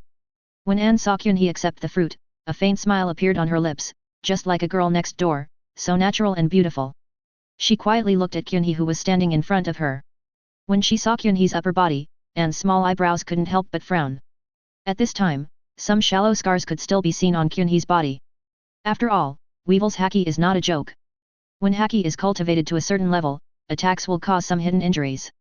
They may not look serious at first, but in fact the body has already suffered considerable damage. Chigia's recovery speed is already extremely fast. In the Summit War, Marco was hit by Garp's punch and was wrapped in bandages for several episodes. This was when he had the Phoenix Fruit. Aeon wanted to reach out and touch the scars, but she hesitated and could only ask. Don't you have a quick recovery ability? Why don't you use it? Advertisement. Kyunhee smiled and shook his head, then put his face close to Anne's ear and whispered. Idiot, how can you use that ability continuously? But it's okay if I give it to you. Hearing this, Anne froze in place. Yes, this heaven-defying ability must have its limitations, but Kyunhee actually used this precious opportunity on himself. Is he worth it? As she thought about it, tears welled up in Anne's eyes, but she didn't want Kyunhee to see her so vulnerable, so she turned around and wiped the tears from her face vigorously. Well, most girls are easily moved. What seems like nothing to Kyunhee may be as destructive as a nuclear weapon to Anne. Rubbing his temples, Kyunhee patted Ian's shoulders with both hands, exerted a little force, and forced Ian to turn back. He reached out and gently wiped the tears from her face. Okay, relax. I guess we should attend the graduation ceremony when we return this time. Based on your contribution this time, you will at least be a colonel. What do you think, Colonel Anne? When Anne heard the word Colonel Anne from Kyunhee's mouth, she somehow wanted to laugh and couldn't help but raise her little fist and gently hit Kyunhee's chest. He immediately made an injured expression, as if Ayin had hit him hard, and although his acting skills were not very good, he really fooled Ayin. Anne quickly came up to check the place where she had just hammered, and blew gently at that place with her little mouth. She looked very cute. Seeing Ayin like this, Kyunhee couldn't help but lower his head and kiss Ayin on her white forehead. After being attacked by Kyunhee, Anne was so scared that she jumped up from the ground like a little rabbit and looked at Kyunhee in disbelief. Kyunhee's face turned red when she was looked at, but her expression did not change. She looked calm, as if she knew nothing about what had just happened. Seeing Kyunhee being a bit of a rogue like this, Anne puffed up her cheeks in anger, making her look even cuter. No, if this goes on, Kyunhee feels that he won't be able to hold it anymore. Haki threw away his righteous coat, and Chigia left without looking back, leaving only one sentence. Come to me after graduation. I want you. Advertisement. Ayin wanted to say, if you want it, I'll take it. But she kept the words in her mouth for a long time, and finally said. Then you must keep your word. After returning to the headquarters, Zephyr was immediately surrounded by the stretcher team that had been waiting for a long time. Zephyr felt a little embarrassed. After all, he was a former Marine admiral. Where would he put his face if he was put on a stretcher like this? But the people who came up to pull him were a few young nurses, and he didn't dare to use force, and just got on the stretcher half-heartedly. The several strong men waiting beside the stretcher suddenly stood up with the stretcher and ran away. Zephyr was dealt with, and the remaining stretcher bearers all turned their heads and stared at Kyunhee. Kyunhee pouted and flew into the air, disappearing from everyone's sight in the blink of an eye. Chiga left and went to Sengoku's office. As soon as she entered the door, Sengoku asked anxiously. What's going on, are Zephyr and the students okay? Teacher Zephyr was injured, and the casualties among the students were about 1/3. The attacker this time was Whitebeard too, Edward Weeble. Bang! Sengoku stood up angrily and slammed his fist on the table. Veins on his forehead bulged. He gritted his teeth and said. Damn pirates! Kyunhee also fell silent. Although his intervention in this incident had minimized casualties, it was still not perfect. This also reminded him that because of his arrival, the timing of some events was no longer so accurate. Sengoku pressed the table and took a few deep breaths. His anger finally eased a little. He sat back in his chair and pushed a document on the table to Chiga. He didn't answer it, but just asked in confusion. This is your appointment letter as Vice Admiral. No one can ignore your contribution this time. It can be said that you have saved the future of Marine. The graduation ceremony of the training camp will be held tomorrow. I will hold an award ceremony for you at that time. Go and get ready. Wow, Chiga was promoted to Vice Admiral less than a day after being promoted to Commodore. In an era when Marines had not yet experienced the world conscription, this speed of promotion was unheard of. Chapter 68 Everyone is paying attention, Kyunhee Vice Admiral, end of Volume 1. Naval Headquarters Marineford. The central square was particularly lively today. All the generals and colonels of the headquarters were present. The area around the venue was crowded with people, and a video den mushi was pointed at the high platform in the center. The graduation ceremony of this training camp can be said to be the most grand one in history, because there is a student like Chiga whose combat power is completely beyond that of ordinary students, and after the Whitebeard 2 incident, there are not many students left in this class compared to previous years. So in order to completely push Chiga to the attention of the world and to encourage and comfort the remaining trainees, Marine decided to make this year's training camp graduation ceremony a live broadcast to the world. Sengoku appeared at the top of the stage wearing a coat of justice, glanced at the crowd below, cleared his throat through the microphone, and said quiet. Advertisement. The crowd below suddenly quieted down. Those who came here were all soldiers, and obeying orders was ingrained in their bones. After the situation was under control, Sengoku spoke a few words briefly and then retreated, leaving the task of conferring titles to Zephyr. After all, they were all his students, and this class of students had actually experienced life and death with Zephyr, so it was most appropriate for him to be the one to confer titles. Afterwards, students led by Ai Yin came on stage to receive their titles. Bridge, Grafus, and Bins were promoted to Lieutenant Colonel, while An was awarded the rank of Colonel on the recommendation of Zephyr because of his outstanding performance in the battle with Weeble. Most of the other trainees in the training camp were captains or majors. When the last trainee received his rank, everyone present showed puzzled expressions. What they are wondering about is Uchiha Chiga. Everyone knows that the real protagonist of today's ceremony is Uchiha Chiga. Look at his achievements, injuring Pluton Rayleigh and killing Weeble. It's not too much to award him a rear admiral for these two achievements, right? Since Chiga was a Commodore for only less than a day, many people still don't know that she is already a Commodore. However, even if they knew, they wouldn't find it strange, because no one would regard Chiga as a Marine trainee anymore. At this time, Chiga, the protagonist in everyone's mind, was being groped by Jun in the backstage. Kyunhee helplessly looked at Zoan smoothing his clothes over and over again, and said. Okay, stop it. You're going to wear your clothes out. Jun rolled his eyes at Chiga and patted the uniform on Chiga. Do you know how many people are watching you today? It can be said that your image represents the image of Marine, so you can't be careless at all. Okay, I get it. I should get out now. Marshal Sengoku will be so worried if I don't. After saying that, Chiga disappeared in a flash. Zoan could only sigh helplessly. She still wanted to straighten Chiga's collar. Advertisement. Swoosh.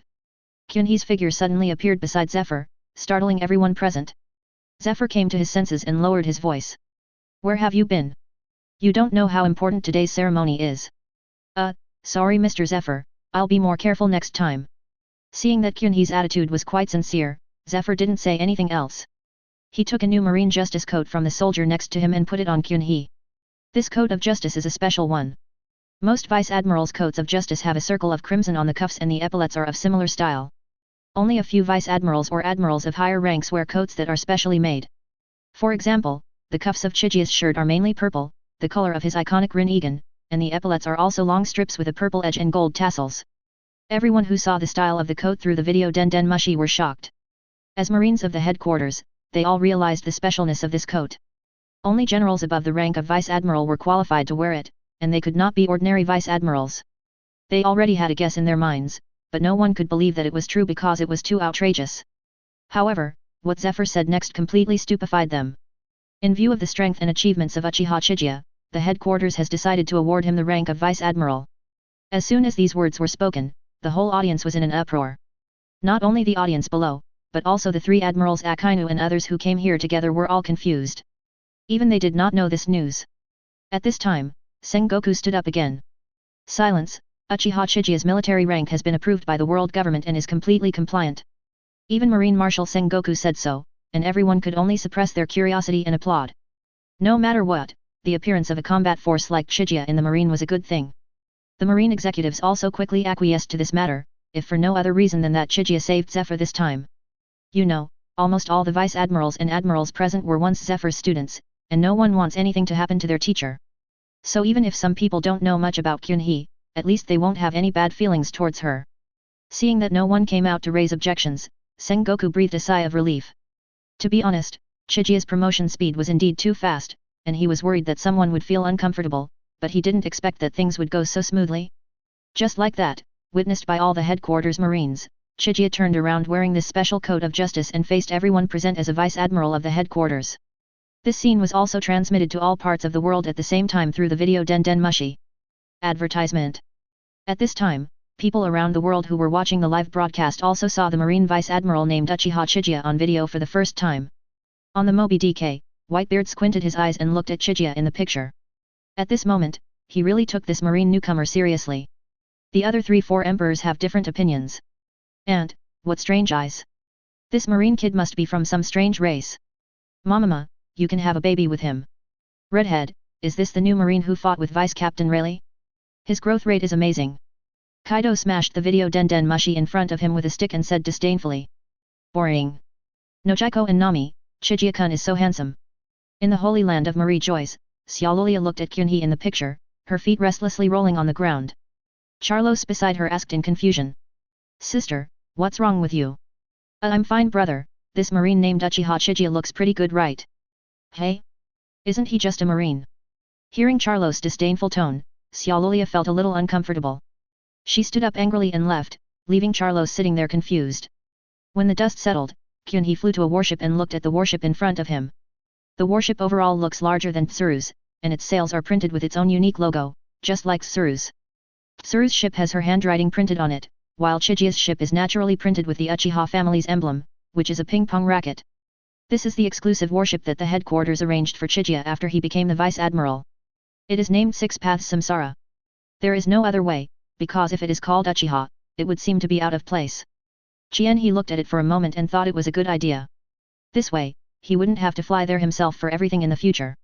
More than 1,000 soldiers had lined up neatly at the boarding area on the shore. Aeon stood at the front of the line. When they saw Kyunhee coming, all the soldiers shouted loudly. Chigia, Vice Admiral. Chapter 69, Ope-Ope Fruit appears. 1 year later, on the deck of the Six Paths. Chigia was lying on a bench basking in the sun wearing a pair of black sunglasses. Since she had her own warship, Chigia liked this way of relaxation more and more. No wonder Aokiji always liked to lie like this, it was really comfortable. Anne was wearing a small-sized coat of justice, a dark blue short-sleeved top, denim shorts with black socks, and a pair of black high heels. She was standing beside Kyunhee with a serious face, looking like a qualified little guard. Her current situation with Chigia is somewhat similar to Smoker and Tashigi in the anime, but Anne doesn't have the innocent attribute of Tashigi. Anne's personality is more capable. He opened his eyes and looked at Aeon next to him. Seeing her serious expression, he couldn't help but smile slightly and patted the empty seat next to him. Advertisement. You've worked hard. You should take a rest as well. Anne shook her head. It was not that she didn't want to, but there were still many soldiers standing guard on the deck, and she would definitely be embarrassed to do so. Kyunhee didn't force it and closed her eyes to continue enjoying the sunbath. Suddenly, there was the sound of high heels, and Khalifa came to Chigia with a Den Mushi. Glancing at Anne beside Jianhe, Khalifa's expression remained unchanged. He just leaned over and whispered to Jianhe. Boss, Marshal Sengoku wants to see you. Chiga raised his eyebrows. Ever since he had his warship he often went out to sea to carry out missions, usually they were some cruise missions issued by the headquarters or missions to eliminate some pirate groups. This was the first time that Sengoku found him directly. It seems something big has happened. Chiga nodded and took the den mushi from Khalifa. As soon as the call was connected, Sengoku's anxious voice sounded. Is that Chiga? Come back to headquarters immediately. There's a major incident that needs your attention. I'm Chiga, what's wrong Marshal Sengoku? Advertisement. The Ope-Ope fruit appears. This fruit is very important. I'll tell you the rest when you come back. Yes, I understand. After hanging up the den mushi, Chiga stood up. Khalifa immediately took Chiga's coat of justice hanging next to him and put it on him. Anne couldn't help but curl her lips when she saw this scene. Kyunhee smiled at Khalifa, then his face became serious, and with a wave of his hand, he ordered the warship to return immediately. Naval Headquarters, High-Level Meeting Room. The three admirals were not present at today's meeting as they were all away from the headquarters for some other matters. However, in Chiga's opinion, Akainu's words were not serious. Aokiji might have gone to scare the little girl again, and Kizaru was probably just slacking off. Jun didn't come either. Tsuru handed the warship to her and asked her to lead a group of female marines to go out to sea for training. Jun's wish to go on Chiga's ship had to be temporarily shelved, and Chiga coaxed her for a long time. Sengoku sat at the head of the conference table with a serious expression. Seeing that most of the other generals had arrived, he spoke. I think you already know why I called you here today. The Ope-Ope fruit is very special. The world government has issued a special order for it. The marine must get this fruit. It is now in the hands of the bearer-risk pirates. Crane nodded and asked. So what are you going to do? Send troops to destroy this pirates group directly? I think this is a bit risky. Maybe we can take a more gentle approach. Sengoku agreed with Tsuru's suggestion, and it can be said that he thought the same way. Yes, the leader of this pirates group, Bearerus, was once a marine. He has contacted this place through an underground intermediary. He wants to sell this devil fruit. Okay, this is the safest way. How much are you willing to offer? 5 billion Baileys. What? Advertisement. Hearing the number coming out of Sengoku's mouth, many generals present could not hold back. That was 5 billion berries. It might not be possible for everyone present to save enough by the time they retire, right? If Kizaru were here, he would probably jump up and down. Why would he still work when he has this fruit? Wouldn't it be better if he just retired and opened a kindergarten and danced PPAP with the kids? Okay, I'm going off topic. Even Garp, who had not been listening carefully, widened his eyes. What? 5 billion Baileys? How many packs of senbei would that cost? The only people who are still relatively calm on the field are he and Kyunhee. Chiga knew the value of this fruit. Not to mention that a doctor could immediately become a world-class doctor after eating it, the abilities of the Ope-Ope fruit also made it an excellent fruit when used in battle. What's more, there is the rumored anti-aging surgery. 5 billion belly is still too little in Kyunhee's opinion. In other words, the value of this fruit cannot be measured by money. The world government is still stingy. Kyunhee sat on the chair and shook his head slightly. He pondered for a while and then said. This price is not beyond my expectations, I think it is acceptable. Garp turned his head and stared at Crane in disbelief. His mind was now filled with thoughts on how many senbei he could buy with 5 billion berries. To him, Crane's words were like giving away 5 billion berries of senbei as cabbage. After Tsurugi said this, Sengoku confirmed his idea and decided on the plan. The next step was to send people to ensure the safety of the transaction.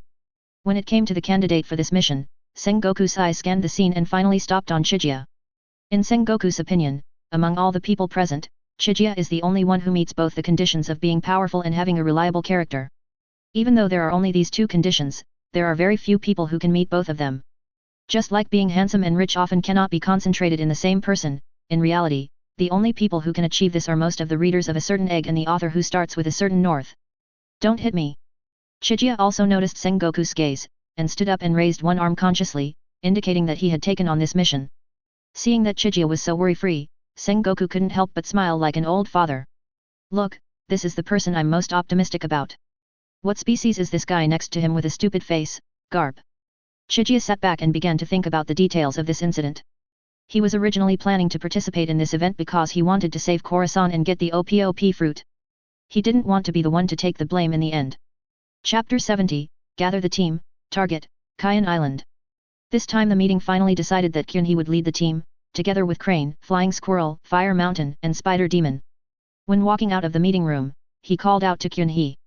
Chigia was a little confused, thinking that Jun had told Tsuru about his secretary and guards, but she kept her expression unchanged and asked. What's up, Vice Admiral Crane? He looked around and confirmed that everyone had left before walking up to Kyunhee and whispered. Advertisement. I heard from Jun that you are very interested in devil fruit. Do you have any ideas for this Ope-Ope fruit? After hearing what he said, He was a little confused. What did this mean? Was he testing her? Or did he have other ideas? Seeing that Kyunhee didn't say a word, he guessed what he was thinking, took out a small projection den mushi from his arms, and said to Kyunhee. I know what you're thinking. Everything I say next will be recorded by this den mushi. Don't worry. As expected of the Marine Chief of Staff, he saw through Chijia's thoughts at a glance and even prepared a backup plan. Chigia could only nod, wanting to hear what Tsuru had to say. Chigia, do you know why the celestial dragons want this Ope-Ope fruit so much? Kyunhee shook his head. Of course he knew, but it was better not to speak at this time. Firstly, he didn't know the secret reason, and secondly, the den mushi was still recording. Seeing Kyunhee's reaction, he secretly gave him affirmation in her heart. She did not dislike Kyunhee's cautious behavior, and it was right to be cautious. Crane said in a very serious tone. It is said that after the Ope-Ope fruit is developed to a very advanced level, it can perform an anti-aging operation on others, but the price is the life of the operator.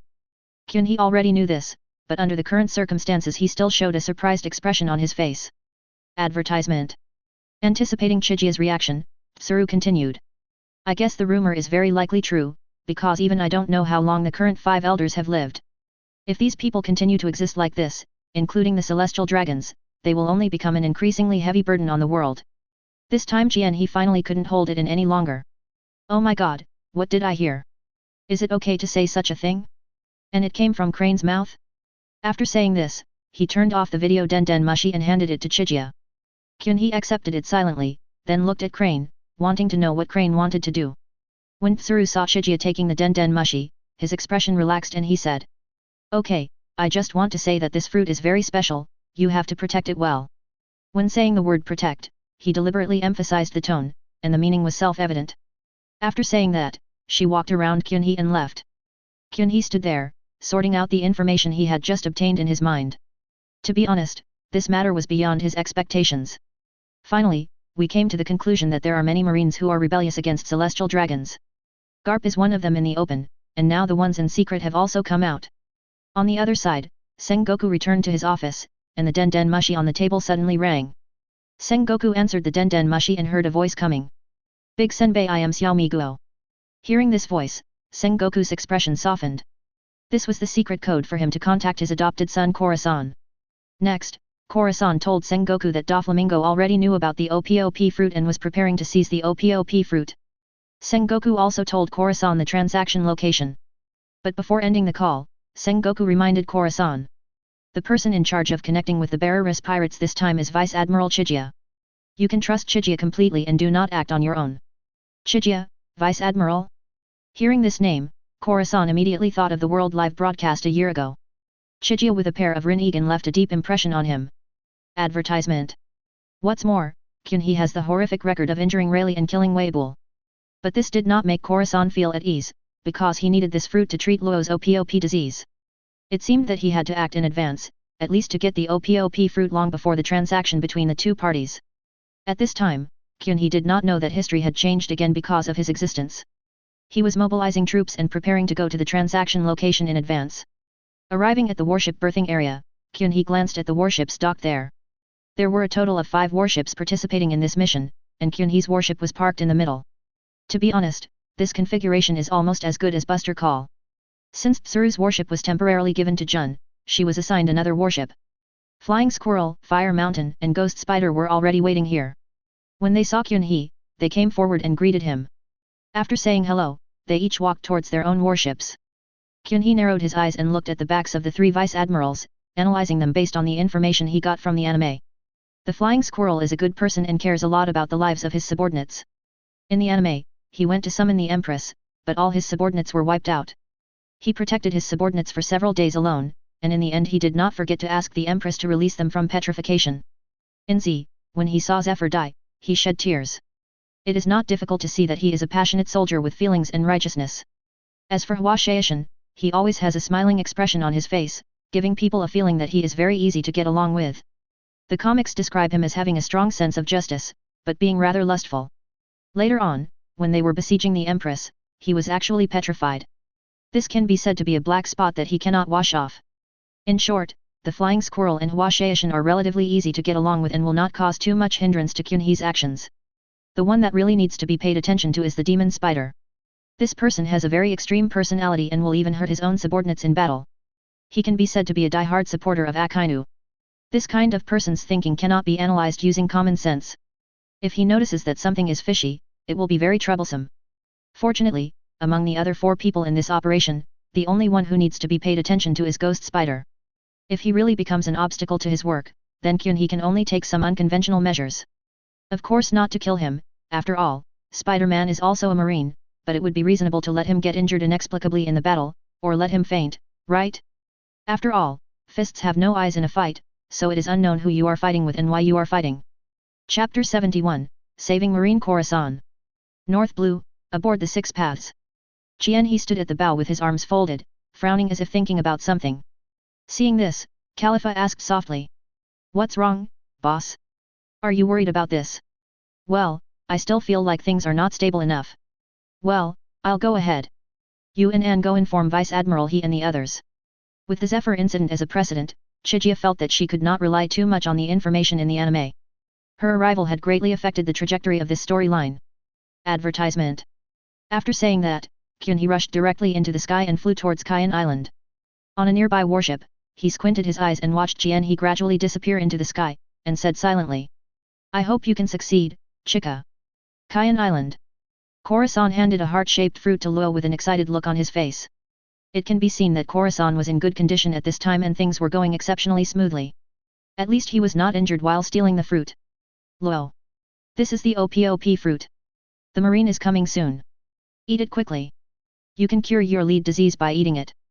Trafalgar Law, the super rookie who will be offered a reward of 3 billion berries in the future and will beat Kaido and Blackbeard, is now just a short boy less than 12 years old with white Madara patches all over his face.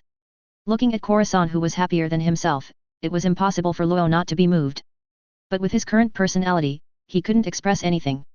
He just silently stretched out his hands, ready to take the Ope-Ope fruit, which was the fruit of life for him.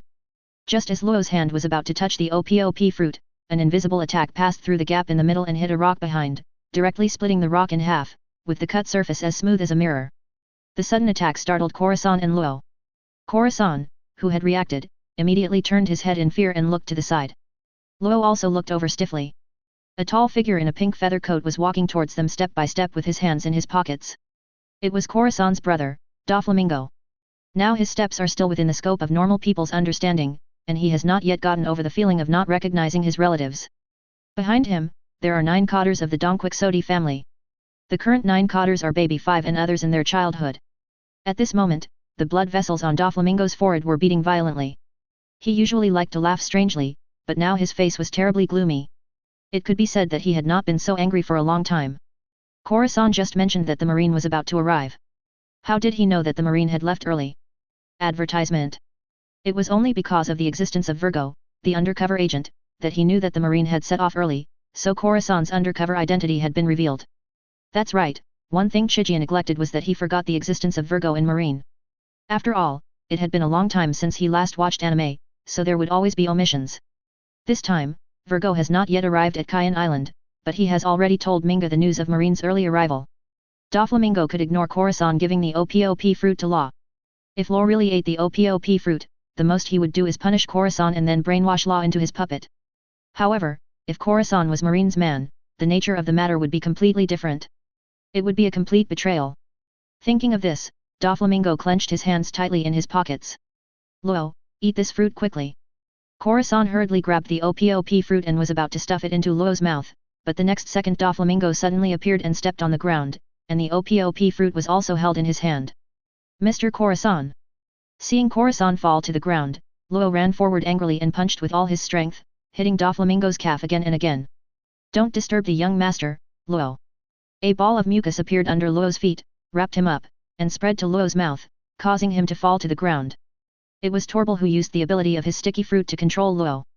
Without paying any attention to Luo, Doflamingo looked at his brother who was being stepped on by him and said coldly. You really are an undercover agent sent by the Marine, my stupid brother, do you know what will happen if you betray me? Facing such a Doflamingo, Corazon was not afraid at all. You have completely lost your humanity. There will be no good outcome if I follow you. Hearing this, Doflamingo's face became colder and colder. Instead of letting his men torture his younger brother like in the anime, Ming-Ji took out a pistol and pointed it at Corazon's head. He just wanted his younger brother to disappear as soon as possible. Seeing this scene, Luo anxiously wanted to go up and stop it, but he was covered in mucus and could do nothing but roll on the ground. Corazon looked at Luo with a hint of unwillingness in his eyes, because he had not let Luo eat the Ope-Ope fruit yet. He could only pray that after his death, Mingo would let Luo eat it. But after a long time, there was no movement. Corazon saw Luo Zheng staring blankly above him and couldn't help but look up. What came into Corazon's sight was a marine wearing a coat of justice, standing behind Doflamingo with her hand on his back. It was Chigia who had arrived. Looking at the guy in front of him who was dressed like a flamingo, Jian he said lightly. Advertisement. You'd better not move. Doflamingo also sensed the person standing behind him and said without turning his head. Marine. Chigia didn't respond. Doflamingo sneered and was about to pull the trigger. Buzz. A strong repulsive force suddenly erupted from his back, and Doflamingo was directly bounced out and disappeared from everyone's sight, leaving only an Ope-Ope fruit in Kyunhee's hand. Jian he looked at the fruit in his hand and said to himself. I told you not to move. Controlling your power is very troublesome. The Donquixote family cotters nearby were still in a daze, not knowing where their young master had suddenly gone.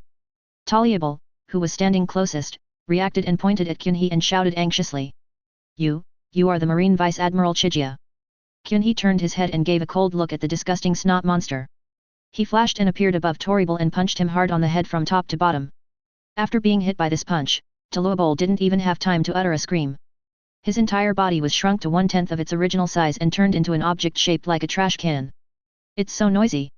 After landing, Kyunhee looked at Toribel, who was no longer in human form, with disgust. He kicked the Toribel brand trash can and it disappeared along with Doflamingo. In a very short time, another member of the Donquixote family disappeared. The remaining cotters could no longer hold back and rushed towards Chigia. Even Baby 5, who was still a child, turned his arm into a gun and attacked Chigia. Facing the oncoming attack of the Goka 8 gate, Kyunhee remained motionless and burst out with a domineering aura. All the family members who were still rushing forward rolled their eyes and fell to the ground. In fact, with Kyunhee's current eye power, he can easily shock these people to death with just one Shinra Tensei. But the fruits of some of these guys are quite good. Even if they don't suck them themselves, they can leave them for the people around them. There are always piles of fruits in his door space. Corazon and Luo on the ground were stunned, especially Corazon. This was also his first time to get in close contact with the newly appointed Marine Vice Admiral. He had only known about Chigia from newspaper images before and did not have an intuitive understanding of Chigia's abilities.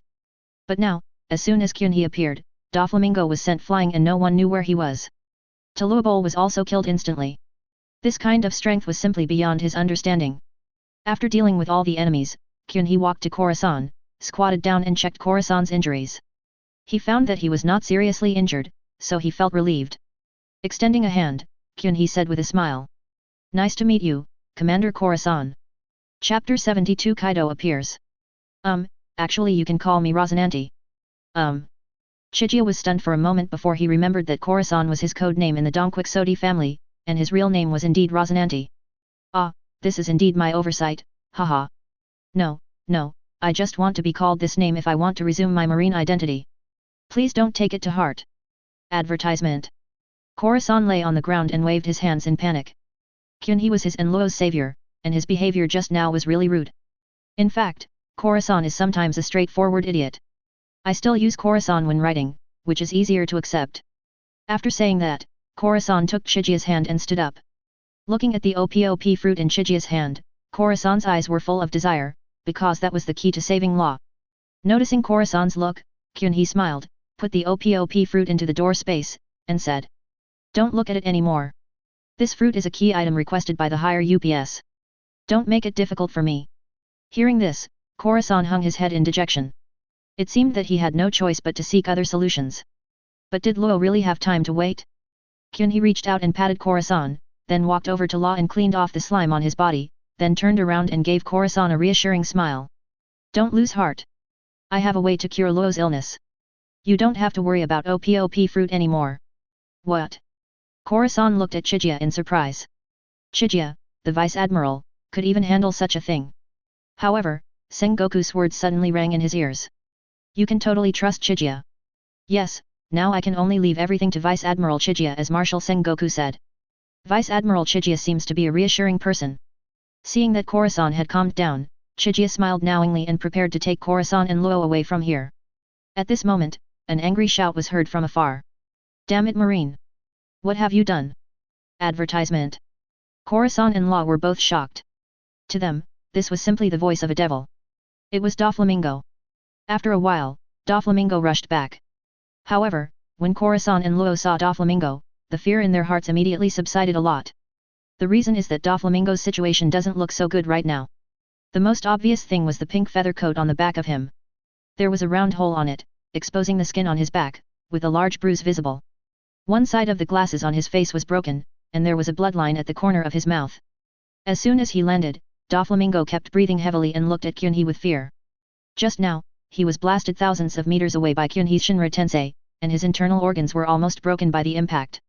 If he hadn't used the power of his fruit to sew up from the inside, he would probably be dead now. But Ope-Ope fruit and some of his important subordinates were still there, so he had to wait until his injuries stabilized before rushing back. But when he came back, he saw his subordinates lying on the ground and Ope-Ope fruit had disappeared. Everything that happened almost drove Doflamingo crazy. He stared at Kyunhee and said with gritted teeth. You must be the youngest vice admiral of the headquarters, Uchiha Chiga. I didn't expect you to come so early. He didn't reply, he just raised his hand and did a universal pull. Damn it, this again. Is it in the opposite direction this time?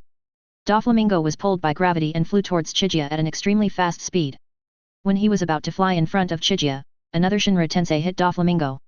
Doflamingo's body fell to the ground like a kite with a broken string, spurting out several large mouthfuls of blood mixed with pieces of internal organs.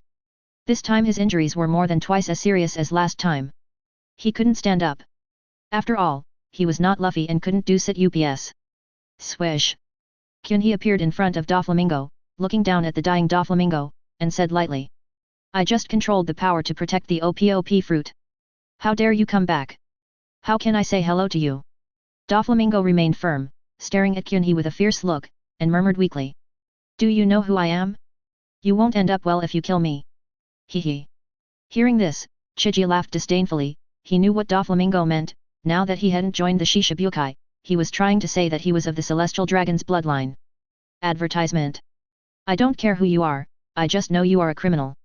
After saying that, Kyunhee stopped talking nonsense with him, covered his hands with armed color and was about to smash down towards Minga below. Wait a minute, Vice Admiral Kyunhee. His identity is special, so it's better not to execute him on the spot. He raised his eyebrows and looked at the person who came. Corazon behind him suddenly widened his eyes in surprise, because he knew the person who came. It was Donquixote Family first-generation Corazon Virgo. Virgo. Why are you here? You even joined the Marine. Virgo, who was rushing over here at a very fast speed, was also stunned. When he found Corazon behind Chiga, he secretly said that something was wrong. Then he tore his clothes and covered his upper body with a layer of dark armed color, ready for battle. He saw Chiga leaving the warship, so he also secretly ran out of the warship. He used pure physical skills, so his swimming speed was faster than the warship. Seeing Virgo's appearance, Kyunhee finally remembered where he had neglected to go. He had forgotten about this undercover agent in the Marine, Virgo. However, Kyunhee didn't take Virgo seriously at all. He activated the sublimated weapon in his fist and directly faced Virgo. Their fists collided, and Virgo didn't even last a second and hurriedly withdrew from the battle. Virgo covered the arm that had just punched and looked at Chihi in front of him with fear. The arm was hanging there, obviously disabled. I almost forgot about you, the rat. You should stay too. Chienhee's indifferent voice sounded, followed by a muffled sound. Virgo was kicked in the stomach by Chienhee and fainted instantly.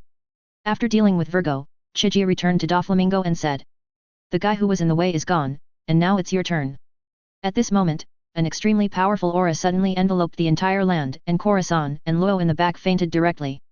This is... Kyunhee stopped what he was doing and looked up at the sky. The sky had turned completely dark, and a huge figure was looming in it, looking like a snake-like creature. Chienhee's expression became serious and he whispered. 4 Emperors, Kaido of Beasts. Chapter 73 Susanoo kills the dragon. The clouds in the sky rolled over, and a huge green dragon head appeared. Marine, you are a little too arrogant. Hat, you're just a pirate, how dare you say that to a Marine? Kaido frowned on his huge dragon face. He had a hot temper. After being provoked by Chiga, he didn't waste any words and just opened his mouth and spit out a dragon breath from the sky, deliberately avoiding Mingo on the ground and covering Chiga and Corazon behind him. Virgo was not considered by Kaido and was burned to charcoal. Advertisement. Kyunhee's pupil shrank. Of course he could dodge this kind of attack, but it would be too much for him to take away the unconscious Corazon and the other two in such a short time. There's nothing I can do. Chiga sighed softly, and appeared next to Corazon and Law in a flash, staring directly at the oncoming dragon breath with his Rinnegan. Boom! There was an explosion and a huge flame broke out on the ground, engulfing Chiga, Corazon, and others. Humph, you are overestimating yourself. Two streams of hot air spurted out of Kaido's nostrils, and Doflamingo was lying in one of his paws. His huge body twisted and was about to leave. Sudden. It's a bit inappropriate to just leave like this, isn't it? Kaido looked towards the ground in surprise, only to see a sea of fire suddenly extinguished by a single slash. When the flames dissipated, a 60-meter-tall, dark purple half-giant wearing armor appeared in the open space in the sea of fire. What is this? The purple giant that appeared before him was something Kaido had never heard of even though he had been on the sea for so many years, and he couldn't help but ask. At this time, Chiga was standing inside the purple giant with Corazon and Law next to him. Both of them had woken up from the impact just now and were looking at the purple environment around them curiously. This ability is exactly the third form of Chiga Susanoo, which is the one that was activated at the end of the battle between Itaki and Suzuki. The color is purple like Suzuki, but the purple is darker. Advertisement. In the year since being named Marine Vice Admiral, Chiga has once again awakened the Uchiha clan's guardian deity, and this time is the first time Susanoo has appeared in the pirates' world. I didn't expect that the first time I used Susanoo here would be against Kaido, but this opponent is completely worthy of it. Without responding to Kaido's curiosity, Kyunhee's face darkened. He raised one hand to his chest, with his index and middle fingers raised. He let out a low roar, and the purple giant suddenly began to expand continuously. Corazon and Law inside the giant were completely stunned. They could only watch their bodies moving farther and farther away from the ground, and they hugged each other in a funny way out of fear. Finally, Susanoo grew legs and her size was fixed at around 200 meters, similar in height to that of Uchiha Madara. A pair of huge wings grew out from its back and folded together. She had a long string of prayer beads hanging around her neck, a scabbarded long sword at her waist, and an ancient-style armor that completely wrapped Susanoo. Call. Slightly relieved, Kyunhee stood in the diamond-shaped space of Susanoo's head, feeling very satisfied with Susanoo's current body shape. I can't compare it to Susanoo from Sage of Six Paths who is almost as tall as 10 tails, but the size is definitely not much different from the one from Madara. What is that? At this moment, everyone on the warship that was about to dock saw the giant dragon above Kayan Island and the purple giant standing on the ground, and shouted in fear. Even the usually calm Hee's expression changed drastically. Of course she recognized that the giant dragon in the sky was Kaido, but who was the giant that suddenly appeared? After thinking about it, only one name appeared in her mind, that was Chiga. Looking at the purple giant that gave people a strong sense of oppression even from such a distance, he murmured. Chiga, Chiga, what kind of existence is the Uchiha clan you are talking about? He then ordered the entire army to speed up and land on Kayan Island in the shortest possible time even if the warships had to be scrapped. Kaido looked at Susanoo, whose body had expanded again, and he became serious. He looked at Chiga, who was standing on Susanoo's head. Because he hadn't really read the newspapers or the live broadcast, he just thought he looked familiar, so he couldn't help but ask. Little ghost, I think I have seen you somewhere before, what's your name? Kyunhee crossed his arms and looked at Kaido, saying calmly. Naval Headquarters Vice Admiral Uchiha. So it's the new Marine who made so much noise before. Very good, with your skills, you are qualified to be my opponent. Come on, let me see what you can do. Advertisement. After saying that, Kaido's dragon body flew higher into the sky again. Kyunhee below sneered. Susanoo spread the wings behind her, squatted slightly, flapped her wings, and flew up into the sky with Kaido. Ah! Corazon and Luo were already tightly pressed together, their faces covered with snot and tears. Chiga, who was standing in front of them, was helpless. There was nothing he could do, he still had to protect these two funny guys. I have to say that the dragon Kaido transformed into was much larger than Susanoo. When Chiga's Susanoo flew in front of his head, it only looked twice as big as his dragon head. However, size isn't everything. Kaido looked coldly at Susanoo in front of him. Normally, he should have transformed into a half-dragon form that was most suitable for fighting, but just like Chiga wanted to protect Corazonro, he was still holding Doflamingo in his hand. He was extremely dismissive of Doflamingo, but this guy still had something interesting to offer him, so he couldn't let him die at the hands of this marine just yet. Thinking of this, Kaido took the lead and the entire dragon body began to spin on the spot, bringing up a violent storm. The clouds around Susanoo were directly blown away, but Susanoo still stood steadily in the air. Seeing that this move didn't work, Kaido was not in a hurry. He twisted his body again, and this time he released a wind blade with powerful cutting ability. Faced with this move, Susanoo crossed her arms, protecting the diamond-shaped space on her forehead, and managed to withstand this wave of intensive wind blade attacks again. Kaido's interest grew stronger and he said, "Oh? Your defense is pretty good. How about your attack power?" Hearing this, Susanoo slowly lowered her arms, stretched her right arm to her left waist, and pulled out a 100-meter-long sword emitting a dazzling halo. Holding the long sword tightly in her hand, Kyunhee stared at Kaido and said word by word, "Today, I will use this sword to kill you, the dragon." Buzz. Susanoo gripped the long sword tightly and drew an arc diagonally upwards.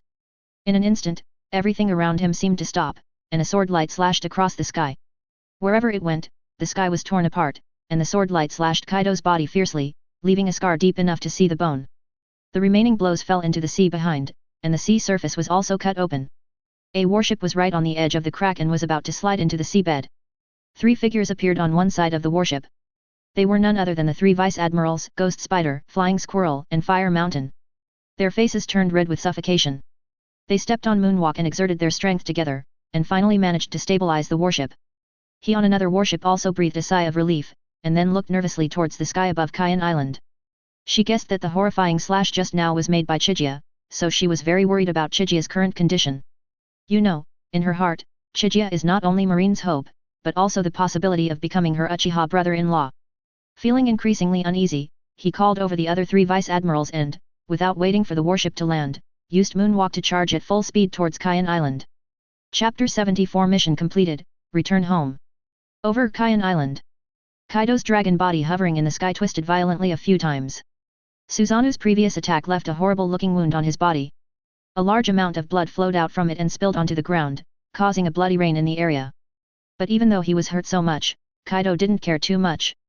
What he cared about was Kyunhee's ability. Glancing at the wound on his body, Kaido opened his mouth and shouted loudly. Uchiha Chiga, those eyes, you are not an ordinary human, right? The reason Kaido asked this is because he himself comes from a special race called the Oni clan. Advertisement. Judging from Kaido's situation, this race is also a strong one, otherwise Big Mom wouldn't have been so concerned about him when he was on Rock's ship. I just don't know if they have children, maybe Yamato? In the diamond-shaped space above Susanoo's head, Korasan and Law, who had calmed down, were also looking at Chigia's back curiously. It was obvious that they had the same questions as Kaido. He also felt the gazes of the 2 curious babies behind him and rolled his purple eyes implicitly, but still explained his confusion to these people. You wouldn't have heard it even if I told you. I'm from the Uchiha clan. The Uchiha clan. Kaido kept searching his mind for the memories of the Uchiha clan on the sea, but the final result was that this was indeed a race he had never heard of. Forget it, maybe it's a race with a small population and they don't like to go out. However, I have to say that judging from the abilities that Chigia just demonstrated, the Uchiha clan is indeed a powerful race. Kaido is a person who values talent very much, so when faced with a young and strong person like Kyunhee, he couldn't help but speak. You are quite good. How about joining my team? Believe me, your status here will be even higher than in the Marines. Hearing this, he sneered disdainfully. Don't be ridiculous. Even if I were to take your position, it would be worse than being a soldier in the Marine. Well said. A loud female voice was heard, and Kaido, Chigia, and others in the air looked in the direction of the voice. The person who came was the crane that came on Moonwalk, and behind her were the flying squirrel and others that followed her. It must be said that the crane was very powerful, as you can tell from its speed. Advertisement. Snort. Seeing he and others also coming here, Kaido snorted coldly and had the idea of retreating. This is certainly not because he is afraid of these people. In his opinion, with his strength, he would not be afraid even if there were 2 more admirals. But as I said, the right time and place don't matter now. The most uncomfortable thing is the discord between people. Yes, this person is referring to Doflamingo, who is still lying in Kaido's dragon claws, breathing out more than breathing in. Since there was no need to continue the battle, Kaido was not going to waste any more time here. He opened his mouth and blew out a breath of dragon, leaving behind a cruel word. Uchiha Chiga, I'll remember you. Next time I meet you I'd better be stronger than I am now. After saying this, the huge dragon body tumbled and disappeared into the clouds. Facing the attack left by Kaido, he and the other 3 vice-admirals looked solemn. It was impossible to avoid such a large-scale attack in the air, so they could only take it. The calmest ones were Chiga in the diamond-shaped space and Corazon and Law behind him. Chiga did not take the dragon's breath seriously at all, while Corazon and Law were completely conquered by Chiga's strength. Especially Corazon, he now regards Sengoku's words. You can completely trust Chiga as a golden rule. Next, the purple giant, who looked extremely oppressive to Crane, Flying Squirrel and the others, once again held the sword in one hand and chopped fiercely at the oncoming dragon's breath.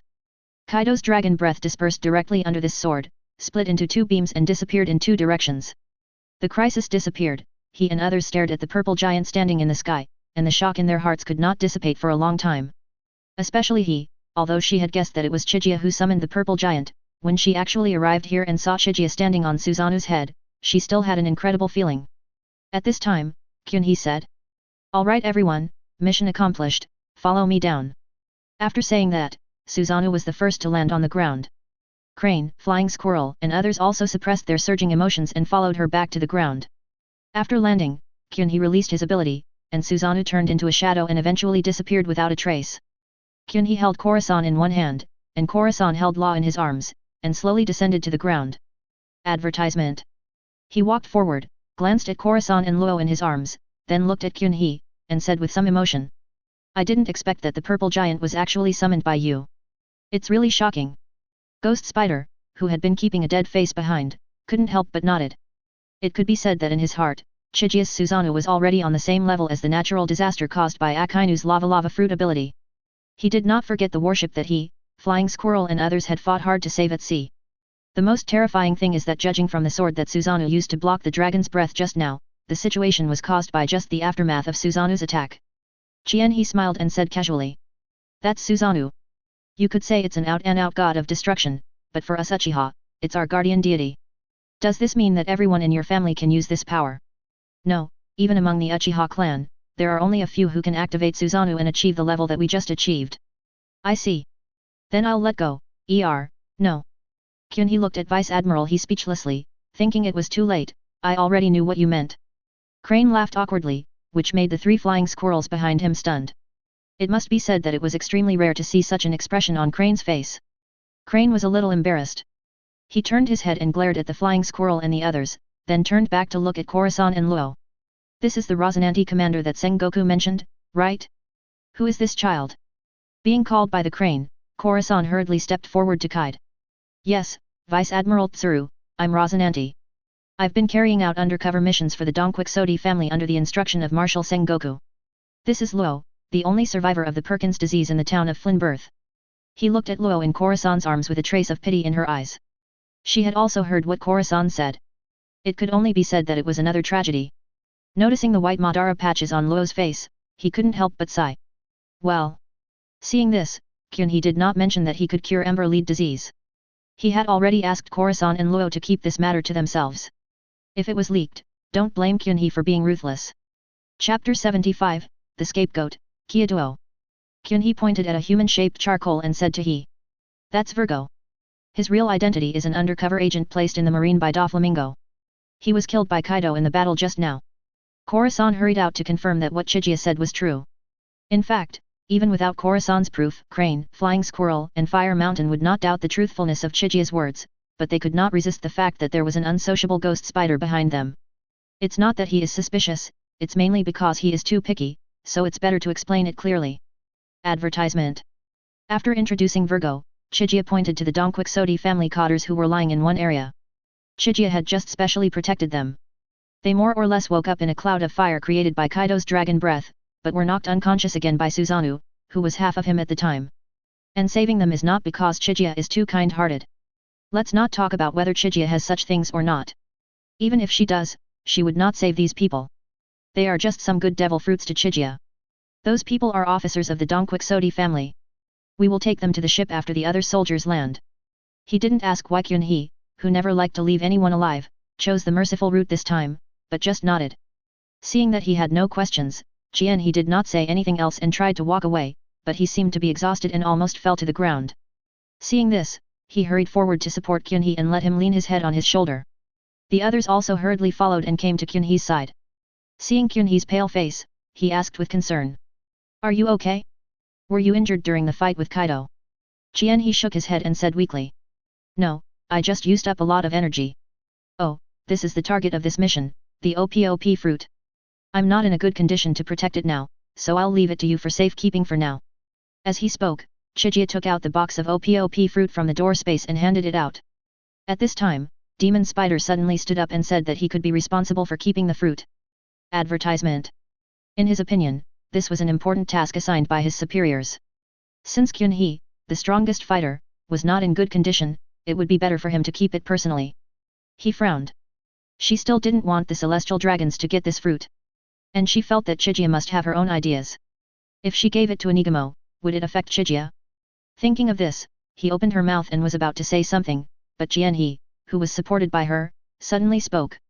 That's the best. I believe that Ghost Spider Vice Admiral will protect this fruit. The words seemed to be full of confidence in Ghost Spider.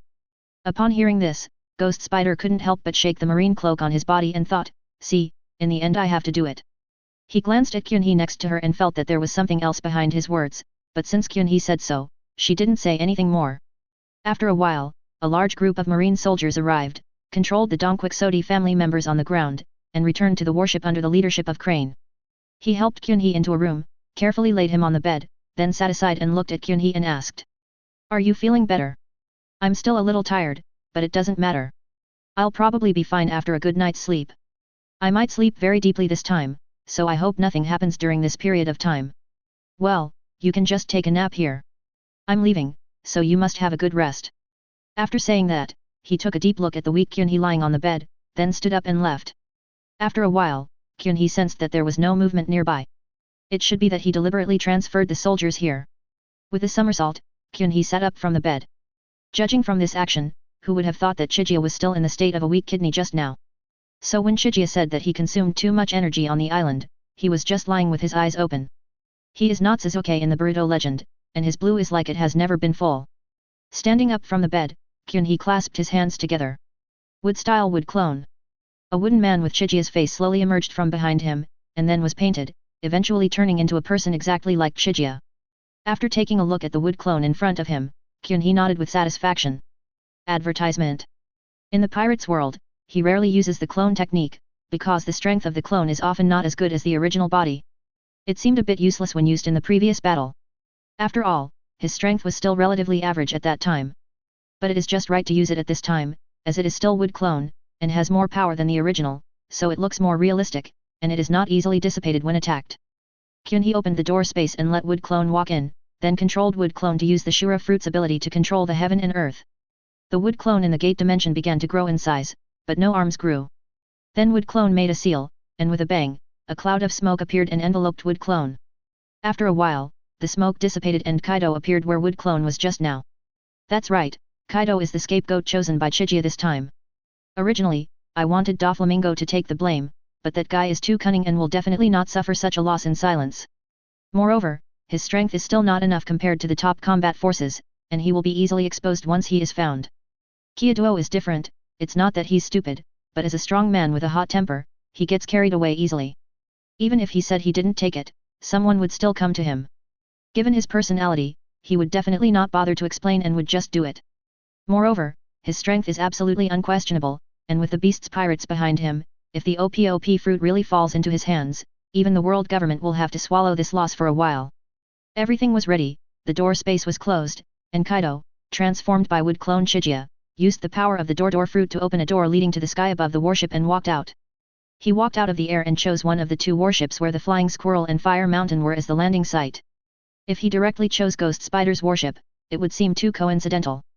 Kaido, transformed by wood clone, did not use any ability to stay in the air and just fell straight onto the deck of the Flying Squirrel warship. With a loud bang, a big hole suddenly appeared on the deck of the Flying Squirrel warship. The Flying Squirrel and a group of marine soldiers hurried forward to check the situation. Suddenly, a domineering aura emanated from the cave. The soldiers beside the Flying Squirrel rolled their eyes and fell to the ground. Feeling this aura, the Flying Squirrel's pupil shrank. This is Conquerors. Could it be that? Before he could finish, a huge figure jumped out of the cave and roared to the sky. Hand over the Ope-Ope fruit to Lao Zi. Chapter 76, Hitting My Teammates. What happened? Whoosh. Whoosh. Whoosh. Three figures came to the Flying Squirrel's warship together. They were the other three vice admirals who participated in this mission. When Hua Shaishan and Ghost Spider saw Kaido jumping out of the cave, their pupils shrank and they thought to themselves that they were in trouble. Only he had a thoughtful expression, always feeling that something was fishy. She had just come out of Chijia's room not long ago. Chijia said he was going to sleep for a while, and Kaido happened to appear at this time? Advertisement. At this time, Kaido, who was transformed by wood clone, didn't waste any time.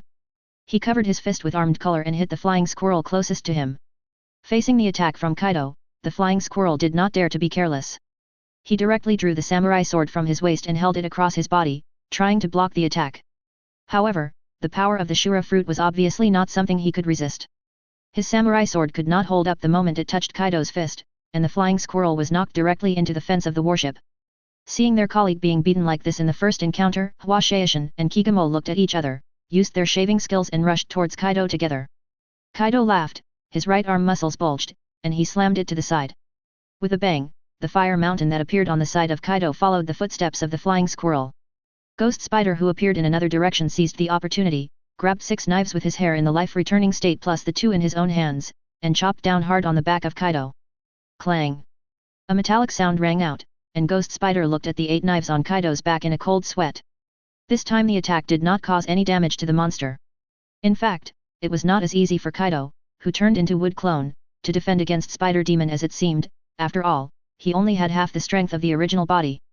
The reason why he could easily block this move was the result of the combined effect of his strong physique under the ability of the Shura fruit and the temporary mechanization of the Shura path. Kaido narrowed his eyes, grabbed the hand holding the sword of Ghost Spider and pulled Ghost Spider over as if he was holding a chicken. Ghost Spider's eyes widened in horror, and the next second Kaido grabbed his arm and pulled his hand and slammed him to the ground. With a loud bang, a human-shaped hole with 8 arms appeared on the deck of the flying squirrel warship again. Kaido picked up the Ghost Spider that was stuck in the floor, put it in front of him and looked at it. At this moment, Ghost Spider looked really miserable. His nose was smashed like a rotten sour pear, and blood was flowing from his head. The arm that was just pulled by Kaido also looked soft, probably broken, but the person still seemed to be conscious. Advertisement. Oh my god, did I go too far? The corner of Kaido transformed by wood clone twitched and a drop of sweat flowed down his forehead.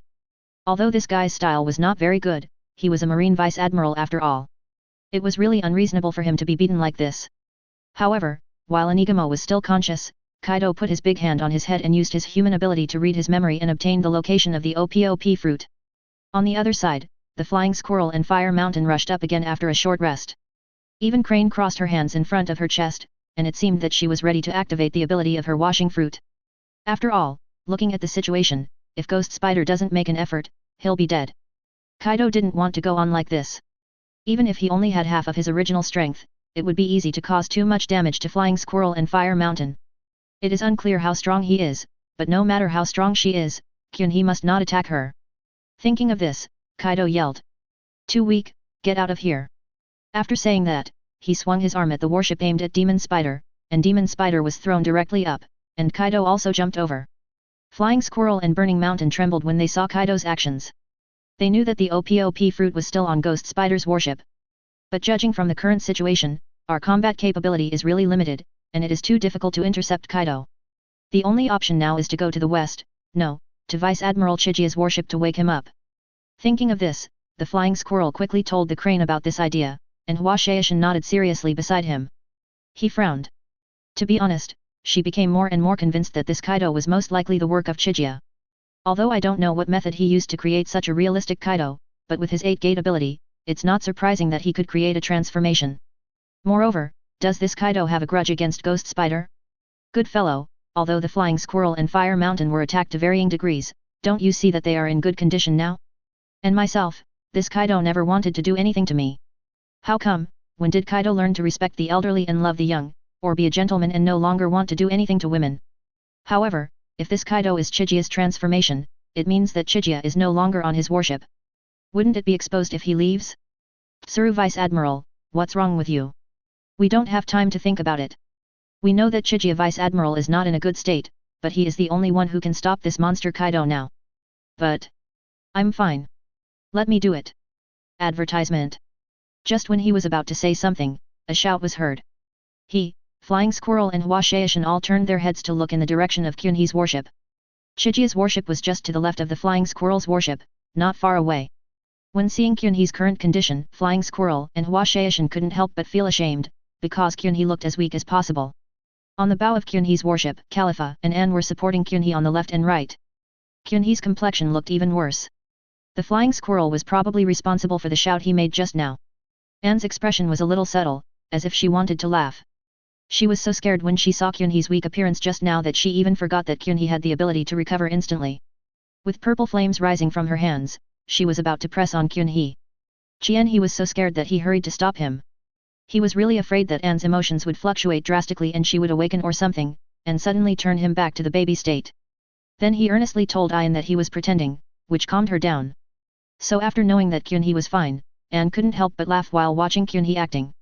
Kyunhee glared at Ian implicitly, and Ian pouted and behaved herself. Alas, Khalifa is still a relief. Kyunhee glanced at Khalifa on the other side with relief. Khalifa had a blank expression on her face. Didn't she know what kind of person her boss was? Not to mention that she knew the truth, even if she didn't know, she knew that Kyunhee was a bit chauvinistic. In other words, she would never act so pretentious. He didn't say anything, but just squinted his eyes and scanned Khalifa and Anne, and finally fixed his gaze on Kyunhee's face with a somewhat unfriendly expression. Sensing his gaze, Jianhee was a little confused. What's wrong? Am I not pretending well enough? Is he not satisfied with his acting skills? No way, isn't my acting better than Kizaru's? No matter how Kyunhee thought about it, she would never have thought that he was standing up for her sister. The direction was wrong from the beginning. But now that we've come out, we still have to perform the full play. Kyunhee took his hands off Khalifa and Anne's shoulders, activated his Heavenly Dao ability, and flew wobblingly towards Crane's warship. Seeing this situation, Flying Squirrel and Fire Mountain both wanted to use Moonwalk to go up and continue clicking, fearing that Chaihee would fall into the sea in the next second. Seeing Kyunhee in this state, the Flying Squirrel covered his face and said helplessly. How about, we just hand over the Ope-Ope fruit? After all, even Kaido is involved. This is far beyond the difficulty of the mission. Chapter 77, The Kaiyan Island Incident ends, 4 Devil Fruits. There was a loud bang in the sky, and Kaido descended on Ghost Spider's warship again. The Ghost Spider had been thrown into the cabin by him and was probably unconscious now. The soldiers on the Ghost Spider ship surrounded Kaido with their weapons, but Kaido didn't even look at them. Conquerors went over and filled the entire ship with them. Looking around, Kaido was looking for the location of Spider Demon's room. From Spider Demon's memory, he had learned that the Ope-Ope fruit was placed in a cabinet in his office. At this moment, Chigia, he and others also arrived on Demon Spider's ship. Advertisement. Kaido raised his eyebrows and looked at Kyunhee and said. It's you again. You are quite strong, but your current condition doesn't seem to be that good. Why, do you still want to fight with me? Kyunhee took a step forward, without any further ado, activated the sublimated weapon in his hand, and rushed towards Kaido. Kaido snorted coldly, and his hand was also covered with armed color, and collided with Kyunhee's fist. Buzz! A strong shock wave spread from the fists of the two men, and a spider web-like crack suddenly appeared on the deck of Ghost Spider's warship. Flying Squirrel and Fire Yamamoto behind him wanted to help, but they were shaken by the shock wave and retreated back. They could only look at Chigia, who was confronting Kaido with emotion. Flying Squirrel couldn't help but say. Is this the strength of Vice Admiral Chigia? His body is still very weak. Hua Shaishan nodded in agreement and sighed. Based on his current ability, I think he won't be able to stay in the position of Vice Admiral soon. Hearing this, the Flying Squirrel fell silent. What is above Vice Admiral? It is Admiral. Representing the highest combat power of the naval headquarters, the backbone of the Marine. There are not many Vice Admirals in this department, but compared with the Admirals, there are far more. After all, there have only been a few Admirals, and which one of them is not a well-known figure? With their own and Hua Shaishan's talents, even though they are still young, it is impossible for them to reach the position of Admiral. They are very clear about this. Thinking of Jianhee's age, the two could only sigh, God, how can you be so biased? Advertisement. Tsuru stood beside the two of them, crossed his arms and watched Chigia fighting with Kaido, and suddenly spoke up. Kyunhee, take care of yourself. Kyunhee, who was having a great time fighting, paused for a moment. You know what, the feeling of hitting yourself is quite interesting. Jianhee became more and more excited as the fight went on. If this continued, the clone, which had only half the strength of the original body, would be at a disadvantage. Thinking of this, Kyunhee secretly gave he a thumbs up, and then revealed a flaw, was knocked back by a punch from Kaido, and retreated back to he and the others. Before he could take any action, Flying Squirrel and Hua Shaishan rushed forward to support Kyunhee. In their opinion, Vice Admiral Kyunhee's behavior of risking his exhausted body to protect the target of the mission was very admirable. Looking at the Flying Squirrel and the Flaming Mountain with concerned expressions, Kyunhee's face couldn't help but blush. I can only console myself by saying, Ope-Ope fruit should be given to no one but those guys at Marie-Joyce. I'm sorry for burning the mountain, but let's just consider it for justice. Seeing this, the flying squirrel thought that Jianhe had caused his blood to surge and he had internal injuries, so he quickly asked. Vice Admiral Chiga, are you okay? Ahem, it's okay. It looks like we're in real trouble this time. After saying that, Jianhe looked at Kaido on the field with a serious expression. Kaido laughed arrogantly, and appeared at the place where Ghost Spider had just fallen. He did not look at the unconscious Ghost Spider, but just glanced around him. Sure enough, a cracked cabinet appeared in his sight, and the box containing Ope-Ope fruit was exposed. Seeing the Ope-Ope fruit, Kaido was relieved. He had just deliberately thrown the Ghost Spider towards his office, but the specific location was still not clear enough. He thought it would take some effort, but unexpectedly things went quite smoothly. If they really can't find it, Kaido can only threaten the lives of the people on the boat and force Chiga and others to hand over the Ope-Ope fruit. However, this will easily make everyone present bear certain responsibilities afterwards. It can be said that the goal this time has been successfully achieved. Kaido nodded with satisfaction, then glanced at the ugly faces of Jianhe and others behind him, and said arrogantly. I took the Ope-Ope fruit. If you want it back, come find me in the Ghost Island country. After saying that, he secretly activated his Heavenly Deo ability, and with the help of this ability, he leaped straight into the clouds and disappeared. Advertisement. Jianhe and the others watched Kaido disappear from sight in silence. After a while, he spoke. Things have changed this time. I didn't expect Kaido to also know about the Ope-Ope fruit. Doflamingo must have told him. I'll explain the situation here to Sengoku when we return to headquarters. Jianhe and others also nodded in agreement. At this moment, a marine soldier ran up from the inside of the ship and said in panic. Sirs, 5 of the Donquixote family's officers have lost their vital signs. What? The flying squirrel and the flaming mountain looked at the marines running over in disbelief. What was going on? He was relatively calm and said nonchalantly. Forget it. They are just a bunch of criminals after all. They must have been injured internally by Vice Admiral Jianhe's previous attack. So they are dead. Who is still alive? It's the little girl named Baby 5 and Senior Peak. Okay, I understand. Go and take care of the remaining 2 people. Yes. After the marine left, he glanced at Jianhe and thought that this was probably done by Jianhe again. There is no doubt that his guess is correct. If she can open Chijia's door space, she will see 4 devil fruits lying quietly inside, namely Tunye, Shishi, Bakugo, and Art fruit. The owners of these 4 fruits had obviously passed away. Chigia looked down on Diamante's floating fruit, so he just dealt with it and left it alone. Baby 5 is still just a poor little girl who was abandoned by her mother and sold to the Donquixote family. Her crime is not punishable by death, so Chigia did not do anything to her. As for Peak, the user of the water fruit, not to mention that his fruit is not very good, although it is called the water fruit, it should be called the swimming fruit. It can swim anywhere except in water, which is also weird. Also, this guy is a pure love war god. Jianhe had some feelings for this character when watching the anime, so she let him go. But he is a criminal after all. He can escape the death penalty, but he cannot escape the punishment of life imprisonment. It is better to send him to the deep sea prison. Maybe he will be released one day in the future. Chapter 78 Explosive Fruit. Back at headquarters, Tsuru reports the mission to Sengoku. Hearing that Kaido was also involved in this incident, Sengoku couldn't help but break out in a cold sweat. He was well aware of Kaido's strength. Encountering Kaido twice in one day, it is already a very celebratory thing for the marine who went there to come back alive. Fortunately, Chigia was with them on this mission, otherwise something terrible would have happened. You know, Flying Squirrel and Fire Mountain are both among the strongest in the Vice Admiral, and the loss of these 2 people is undoubtedly a huge loss for the marine. Crane is also a banner of marine. If something happens to Crane during this mission, Sengoku doesn't know if he can remain calm, and whether Garp will rush to Onigashima alone to seek revenge. Advertisement. I just hope they can all come back safely. Ope-Ope fruit seems insignificant compared to these people's lives. Thinking of this, Sengoku felt that it was okay to fail the mission, as Chigia had fought to exhaustion. However, he still had to say a few words to the 5 elders. Instead, he asked with some concern. What do you say in Marie-Joyce? Don't worry, I will explain to them why this mission failed. You and Jianhe just need to rest now. Okay, I'll go down then.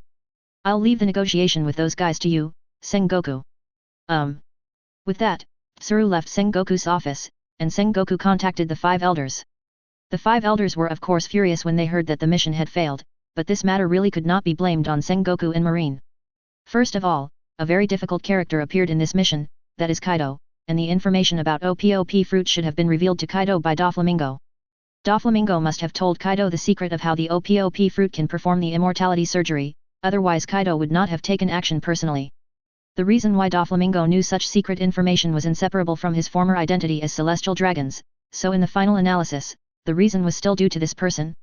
However, it was impossible to get them to admit their mistakes. They just didn't blame them too much for the failure of the mission and just let it go.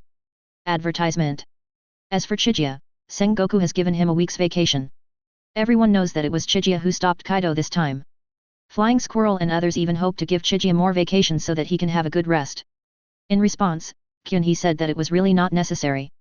Taking Khalifa and Anne back to his office, Kyunhee took out 4 devil fruits from the door space and placed them on the table. The simultaneous appearance of 4 devil fruits stunned Khalifa and Anne, and they actually felt like they were looking at cabbages. In fact, there is still the fruit that Anne gave him in Kyunhee's door space. He has not had time to figure out which fruit it is. He will know when he finds a pirate's minion to test it later.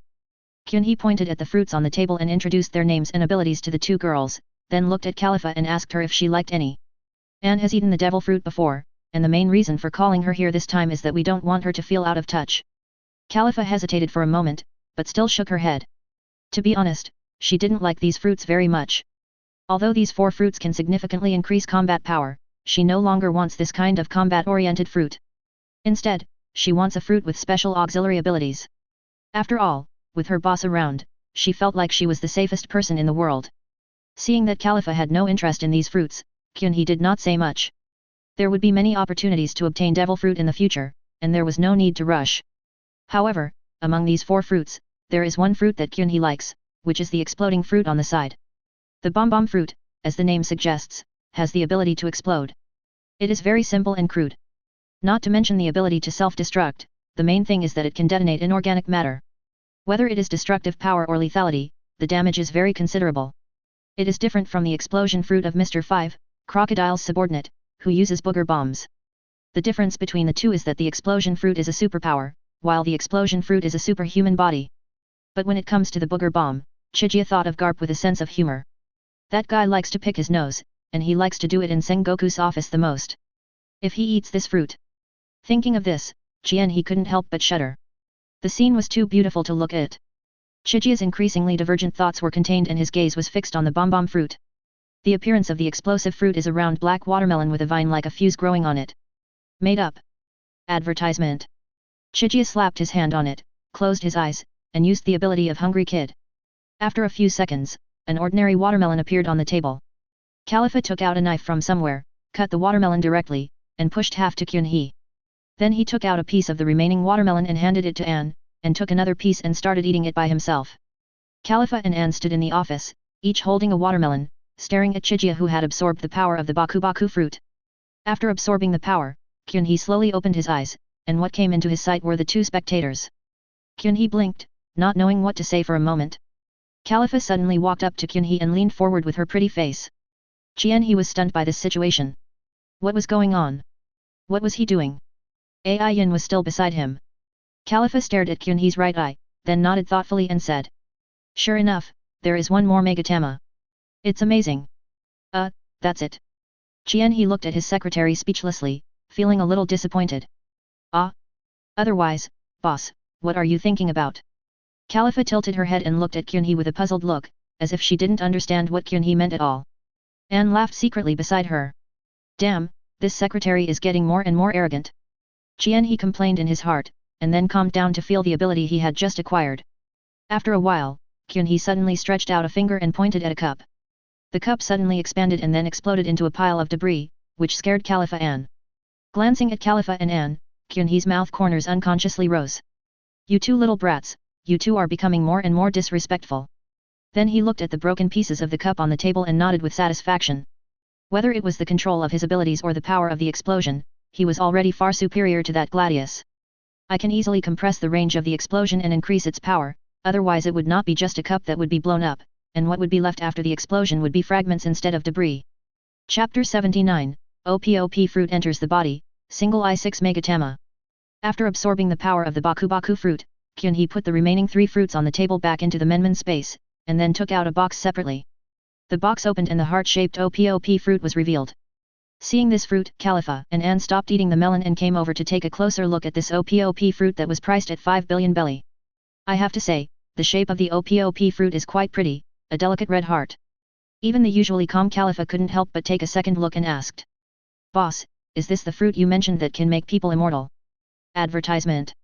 Chiga nodded, took the Ope-Ope fruit out of the box, and examined it carefully, recalling the information about the fruit from the anime in her mind. First of all, using the ability of the Ope-Ope fruit consumes a lot of physical strength. When it reaches a certain level, it will even deplete one's own vitality. This is not a big problem for Chiga. Chiga has Hashirama cells in her body, so her recovery and vitality are very strong. In addition, her right eye's Mangeki technique has an unstoppable recovery ability, so she has no problem opening a room for a whole day. There is also the so-called fact that doctors are the most suitable to eat Ope-Ope fruit, but it is not that doctors cannot perform anti-aging surgery. For this, we have to mention the story that Chiga has to tell with Orochimaru in Hokage Ninja. When outside Konoha, Chiga lived in Orochimaru's laboratory and participated in some of Orochimaru's experiments, such as the treatment of bloodline diseases, and saw countless dissection scenes.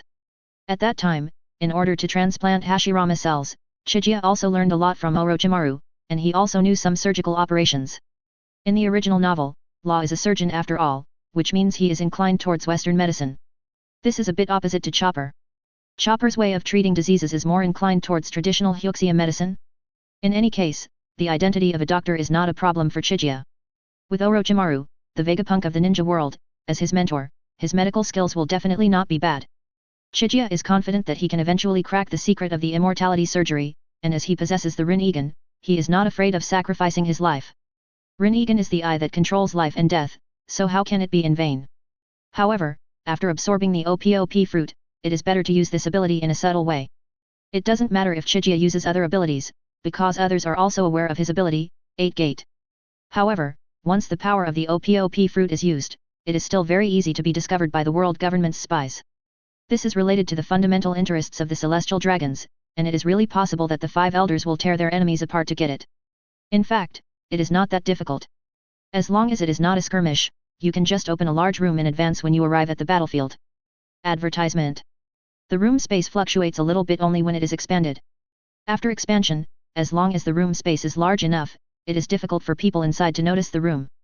Finally, let's talk about the combat ability of Ope-Ope fruit. It can be said that this ability is extremely powerful when used in combat. Whether it is the range or the weirdness of the ability, it is first class. Ope-Ope fruit can also be understood as a space fruit. In the created room space, everything is controlled by the ability user, and it is even possible to redistribute the bodies and minds of several people, which is extremely pervert. Thinking of this, he couldn't help but shake his head and sigh, this is really a top-grade fruit. Without further hesitation, Chiga used Kid once again to absorb the power of the Ope-Ope fruit. After a few seconds, the 6th Megatama appeared in Kyunhee's right eye. The moment the 6th Megatama appeared, a substantial pressure burst out from Kyunhee's right eye. The walls and floor of the office began to crack. Khalifa and Anne groaned and knelt on one leg on the ground. Some high-ranking Marines at the headquarters also sensed this unusual pressure. Sengoku suddenly stood up from his chair, looked in the direction of Chiga's office, frowned and said, "Is this pressure from the conquerors?" After saying that, he shook his head again. As a conqueror's awakener, he could still confirm that this was not conquerors, but he couldn't tell what it was. In the end, he could only sigh. Kyunhee's strength has increased again. Returning to Kyunhee, seeing that Khalifa and Anne were already unable to hold on, Kyunhee quickly closed his right eye, and the terrifying pressure that permeated the entire naval headquarters gradually dissipated. Khalifa and Anne got up from the ground, looking unhappy. Anne also looked at Kyunhee with resentment, which made Kyunhee feel a little embarrassed. After all, it was indeed her own fault this time as she failed to control the power of Rinnegan well. But absorbing 2 fruits at once allowed his right eye to reach the full 6 Magatama state. The massive increase in pupil power brought about by this made even Chiga feel as if the power was about to get out of control. After pretending to cough twice, Kyunhee slowly opened his right eye. Seeing Kyunhee's actions, Anne and Khalifa took a step back at the same time, avoiding Kyunhee as if they were avoiding the plague god. Advertisement. Kyunhee looked at the 2 girls speechlessly, saying that he could control the power of his right eye this time. His right eye opened again, and 6 Megatama appeared in the same arrangement as Sasuke's Rinnegan, shining with a strange luster. After a pause, he snapped his fingers. Room. Buzz. A small cyclone appeared at the place where Kyunhee snapped his fingers. After spinning for a while, it suddenly expanded, forming a semicircular transparent space that covered Kyunhee, Khalifa, and Anne. Anne and Khalifa looked around curiously. Anne even poked the border of the room with her hand. Of course, her finger went straight through the border of the room without any hindrance. Anne retracted her finger, stretched it in front of her eyes and looked at it. Finding that there was no change, she asked Kyunhee. Chiga, what is the use of this ability? Kyunhee smiled slightly, stretched out his palm towards Anne and Khalifa, and slowly slid it to the right in the air.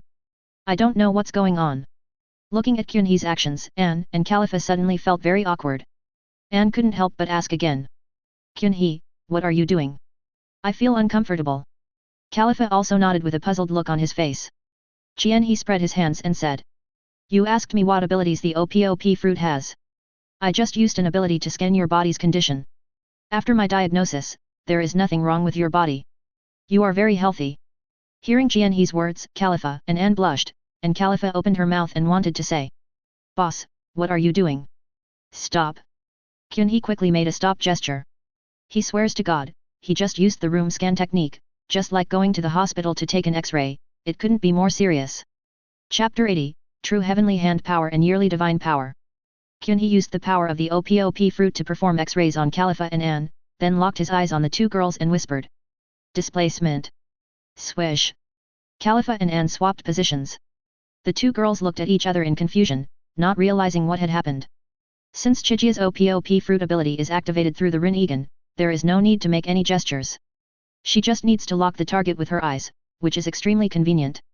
The action when using room scan just now was purely because I had just obtained the ability and wanted to play with it and tease Khalifa and Anne. Advertisement. Well, as his strength grows, Kyunhee's dark nature becomes increasingly difficult to hide. After admiring the dazed expressions of the two girls, Kyunhee activated the Ope-Ope fruit ability again. He was sitting on the chair just now, but suddenly appeared next to Khalifa the next second. Khalifa reacted and looked at Kyunhee helplessly and said. Boss, have you had enough fun? The power of the Ope-Ope fruit is really weird. Anne and I have experienced it ourselves. Please don't use us as experiments anymore. Kyunhee glanced at Anne on the other side and spread his hands to show that he was innocent. It was Anne who wanted to be a curious baby just now, so what did it have to do with him? Anne noticed Kyunhee's slightly teasing look, rolled her eyes, and pulled Khalifa out of Kyunhee's office. After the two women left, Kyunhee used teleportation and replacement several times in a row in the room. Kyunhee's figure in the office was like a ghost, appearing in one place from time to time. Finally, after swapping the positions of all the furnishings in the office, Chiga appeared in her office chair. Looking at the scene in the office, Kyunhee couldn't help laughing. His laughter became louder and louder. Even Khalifa and Anne, who were next to him, heard Kyunhee's laughter. The two women looked at each other, and Anne said. Being a secretary for Chiga must be hard, right? Advertisement. That's not the case. I heard from the boss that this is the tradition of their Uchiha clan. The stronger they are, the more they like to laugh like this. Is there still such a tradition? Anne nodded thoughtfully. In this way, the reason why Kyunhee got sick, no, the reason why he laughed wildly was found. In their clan, this is the proof of being strong. Back to Kyunhee, he had calmed down, tapping the table rhythmically with his fingers, and seemed to be in a very good mood. The Ope-Ope fruit's ability to manipulate objects in the room and teleport instantly reminded Chiga of Shizuke Rinnegan's exclusive eye technique, the Sky Hand power. The function of Sky Hand force is to force objects or people within the line of sight to exchange positions, but judging from the battle with Madara, this move has a distance limit and a CD. The exact length of the CD is unclear, but it does exist. However, in the room space created by Ope-Ope fruit, these shortcomings of Tenshuli no longer exist. First of all, in terms of distance, as long as the room space is large enough, Kyunhee can appear at any position in it, or exchange the positions of all objects in the space. However, judging from the battle in the anime Inagashima, if the replaced creature Haki is strong enough, it can resist the forced replacement of the Ope-Ope fruit. There is also the issue of CD. As long as Kyunhee has enough physical strength, he can do whatever he wants in the room. He is very arrogant. Therefore, after having the Ope-Ope fruit, Chiga almost got an optimized Tian hand power for free, which can be said to be a real Tian hand power. How can she not be excited? And when it comes to Rinnegan's exclusive eye technique, Chiga is even more satisfied. Kyunhee fixed his eyes on a pot of plants in the office. A grey vortex suddenly enveloped the entire pot of plants, and the vortex continued to rotate clockwise. As the vortex turned, the green leaves of the plant began to turn yellow and fall off, and eventually the entire plant withered completely and weathered into a pile of debris. The grey vortex disappeared. Kyunhee walked to the pot of plants, squatted down, picked up a little residue with his fingers and looked at it. The plant that was green and lush just now has now turned into lifeless residue in his hand. Kyunhee blew lightly, and the residue dissipated into the air. Advertisement. That's right, this strange ability is the exclusive eye technique activated by Kyunhee's right eye after collecting 6 megatama. Because it is a kind of time ability, it is called the power of years. The manifestation is to create a clockwise rotating time Uzumaki at the line of sight, accelerating the flow of time of objects or creatures inside the Uzumaki. The speed is related to Chigia's eye power and the strength of the person being cast.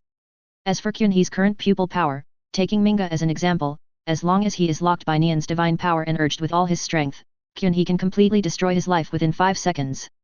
In fact, Chigia's Nian divine power is awakened just like Mangekyou's Dujutsu Shishobaime. In other words, the Nian divine power was conceived the moment Chigia's Rinnegan was activated. Kyunhee guessed that the reason why his body regressed to the state of a 6-year-old when he came to the pirate's world was because he frantically activated the power of the Rinnegan during the crisis at that time, triggering the power of the year. However, the current power of the year god can only speed up the passage of time but not reverse it. This is probably because the pupil power of the left eye has not been completely filled. The Rinnegan, like the Mangeki, can only exert its greatest power when both eyes are focused together, such as Uchiha Madara's Rinnegan. With one Rinnegan, Madara could only create one shadow, but when he retrieved the second Rinnegan, the number of shadows grew to 4, which was quite a large increase. So judging from Madara's situation, when Chigia's left eye power is filled, the power of the year will be further strengthened. As for whether a second Rinnegan's exclusive eye technique can be born, it is unknown. However, judging from the current situation, Kyunhee is already very satisfied, and this trip to Kayan Island can be said to be very rewarding. After absorbing the Baku fruit and the Ope-Ope fruit at the same time, the Rinnegan on the right reached the 6 Magatama state in an instant, and also opened up its own exclusive eye technique. What else is there to say about this kind of harvest? Feeling the ocean-like power in his right eye, Kyunhee clenched his fists. With his current strength, if he meets Kaido again, he can definitely have a real fight with him. He even has a chance to take down Kaido directly with his endless abilities. This is only the state of 6 Megatama in one eye. Kyunhee wondered if he could directly activate the 6 Paths mode and use the Truth-Seeking Ball to overcome everything if his left eye also collected 6 Megatama. However, we still cannot be too careless. After all, King of Pirates has not yet ended, and no one knows what secrets are in Marie Joy's, and what level of strength is it. So next, Chigia's goal is to collect powerful devil fruits, open the 6 Megatama in his left eye, and then create 6 Paths puppets to expand his power. These are the foundation at all times. Chapter 81, Kyunhee is here, no surprises, Happy New Year, everyone. In the marshal's office, Sengoku looked at Korasan standing in front of him with a kind face and said softly. Welcome back to the marine, Rosinante. Korasan was also touched. This time he could be said to have escaped death. Since his father was shot and killed by his brother, he became an orphan. It was Sengoku who adopted him and became his foster father. In Korasan's heart, Sengoku has become like his biological father. He taught him how to behave, told him what justice is, and even allowed him to join the marine, giving him compatibilities that surpass ordinary people. It can be said that it was Sengoku that made him find the meaning of existence again. Advertisement. Thinking of this, Korasan opened his mouth with some difficulty and said tremblingly. Long time no see, Marshal Sengoku, I'm back. In fact, he really wanted to call Sengoku father, but this title was too heavy for him. Whenever he mentioned this word, the scene of his father's death would always appear in Korasan's mind, making him feel miserable. It's good that you're back. It's good that you're back. This time it's all thanks to Jianhe. He is your benefactor, and also my benefactor. Marshal Sengoku. Korasan couldn't hold back any longer, and her tears kept flowing out. After a while, Korasan's face was covered with tears. Sengoku was also overwhelmed with emotions and couldn't help but wet his eyes. At this moment, click. Sengoku. Some senbei. Hey. Garp pushed open the office door and poked his head out. When he saw the scene in the office, he froze for a moment and kept poking his head out. Vice Admiral Garp, hello, long time no see, hee. Korasan quickly raised his hand to wipe his face, and greeted Garp as if nothing had happened, but he looked a little embarrassed. A big tic-tac-toe appeared on Sengoku's forehead, veins popped on his fists, and he flashed and appeared next to Garp's head. You are such a disrespectful guy, there is no senbei. And how many times have I told you to knock before entering my office? After saying that, he punched Garp on the forehead, making a dull sound. I'm boiling. It can be seen that Sengoku has been holding a grudge against Garp for a long time. This punch can be said to be his most powerful punch without using the power of the fruit and the armament color. Advertisement. I just wonder how powerful it is compared to the punch he will use to hit Luffy on the top later? Garp, who was hit on the head by Sengoku, squatted on the ground with his head covered. His facial features were squeezed together. Everyone who saw him said it hurt. Sengoku stood in front of Garp, looking down at Garp who was beaten into such a state. He felt so happy in his heart. He felt full of strength and instantly became 10 years younger. So before fighting in the future, should we punch Garp first to strengthen ourselves? Sengoku held the fist he had just used to punch Garp in front of him, with a thoughtful expression. A hole. Sengoku, you dare to hit me. This is the first time you hit me so hard in all these years. Very good. I remember it. Garp suddenly stood up from the ground and looked at Sengoku with a sad and angry face. His eyes contained 3 parts of grievance, 2 parts of anger, and 5 parts of disbelief. It was obviously an old fan-shaped picture. Humph. I'll teach you a lesson. Sengoku snorted disdainfully and returned to his seat. When he looked up, he saw Koro-san looking at him with a strange look. Oh no, I was so mad at Garp just now that I lost control, furious and frustrated. This is totally not how a marine marshal should behave. My majestic image for all these years, BD. Sengoku blushed, coughed twice, and said seriously. Anyway, you must remember Vice Admiral Kyunhee's life-saving grace this time. He not only saved you, but also saved the child who is very important to you. This kind of favor is something you will never be able to repay in your lifetime. Hearing this, Koro-san responded very seriously. I know, Marshal Sengoku. Although my strength is low, from now on, as long as Vice Admiral Chiga needs me, I will do it even at the cost of my life. You don't have to sacrifice your life. If Kyunhee can't do it, it will be useless even if you really sacrifice your life. Forward. Koro-san was a little embarrassed, he knew Sengoku cared about him, but it just sounded a little weird. Well, your undercover mission has ended. You can say that you have performed your duties very diligently. After this, I will promote you to the rank of colonel. Go and have a rest. Yes. After saluting, Koro-san turned and walked out of the office. Before leaving, he secretly glanced at Garp who was still holding his head and doubting his life. After Koro-san left, Garp couldn't help but speak up. What did Kyunhee do this time? Tell me. Advertisement. I didn't do anything. I didn't drink tea and eat senbei in the office anyway. Oh, I'm out of senbei, can you give me some of yours? Get lost. I've already told you that there's not even any packaging left of the senbei. The next day, in a wasteland, Koro-san crossed his 10 fingers together and nervously looked at Chijia's back not far away. In front of Kyunhee, Xiao Luo was standing there awkwardly, not daring to look up at Kyunhee. On Kaiyan Island, Luo could be said to have witnessed the entire scene where Doflamingo and members of the Donquixote family were easily dealt with by Chigia. Virgo, who came later, didn't even last a single move and was essentially giving away his life. Although he was knocked unconscious by Kaido's conquerors, Luo woke up later and witnessed the spectacle that would shock him for the rest of his life, the purple giant standing in the sky and the blue dragon hovering in the sky. Everything that Kyunhee showed was a scene that Luo could never have dreamed of. It could be said that in Luo's heart, Kyunhee was no different from a god. Now facing the god in his heart alone, it is impossible for Luo to not be nervous. Kyunhee looked down at Luo, who had been standing there uncomfortably since a while ago, and couldn't help laughing. Was he so scary that he could scare a child like this? Shaking his head, Kyunhee bent down and reached out to touch Luo's head. Luo was so scared that his whole body trembled. He was helpless and could only speak in the most gentle voice he felt. Don't be afraid. Believe me, the treatment process won't be painful at all. It will be over in a moment. Yes, yes. Room. Buzz. A small semicircular space covered Kyunhee and Luo together. Koro-san in the distance was also looking at this side with some curiosity. He did not associate this ability with the Ope-Ope fruit at all. He only knew that the Ope-Ope fruit could cure diseases, but he had never seen or understood how to use it specifically or what its abilities were. After scanning Luo's body, Kyunhee found that Luo's small body had already become a human-shaped pattern in his eyes, except that there were some irregular white blocks in this pattern. It seems that these white blocks are the source of ember-lead disease. Having found the source, Kyunhee did not hesitate any longer. With his eyes wide open, the white blocks in Luo's body were directly peeled out. Kyunhee took out a test tube, and the peeled white block was transferred into the test tube, forming a small white paste. This disease is still very scary, so it is better to be careful. After all, good health is a person's most precious wealth. In the new year, I wish you all good health. Chapter 82, East Blue Trip. After the treatment, Kyunhee released the room space and waved to Koro-san in the distance, indicating that he could come over. Koro-san, who was far away, saw Kyunhee's gesture and hurriedly trotted over to Luo, lifted Luo up and placed him in front of him, looking at him carefully over and over again. Seeing that the white Madara on Luo's face had disappeared, Corazon was so excited that he couldn't control himself. He shouted to Luo, who was held in the air by him. Luo! Your illness is cured. Your destiny has changed. Hey! Advertisement.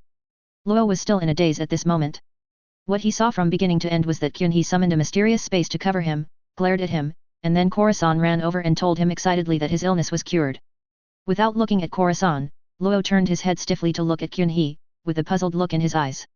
Kyunhee smiled and nodded. Luo's expression gradually became exaggerated, even distorted, and he was a little unconscious due to this huge surprise. Corazon hugged Luo tightly in his arms, and the two of them knelt on the ground and cried bitterly. Chigia looked at the two of them in silence. When he was watching the anime, he was deeply touched by the story of Corazon and Law. Both characters were portrayed very well and left a very deep impression on people. This time, he could say that he had completely changed their fate. Corazon survived, and Luo would definitely join the Marine under Corazon's guidance, and perhaps become a military doctor with good combat capabilities. On the way to the top, why not make up for the regrets in pirates? Without disturbing the two people who were in a heated discussion, He disappeared from the spot in a flash. Swish! Kyunhee appeared in her office. Khalifa just glanced at him this time and continued to work. She was used to her boss's elusiveness. He stared at Khalifa for a while and asked curiously.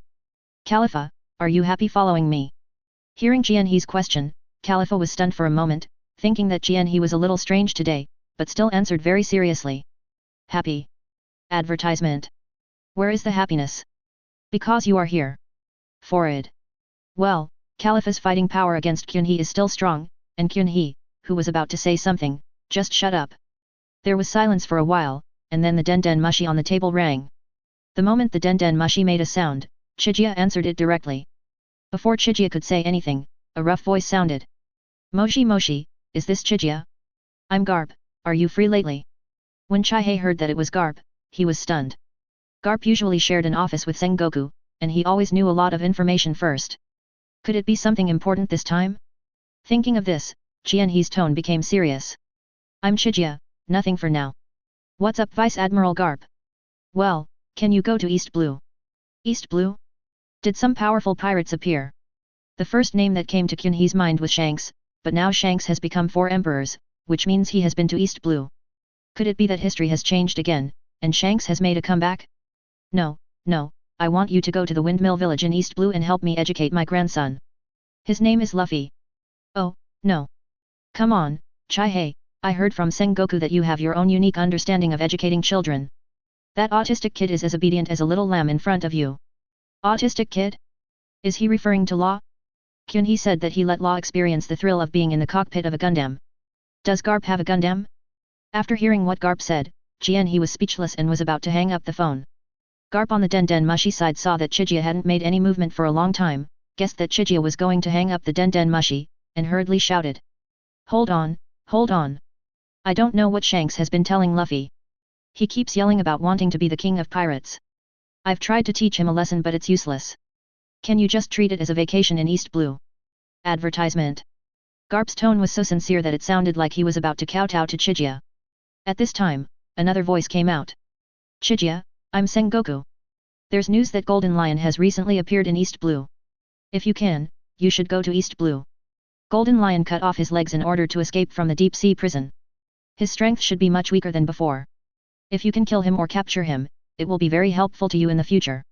Sengoku's meaning is actually very clear, which is to give the Golden Lion to Chigia and make it a heavyweight achievement on Chigia's road to promotion to Admiral.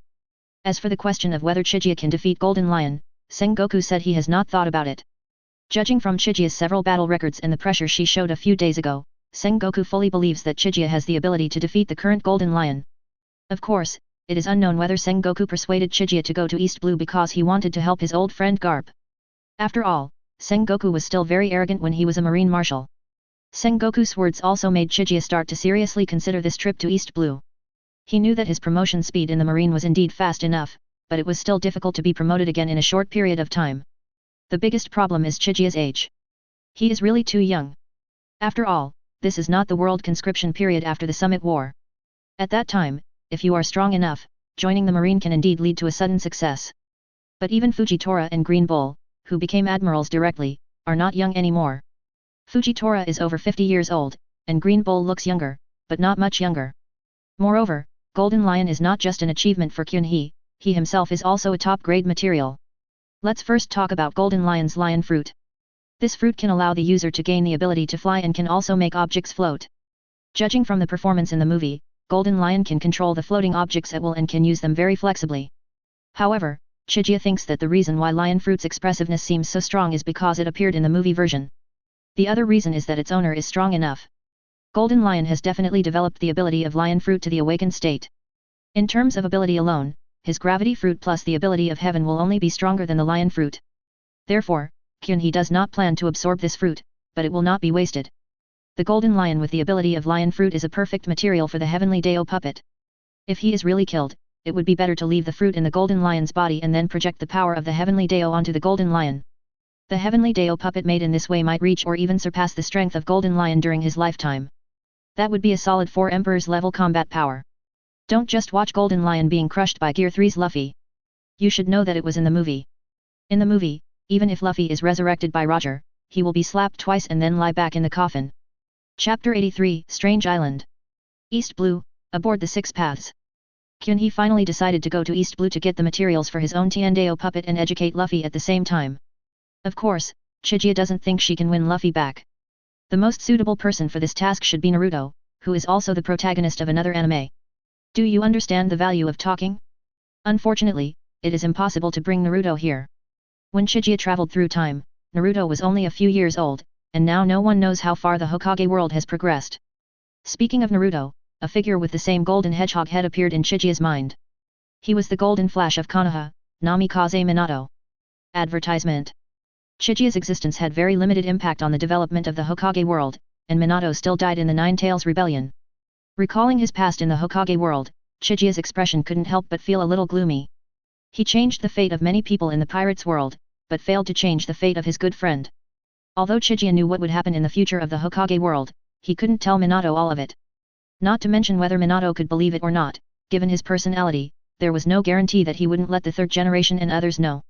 You have to know that Minato at that time had great respect for the third generation. And the third generation already knows about it, so how long will it take for Danzo to know about it?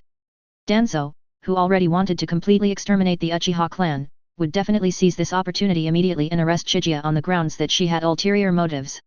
In the Hokage world, Chiga has no systems or cheats, and can only rely on future information. How can he help Minato when he can't even protect himself? All he could do was to remind Minato implicitly in some aspects, but it was still a drop in the bucket. During the Nine Tails Rebellion, Chiga already possessed Mangeki, but was too afraid to reveal it. When he rushed to Minato and his wife were already dead. Even Chiga, who possessed Ishikohime, was unable to revolving heaven. Chiga will never forget the night when she stood helplessly beside the bodies of Minato and his wife, with only Naruto's crying echoing in her ears. It was also from that moment that he completely decided to leave Konoha. If only I could have the ability to travel through the world and return to the Hokage world again. Thinking of this, Kyunhee sighed. Khalifa and Anne, who were standing on both sides of Kyunhee, heard Kyunhee's sigh and turned to look at Kyunhee at the same time. They froze when they noticed the sadness on Chiga's face. Advertisement. This was the first time they had seen Chiga like this. In their opinion, Chiga possessed countless abilities and there was almost nothing he could not do. What on earth could have made him become like this? Khalifa and Anne hurriedly approached Kyunhee and each held one of Kyunhee's hands. Feeling the warmth coming from her palms, Kyunhee glanced at Khalifa and Anne, and saw the concern and worry in their eyes. Putting away his sad mood, Kyunhee gave the two girls a reassuring smile and said, "What's wrong? You're concerned about me now. Boss, are you thinking of something sad? Because of your family." All Khalifa could think about was Chiga's family. She learned from Chiga that he was the last member of the Uchiha clan in this world. She didn't know what had led to the fact that such a powerful family had only Kyunhee left, and could only speculate on the reasons for Kyunhee's sadness. Waving his hands, he said with some emotion. "I'm fine, just thinking of a friend. He is gone. Well, but there may be a chance to see each other again. Can we meet again the person who is gone?" Khalifa didn't understand what Kyunhee meant, but thinking of Kyunhee's ability of the 8 Gate, he nodded thoughtfully. Anne, who had been silent all this time, suddenly stretched out a finger, pointed in a direction and shouted. "Kyunhee, look, there's an island over there." Kyunhee and Khalifa looked at Anne at the same time, as if they were looking at a little fool. From the headquarters to now, we have passed countless small islands. What Anne said is like saying on the road, "Look, there is a car here." Noticing the gazes of Kyunhee and Khalifa, Anne's face couldn't help but blush. She also realized that her behavior was a bit stupid, but she actually wanted to divert Kyunhee's attention. She wasn't like Khalifa who could always know what Chigia meant, and she felt really stupid in that regard. So I could only help Kyunhee relieve her sadness in my own way, but I didn't expect to make a fool of myself. Aeon just stood there blankly, and couldn't help but whispered. I just want to distract you. Hearing Anne's little beep, Kyunhee and Khalifa couldn't help laughing. Khalifa hugged Anne and said in a tone like a mother talking to her daughter. Advertisement. Anne, you are so cute. Hey. Kyunhee stood aside, looking at the loving scene in front of her, and felt the haze in her heart swept away. I already have many things in the pirate's world that I never dared to hope for before. My previous regrets are not irreparable with my pair of Rinnegan, so I should cherish the people in front of me first. At this time, the navigator on the warship suddenly ran over, pointed at the small island that Anne had just mentioned, and said in a panic. Vice Admiral Kyunhee, there are many strange currents near that island. The warship has been sucked in and there is a risk of being sucked in at any time. Hearing the navigator's words, Kyunhee frowned. He only discovered the ocean current when he reached the edge. Isn't it a little too late to discover it? In fact, the navigator cannot be blamed. The personnel on the Chigia warship were all selected by Sengoku based on the merit criteria, and their professional level is definitely not bad. The danger this time was because the currents appeared so suddenly. However, having said that, Kyunhee still had the idea of becoming a top navigator, so that at least he could be more comfortable and have less trouble when sailing on the sea. Kyunhee did not embarrass the navigator and said calmly. I see. Go ahead and don't worry. I'll have the warship parked nearby and I'll go see if there's anything strange on that island. Yes. After the navigator left, Kyunhee carefully looked at the island that Anne had pointed out just now, and found that there was indeed something unusual about the island. As the warship was pulled towards the island by the ocean current, a large number of giant birds could be seen hovering above the island. And now there are more and more ocean currents around the island, and these sudden ocean currents are constantly pulling Kyunhee's warships. Snort. Feeling the warship beneath his feet shaking more and more violently, Kyunhee snorted lightly, floated up, flew to the side of the warship, and put one hand on the warship. Shinra Tensei. Buzz. A repulsive force gushed out from Kyunhee's palm, enveloping the warship and directly pushing it out of the range of the ocean current. Kyunhee's control over the Shinra Tensei has now become meticulous, and this Shinra Tensei did not cause any damage to the hull of the warship. After sending the warship out of danger, Kyunhee turned around in the air, burst out with repulsive force, and flew towards the small island not far away. He wanted to see what was hidden on this island. Chapter 84 Maramara Fruit, even dogs won't eat it. After landing safely on this strange island, Kyunhee looked around. There are shipwrecks everywhere, which should be merchant ships or pirate ships that were swept in by the ocean currents around the island. Ocean currents, giant birds, and shipwrecks, all these things concentrated on this small island made Kyunhee feel as if he had heard of this place, but he could not remember it at all. Shaking his head, Kyunhee walked around the island a few times, but in the end he still got nothing. Back at the shore, Kyunhee was a little disappointed. He thought he had encountered some hidden copy, but it turned out to be just an ordinary island that was a little dangerous. Advertisement. But now that he was here, Kyunhee still had some hope. Since there were so many shipwreckages here, there must be a lot of treasures on board. In a sense, I am not that rich, so I might as well go and search and take everything away. Thinking of this, Kyunhee snapped his fingers. Room. Buzz, the room space expanded, covering the entire island. Scanning. After a while, the appearance of all objects in the ship appeared in Kyunhee's mind. It must be said that the amount of treasure was somewhat unexpected. He stretched out his hand to open a door in the air. Kyunhee's mind moved, and all the treasures on the ship were transferred into the door in an instant. All of a sudden, the space inside the door became golden and gorgeous. Kyunhee took a satisfied look at the mountains of treasures in the Menman space, and thought that if there were no hidden rich people in the marine, then he would become the richest man in the marine, right? I wonder what Kizura's family background is like? When I become a marshal, I can try to give him a higher salary to verify whether the saying if the salary is in place, the 4 emperors will be ruined is true or not. After collecting the treasure, Kyunhee did not leave, but used room replacement again. When he was scanning the ships just now, he saw a life form in the warehouse of a ship. It looked like a giant bird. Swish. Sure enough, a giant bird appeared in front of Kyunhee. The size of this giant bird was almost as big as a ship. No one knew how it got into the warehouse of the ship. Advertisement. The giant bird stood there blankly. It had just eaten a lot of rotten food in the warehouse of the ship, and swallowed some treasures. Suddenly, everything in the warehouse disappeared, and it just stood there in a daze. Then after a while it appeared here again inexplicably, and all these changes were beyond the scope of its brain, which was completely disproportionate to its size. The giant bird shook its huge head vigorously and looked around, and finally noticed Chai-He standing at its feet. Hey? Newly delivered small pieces of meat? That's right, the giant bird knows about humans. To it, the ships on the shore are like takeout. Every time a new ship appears, a lot of little pieces of meat like Chigia will appear on it. Grumble. The giant bird cried out excitedly. It really liked the taste of the little pieces of meat. Moreover, it hadn't had this kind of little pieces of meat for a long time, and it was already a little impatient. He looked at the stupid bird speechlessly, released the room space, and punched the giant bird in the belly with a simple punch, with the same force as a normal person hitting a mosquito. Bang! Chi-chi-chi!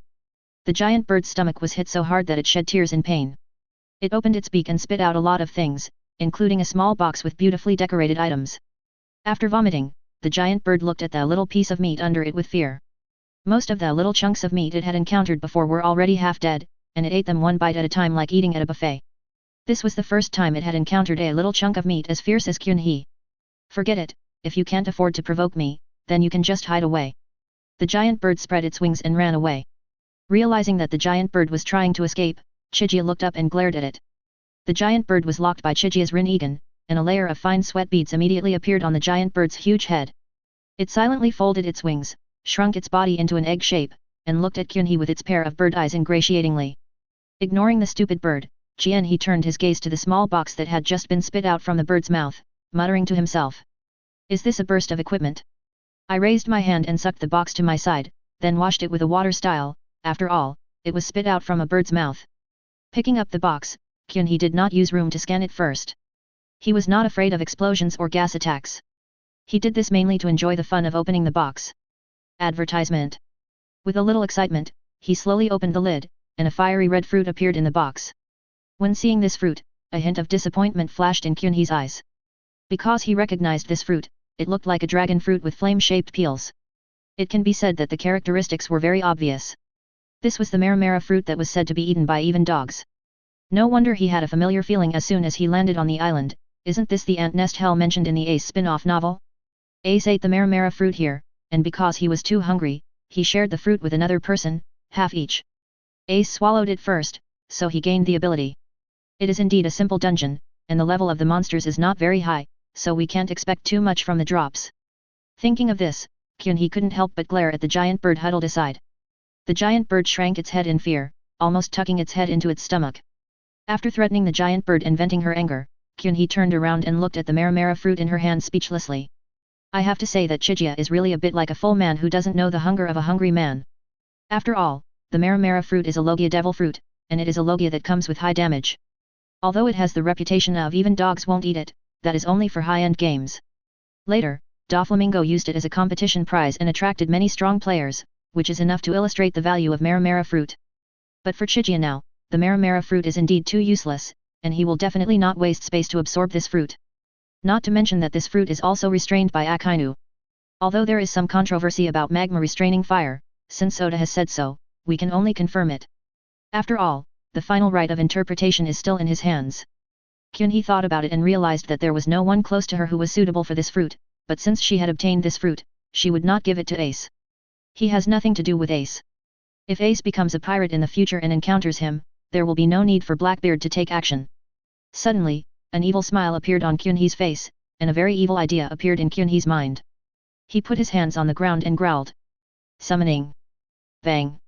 A dog with 3 heads, slightly larger than the giant bird, appeared. It was the strongest summoning beast in the animal path except for Medea, the split dog.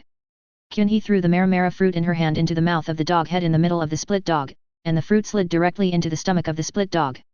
After a while, the 3 heads of the split dog caught fire and turned into 3 balls of fire in the shape of dog heads.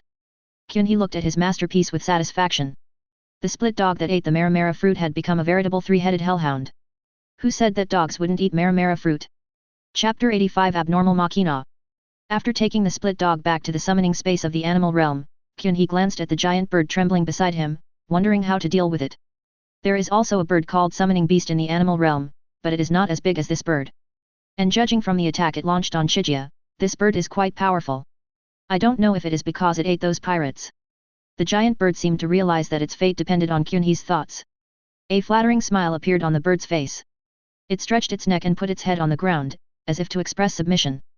Seeing that the giant bird was unexpectedly understanding, Jianhe found it quite interesting and stroked his chin. Well, I'll let you become my summoning beast. Advertisement. Walking to the giant bird's head, Jianhe looked at the bird and said to it. You are so stupid. From now on, I will call you a rookie. The rookie barked twice, indicating that it had no objection to its name.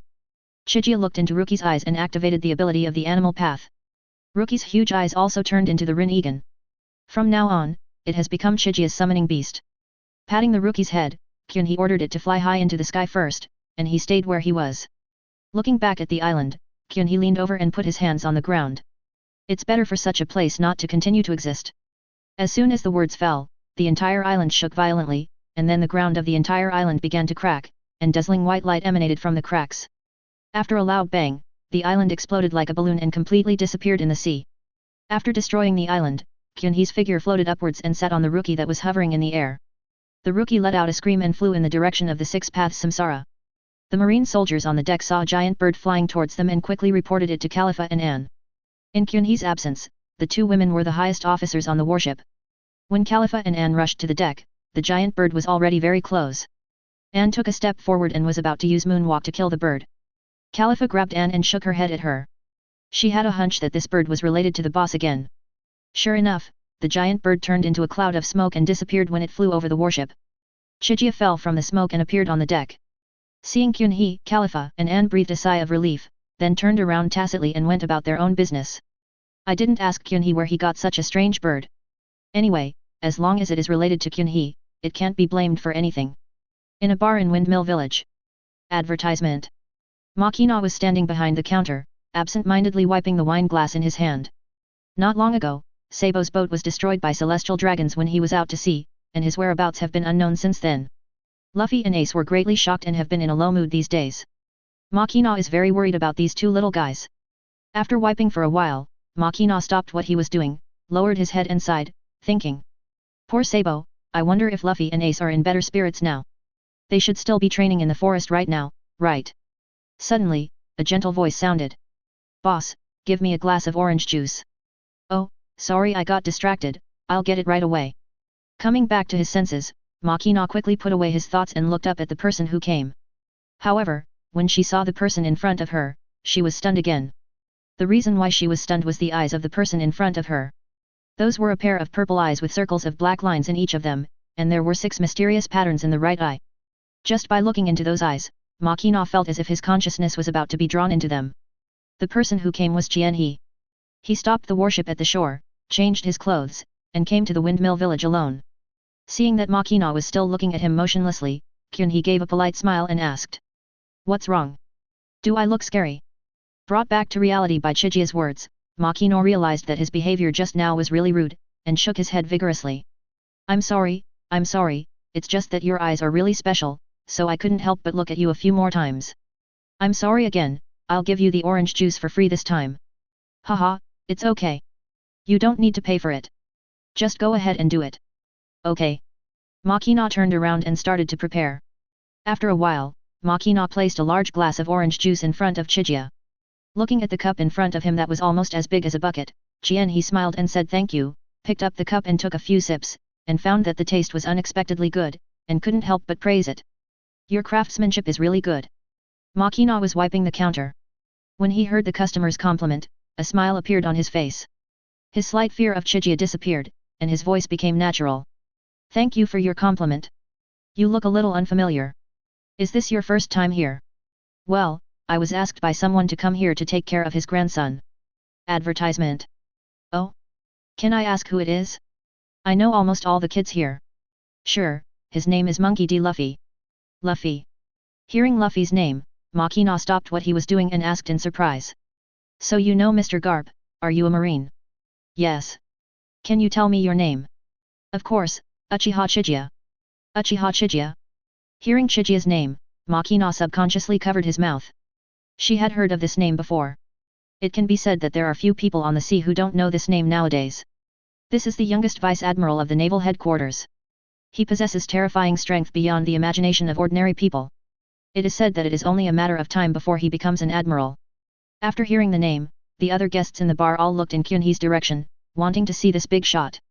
Chiga didn't expect Makina to react so strongly after hearing his name.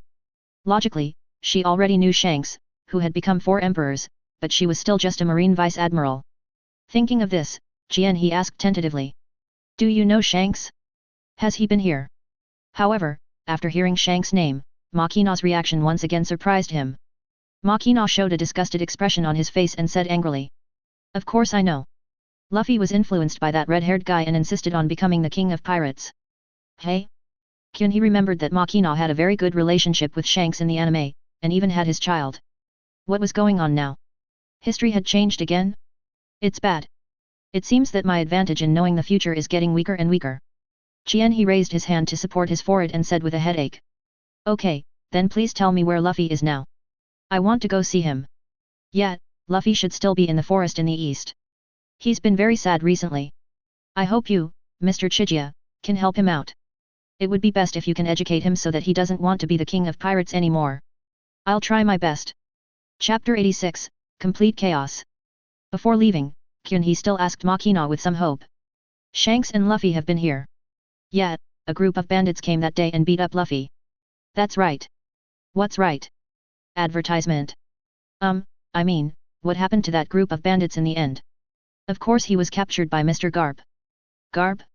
No, isn't that the time for him to show up? He just felt so confused and continued. Why did Vice Admiral Garp come back that day? I heard him say that he was coming back to pick up a new recruit to join the headquarters, so he came back here to check on Luffy first. At this point, Makina tapped his palm with his fist and suddenly realized. That new guy must be Mr. Chiga. What a coincidence. Luffy and I both have to thank Mr. Chiga. Without you, it would be hard for Mr. Garp to come back. It really has something to do with me. He is really annoyed this time. Doesn't Garp usually go wherever he wants? In the original story, Sengoku didn't give him leave that time? He held his forehead with his hand and said weakly. And then? Vice Admiral Garp can't just do nothing when he sees Shanks, right? Mr. Garp and Shanks got into a fight and broke a lot of my stuff. Did they just break something? It seems that the two of them were quite restrained. Otherwise, it is hard to say whether this village can still exist. What happened in the end? Shanks still ran away. Yes, but Vice Admiral Garp said he was going to pick you up, so he left in a hurry. Not long after he left, Shanks came back and spent some time with Luffy. After Shanks left, Luffy kept yelling about wanting to be the pirate's king. Oh, and Luffy's body also became very strange, like plasticine. After hearing what happened, he nodded thoughtfully. In fact, he also felt that it was a little early for the Shanks here to become 4 emperors. It seemed that this was caused by a series of chain reactions triggered by his arrival. Thinking of this, he raised his head, smiled at Makina, and said. Okay, I get it. I'll go check on Luffy now. Yet, when you're done, remember to come back for a drink. I'll give you all the money you spend here for free.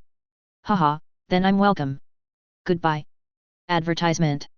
After saying that, he drank the orange juice in one gulp, narrowed his eyes slightly, and the room space expanded. After sensing the general direction of the forest in the east, He's figure disappeared from the seat with a thought. Makina stared blankly at the place where Chiga had just sat, not understanding why the person who had just sat there suddenly disappeared. When Makina recovered, he looked down and saw Bailey left on the counter. He frowned, grabbed Bailey and rushed out of the store, shouting at the door. Mr. Chiga! I told you not to pay. After shouting, Makina put his hands on his waist and stood at the door angrily. After a while, he burst into laughter and shook his head slightly. What a weirdo! In a forest east of Windmill Village. Little Ace was looking at little Luffy lying on the ground with a mocking look on his face. Is that all? Luffy, you should just stay in the village. Provoked by Ace's words, Luffy shouted angrily. I will definitely become stronger. With Sabo's share, I will become the king of pirates. Hearing Sabo's name, Ace fell silent. Sabo's death had become an indelible nightmare in his and Luffy's hearts. He had been sparring like crazy these past few days, just wanting to vent his feelings through fists, but he didn't expect that he would inevitably be mentioned. Luffy, that idiot. Thinking of this, Ace clenched his fists and was about to say something when he was interrupted by another voice. Kid, what kind of king did you say you wanted to be? Ace's eyes suddenly widened, and he realized that he had been shrouded in a shadow without knowing when. Ace was frightened and broke out in a cold sweat. He turned around stiffly and saw Kyunhee's face when he looked up. Chijia's face was shrouded in shadow, with only her Rinnegan glowing purple. A strong sense of oppression came over him. Ace froze in place. He opened his mouth to say something, but was interrupted by Luffy again. I said I want to be the king of pirates. Oh no. Ace sensed the danger immediately and raised his hand to attack, but at the moment when his fist was about to touch Kyunhee's body, an invisible force burst out. Bang! Ace was thrown out, his back hit hard against a tree, then he slowly slid down and collapsed on the ground. But he still shouted at Luffy with all his might. Advertisement. I can't move, Luffy, run. Glancing at Ace who still had the strength to shout, Kyunhee was a little surprised. Although the Shinra Tensei he just used was extremely weak, even an adult would have to lie in bed for 10 days or half a month if hit by it. She didn't faint. That's right. She is Roger's blood after all. No matter what he thought in his heart, Kyunhee's face still showed no emotion, he just said lightly. If you dare to attack me again next time, you won't have a chance to speak again. Damn it, who are you? A Marine. Upon hearing that Chiga was actually a Marine, Ace didn't know what to say for a moment. As everyone knows, pirates and Marines are born enemies, so it is understandable that this Marine would react like this. Luffy also got up at this time. Seeing Ace unable to move, an angry expression appeared on his face. He swung his arms into a circle and muttered. Rubber. Realizing Luffy's intention and remembering what Chiga had just said, Ace no longer cared about his own situation and shouted again. Stop it, Luffy. You'll die if you do this. But Ace, you. Luffy looked at Ace in confusion, but his hands did not stop moving. Seeing that Luffy was still going to attack, Ace was extremely anxious. He felt an inexplicable force surge out of his body. He shouted. I told you to stop. Did you hear me? Buzz. As Ace's emotions fluctuated violently, a domineering aura burst out from his small body, causing the hem of Kyunhee's black robe to rustle in the wind. Luffy's rubber face was also blown up to be abstract, and looks a bit funny. The impact of this momentum lasted for a while and then dissipated. Ace fainted directly, and Luffy's face returned to normal, looking around blankly. Ah, something extraordinary seems to have happened just now, what was it? Only Kyunhee stood there with his arms folded, the corners of his mouth twitching. Of course he knew what had just happened, it was nothing more than Ace accidentally releasing Conqueror's haki. But among the people present, not to mention Chiga herself, Luffy also has this qualification, and Conquerors will not have any effect on the two, so it seems as if nothing has happened. I wonder if this is the first awakening of Ace Conquerors, if so, then what is this like for me? Master Teacher Chiga? But according to the normal script, shouldn't Ace attack Luffy himself, and then unleash Conquerors? How come it became that Ace got too excited when scolding Luffy and led to Conquerors? All I can say is that everything is completely messed up. Chapter 87 Ace and Luffy. Where am I? Luffy. An unknown amount of time had passed before it was dark. Ace opened his eyes blearily and Luffy's face appeared in his sight. When he saw the scene clearly, he felt the blood rushing up in an instant and his whole body began to tremble violently. At this time, Luffy only had his head hanging in front, his eyes closed, his hands, feet and body tied together and placed next to Ace. Luffy. Advertisement. Ace was furious and struggled to get up and approach. Suddenly, Luffy, who was only his head, opened his eyes when he heard Ace's voice and shouted in surprise. Ace. Are you awake? What? Ace stopped in fear, looked at Luffy's head in disbelief, and pointed a trembling finger at Luffy's head. Luffy you. Calm down, that guy is fine. It was the Marine's voice. Ace turned his head sharply and saw Chiga sitting by the fire roasting a large piece of meat. Seeing that Ace had woken up, Kyunhee stood up, clapped his hands, and looked at Ace.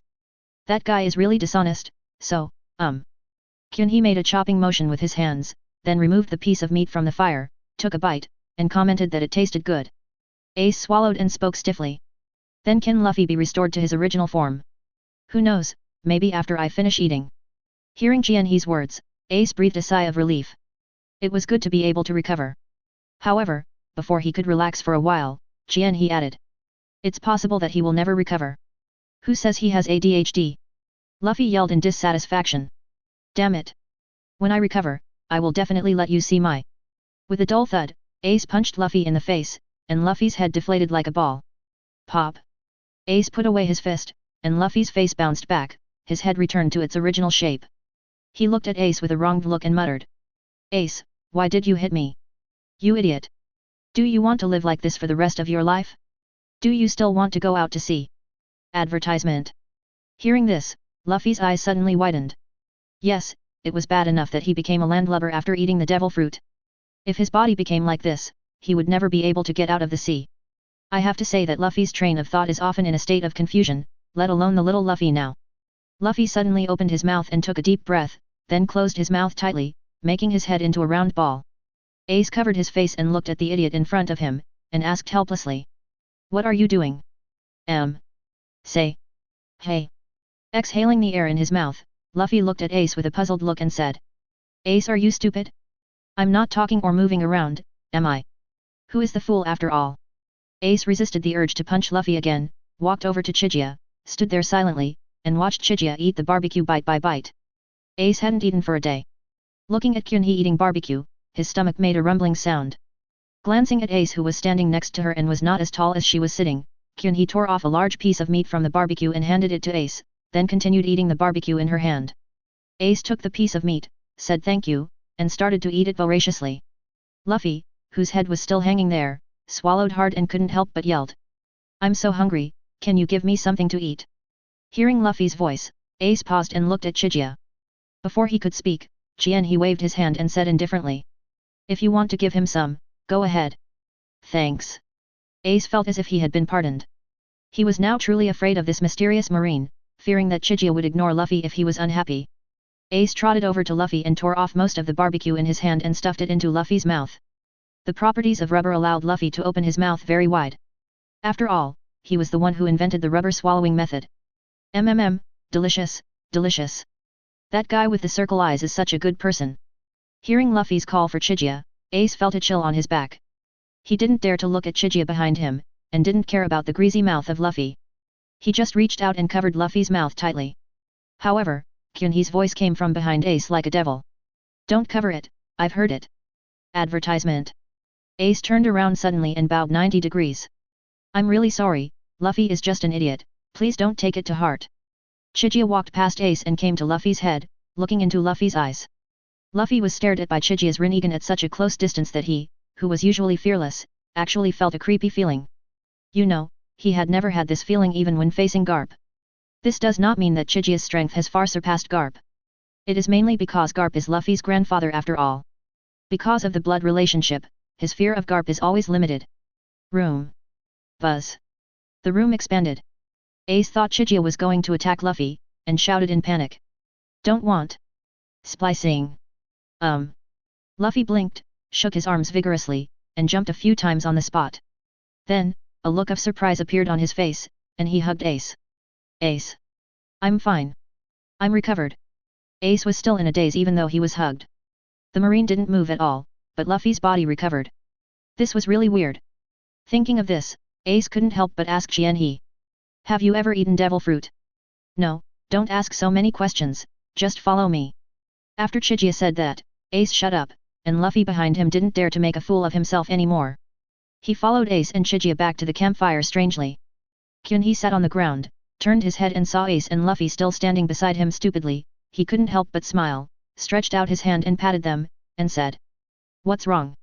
Aren't you quite energetic during the day? Sit down. Good. Ace and Luffy hurriedly sat down next to Chiga and breathed a long sigh of relief. They had been tormented by Chiga for the entire day and were now physically and mentally exhausted. It would be great if they could sit down and take a rest. Especially Ace, he was actually hit by Shinra Tensei, which was only because he had strong talent, otherwise it would be questionable whether he could regain consciousness now. Not to mention that he was scared out of his wits by Luffy at night. If possible, he just wanted to lie on the bed and have a good sleep. Thinking of this, Ace felt his eyelids getting heavier and he became more sleepy. However, Kyunhee's next words once again stretched his nerves to the limit, and he no longer felt sleepy at all. Do you know who Roger is to you? Chapter 88, Dream Killing Instructor Kyunhee. I don't know what he is to me. I just know he's ABD. When Ace heard Roger's name, he reacted like a kitten with its fur standing on end. Kyunhee didn't react to Ace's performance. She just nodded in agreement and said casually. He's a real BD. He's the reason for the age of exploration. Everyone wants to be a pirate. Just imagine how many people's homes have been destroyed by this garbage at sea.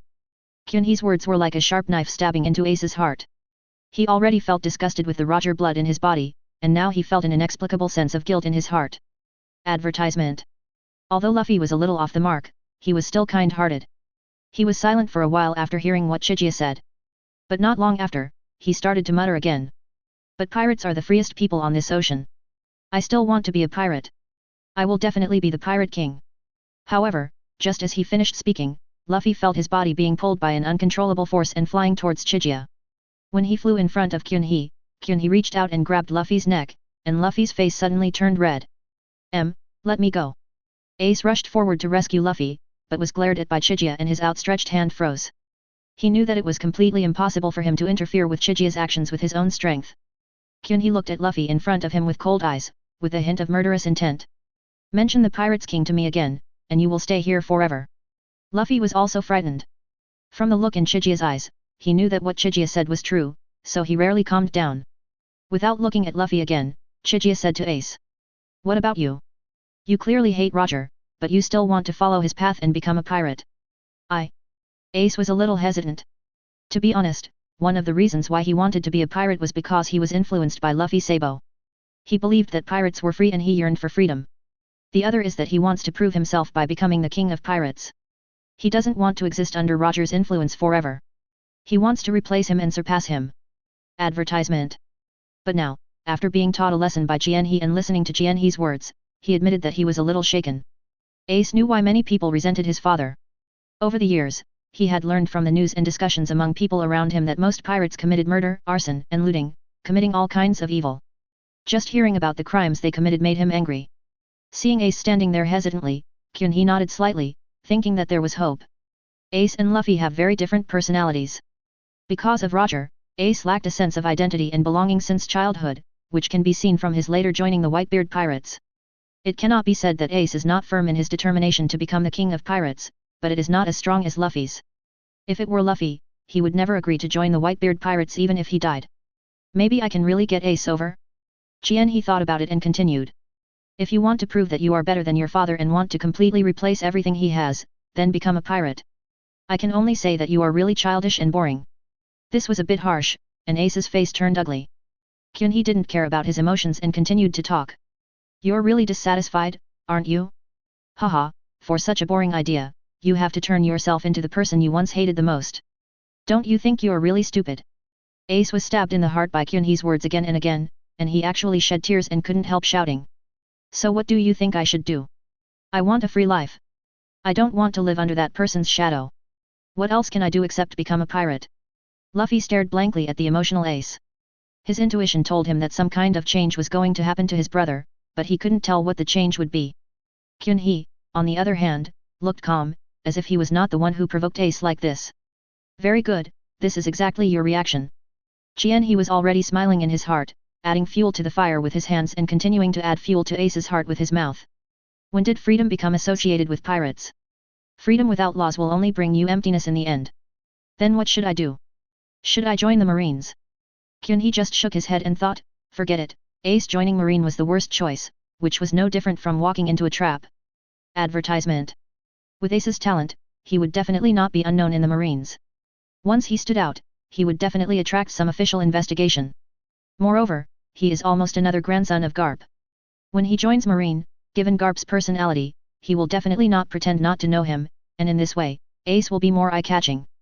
If Ace really joins Marine, he himself will become a time bomb. Once it explodes, not only will he be implicated, but also Garp and Chiga who led him into Marine will also be affected. Therefore, joining the Marine is absolutely not an option for Ace. It is too idealistic, but it is not impossible. We will have to wait until Kyunhee destroys Marie Joyce.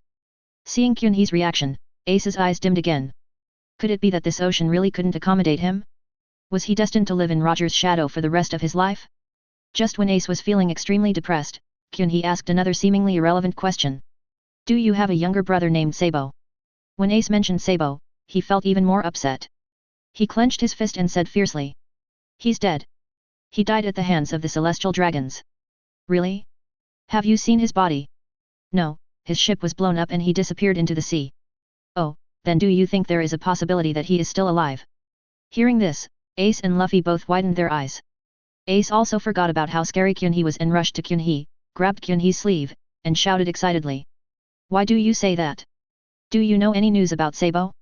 You are such a strong person, you would never make such a joke, right? Please tell me.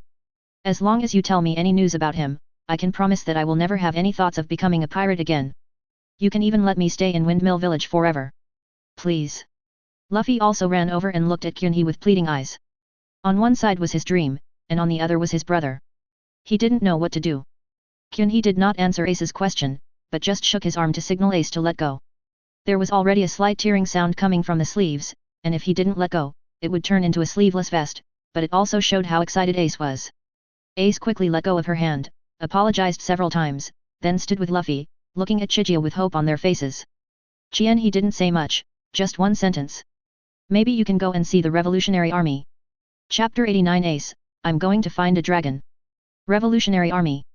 Ace looked at Kyunhee with confusion. He hadn't known much about this organization and didn't know what the significance of Kyunhee bringing this up was. Without explaining to Ace what kind of organization this was, Chigia glanced at Luffy and said.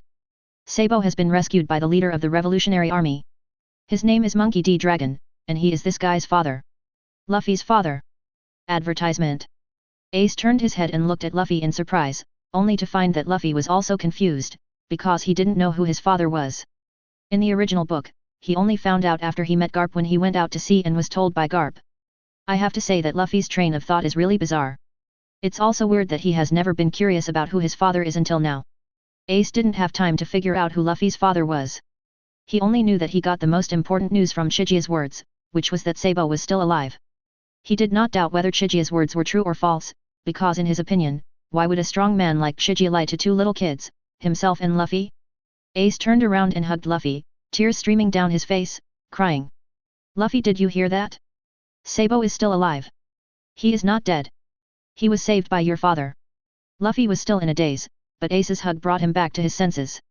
In an instant, snot and tears started flowing, and he hugged Ace and they both cried loudly. Woo woo woo, my father is really a good guy. The two little guys hugged each other and cried for a while. When their emotions calmed down a little, Ace wiped his tears, let go of Luffy and walked in front of Kyunhee, saying with a strong sense of gratitude in his tone. Thank you, Sabo is really important to us. Nothing makes us happier than knowing that he is still alive. Don't worry, I will never think about becoming a pirate again. I will stay in Windmill Village and live out my life. Kyunhee waved his hand. No need. Your life is not that cheap. You can follow what I just said and go to the Revolutionary Army to have a look. Maybe you can find the value of your existence. But don't say that I asked you to go. Do you understand? Ace nodded quickly to show that he remembered it. Chigia naturally had her own considerations in guiding Ace to join the Revolutionary Army. In the world of pirates, the Revolutionary Army could be said to be the #1 enemy of the world government, and it was clear that it wanted to go against the world government. Therefore, this organization does not conflict with Chigia, and will even attract the attention of the world government during Chigia's development period. Moreover, if Ace joins the Revolutionary Army, with his strength and Sabo's cooperation, it will be difficult for the tragedy in the original work to happen again if they take care of each other. Being with that group of idealists, I believe Ace will easily find the sense of belonging and existence that he needs most. Kyanga breathed a sigh of relief, thinking that the problem child of Ace had been solved, and the only one left was Luffy. He stared at Luffy until Luffy started to tremble, then Chigia withdrew his gaze. Kyanga shook her head. Given Luffy's personality, it would be better to just forget it unless she gave him a distinguished heavenly gods. Advertisement. I scared him pretty badly that day, even using the cut into pieces method, but this kid was still able to fall asleep in that state. Who can change his mind? It would be better to let him go his own way and cause more trouble for Marijoyce and his gang. Besides, Chigia still has to make the key event of Summit War happen, as it is a perfect opportunity to harvest powerful devil fruit. As for the Impel Down jailbreak, haha, it would be reasonable to kill a few heavyweight prisoners in the process of quelling the riot, right? After stretching, Kyunhee actually felt a little tired. It seems that educating a naughty child is a time-consuming and laborious task for everyone. Ace stood aside and looked at the tall Chigia, and suddenly remembered that he didn't know the name of this mysterious marine. In less than a day, Kyunhee had left an indelible mark on his young mind. How could he not know the name of such an important person? Thinking of this, Ace quickly asked. I don't know your name yet, can you tell me?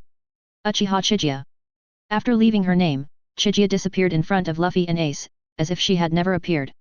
The surrounding environment became quiet, with only the fire on the ground still making crackling sounds. Luffy didn't know the meaning of this name. He walked to Ace, pulled the corner of Ace's clothes, and asked. Ace, do you know this guy? Ace didn't answer, but just stared at the place where Kyunhee disappeared just now. He knew the name. Uchiha Chiga, Marine Vice Admiral, possesses monstrous strength. In Ace's mind, these two labels are linked to Garp. And Kyunhee didn't look much older than him, so even the arrogant Ace felt it was unreal. An outrageous idea suddenly appeared in Ace's mind: if he could follow him to join the Marine, maybe it would be a good choice? This thought didn't last long before Ace shook his head. Forget it. Since he had already told me to go to the Revolutionary Army, he must have his reasons. I should just listen to him. Isn't Sabo there too? Luffy, who was standing by, saw that Ace didn't respond for a long time, so he pulled on his shirt again. Ace, what's wrong with you? Why are you ignoring me? After being pulled by Luffy, Ace came back to his senses, turned his head and gave Luffy a gentle smile, which made Luffy feel a little uncomfortable. I'm fine, but I'll leave the matter of being the Pirates King to you, Luffy. I'm going to find my own way. Where are you going? Go find your father. I want to see what his organization is like. The next morning, Chiga appeared in Makina's bar again. When Makina saw Chiga, a sweet smile appeared on his face, which stunned the other guests who came to drink. Advertisement. Makina jogged to Kyunhee's side, stopped, put his hands behind his back, and said crisply. You are here, come and sit down, what would you like to drink today? Seeing Makina like this, Chiga was in a good mood and smiled and said. Orange juice, please.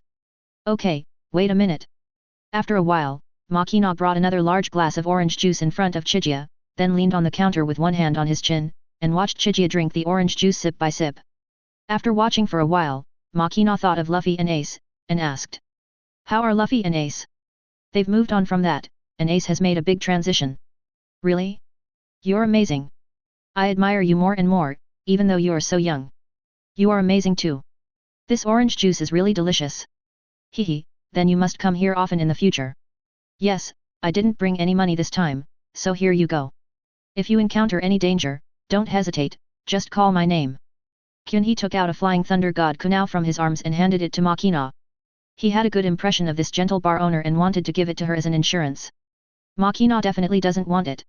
She didn't want to take Chiga's money in the first place, so how could she want Chiga's things now? Finally, after Kyunhee's repeated emphasis, she accepted the flying thunder god kunai and put it in her arms. Seeing Makina accept the kunai, Chiga was relieved. With this, his last task in Windmill Village was done, and it was time to get down to business. Makina stood up from his seat and saw Chiga's actions and couldn't help asking. Are you leaving? Well, I've wasted quite a bit of time here, and I have something important to do. Important? Is it dangerous? It's okay. It's just catching an old guy. Maybe it will be mentioned in the newspapers in the next few days. Oh, then I have to pay more attention to the newspapers in the next few days. After drinking the orange juice, Kyunhee turned and walked out of the bar. He looked up at the clear sky, then turned back and said something to Makina who was still looking at his back. It will rain in the next few days, remember to bring an umbrella when you go out. After saying that, Kyunhee disappeared at the door of the bar. Chapter 90. The rain is falling so seriously. Some guests in the bar laughed out loud when they heard Kyunhee say it would rain in the next few days. You must be kidding. It only rains a few days a year in Windmill Village. How can he be so sure it will rain? Yet, it rains when he says it will. Who does he think he is? Young people just like to brag. Makina felt very uncomfortable listening to these people's discussions. In her opinion, Chiga was young and promising but not frivolous. She would even take care of Luffy and Ace personally. It could be said that the impression of Chiga in her mind was extremely good. Advertisement. So the usually gentle Makina got angry today. She shouted at the people in the bar. He's not bragging. He's Marine Vice Admiral Uchiha Chiga. After saying that, Makina turned and went into the back room, took out an umbrella and placed it next to the counter to show his trust in Chiga. The guests in the bar looked at each other in bewilderment. It was the first time they saw Makina get angry, and from Makina's words they learned the identity of the young man. The youngest Vice Admiral in the Marine, Uchiha Chiga, is rumored to be most terrifying for his bizarre abilities, which allow him to do many incredible things and turn decay into magic. Thinking of this, the guests who had just been laughing at Kyunhee drank up the drinks on the table, then walked to the counter to pay the bill, and some even expressed their apologies. After they returned to their homes, they all told their families the same thing. It will rain in the next few days, remember to bring an umbrella when you go out. After returning to the warship, Kyunhee rested for a day. After resting, he took the time to explain his educational results to Garp. Vice Admiral Garp, I have tried my best to do what you said. I can't correct Luffy, but Ace probably won't be a pirate anymore.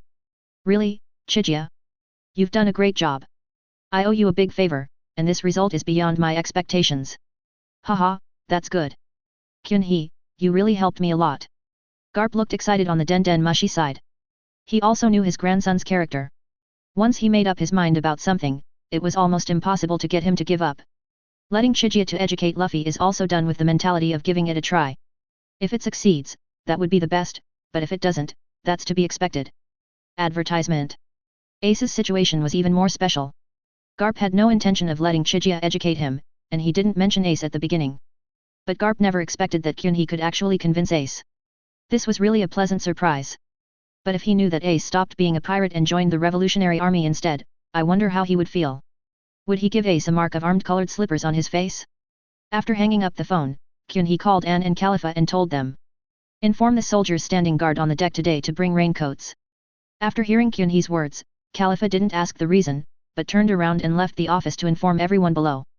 Ian asked curiously. Kyanga, when did you become a navigator? Are you dissatisfied with your current navigator because of what happened last time? If that's the case, I can learn. You have more important things to do. Kyunhee smiled, stood up and pulled Anne to the deck. Under Ian's puzzled gaze, Kyunhee made a few seals with one hand and whispered. Yahoo's technique. As soon as Kyunhee finished speaking, Anne found that the sky suddenly darkened, and she looked up at the sky. I saw that the originally clear sky was now completely covered by dark clouds, and soon fine raindrops began to fall. With Kyunhee's current chakra level, he could perform the Rain Tiger technique with a range that could almost cover the entire East Blue. The Golden Lion's strength was outstanding in East Blue. Kyunhee closed his eyes and sensed for a while before getting his position. Anne stretched out her hand to catch the falling raindrops, and thought of the time when she was seriously injured in the Weeble incident. The sky suddenly changed from sunny to cloudy and it started to rain. For this, her roommate Alice even cursed a few times. Thinking of this, Anne looked at Kyunhee. Not long after the rain stopped, Kyunhee appeared on the lifeboat and rescued her when she was on the verge of death. It seemed that this was another ability of Kyunhee. She was really reliable. After getting the exact location of the Golden Lion, Kyunhee opened his eyes, looked in one direction and said. Found you, Shiki. After saying that, Kyunhee made another seal, trying to cancel Yahoo's technique. Suddenly, Ian held Kyunhee's hand that was not in the seal. Kyunhee paused, stopped what he was doing, turned around and looked at Ian in confusion. Advertisement. Ian smiled, held Kyunhee's hand and said. I like rain. Can you please stop the rain for now, Chai-hee? Ian's voice was extremely gentle. Kyunhee was stunned for a moment. He felt that there was something wrong with the way Ian looked at him. Was there something wrong with the rain he made? But since Anne likes it, let the rain continue to fall and give more subsidies to the soldiers on guard these days. Anyway, she has just obtained a lot of treasures from that island. Seeing that Kyunhee actually agreed to her somewhat willful request, Ian was even more moved. She couldn't help but stand on tiptoe and kiss Kyunhee on the face. After doing this, Anne felt a little shy. Without waiting for Kyunhee to speak, she turned around and ran to the other side of the deck to enjoy the rain. Kyunhee, who stayed where he was, touched the place on his face that was attacked by Anne just now, but he still didn't understand what was going on. After thinking about it, he could only sigh that women are really complicated creatures. Somewhere in the East Blue Sea, an island was hidden in the dark clouds. Damn it, it was sunny just now, why is it raining all of a sudden? Golden Lion Shiki looked at the raindrops falling outside the window, took a sip of wine, and said with an unhappy look on his face. The little minions beside him responded. Yes, Captain, the weather on the sea is always so unpredictable.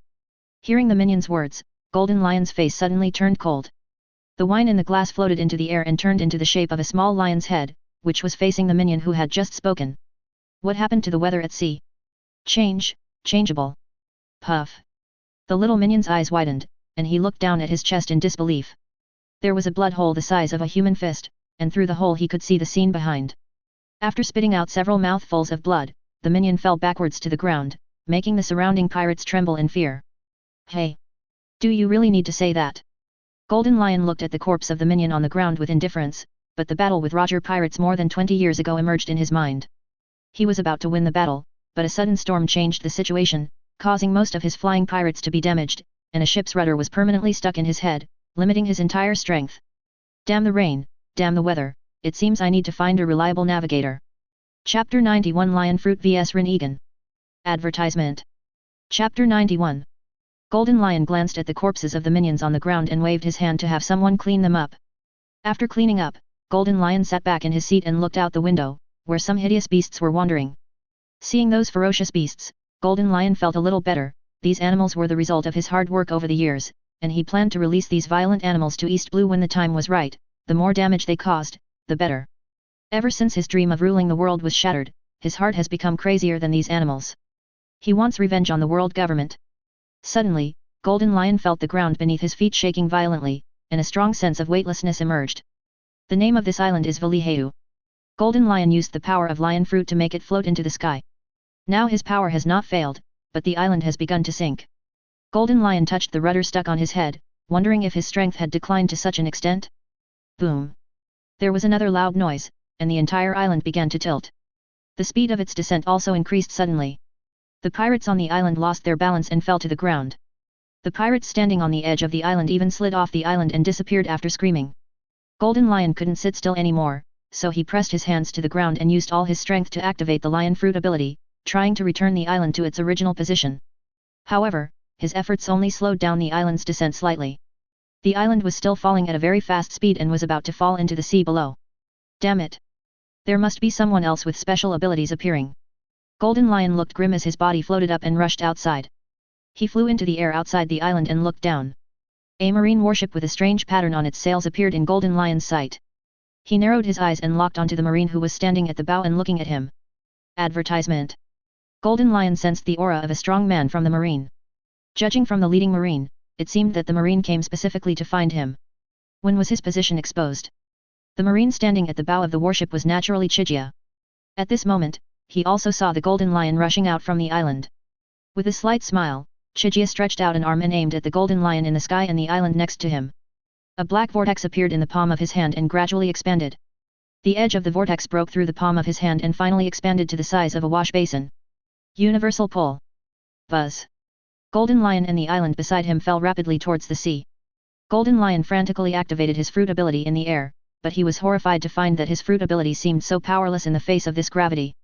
Trying his best, he could only move himself left or right. Just as he was about to fall into the sea, Golden Lion roared and moved above the island.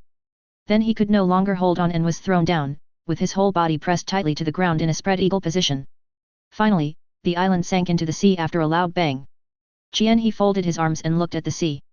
After a while, he suddenly said to the sea. Come out, is this the extent of your strength? There was no movement on the sea, and Kyunhee seemed to be talking to himself just now. Shaking his head, Kyunhee made a gesture of spreading his hands towards the sea surface, and the sea surface in front of him suddenly split in the middle, revealing a soil ball as big as a house. The soil in the middle of the soil ball began to fall off, revealing the Golden Lion inside, staring at Kyunhee with a sullen face. Just now, at the moment of falling into the sea, Golden Lion used his ability to float up the surrounding soil and wrap himself up to prevent himself from losing the ability to move after falling into the sea. After falling into the sea, he did not immediately control the soil ball to float to the surface. In his opinion, Chiga must also be a demon fruit power. Although he did not want to admit it, Chiga's ability was indeed above his. After escaping from the deep-sea prison, his strength was damaged, and as he grew older, the rudder on his head had an increasingly greater impact on him. Advertisement. He was no longer sure he could get rid of Kyunhee, so he wanted to wait in the sea until Kyunhee left before going out. Unexpectedly, Kyunhee saw through his actions and did not give him this opportunity. The earth ball wrapped around the Golden Lion began to slowly crumble, and 3 lion heads formed around him, striking out at Kyunhee fiercely.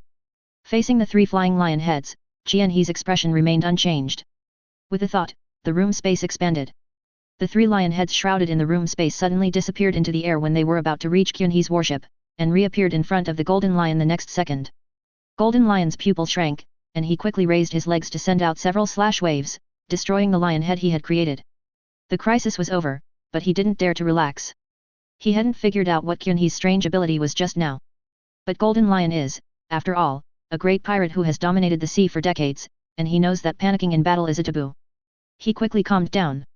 The sea water under his feet surged and formed several lion head-shaped water bodies, each of which was almost as big as a warship.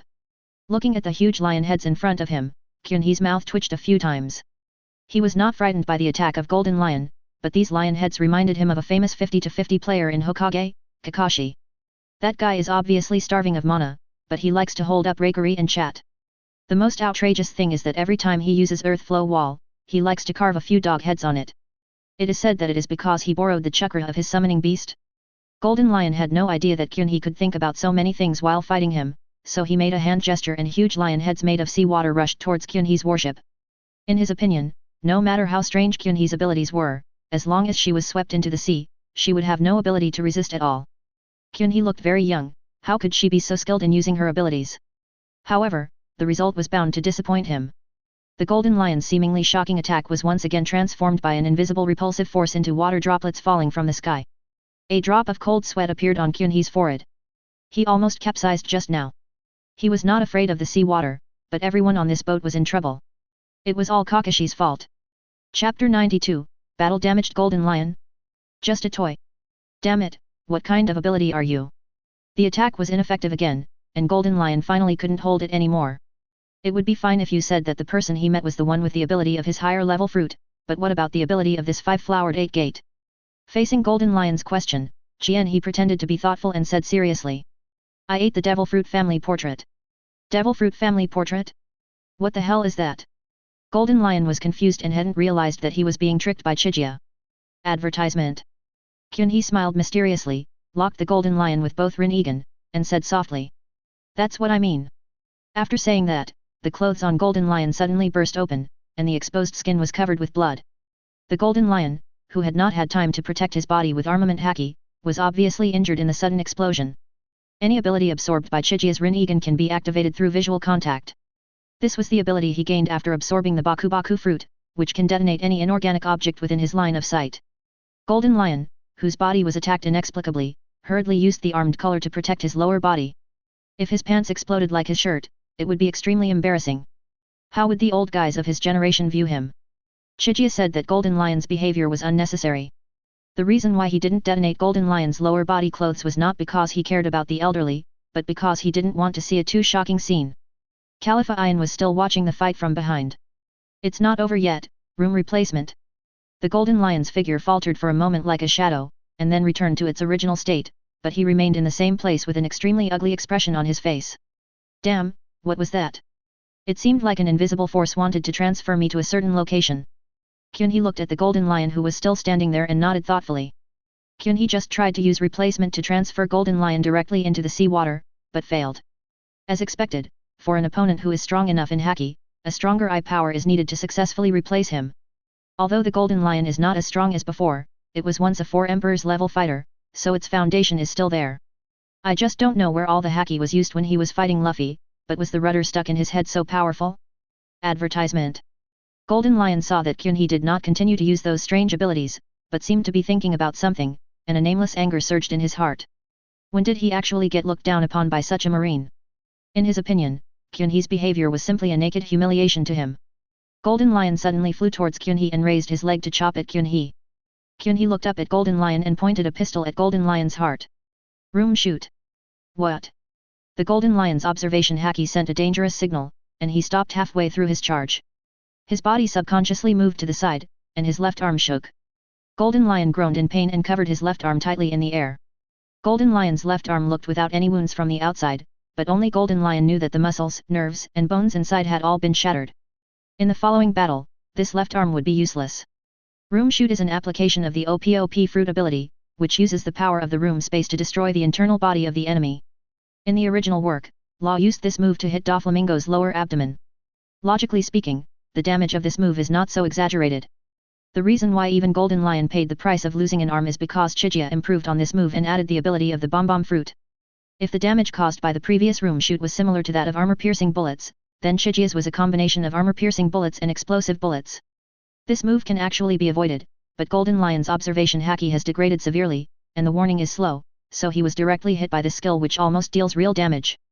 He waved his hands without even looking at Golden Lion, and said casually. It's extremely rude to interrupt someone while they're thinking, Shiki. Golden Lion covered his left arm with a gnashing expression.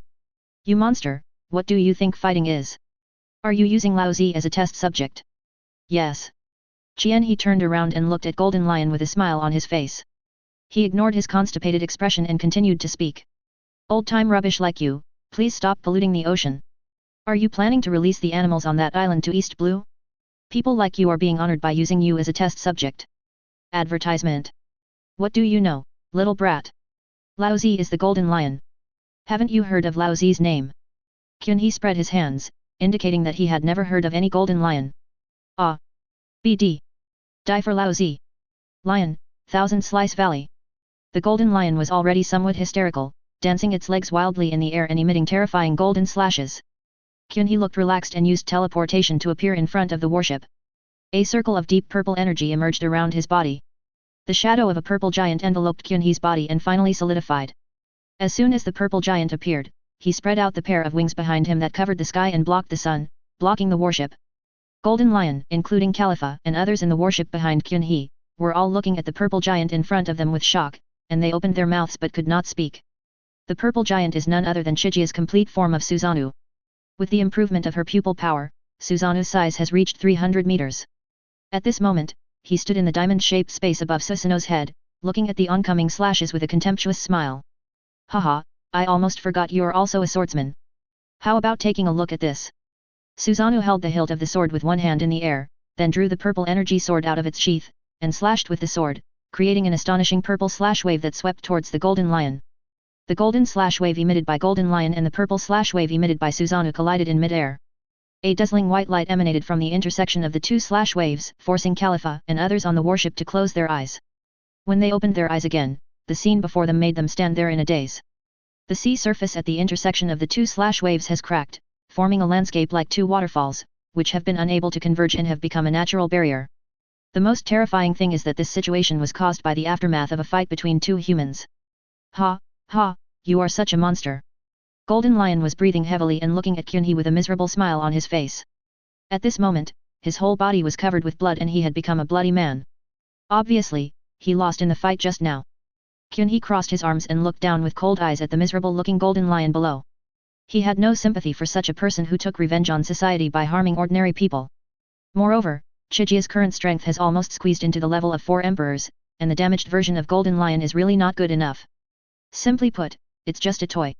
Chapter 93, Heading to Sky Island. I didn't expect that East Blue would become my grave. At this moment, Golden Lion had the same idea as Brand had back then. Kyunhee smiled faintly without commenting. Many people think that East Blue is the weakest sea, but have they forgotten that Roger's hometown is also in East Blue? Aren't Garp and Long also from East Blue?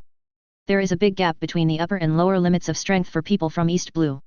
The lower limit is extremely low, but the upper limit has almost reached the peak. Advertisement. The strength of those who have gone overseas in recent years is indeed generally weaker. Maybe it's because Garp likes to go home more often. Susanoo turned into a blurry shadow and gradually disappeared into the air, while Kyunhee landed on the water below. Reaching out his hand, Chijia used universal pull on Golden Lion again. Now the Golden Lion was having a hard time using the power of his fruit to float in the air. Pulled by gravity, his body flew rapidly towards Chijia. Snap! Golden Lion's neck was grabbed by Kyunhee. He stared at Kyunhee with his eyes wide open. His mouth moved as if he wanted to say something, but because Kyunhee locked his throat, he couldn't make any sound. Kyunhee did not give him a chance to speak. He applied a little force with his hands, and the Golden Lion's head tilted to the side with a crisp clicking sound. Then he stopped breathing, his eyes still remained wide open, as if he died with his eyes open. The great hero Golden Lion died so hastily at Kyunhee's hands without even being able to say a single last word. As soon as Golden Lion died, Kyunhee placed his hands on Golden Lion and used his authentic human abilities to pull out his soul before it could leave his body. A ball of black energy can be seen struggling on the Golden Lion's soul, about to break free. When the user of the ability dies, the ability of the fruit will be lost. Kyunhee has been prepared for this in advance. If the lion fruit is really separated from the Golden Lion, the effectiveness of the Tiandeo puppet made with his body will be greatly reduced. Others may not be able to deal with the invisible black energy of devil fruit, but Chijia is different. Coming from the Hokage world, he has learned a lot of sealing techniques from Minato. Kyunhee used his Heavenly Deo ability to float Golden Lion's body in front of him, then he quickly formed a few seals with one hand and pressed them on Golden Lion's soul body, and shouted. 4-symbol seal. A vortex-shaped pattern with a circle of inscriptions around it appeared above the devil fruit energy. As soon as the pattern appeared, the black energy suddenly calmed down. The 4-symbol seal was used by Minato in Hokage to seal half of the 9 tails in Naruto's body. It is a sealing technique used by the Uzumaki clan to block evil forces. Using it on a group of devil fruit abilities can be said to be a precise attack. Advertisement. After sealing the ability of Lion Fruit, Kyunhee shot a ball of black flame into the heart of Golden Lion. The body of Golden Lion began to move, and gradually it was able to float in the air independently. Chijia glared at the Golden Lion again, and the Golden Lion's eyes turned into the same Rinnegan pattern as Chijia. Chijia had projected the power of Heaven's Path onto the Golden Lion, but it did not affect his own use of Heaven's Path. Kyunhee looked at the masterpiece in front of him with satisfaction for a while, then opened a door. The Golden Lion flew in woodenly, came to the side of a burly figure inside, and floated there quietly waiting for Kyunhee's order. After closing the door space, Kyunhee returned to his warship. Khalifa took Kyunhee's coat of justice and put it on him, and asked softly. Have you dealt with the Golden Lion? Kyunhee smiled and nodded, looking relaxed. Khalifa and others who got the confirmation were extremely shocked. That was Golden Lion, a great pirate from the same era as Roger. How could he be solved so easily by Kyunhee? Khalifa couldn't help but ask again. Then is the boss now strong enough to defeat 4 emperors? If it's one-on-one, we should have a chance, but if we add the pirates behind them, it's a bit of a stretch. That's pretty impressive too. Everyone present was looking at Kyunhee in awe. The person in front of them already had the combat power of 4 emperors. When had they ever come into such close contact with a being of this level? Looking at everyone's reactions, Kyunhee waved his hands helplessly. No need to do this, it's like I've suddenly turned into a monster. Khalifa and Anne looked at Kyunhee seriously, with expressions on their faces as if saying, isn't that you? Rubbing his forehead, Kyunhee did not continue to dwell on this matter, but issued a few orders. Advertisement. Go inform Marshal Sengoku and tell him that the mission to capture Golden Lion has been accomplished. I have already killed Golden Lion on the spot. Yes. Kyunhee handed Khalifa another Flying Thunder God Kunao and continued. Lead the warship and return directly. If you encounter any danger that cannot be solved, hold this thing and call my name. I will rush to your side immediately. What about you, boss? Aren't you going back? Well, I have to go somewhere, and it's a bit troublesome to take this warship with me. Go up. Yeah, have you heard of Sky Island? Sky Island? Hearing this name, Khalifa nodded thoughtfully. She had seen this place in the world government's information before, but she was not sure about its exact location. She only knew that it was in the sky. But now after seeing the Golden Lion use his ability to make the island float, Khalifa no longer has any concerns about the island floating in the sky. If the boss wants to go there, there must be a reason. Maybe there is a devil fruit that the boss has his eyes on? Khalifa is worthy of being the smart secretary of Kyunhee. She has already guessed Kyunhee's intention of going to Sky Island. That's right, the reason why Chigia wanted to go to Sky Island was because of the Thunder Fruit on Enel. Thunder Fruit is a devil fruit in Logia and one of the top ones among many disaster-level Logias. Many people even think it is the strongest one in Logia. It has a lightning attack with great destructive power. Although the hundreds of millions of volts of electricity looked fake when it hit Luffy, it does not mean that its destructive power is poor. After all, Luffy's rubber is of Nika brand. Of course, the lethality of Thunder Fruit is not what Kyanga cares about most. Compared with the lethality, it can also enhance the range of attack and observation haki, and can also use lightning to strengthen the body. Of course Chigia would take notice of such a comprehensive fruit. After instructing Khalifa on the remaining matters, Chigia flew directly into the sky to look for the so-called Sky Island.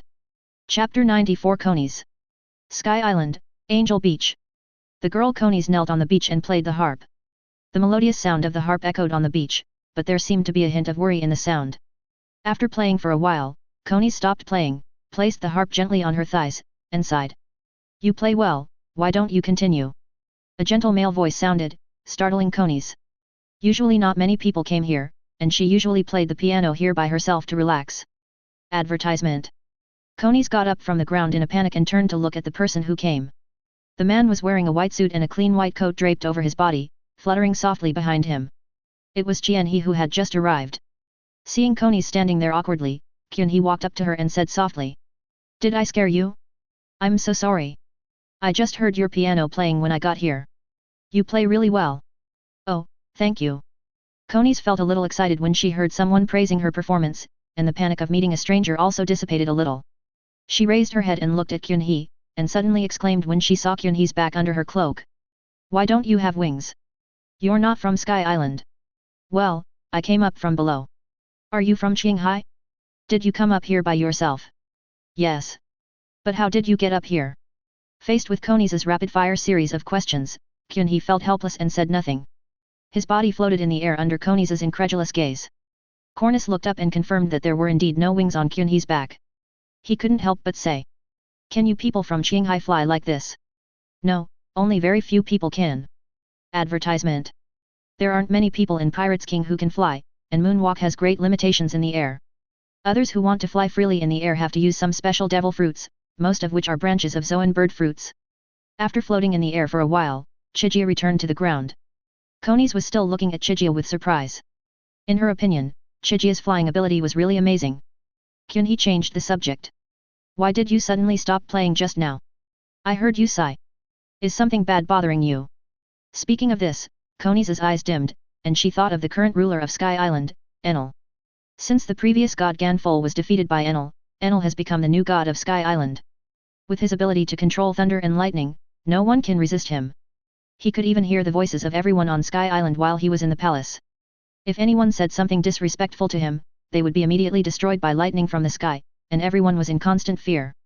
He also charged 11 crimes, the lowest level of which was illegal entry into the country. Thinking of this crime, Konis hurriedly grabbed Kyunhee's sleeve. Oh no! It seems you have violated the 11 sins set by God. If you can fly, leave now and return to your Qinghai. God? You mean Enel? Hearing the word Enel, Konis' body shook unconsciously. This title could be said to be extremely disrespectful. Sure enough, as soon as Qianhe finished speaking, a large thundercloud suddenly appeared above the two of them, and blue arcs of electricity could be seen entwined on it. Konis noticed the strange phenomenon in the sky and her pretty face turned pale. She knew that Enel already knew what happened here, and this was the divine punishment he brought down. She didn't expect that she would die here today with a man from Qinghai whom she just met. Konis dropped her arms somewhat resignedly, rested her head on Kyunhee's belly and closed her eyes. She was going to die anyway, and the Qinghai man in front of her left a good impression on her, so she might as well let him be her companion on the way to heaven. Kyunhee lowered his head and looked at Konis's little head in silence, then covered her ears with his hands considerately, without paying any attention to the increasingly frightening thunderclouds in the sky. Finally, a thick bolt of lightning fell from the sky, making a loud explosion and stirring up a cloud of smoke, in which the figures of Kyunhee and Konis were submerged. Am I dead? Advertisement. After an unknown amount of time, Konis cautiously opened his eyes and looked around curiously. She found herself in a deep purple space, and the Qinghai man was there too. He looked around again and saw a charred land outside the dark purple space. For a moment, Konis didn't recognize that this was the same place as before. Konis looked up at Kyunhee and saw the helpless expression on Kyunhee's face. Then he remembered that he was still leaning in Kyunhee's arms. Two blushes appeared on Konis's face, and she quickly moved her head away from Kyunhee's arms. Just as she was about to look up to explain, she found that there was a huge purple skull above Kyunhee looking at her. Just now, in order to protect Konis, Chigia directly activated Susanoo, but this level of thunder may not be as good as Sasuke's Kirin. The first form of Susanoo is more than enough. Ah! Konis screamed out of fear and rushed back to Kyunhee's arms. This time, she stretched out her arms and hugged Kyunhee tightly, crying. Wow, wow, am I in hell? I haven't done anything bad. Kyunhee felt that the clothes on her abdomen were getting soaked, so she patted Konis's back a few times to calm her down, then put her hands on her shoulders and pushed her away from her arms. Extending a finger to gently wipe away the tears from the corners of Konis's eyes, Kyunhee briefly explained to Konis that the purple skeleton giant was caused by his own ability, and that he and she were not dead, but were still alive and well. Is that so? Konis stared at Kyunhee blankly. The Qinghai man in front of her was really special. It was the first time she saw someone who could block Enel's attack. In a palace, Enel, who was still a young man at this time, sat on a gorgeous chair, yawning, picking his ears with one hand, and talking to himself. This Qinghai guy is quite interesting. He actually blocked the divine punishment. The four priests under the chair heard Enel's words and hurried forward, saying in a flattering manner. It's just good luck. We are willing to serve God and let this Qinghai man know the consequences of offending God. Enel didn't even look at the four priests below him, and waved his hand impatiently. Okay, you guys go ahead. Oh, by the way, there's a local girl following that Qinghai guy, let's take care of her as well. Yes. Chapter 95 Give Your Heart.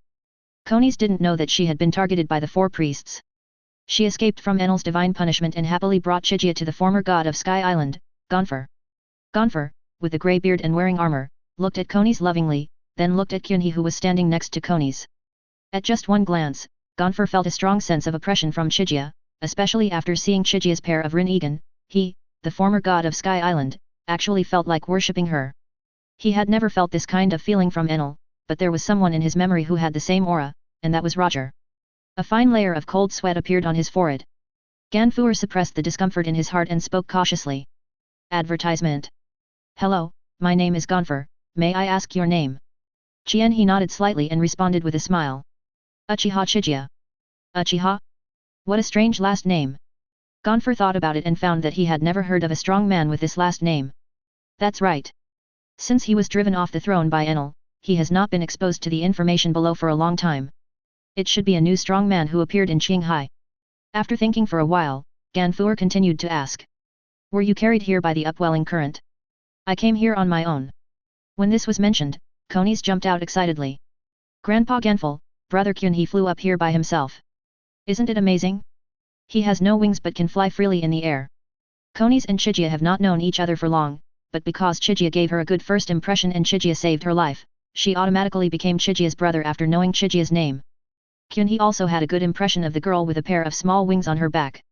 The call of brother Kyunhee reminded him of two little birds in Kokoyasi village. Reaching out and touching Konis's little head, Kyunhee said to Gonfer. Okay, I already know the situation here. Don't worry, I will take care of that Enel. After hearing Kyunhee's words, Gonfer did not feel much happy. He did not question what Kyunhee said, but he also knew that there is no free lunch in the world. Even if Chigia really defeats Enel, what will he do? Will he become the new god of Sky Island? Gonfer was not greedy for the so-called throne of god. During the years since he was driven off the throne by Enel, he and the Shandayans, another ethnic group on Sky Island, had a common enemy and some grudges were let go. Advertisement. The Shandayans and Sky Islanders finally had the possibility of reconciliation through some cooperation. He also thought that if he could really defeat Enel, he would make concessions and give the land to the Shandayans. Kyunhee is neither from Sky Island nor from Shandia, so there is no need for him to care about the grudges between the two groups. If he defeats Enel and becomes the new god, how will he treat the people of the two tribes? Is there still a possibility of reconciliation between the Shandayans and the Sky Islanders? Konis didn't know Gonfer's inner thoughts. Seeing Gonfer's worried look, she thought Gonfer was worried that Enel would hear what they said and punish them, so she walked up to Gonfer and said. Grandpa Gonfer, don't worry about the divine punishment. Brother Kyunhee just summoned a giant skeleton to block the divine punishment and saved me. That's not what I meant. You Qinghai people who broke into Sky Island, come out here, God says you are guilty. An extremely arrogant voice sounded. Upon hearing this voice, Gonfer and Konis' faces changed. This was the voice of the four priests. Kyunhee glanced towards the door, activated the universal pull, and four figures flew in directly and lay down at Kyunhee's feet. He looked down at the four priests lying on the ground like dead dogs with an expressionless face and said coldly. Who did you say was guilty just now? Was it me? The strongest of the four priests, got up from the ground, looked at Kyunhee angrily, and said loudly. How dare you? How dare you attack our four priests? Do you know what kind of punishment you will receive? Oh? I really want to hear it. You spoke disrespectfully to God, and now you're attacking us. Before God gets completely angry, you and the woman behind you should just commit suicide. Is it that simple? Of course it's not that simple. Pay the fine for your illegal entry before you die. Ha ha ha ha ha ha. He laughed out loud. These guys were really stupid on Sky Island, they already thought they were invincible with the so-called god behind them. Seeing that the Qinghai man was still laughing, became even more angry. He took out a white sword and pointed it at Kyunhee. The blade could even extend automatically and stabbed at Kyunhee. Go to hell. Qinghai people. Advertisement. Looked at Kyunhee ferociously. In his opinion, this arrogant man from Qinghai was about to be pierced through the heart by the iron cloud in his hand. However, Kyunhee just raised his hand and waved it, and the extendable sword was broken into a pile of fragments that scattered at Kyunhee's feet. What? Looked at the fragments on the ground in disbelief. He could understand it if Kyunhee had dodged the attack, but how could he just smash Taiyun into pieces with his hands like swatting a fly? Are the hands of people from Qinghai made of iron? Kyunhee shook his hands lightly a few times, as if he had really slapped a fly to death. For an attack of this level, he didn't even need to use his armament color, he could just rely on his physical strength. The three priests behind subconsciously took a step back. Attacks were solved so easily, so their attacks would not be much better. You have to know that is the strongest among the four of them. Things have developed to this point, and no matter how arrogant they are, they should face up to one reality, that is, the people of Qinghai before them possess far more terrifying strength than they imagined. Okay, I've had enough of you annoying flies, give me your heart. Kyunhee glanced at them, and the four priests suddenly showed pain on their faces and covered their hearts. Puff puff puff. A series of blood-bursting sounds were heard, and four hearts, covered with blood, flew out of the chests of the four priests and floated in the air. Kyunhee did not use the room space. This attack was just his application of the gravity fruit. For enemies of average strength, he can lock onto their chests with his eyes and directly suck out their hearts. It is relatively simple and crude, and has a great visual impact. My heart, give it back to me. The four gods looked at the heart floating in the air with a dazed look and stretched out his hand as if he wanted to put the heart back into the body, but he fell to the ground halfway through his hand, twitched a few times and then died completely. He looked at the four bodies on the ground expressionlessly and asked without even turning his head. Room. A huge room space unfolded, covering the entire Sky Island. Kyunhee did not sense anything, but just asked Gonfer, who had been standing there for a long time, about the location of Enel, and then used replacement to send the 4 corpses on the ground back. Great! Brother Kyunhee is awesome, these people deserve to die. Konis was not frightened by Kyunhee's bloody method. Instead, he stared at the place where the bodies of the 4 priests disappeared and praised Kyunhee excitedly. Kyunhee didn't say anything else, just turned around and gave Konis a smile, then disappeared directly in front of Konis. Chapter 96 I am serious about playing with thunder. In the palace, Enel looked at the 4 extra corpses on the ground without a trace of fluctuation in his eyes. He raised his hand and released a bolt of lightning, and 4 charred pieces appeared on the ground. A burnt stench filled the hall. The technique is good, but the smell is not very good. A teasing voice sounded in the hall. Enel looked towards the entrance of the hall and saw Kyunhee standing at the door with his hands in his pockets. Qinghai people, I have to admit that you have some skills, but if these alone give you the illusion that you can challenge God, then I can only say that your end will not be good. Advertisement. Hearing Enel still calling himself a god, He couldn't help but shake his head and chuckle. When he looked at Enel again, his eyes became indifferent and he said lightly. No one can call himself a god in front of these eyes. Kyunhee's gaze made Enel feel extremely uncomfortable, because he actually had a feeling in his heart that this was the way God should look at all living beings. Those eyes truly made him feel something called divinity, which was something he absolutely could not tolerate. Go to hell! You blasphemer! Inajima! Enel's arm turned into thunder and shot towards the sky.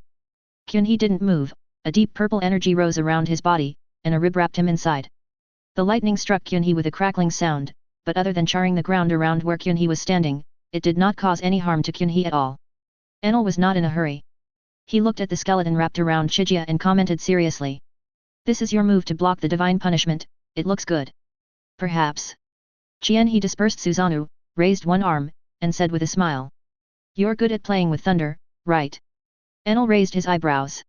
He considered himself the god who controlled thunder and lightning, so Kyunhee's words were simply a provocation to him. He struck the bass drum behind him hard, and there was a crackling sound from the bass drum, and a huge thunderbird flew out of it. 30 million volt thunderbird. Enel looked at Chiga with pride. This attack through the big drum was very different from the Inajima move just now. He was confident that he could use this move to electrocute the arrogant man from Qinghai into a pile of charcoal. Advertisement. However, the next scene made Enel's eyes widen, and even a string of snot flowed from his nostrils. Chijia's raised arm was also lit up with lightning after a burst of shrill bird calls.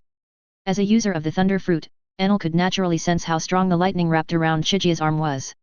But I am obviously the one who has the ability of thunder fruit, so why can this Qinghai man also use the power of thunder and lightning?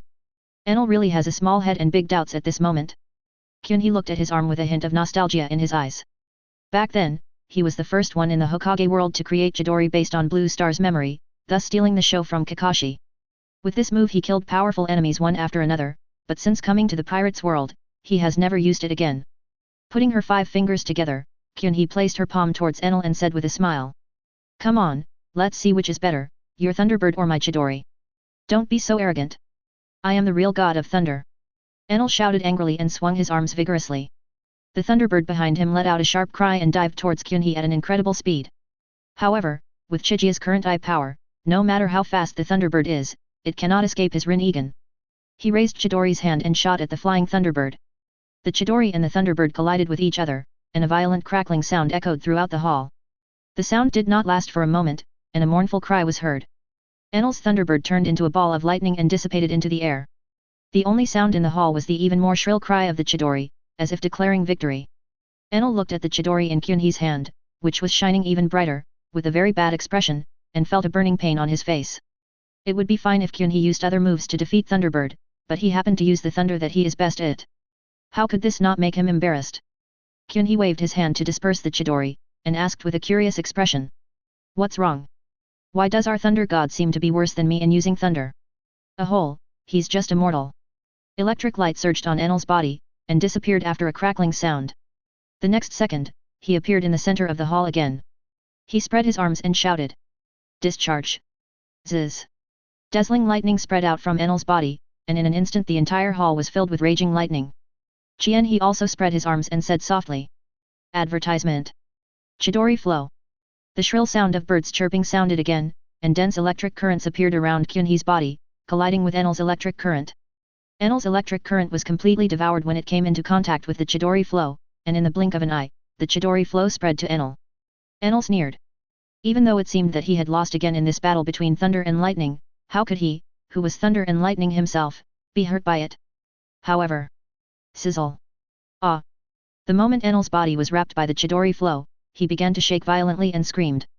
His whole body flickered between light and dark, and he enjoyed the electrotherapy for a long time.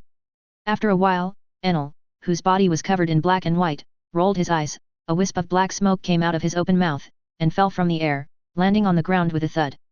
Kyunhee lowered his arms and walked towards Enel step by step, with small electric currents surging from his body from time to time. When he was halfway there, Enel's body on the ground flashed with lightning again, his mouth moving. Electrotherapy. Thump, thump. Enel's heart, which had almost stopped beating, started to beat again under the stimulation of thunder and lightning, and his face turned red again. Enel slowly stood up from the ground, stared at Chigia who was walking towards him, and said word by word. Why was I hurt by lightning? I am the god of thunder. Hehe, maybe you ate a fake thunder fruit. Fake thunder fruit? Enel was stunned. If someone told him that he was eating a fake thunder fruit, he would have been struck by lightning. But after experiencing the sour and refreshing electric shock just now, he really began to doubt the authenticity of his fruit. Seeing Enel's reaction, Chigia couldn't help but laugh. The one that Enel ate was of course real. The reason why he, as a thunderbolt, could be hurt by his own Chidori Ryu is because the thunderbolt of Chidori Ryu was created by chakra and came with special energy attacks. Just like Haki can hurt Logia users, chakra can do the same if it's strong enough. Of course, people in the Pirates King world don't know about chakra, so it's really fun to use it to scare Enel. Chapter 97 The Only True God, Susanoo. Looking at Chigia approaching him step by step, Enel finally felt an emotion called fear in his heart. He stretched out his hand, and a golden stick flew out from behind the chair he had just sat on and was grabbed by him. Thunder Metallurgy. Lightning wrapped around the golden stick in Enel's hand. The stick melted under the high temperature of lightning and formed a golden trident. Enel held the trident and smashed it heavily to the ground, as if this would give him confidence. Kyunhee looked at Enel's appearance with a strange expression, and suddenly a sentence popped up in his mind. Advertisement. FK. Yuan Hua. Enel had no idea what Kyunhee was thinking. He swung the golden trident in his hand and stabbed towards Kyunhee fiercely. Bang! A black stick appeared in Kyunhee's hand at some point, and the tip of the trident was stuck on the black stick and could not move any further. Chigia's eye power is no longer comparable to that of his marine period. Back then, Cake could break Chigia's black rod with his armament color, but now, attacks of the same intensity will not damage the black rod at all. Kyunhee used the black stick in his hand to knock the golden trident aside, then turned his wrist and stabbed the black stick fiercely into Enel's abdomen. Phew! The black stick pierced Enel's abdomen directly. Enel held the black stick tightly with both hands, staggered back a few steps, and looked up at Kyunhee in disbelief. Once again, he, the god, was hurt, and this time it was just an ordinary physical attack. How long had it been since he had been hurt by a physical attack since he ate the thunder fruit and gained the ability to transform into elements? Kyunhee saw Enel's expression and knew what he was thinking, and said with a hint of sarcasm. Do you still think you are God? Ahem, BD, I won't allow a mortal like you to mock God. Hearing Kyunhee's mocking tone, Enel's heart went completely crazy. He suppressed the interference from the black stick, held the black stick tightly with both hands, and pulled the black stick out of his abdomen little by little. Finally, Enel pulled out the black stick stained with blood and threw it on the ground. He stared at Kyunhee, and his body turned into lightning and flew out of the palace. Advertisement. Kyunhee was not afraid that Enel would run away. The room space had been covering the entire Sky Island. He had already sensed that Enel appeared in the air outside the hall and was accumulating energy. With a flash, Kyunhee appeared opposite Enel in the air, quietly looking at the ferocious-looking Enel, with a trace of pity in her eyes, which was pity for the weak. Lightning continued to emerge from Enel's body, wrapping him up layer by layer. He roared at Kyunhee. These eyes, this look, I will make them disappear forever. I am the god. The god of thunder. Thunder and lightning surged, and Enel's original appearance had been completely changed. He became a figure several dozen meters tall with a big belly. Only the face made of thunder and lightning could barely reveal Enel's original appearance. Kyunhee crossed his arms and looked at the guy in front of him who called himself Thunder God, without a trace of fluctuation in his eyes. When Enel saw Kyunhee floating there without saying a word, he thought that Kyunhee was scared silly, and he suddenly felt an unprecedented sense of satisfaction in his heart. As expected, I am the real god. It was just that I was not serious for too long and was fooled by this Qinghai man. An arrogant smile appeared on the huge face formed by lightning, and Enel said to the tiny Chigia. Are you frightened by God's appearance? Don't worry, I will set you free in no time. Hearing Enel's arrogant words, Kyunhee dropped his arms that were folded in front of his chest. He glanced at Enel indifferently, and purple energy surged around him again. Enel just curled his lips in disdain when he saw the purple energy. He had seen Susanoo in skeleton form, and in his opinion, she was far inferior to his own Thor form in terms of size and power.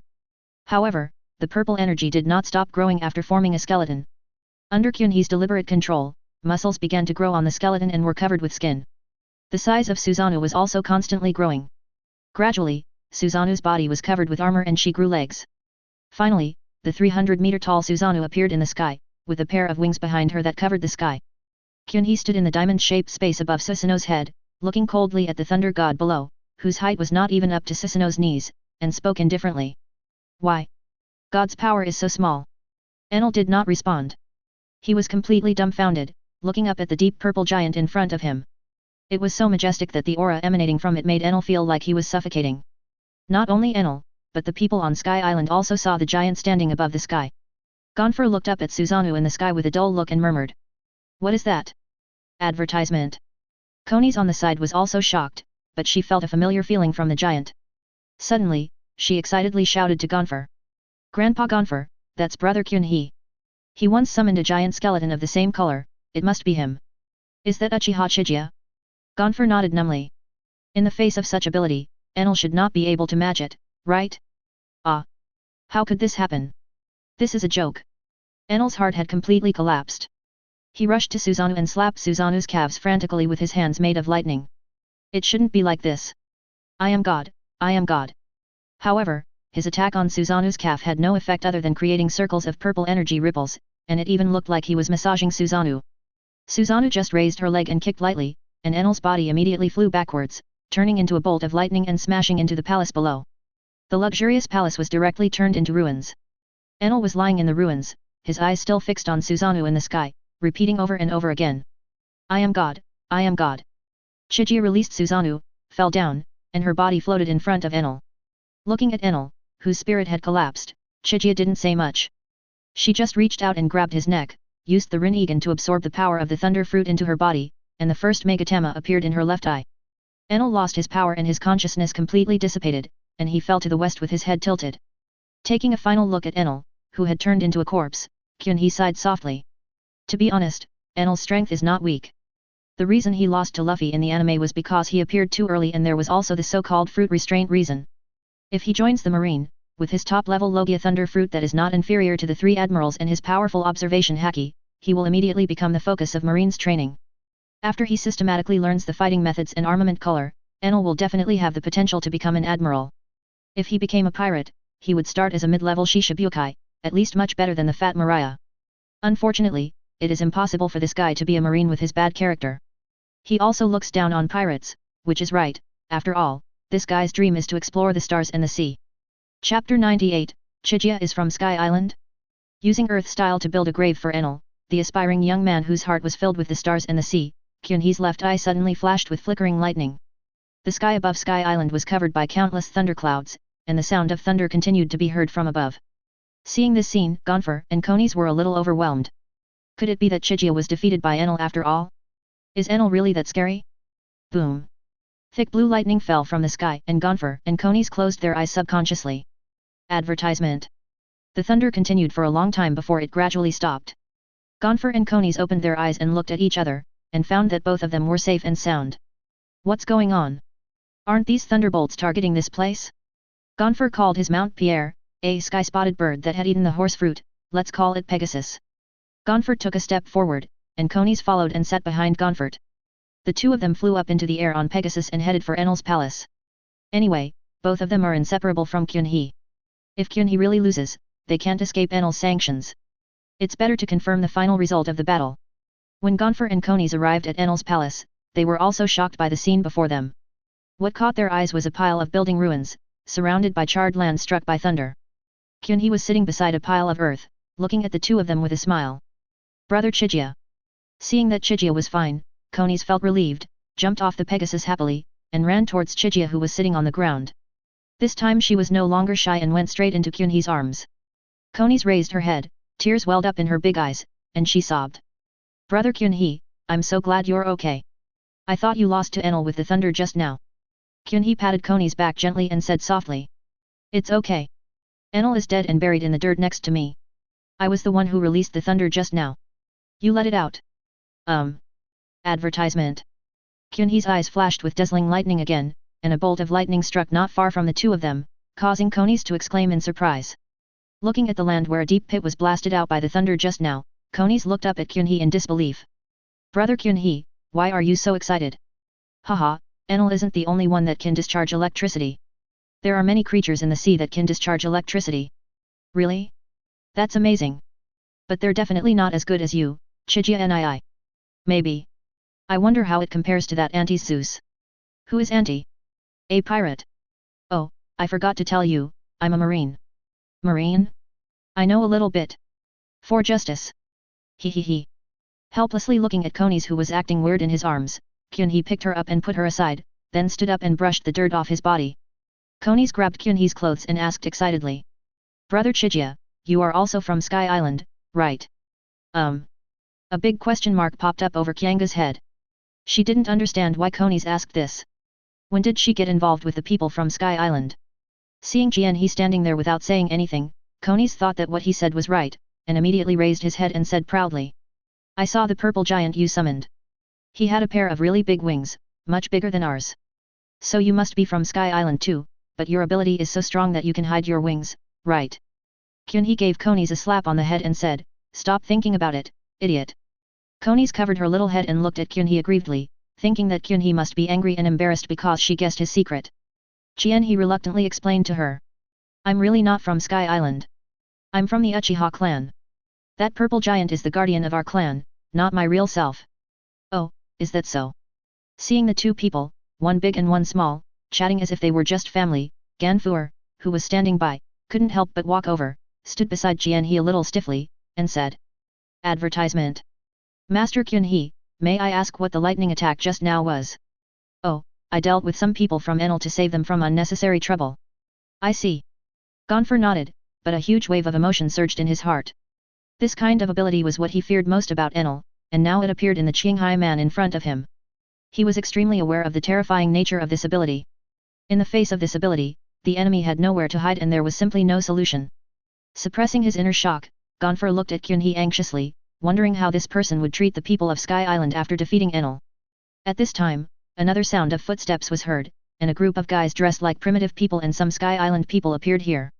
Among them are the war ghosts Ope-Ope and Logia who appeared in the anime. At this time, Ope-Ope and Logia had just reached adulthood, and Aisha was still a child, held in Logia's arms. Although Ope-Ope was still very young, he had already become the leader of the Shandia people with his unrivaled strength in the tribe. When he saw Ganfuer, he walked up to him and asked about the situation. Ganfuer carefully glanced at Chigia next to him, and told Ope-Ope that Chigia had defeated Enel. Upon hearing that Enel was defeated by this man who looked younger than himself, Ope-Ope widened his eyes in disbelief, and the others who came behind him had the same expression. Logia, who was holding Aisha, also looked at Kyunhee in shock. In her opinion, Ope-Ope was already the strongest warrior in the tribe, and Enel was beyond the scope of human beings. Now there is another person whose strength far exceeds that of the two of them. Kyunhee, who had been standing aside without moving, suddenly took a step forward, and this step scared the people who had rushed over and made them all take a step back. Konis couldn't help but burst out laughing and said. What are you doing? You're making Chigia-san look like a monster. Ganfuer secretly rolled his eyes at Konis, thinking that you are too careless. Your brother Kyunhee killed Enel's people, do you understand what this means? Ope-Ope still couldn't believe this fact. In his opinion, Enel, who was almost invincible, died in this man's hands. He couldn't help but say. I'm so sorry, can you let me see your strength? I really don't mean anything else, but Enel actually died like this, I'm really confused. Kyunhee glanced at Ope-Ope, and the hairs all over his body stood up at this glance. He regretted it, because this kind of power was not something he could question. However, Kyunhee did not make things difficult for him. This guy's performance in the anime can be described as a tough guy, so she just satisfied his curiosity. There was a flash of lightning in his eyes, and a cylindrical bolt of lightning fell from the sky in front of Ope-Ope's dull gaze, striking the ruins behind him and completely turning the ruins into a pile of black debris. Chapter 99, Suzanu's Power, Golden Bell. After Kyunhee briefly demonstrated the power of thunder, no one dared to question Kyunhee's strength. Even the usually unruly Ope-Ope stood obediently aside, looking at Kyunhee anxiously, not knowing what the fate of Sky Island would be next. Konis also realized this problem, but she was not overly worried. She felt that even if Chigia became the next god of Sky Island, he would still be stronger than that cruel guy Enel. Besides, isn't Chigia a righteous marine? He glanced at everyone present, and Ganfuel and others immediately lowered their heads and dared not look directly into He's eyes. Advertisement. Seeing everyone's reactions, He felt helpless. Was he that terrible? After thinking for a while, a door opened in the air next to Chigia, and the golden lion floated out, then floated next to Chigia with a pair of lifeless Rinnegan open. Everyone was surprised to see the golden lion suddenly appear, and noticed that the golden lion had the same eyes as He, guessing that this might be a member of He's tribe. They wondered what He wanted to do by calling out a member of his tribe. Konis looked at the golden lion that appeared and asked He curiously. Brother He, who is this? Why do his eyes look like yours? Is he one of your people? He did not answer. The golden lion beside him suddenly opened his mouth and said in the same tone as He. No, this is one of my incarnations. He was me when I was away. Let him stay here and become the new god of Sky Island. Konis nodded, not quite understanding. Seeing this, He added. Have you heard of Den Den Mushi? Just think of him as a Den Den Mushi. I've learned a little bit. So, are you leaving, He? Can you take me with you? I want to join the marine too. Hey? He looked at Konis speechlessly. This little girl really looks like Nami, but she is not that old. It is better to forget about joining the marine. No, you're not old yet. Wait a few more years. If you want to join the marine, just tell me through this guy. All right. Seeing that He disagreed, Konis didn't insist any further. She is a good little angel. However, Konis still felt a little disappointed. Seeing this, He stepped forward, took Konis's hand, and said with a smile. Well, it won't take a few years. I'll take you to see something good. Eh? Good stuff? Can you tell me what it is, Chigia-kun? Advertisement. Well, have you heard of the Golden Bell? How about I take you to ring it? Really? Does the Golden Bell really exist? I want to see it. Sure. Let's go. Seeing He and Konis about to leave, Ope-Ope and Gonfer could not hold back any longer and hurried forward. It didn't matter who was the god, the main thing was that the feud between the two tribes had not yet ended. God, please forgive our disrespect, but how are our two tribes going to survive in the future? He turned around and looked at Ope-Ope and Gonfer, and recalled the grievances between the people of Sky Island and the people of Shandia. Originally, this land was called Gaia Island, the hometown of the Shandia people, but they were driven out 400 years ago. The two tribes have been fighting for the ownership of this land until now. Gonfer is quite kind nowadays, and during the years of Enel's rule, the two tribes have gradually put aside their past differences. Perhaps the opportunity for the two tribes to live in peace is today. After thinking for a while, he waved his hand. It's up to you guys to decide how you want to get along. I just want to emphasize one thing, don't cause any trouble. Do you understand? After saying this, He's eyes flashed with lightning, which made Ganfuel and Ope-Ope tremble in their hearts, and they nodded quickly to show that they understood. Moreover, He's meaning is very clear, which is to let the two tribes live in peace on this land and live their own lives well in the future. Gonfer and Ope-Ope looked at each other, then breathed a sigh of relief together. When they looked at He again, their eyes were full of awe. He's actions won their real respect. After settling the feud between the Shandians and the Sky Islanders, He smiled at Konis and said. Konis, do you still want to see the purple giant? I want to see it. That giant is so majestic and handsome. Haha, really? Then let's go, you guys spread out. Ope-Ope was so busy hurrying on his way that he had no time to look at the situation in the sky. He didn't know what the giant Konis was referring to, so he just stood there stupidly without moving. Gonfer's face changed. The purple giant standing in the sky was still lingering in his mind. If the giant appeared here with his size, he and others would be in danger of being crushed. Without hesitation, he shouted to everyone present. Everyone disperse, the god is about to show his power. Advertisement. Divine power? Is it going to discharge electricity again? Ope-Ope and the others were confused, but since Gonfer said so, they all obeyed and quickly dispersed around. Gonfer retreated a few hundred meters away, then looked in the direction of He and Konis with anticipation. Susanoo, who was in the sky just now, was too far from the ground and could only look from afar. How could he not want to see the majestic purple giant? After all, no matter which world it is, how many men don't like Gundam? Kyanga did not let everyone wait too long. Her pair of Rinnegan shone purplely, and a 300-meter-tall phantom of Susanoo appeared directly, and was instantly seen as its complete form. Looking at Susanoo who appeared out of nowhere, Ope-Ope, Loki and others were all stunned on the spot, muttering. What is this? Is this the true power of God? Gonfer looked at Susanoo with wings and burst into tears. This is the power of God. Those wings are so majestic. I will use them as a totem for the people of Sky Island. Konis stood in the diamond-shaped space above Suzanu's head, holding Kyunhee's hand tightly. She looked at the people on the ground who had become the size of ants, and her little face flushed with excitement. Chigia smiled knowingly as she looked at Konis who was so excited. You see, even girls would still be fascinated by the Gundam, wouldn't they? Patting Konis's little head to prevent her from getting dizzy from being too excited, Kyunhee controlled Suzanu to spread its wings and soar into the sky. Amazing! Kyunhee, we are flying so high. High in the sky, Suzanu continued to break through the clouds, and Konis jumped excitedly in the diamond-shaped space, her big eyes constantly looking at the scenery in the sky. Finally, a huge bell made entirely of gold appeared in the clouds. Brother Kyunhee, is that the golden bell? It's so beautiful. Kyunhee did not speak, but controlled Susanoo to stretch his hand in front of the golden bell and snap his fingers. This time, let me ring the golden bell. After saying that, Susanoo flicked her finger at the golden bell. Clang! The loud bell sounded throughout the sky. Not only the people of Sky Island and Shandia below, but even the people on the sea witnessed the ringing of the golden bell at this moment. On this day, everyone remembered the purple giant and the golden bell that appeared and disappeared in the sky. Chapter 100 Asserting Scientific Railgun. The golden bell was broken.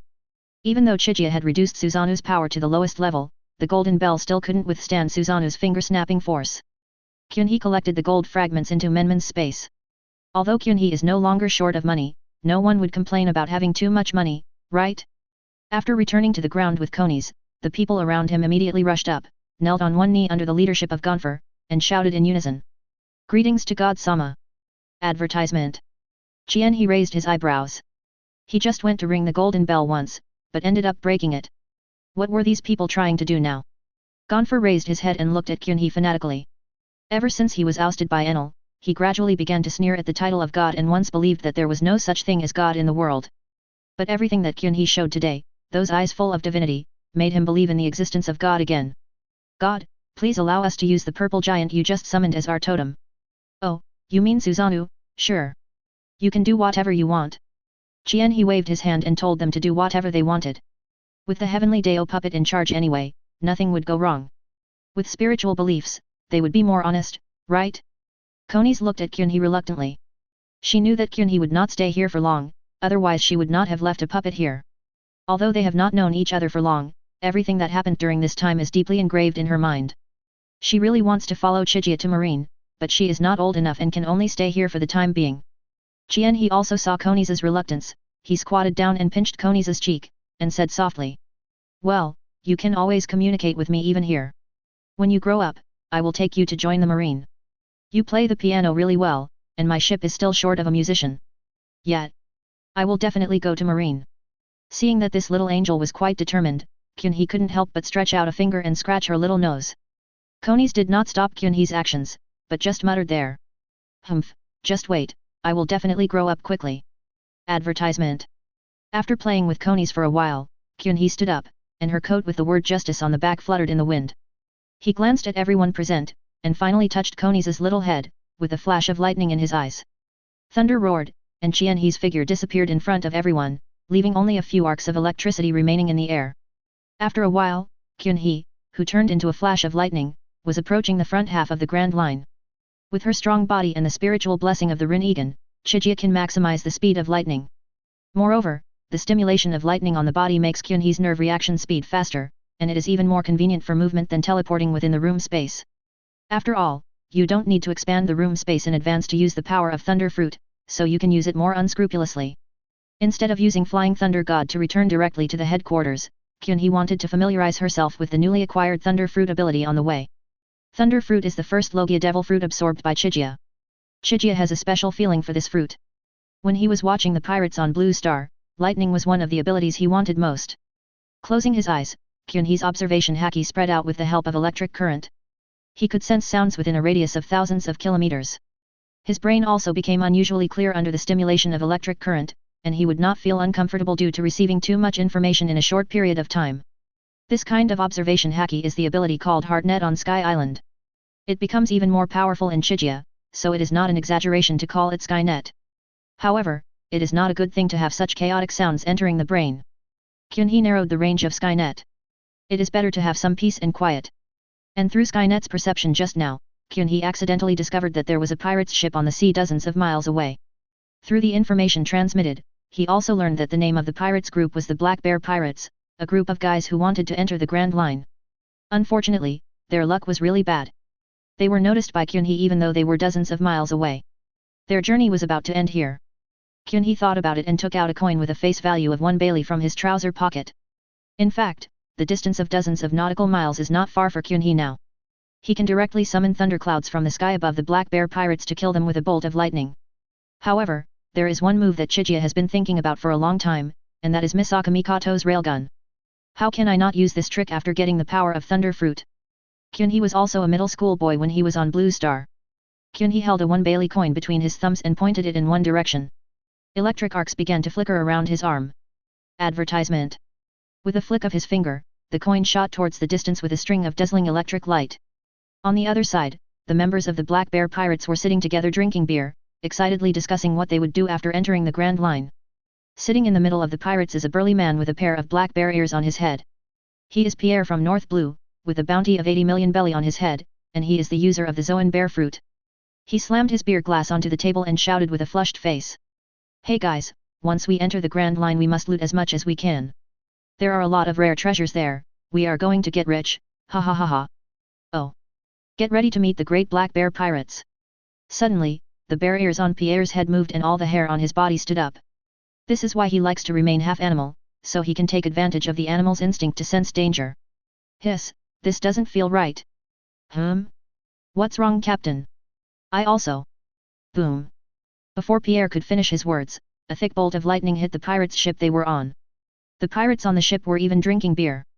They were still excited when, under the flash of lightning, the pirates' ship turned into a ball of black ash floating in the air. All that was left was a 1 bailey coin floating on the sea, which was surprisingly well preserved after being wrapped in lightning. The Black Bear Pirates have completely dissipated with the sea breeze.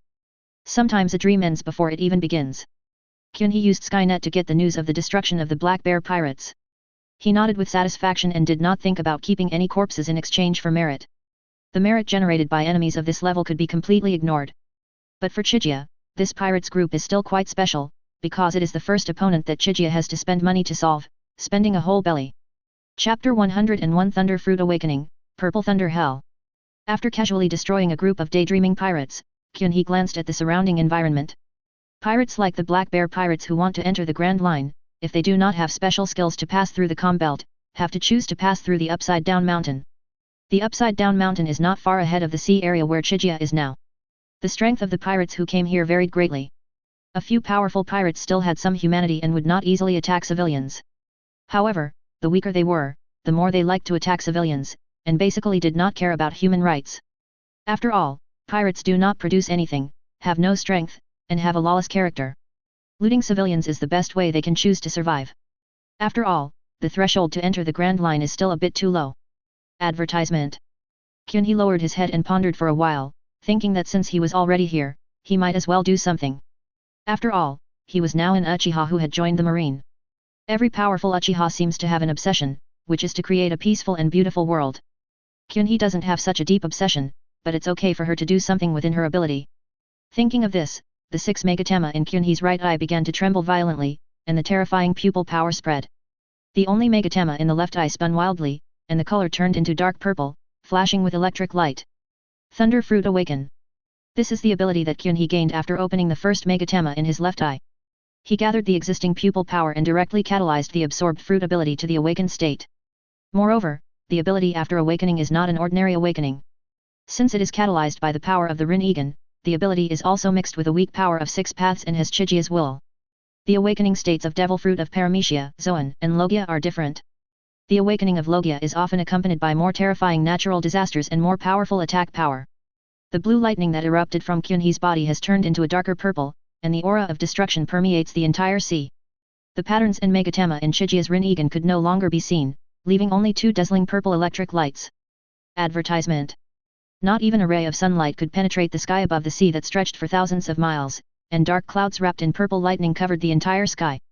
100-meter-tall sea kings poked its head out and looked at the environment on the sea surface curiously, but a purple lightning fell from the sky and directly turned it into a large ball of ashes. The destructive power of purple lightning is no longer comparable to that of Enel's lightning. If you don't have extremely strong defensive means or physique, once you are struck, you will be reduced to ashes. The sea area within thousands of miles has completely turned into a purple thunder hell. This is the awakening of Logia, which completely changes the climate of an environment. And because the formed thundercloud contains Kyunhee's will, unless Kyunhee deliberately controls it, it will only attack the pirates that enter here, and the marine and normal merchant ships will not be affected. Not long after the thunderclouds formed, there were constant rumblings of thunder. They were probably from some unlucky pirate groups still sailing in this sea area. Every loud bang indicates that a pile of garbage has completely disappeared from this world.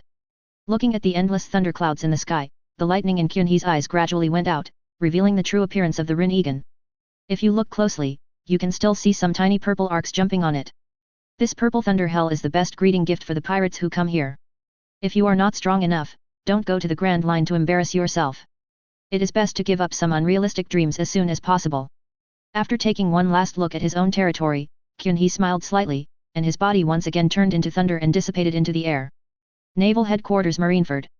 In the conference room, Sengoku and a group of marine executives sat around a conference table. All the people present today were quite complete. Jun stood behind Tsuru. Almost all the vice admirals were present, and even among the 3 admirals, only Kizaru was absent. Speaking of Kizaru, he who usually likes to slack off has been having a hard time lately. Vegapunk has a new batch of weapons that need his help, so he has to stay there all the time. Aokiji and Akainu sat opposite each other, folding their arms and not looking at each other. Akainu's eyes were covered by the brim of his hat, so his expression could not be seen. Aokiji looked like he was asleep. Advertisement. The atmosphere in the conference room was silent for a while. Suddenly, Garp pushed open the door and walked in with a big bag of senbei in his arms. In his opinion, Sengoku's meetings were always boring and long, and he really couldn't stay without bringing some senbei. When he saw Garp, the blood vessels on Sengoku's forehead jumped. This guy was the last one to arrive. What do you think everyone here was doing just now? They were all waiting for this good-for-nothing. Suppress the anger in your heart. What we are going to talk about today is a happy event after all, and we cannot let any outsiders ruin the atmosphere. Sengoku coughed and called the meeting to order. Everyone in the audience focused their attention on Sengoku, who was sitting at the head end. Sengoku took out a newspaper and threw it in the middle of the table. On the entire page was a few large black characters and a photo. Vice Admiral Kyunhee created another miracle, and the Golden Lion died on the spot. Below the font is the scene where Kyunhee is strangling Golden Lion's throat. You can see the indifferent look on Kyunhee's face and the tilted head of Golden Lion, which obviously shows that its neck has been broken. I have to say that the media organizations in the pirates' world are really powerful. They can be said to be everywhere. I don't know how Chigia took the photo of Rayleigh last time. The professional level is unparalleled. Everyone present saw the information in the newspaper and their pupil shrank. Chigia, it was Chigia again. Was Golden Lion going to die in his hands this time? In comparison, Tsuru, Garp, Jun, and Anigamo, who participated in the Kayan Island incident last time, looked relatively calm. They had some understanding of Chigia's strength, and dealing with a Golden Lion whose strength had declined was still within their understanding. Of course, it doesn't mean that they were not surprised at all. After all, that was Golden Lion, a person of the same era as Roger. It would be a lie to say that they were not surprised at all when such a person died at the hands of Chigia. Jun gripped the hilt of Konpala's sword, thinking about improving her own strength. She didn't want to hold Chigia back in future battles. Sengoku glanced at everyone present and nodded secretly. This was exactly the reaction he wanted from you. The record of killing the Golden Lion was indeed dazzling. Unless one of the current 4 emperors was killed, there would be almost no other impact that could compare to this. It's almost time, the biggest foreshadowing is about to begin. Sengoku put his hands on the table and said something shocking.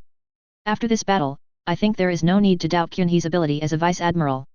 Combined with his previous achievements, I have decided to designate him as an admiral candidate. Chapter 102 Admiral Candidate, codename Zilan. After Sengoku announced that Chigia would be the admiral candidate, the meeting room fell silent again. Everyone looked at each other, feeling that they should say something, but didn't know what to say. Zephyr, Tsuru, and Jun almost immediately raised their hands to express that they had no objection to this resolution, and it can be said that they firmly supported Chigia to become the admiral candidate. The spider demon who had just returned from recuperation and some of the people sitting next to him turned their gazes to Akainu, who was sitting there without saying a word. Mole and the others looked at Aokiji. Garp, Sengoku, and Tsuru have been retreating to the second line due to their age. Akainu and Aokiji can be said to be the leaders of the 2 largest factions in Marine. Advertisement. Akainu was no longer silent. He had to make a statement at this time. After a moment's silence, he slowly spoke. I agree to designate Uchiha Chiga as the admiral candidate. Both his strength and his justice have won my approval. After saying that, he fell silent again. Seeing that Akainu agreed, Ghost Spider and the others thought there was no need for them to express any extra opinions on the matter, and they also expressed their agreement with the proposal. Aokiji looked at Akainu in surprise. He didn't expect that Akainu, who was always cold and ruthless, would be so optimistic about Chigia. In fact, Akainu has a good impression of Chigia. The first thing that a person that Akainu likes must have is strength. How can there be absolute justice without strength? Chigia's strength is already obvious to all, and he is fully qualified to enter Akainu's sight. Akainu has been paying attention to Chigia since the year-end assessment of the training camp. What amazed Akainu more than Chigia's strength was his growth rate. Although Chigia's defeat of Cake at that time was a proof of his strength, there was still a gap compared to the real top combat power. But now, Chigia can already kill Golden Lion head-on. With this growth rate, even Akainu has to say that Chigia's potential far exceeds the current 3 Marine Admirals. Besides, Chigia's attitude towards the pirates is what Akainu cares about the most. If one only has power but is overly kind to the pirates, then what is the meaning of the power? The scene in the photo where Chigia breaks the Golden Lion's neck is the biggest plus point in Akainu's opinion. This is what a marine general should do. There is no need to send these extremely evil pirates to the deep-sea prison. The best way to deal with them is to execute them on the spot. As for the seniority issues that might arise from Chigia's age, Akainu scoffed at them. Dignity and status are supposed to be earned through one's own strength. If one does not have that strength, one should not even dream of getting a status that does not belong to him. The fewer useless people there are in the Marine Corps who just sit there doing nothing, the better. Advertisement. Of course, Akainu doesn't hate Kizaru. He has a good relationship with Kizaru. After all, they are classmates and he recognizes Kizaru's strength. In the anime, after he became a marshal, Kizaru would volunteer whenever he encountered any major event. Akainu is not a heartless person, but his cold style overshadows it. After Akainu expressed his opinion, Aokiji did not raise any different opinions, and his impression of Chigia became even better. Apart from anything else, Chigia left him a good impression during the incident of supporting Zephyr. Although Chigia's style seems quite similar to Akainu's absolute justice, Aokiji knows that there is a fundamental difference between the two. Because Chigia has never attacked civilians, and even said that he would pay attention to the safety of civilians during battle, and most of the pirates he killed were hopeless scum. For some pirates whose crimes do not deserve death, Chigia will still spare their lives, and the thing that Aokiji likes most about Chigia is that he treats his own people really well. Whenever someone around Chigia is in crisis, he will always go to great lengths to save them, the most obvious example being Marshal Sengoku's adopted son Korasan. Even though he had nothing to do with Chigia, he still took the trouble to bring him and the child back safely. There must be some favoritism from Marshal Sengoku involved.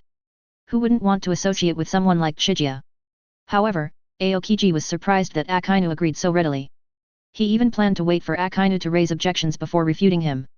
By then, this conference room will inevitably stage another drama of ice and fire. Sengoku glanced at Aokiji and Akainu with some surprise, thinking that Chigia was quite popular, which was the best, as it saved him the trouble of controlling the situation. There is no need to consider Kizaru's words. This guy is a typical two-faced person. Now both sides mean the same thing. What else can he say? Jun on the side asked curiously. What's Kyunhee's code name? The position of admiral candidate has already destined Chigia to become an admiral, and marine admirals all have code names, usually in the format of a color plus an animal, which has become a tradition in the marine. Jun was not the only one who wanted to know this question. Akainu and Aokiji also looked up at Sengoku. A code name is a symbol for an admiral and cannot be chosen randomly. Sengoku nodded and said solemnly. As for Kyunhee's title, let's wait until he returns to the headquarters to decide. For now. Advertisement. Just call me Zilan. Crack. A burst of electric sound rang out in the conference room, and Chigia appeared in the conference room. She looked around at everyone, and finally Chigia's gaze fixed on Jun's face and she smiled. Chigia, Vice Admiral. Everyone present exclaimed, shocked by Kyunhee's appearance. Akainu and the others stared blankly at Chigia, who appeared on the field with electric arcs on his body. The same thought came into their minds. Thunder? Was that elementalization just now? Did he get the thunder fruit? If it really is the thunder fruit. Akainu and Aokiji's expressions turned serious. As top-level Logia demon fruit powers, they certainly knew how terrifying this fruit was. Lei can be said to have taken into account the speed of sparkling fruit, the destructive power of lava fruit and the control of frozen fruit. It can be said to be a top-quality Logia fruit.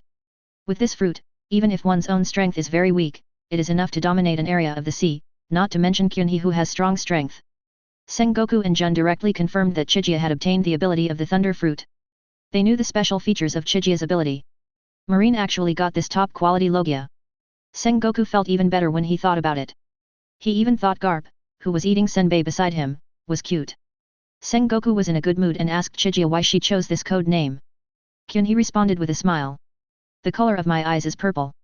Kylin is a auspicious animal in my hometown. It can bring good luck to the people around it. I like it very much, so I will call it Zilan. Kyun-hee's hometown here refers to the blue planet, and he doesn't know whether there are Kylin in the pirates' world. After hearing Jian-hee's words, everyone present nodded subconsciously. It sounded really good. They would also be lucky. Maybe one day they would have an epiphany and become an admiral? Jun walked up to Chigia, reached out his hand and gently stroked Chigia's hair, and said with a smile. Then congratulations in advance on becoming an admiral, Admiral Zilan. Chapter 103, Shishibukai summoned in advance. After Jun, other people came forward to congratulate, even Akainu nodded to Chigia, and Chigia of course responded to Akainu with a smile. There are really not many people in the marine camp that Chigia dislikes. If I have to say, Kobe is one of them. That guy is not a bad person by nature, he can be said to be very kind, but he is too kind, a bit like a saint. His performance in Summit War was really not good. That was a war. It would be fine if you just stood there and watched the battle at the beginning, but why did you shout at the end? Did the Marines who died in that war become clowns? I can only say that Kobe is really not suitable to be a Marine, especially in such a war-torn sea. Maybe in peacetime he could become a good local general. Advertisement. Sengoku was pleased to see the communication between everyone and Chigia. He saw a bright future for Marine. As long as Marine could truly unite as one, Marine's fighting power would not be afraid of the scattered pirates. You know, the Marine is the strongest armed force in this ocean. It seems that Chigia's becoming an admiral candidate is a foregone conclusion, and the world government has also agreed. Thinking of world government, Sengoku couldn't help but frown. He couldn't figure out why the five elders were so optimistic about Chigia. The five elders' behavior seems to have started when Chigia was in Sabody. What exactly did Chigia do there? Moreover, the five elders also suggested that Chai-He should go to Marijoy's to meet them after this matter is settled. It is not clear whether this is a happy or sad thing. The crane next to him asked in a low voice. What's wrong, Sengoku? Is there any obstacle from the world government? No, they are quite supportive of this. What I'm worried about is... Never mind. Maybe I'm overthinking it. Since Sengoku said so, he didn't ask any further questions. She turned to look at Chigia with admiration in her eyes. This young man really brought her one miracle after another. I remember that Ope-Ope fruit incident, where Spider Ghost was beaten really badly. He couldn't help but glance at Ghost Spider with a weird look on his face, which made Ghost Spider feel very uncomfortable. He didn't know what he had done to make Vice Admiral he look at him like that. Sengoku gathered his thoughts and waited for everyone to return to their seats before speaking again. It has been decided that Chigia will be the admiral candidate. There is one more thing. Doflamingo somehow became the king of Dressrosa and reached an agreement with the world government to become Shishibukai. Now the candidates for Shishibukai have been gathered. They will be summoned to the headquarters for a meeting in the next few days. After Sengoku finished speaking, everyone present had a flash of disgust in their eyes, and Akainu didn't even try to hide it. He snorted coldly, and billowing black smoke came out of his body. It can be said that few Marines like the Shishibukai system. Pirates are pirates, how can it be legal? Now they have to call them to the headquarters for a meeting, which is simply ridiculous. Advertisement. Chigia was thoughtful. Is this all Shishibukai? It seems that Doflamingo was very anxious after being taught a lesson by me. Is he afraid that he will be defeated next time he meets me? Sengoku also doesn't like the Shishibukai system, but there is nothing he can do. This system is insisted by the world government, and as a marine marshal he has no way to refute it. Moreover, the existence of Shishibukai will indeed help Marines share some of the pressure to a certain extent.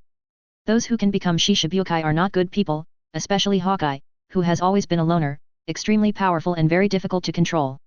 This time, the 7 of them were called to the naval headquarters, and the security work must be done well. Thinking of this, Sengoku's gaze fell on Chigia again. Chigia noticed Sengoku's gaze and understood what he meant. He was going to step forward again. Well, let these people know in advance how terrifying the future Marine Admiral will be. Before Sengoku could speak, Chigia took the initiative to speak. These people have bad personalities. It's hard to guarantee that they won't cause trouble when they come to our headquarters. Let me go and meet them. I will make them behave themselves. As he spoke, a heart-pounding purple light flashed in Kyun-hee's eyes, which made the others tremble in their hearts. Akainu showed appreciation on his face. This is the attitude you should have when dealing with pirates. This is what a qualified Marine should do. Sengoku was even more relieved. Look, this is the person I like. It really makes me feel relieved. By now, Everything that needed to be said in the meeting had been said. Sengoku made a summary and finally announced the disbanding of the meeting amid Garp's yawn. Everyone stood up and left. It is worth mentioning that when Akainu passed by Kyunhee, he whispered, "You're great." Chigia responded in a way that suited Akainu's taste. "For justice." Hearing these 4 words, Akainu's body trembled, he looked at Kyunhee deeply, turned and left. After Jun and others left, he took Chijia's arm and dragged him to have a big meal while Chigia looked at Sengoku helplessly. In a bar in Windmill Village, Makina was holding a newspaper and reading Chijia's deeds to Ace and Luffy who were sitting in front of her. Ace was listening seriously, while Luffy was eating a piece of barbecue, and it was unclear whether he was listening to Makina or not. Advertisement. After reading it, Makina patted his chest excitedly and said, "As expected of Mr. Kyunhee, he said that day that he was going to catch an old guy, and I didn't expect it to be the Golden Lion, the legendary big pirates. Mr. Garp even mentioned him." After hearing this, Ace felt respect for Chigia in his heart. When would he be able to eliminate enemies of this level while chatting and laughing like Chigia? It seems that I must train more and go out to sea as soon as possible to find Luffy's father that Kyunhee mentioned. My strength should be greatly improved from him, right? Luffy continued to chew the barbecue in his hand, mumbling. Delicious, Chigia. Looks familiar, is that the big brother with the circle eyes? An underground exchange. Doflamingo had a gloomy face and looked silently at the newspaper in his hand. After reading it, he crumpled the newspaper into a ball and threw it aside. Naomi Doflamingo, who was standing by, looked a little strange, so she walked up and asked softly. "What's wrong, young master? Does this marine named Kyunhee have any grudge against you?" Doflamingo was silent for a while before he slowly spoke. He was the one who killed the family's former cotters. Even Virgo died at his hands. Monet's expression changed, she knew about the incident. After returning from Cayenne Island, Doflamingo was eager to accumulate strength, and even reached some kind of tacit understanding with the government through some unknown means to become Shishibukai. The source of all this is actually the unusually young-looking marine in the newspaper. This Uchiha Chiga can be said to be the biggest enemy of the entire family. But his strength was indeed too terrifying, even the legendary pirate's golden lion died miserably at his hands. Monet's heart sank when he thought of Chigia's strength. Doflamingo turned his gaze to a little girl beside Monet. That was his biggest trump card. It was through the ability of this little girl that he could control the entire Dressrosa so easily. If only she could use her power on Chigia once. Doflamingo couldn't help but burst into a strange laugh. FFFFFFFFFF.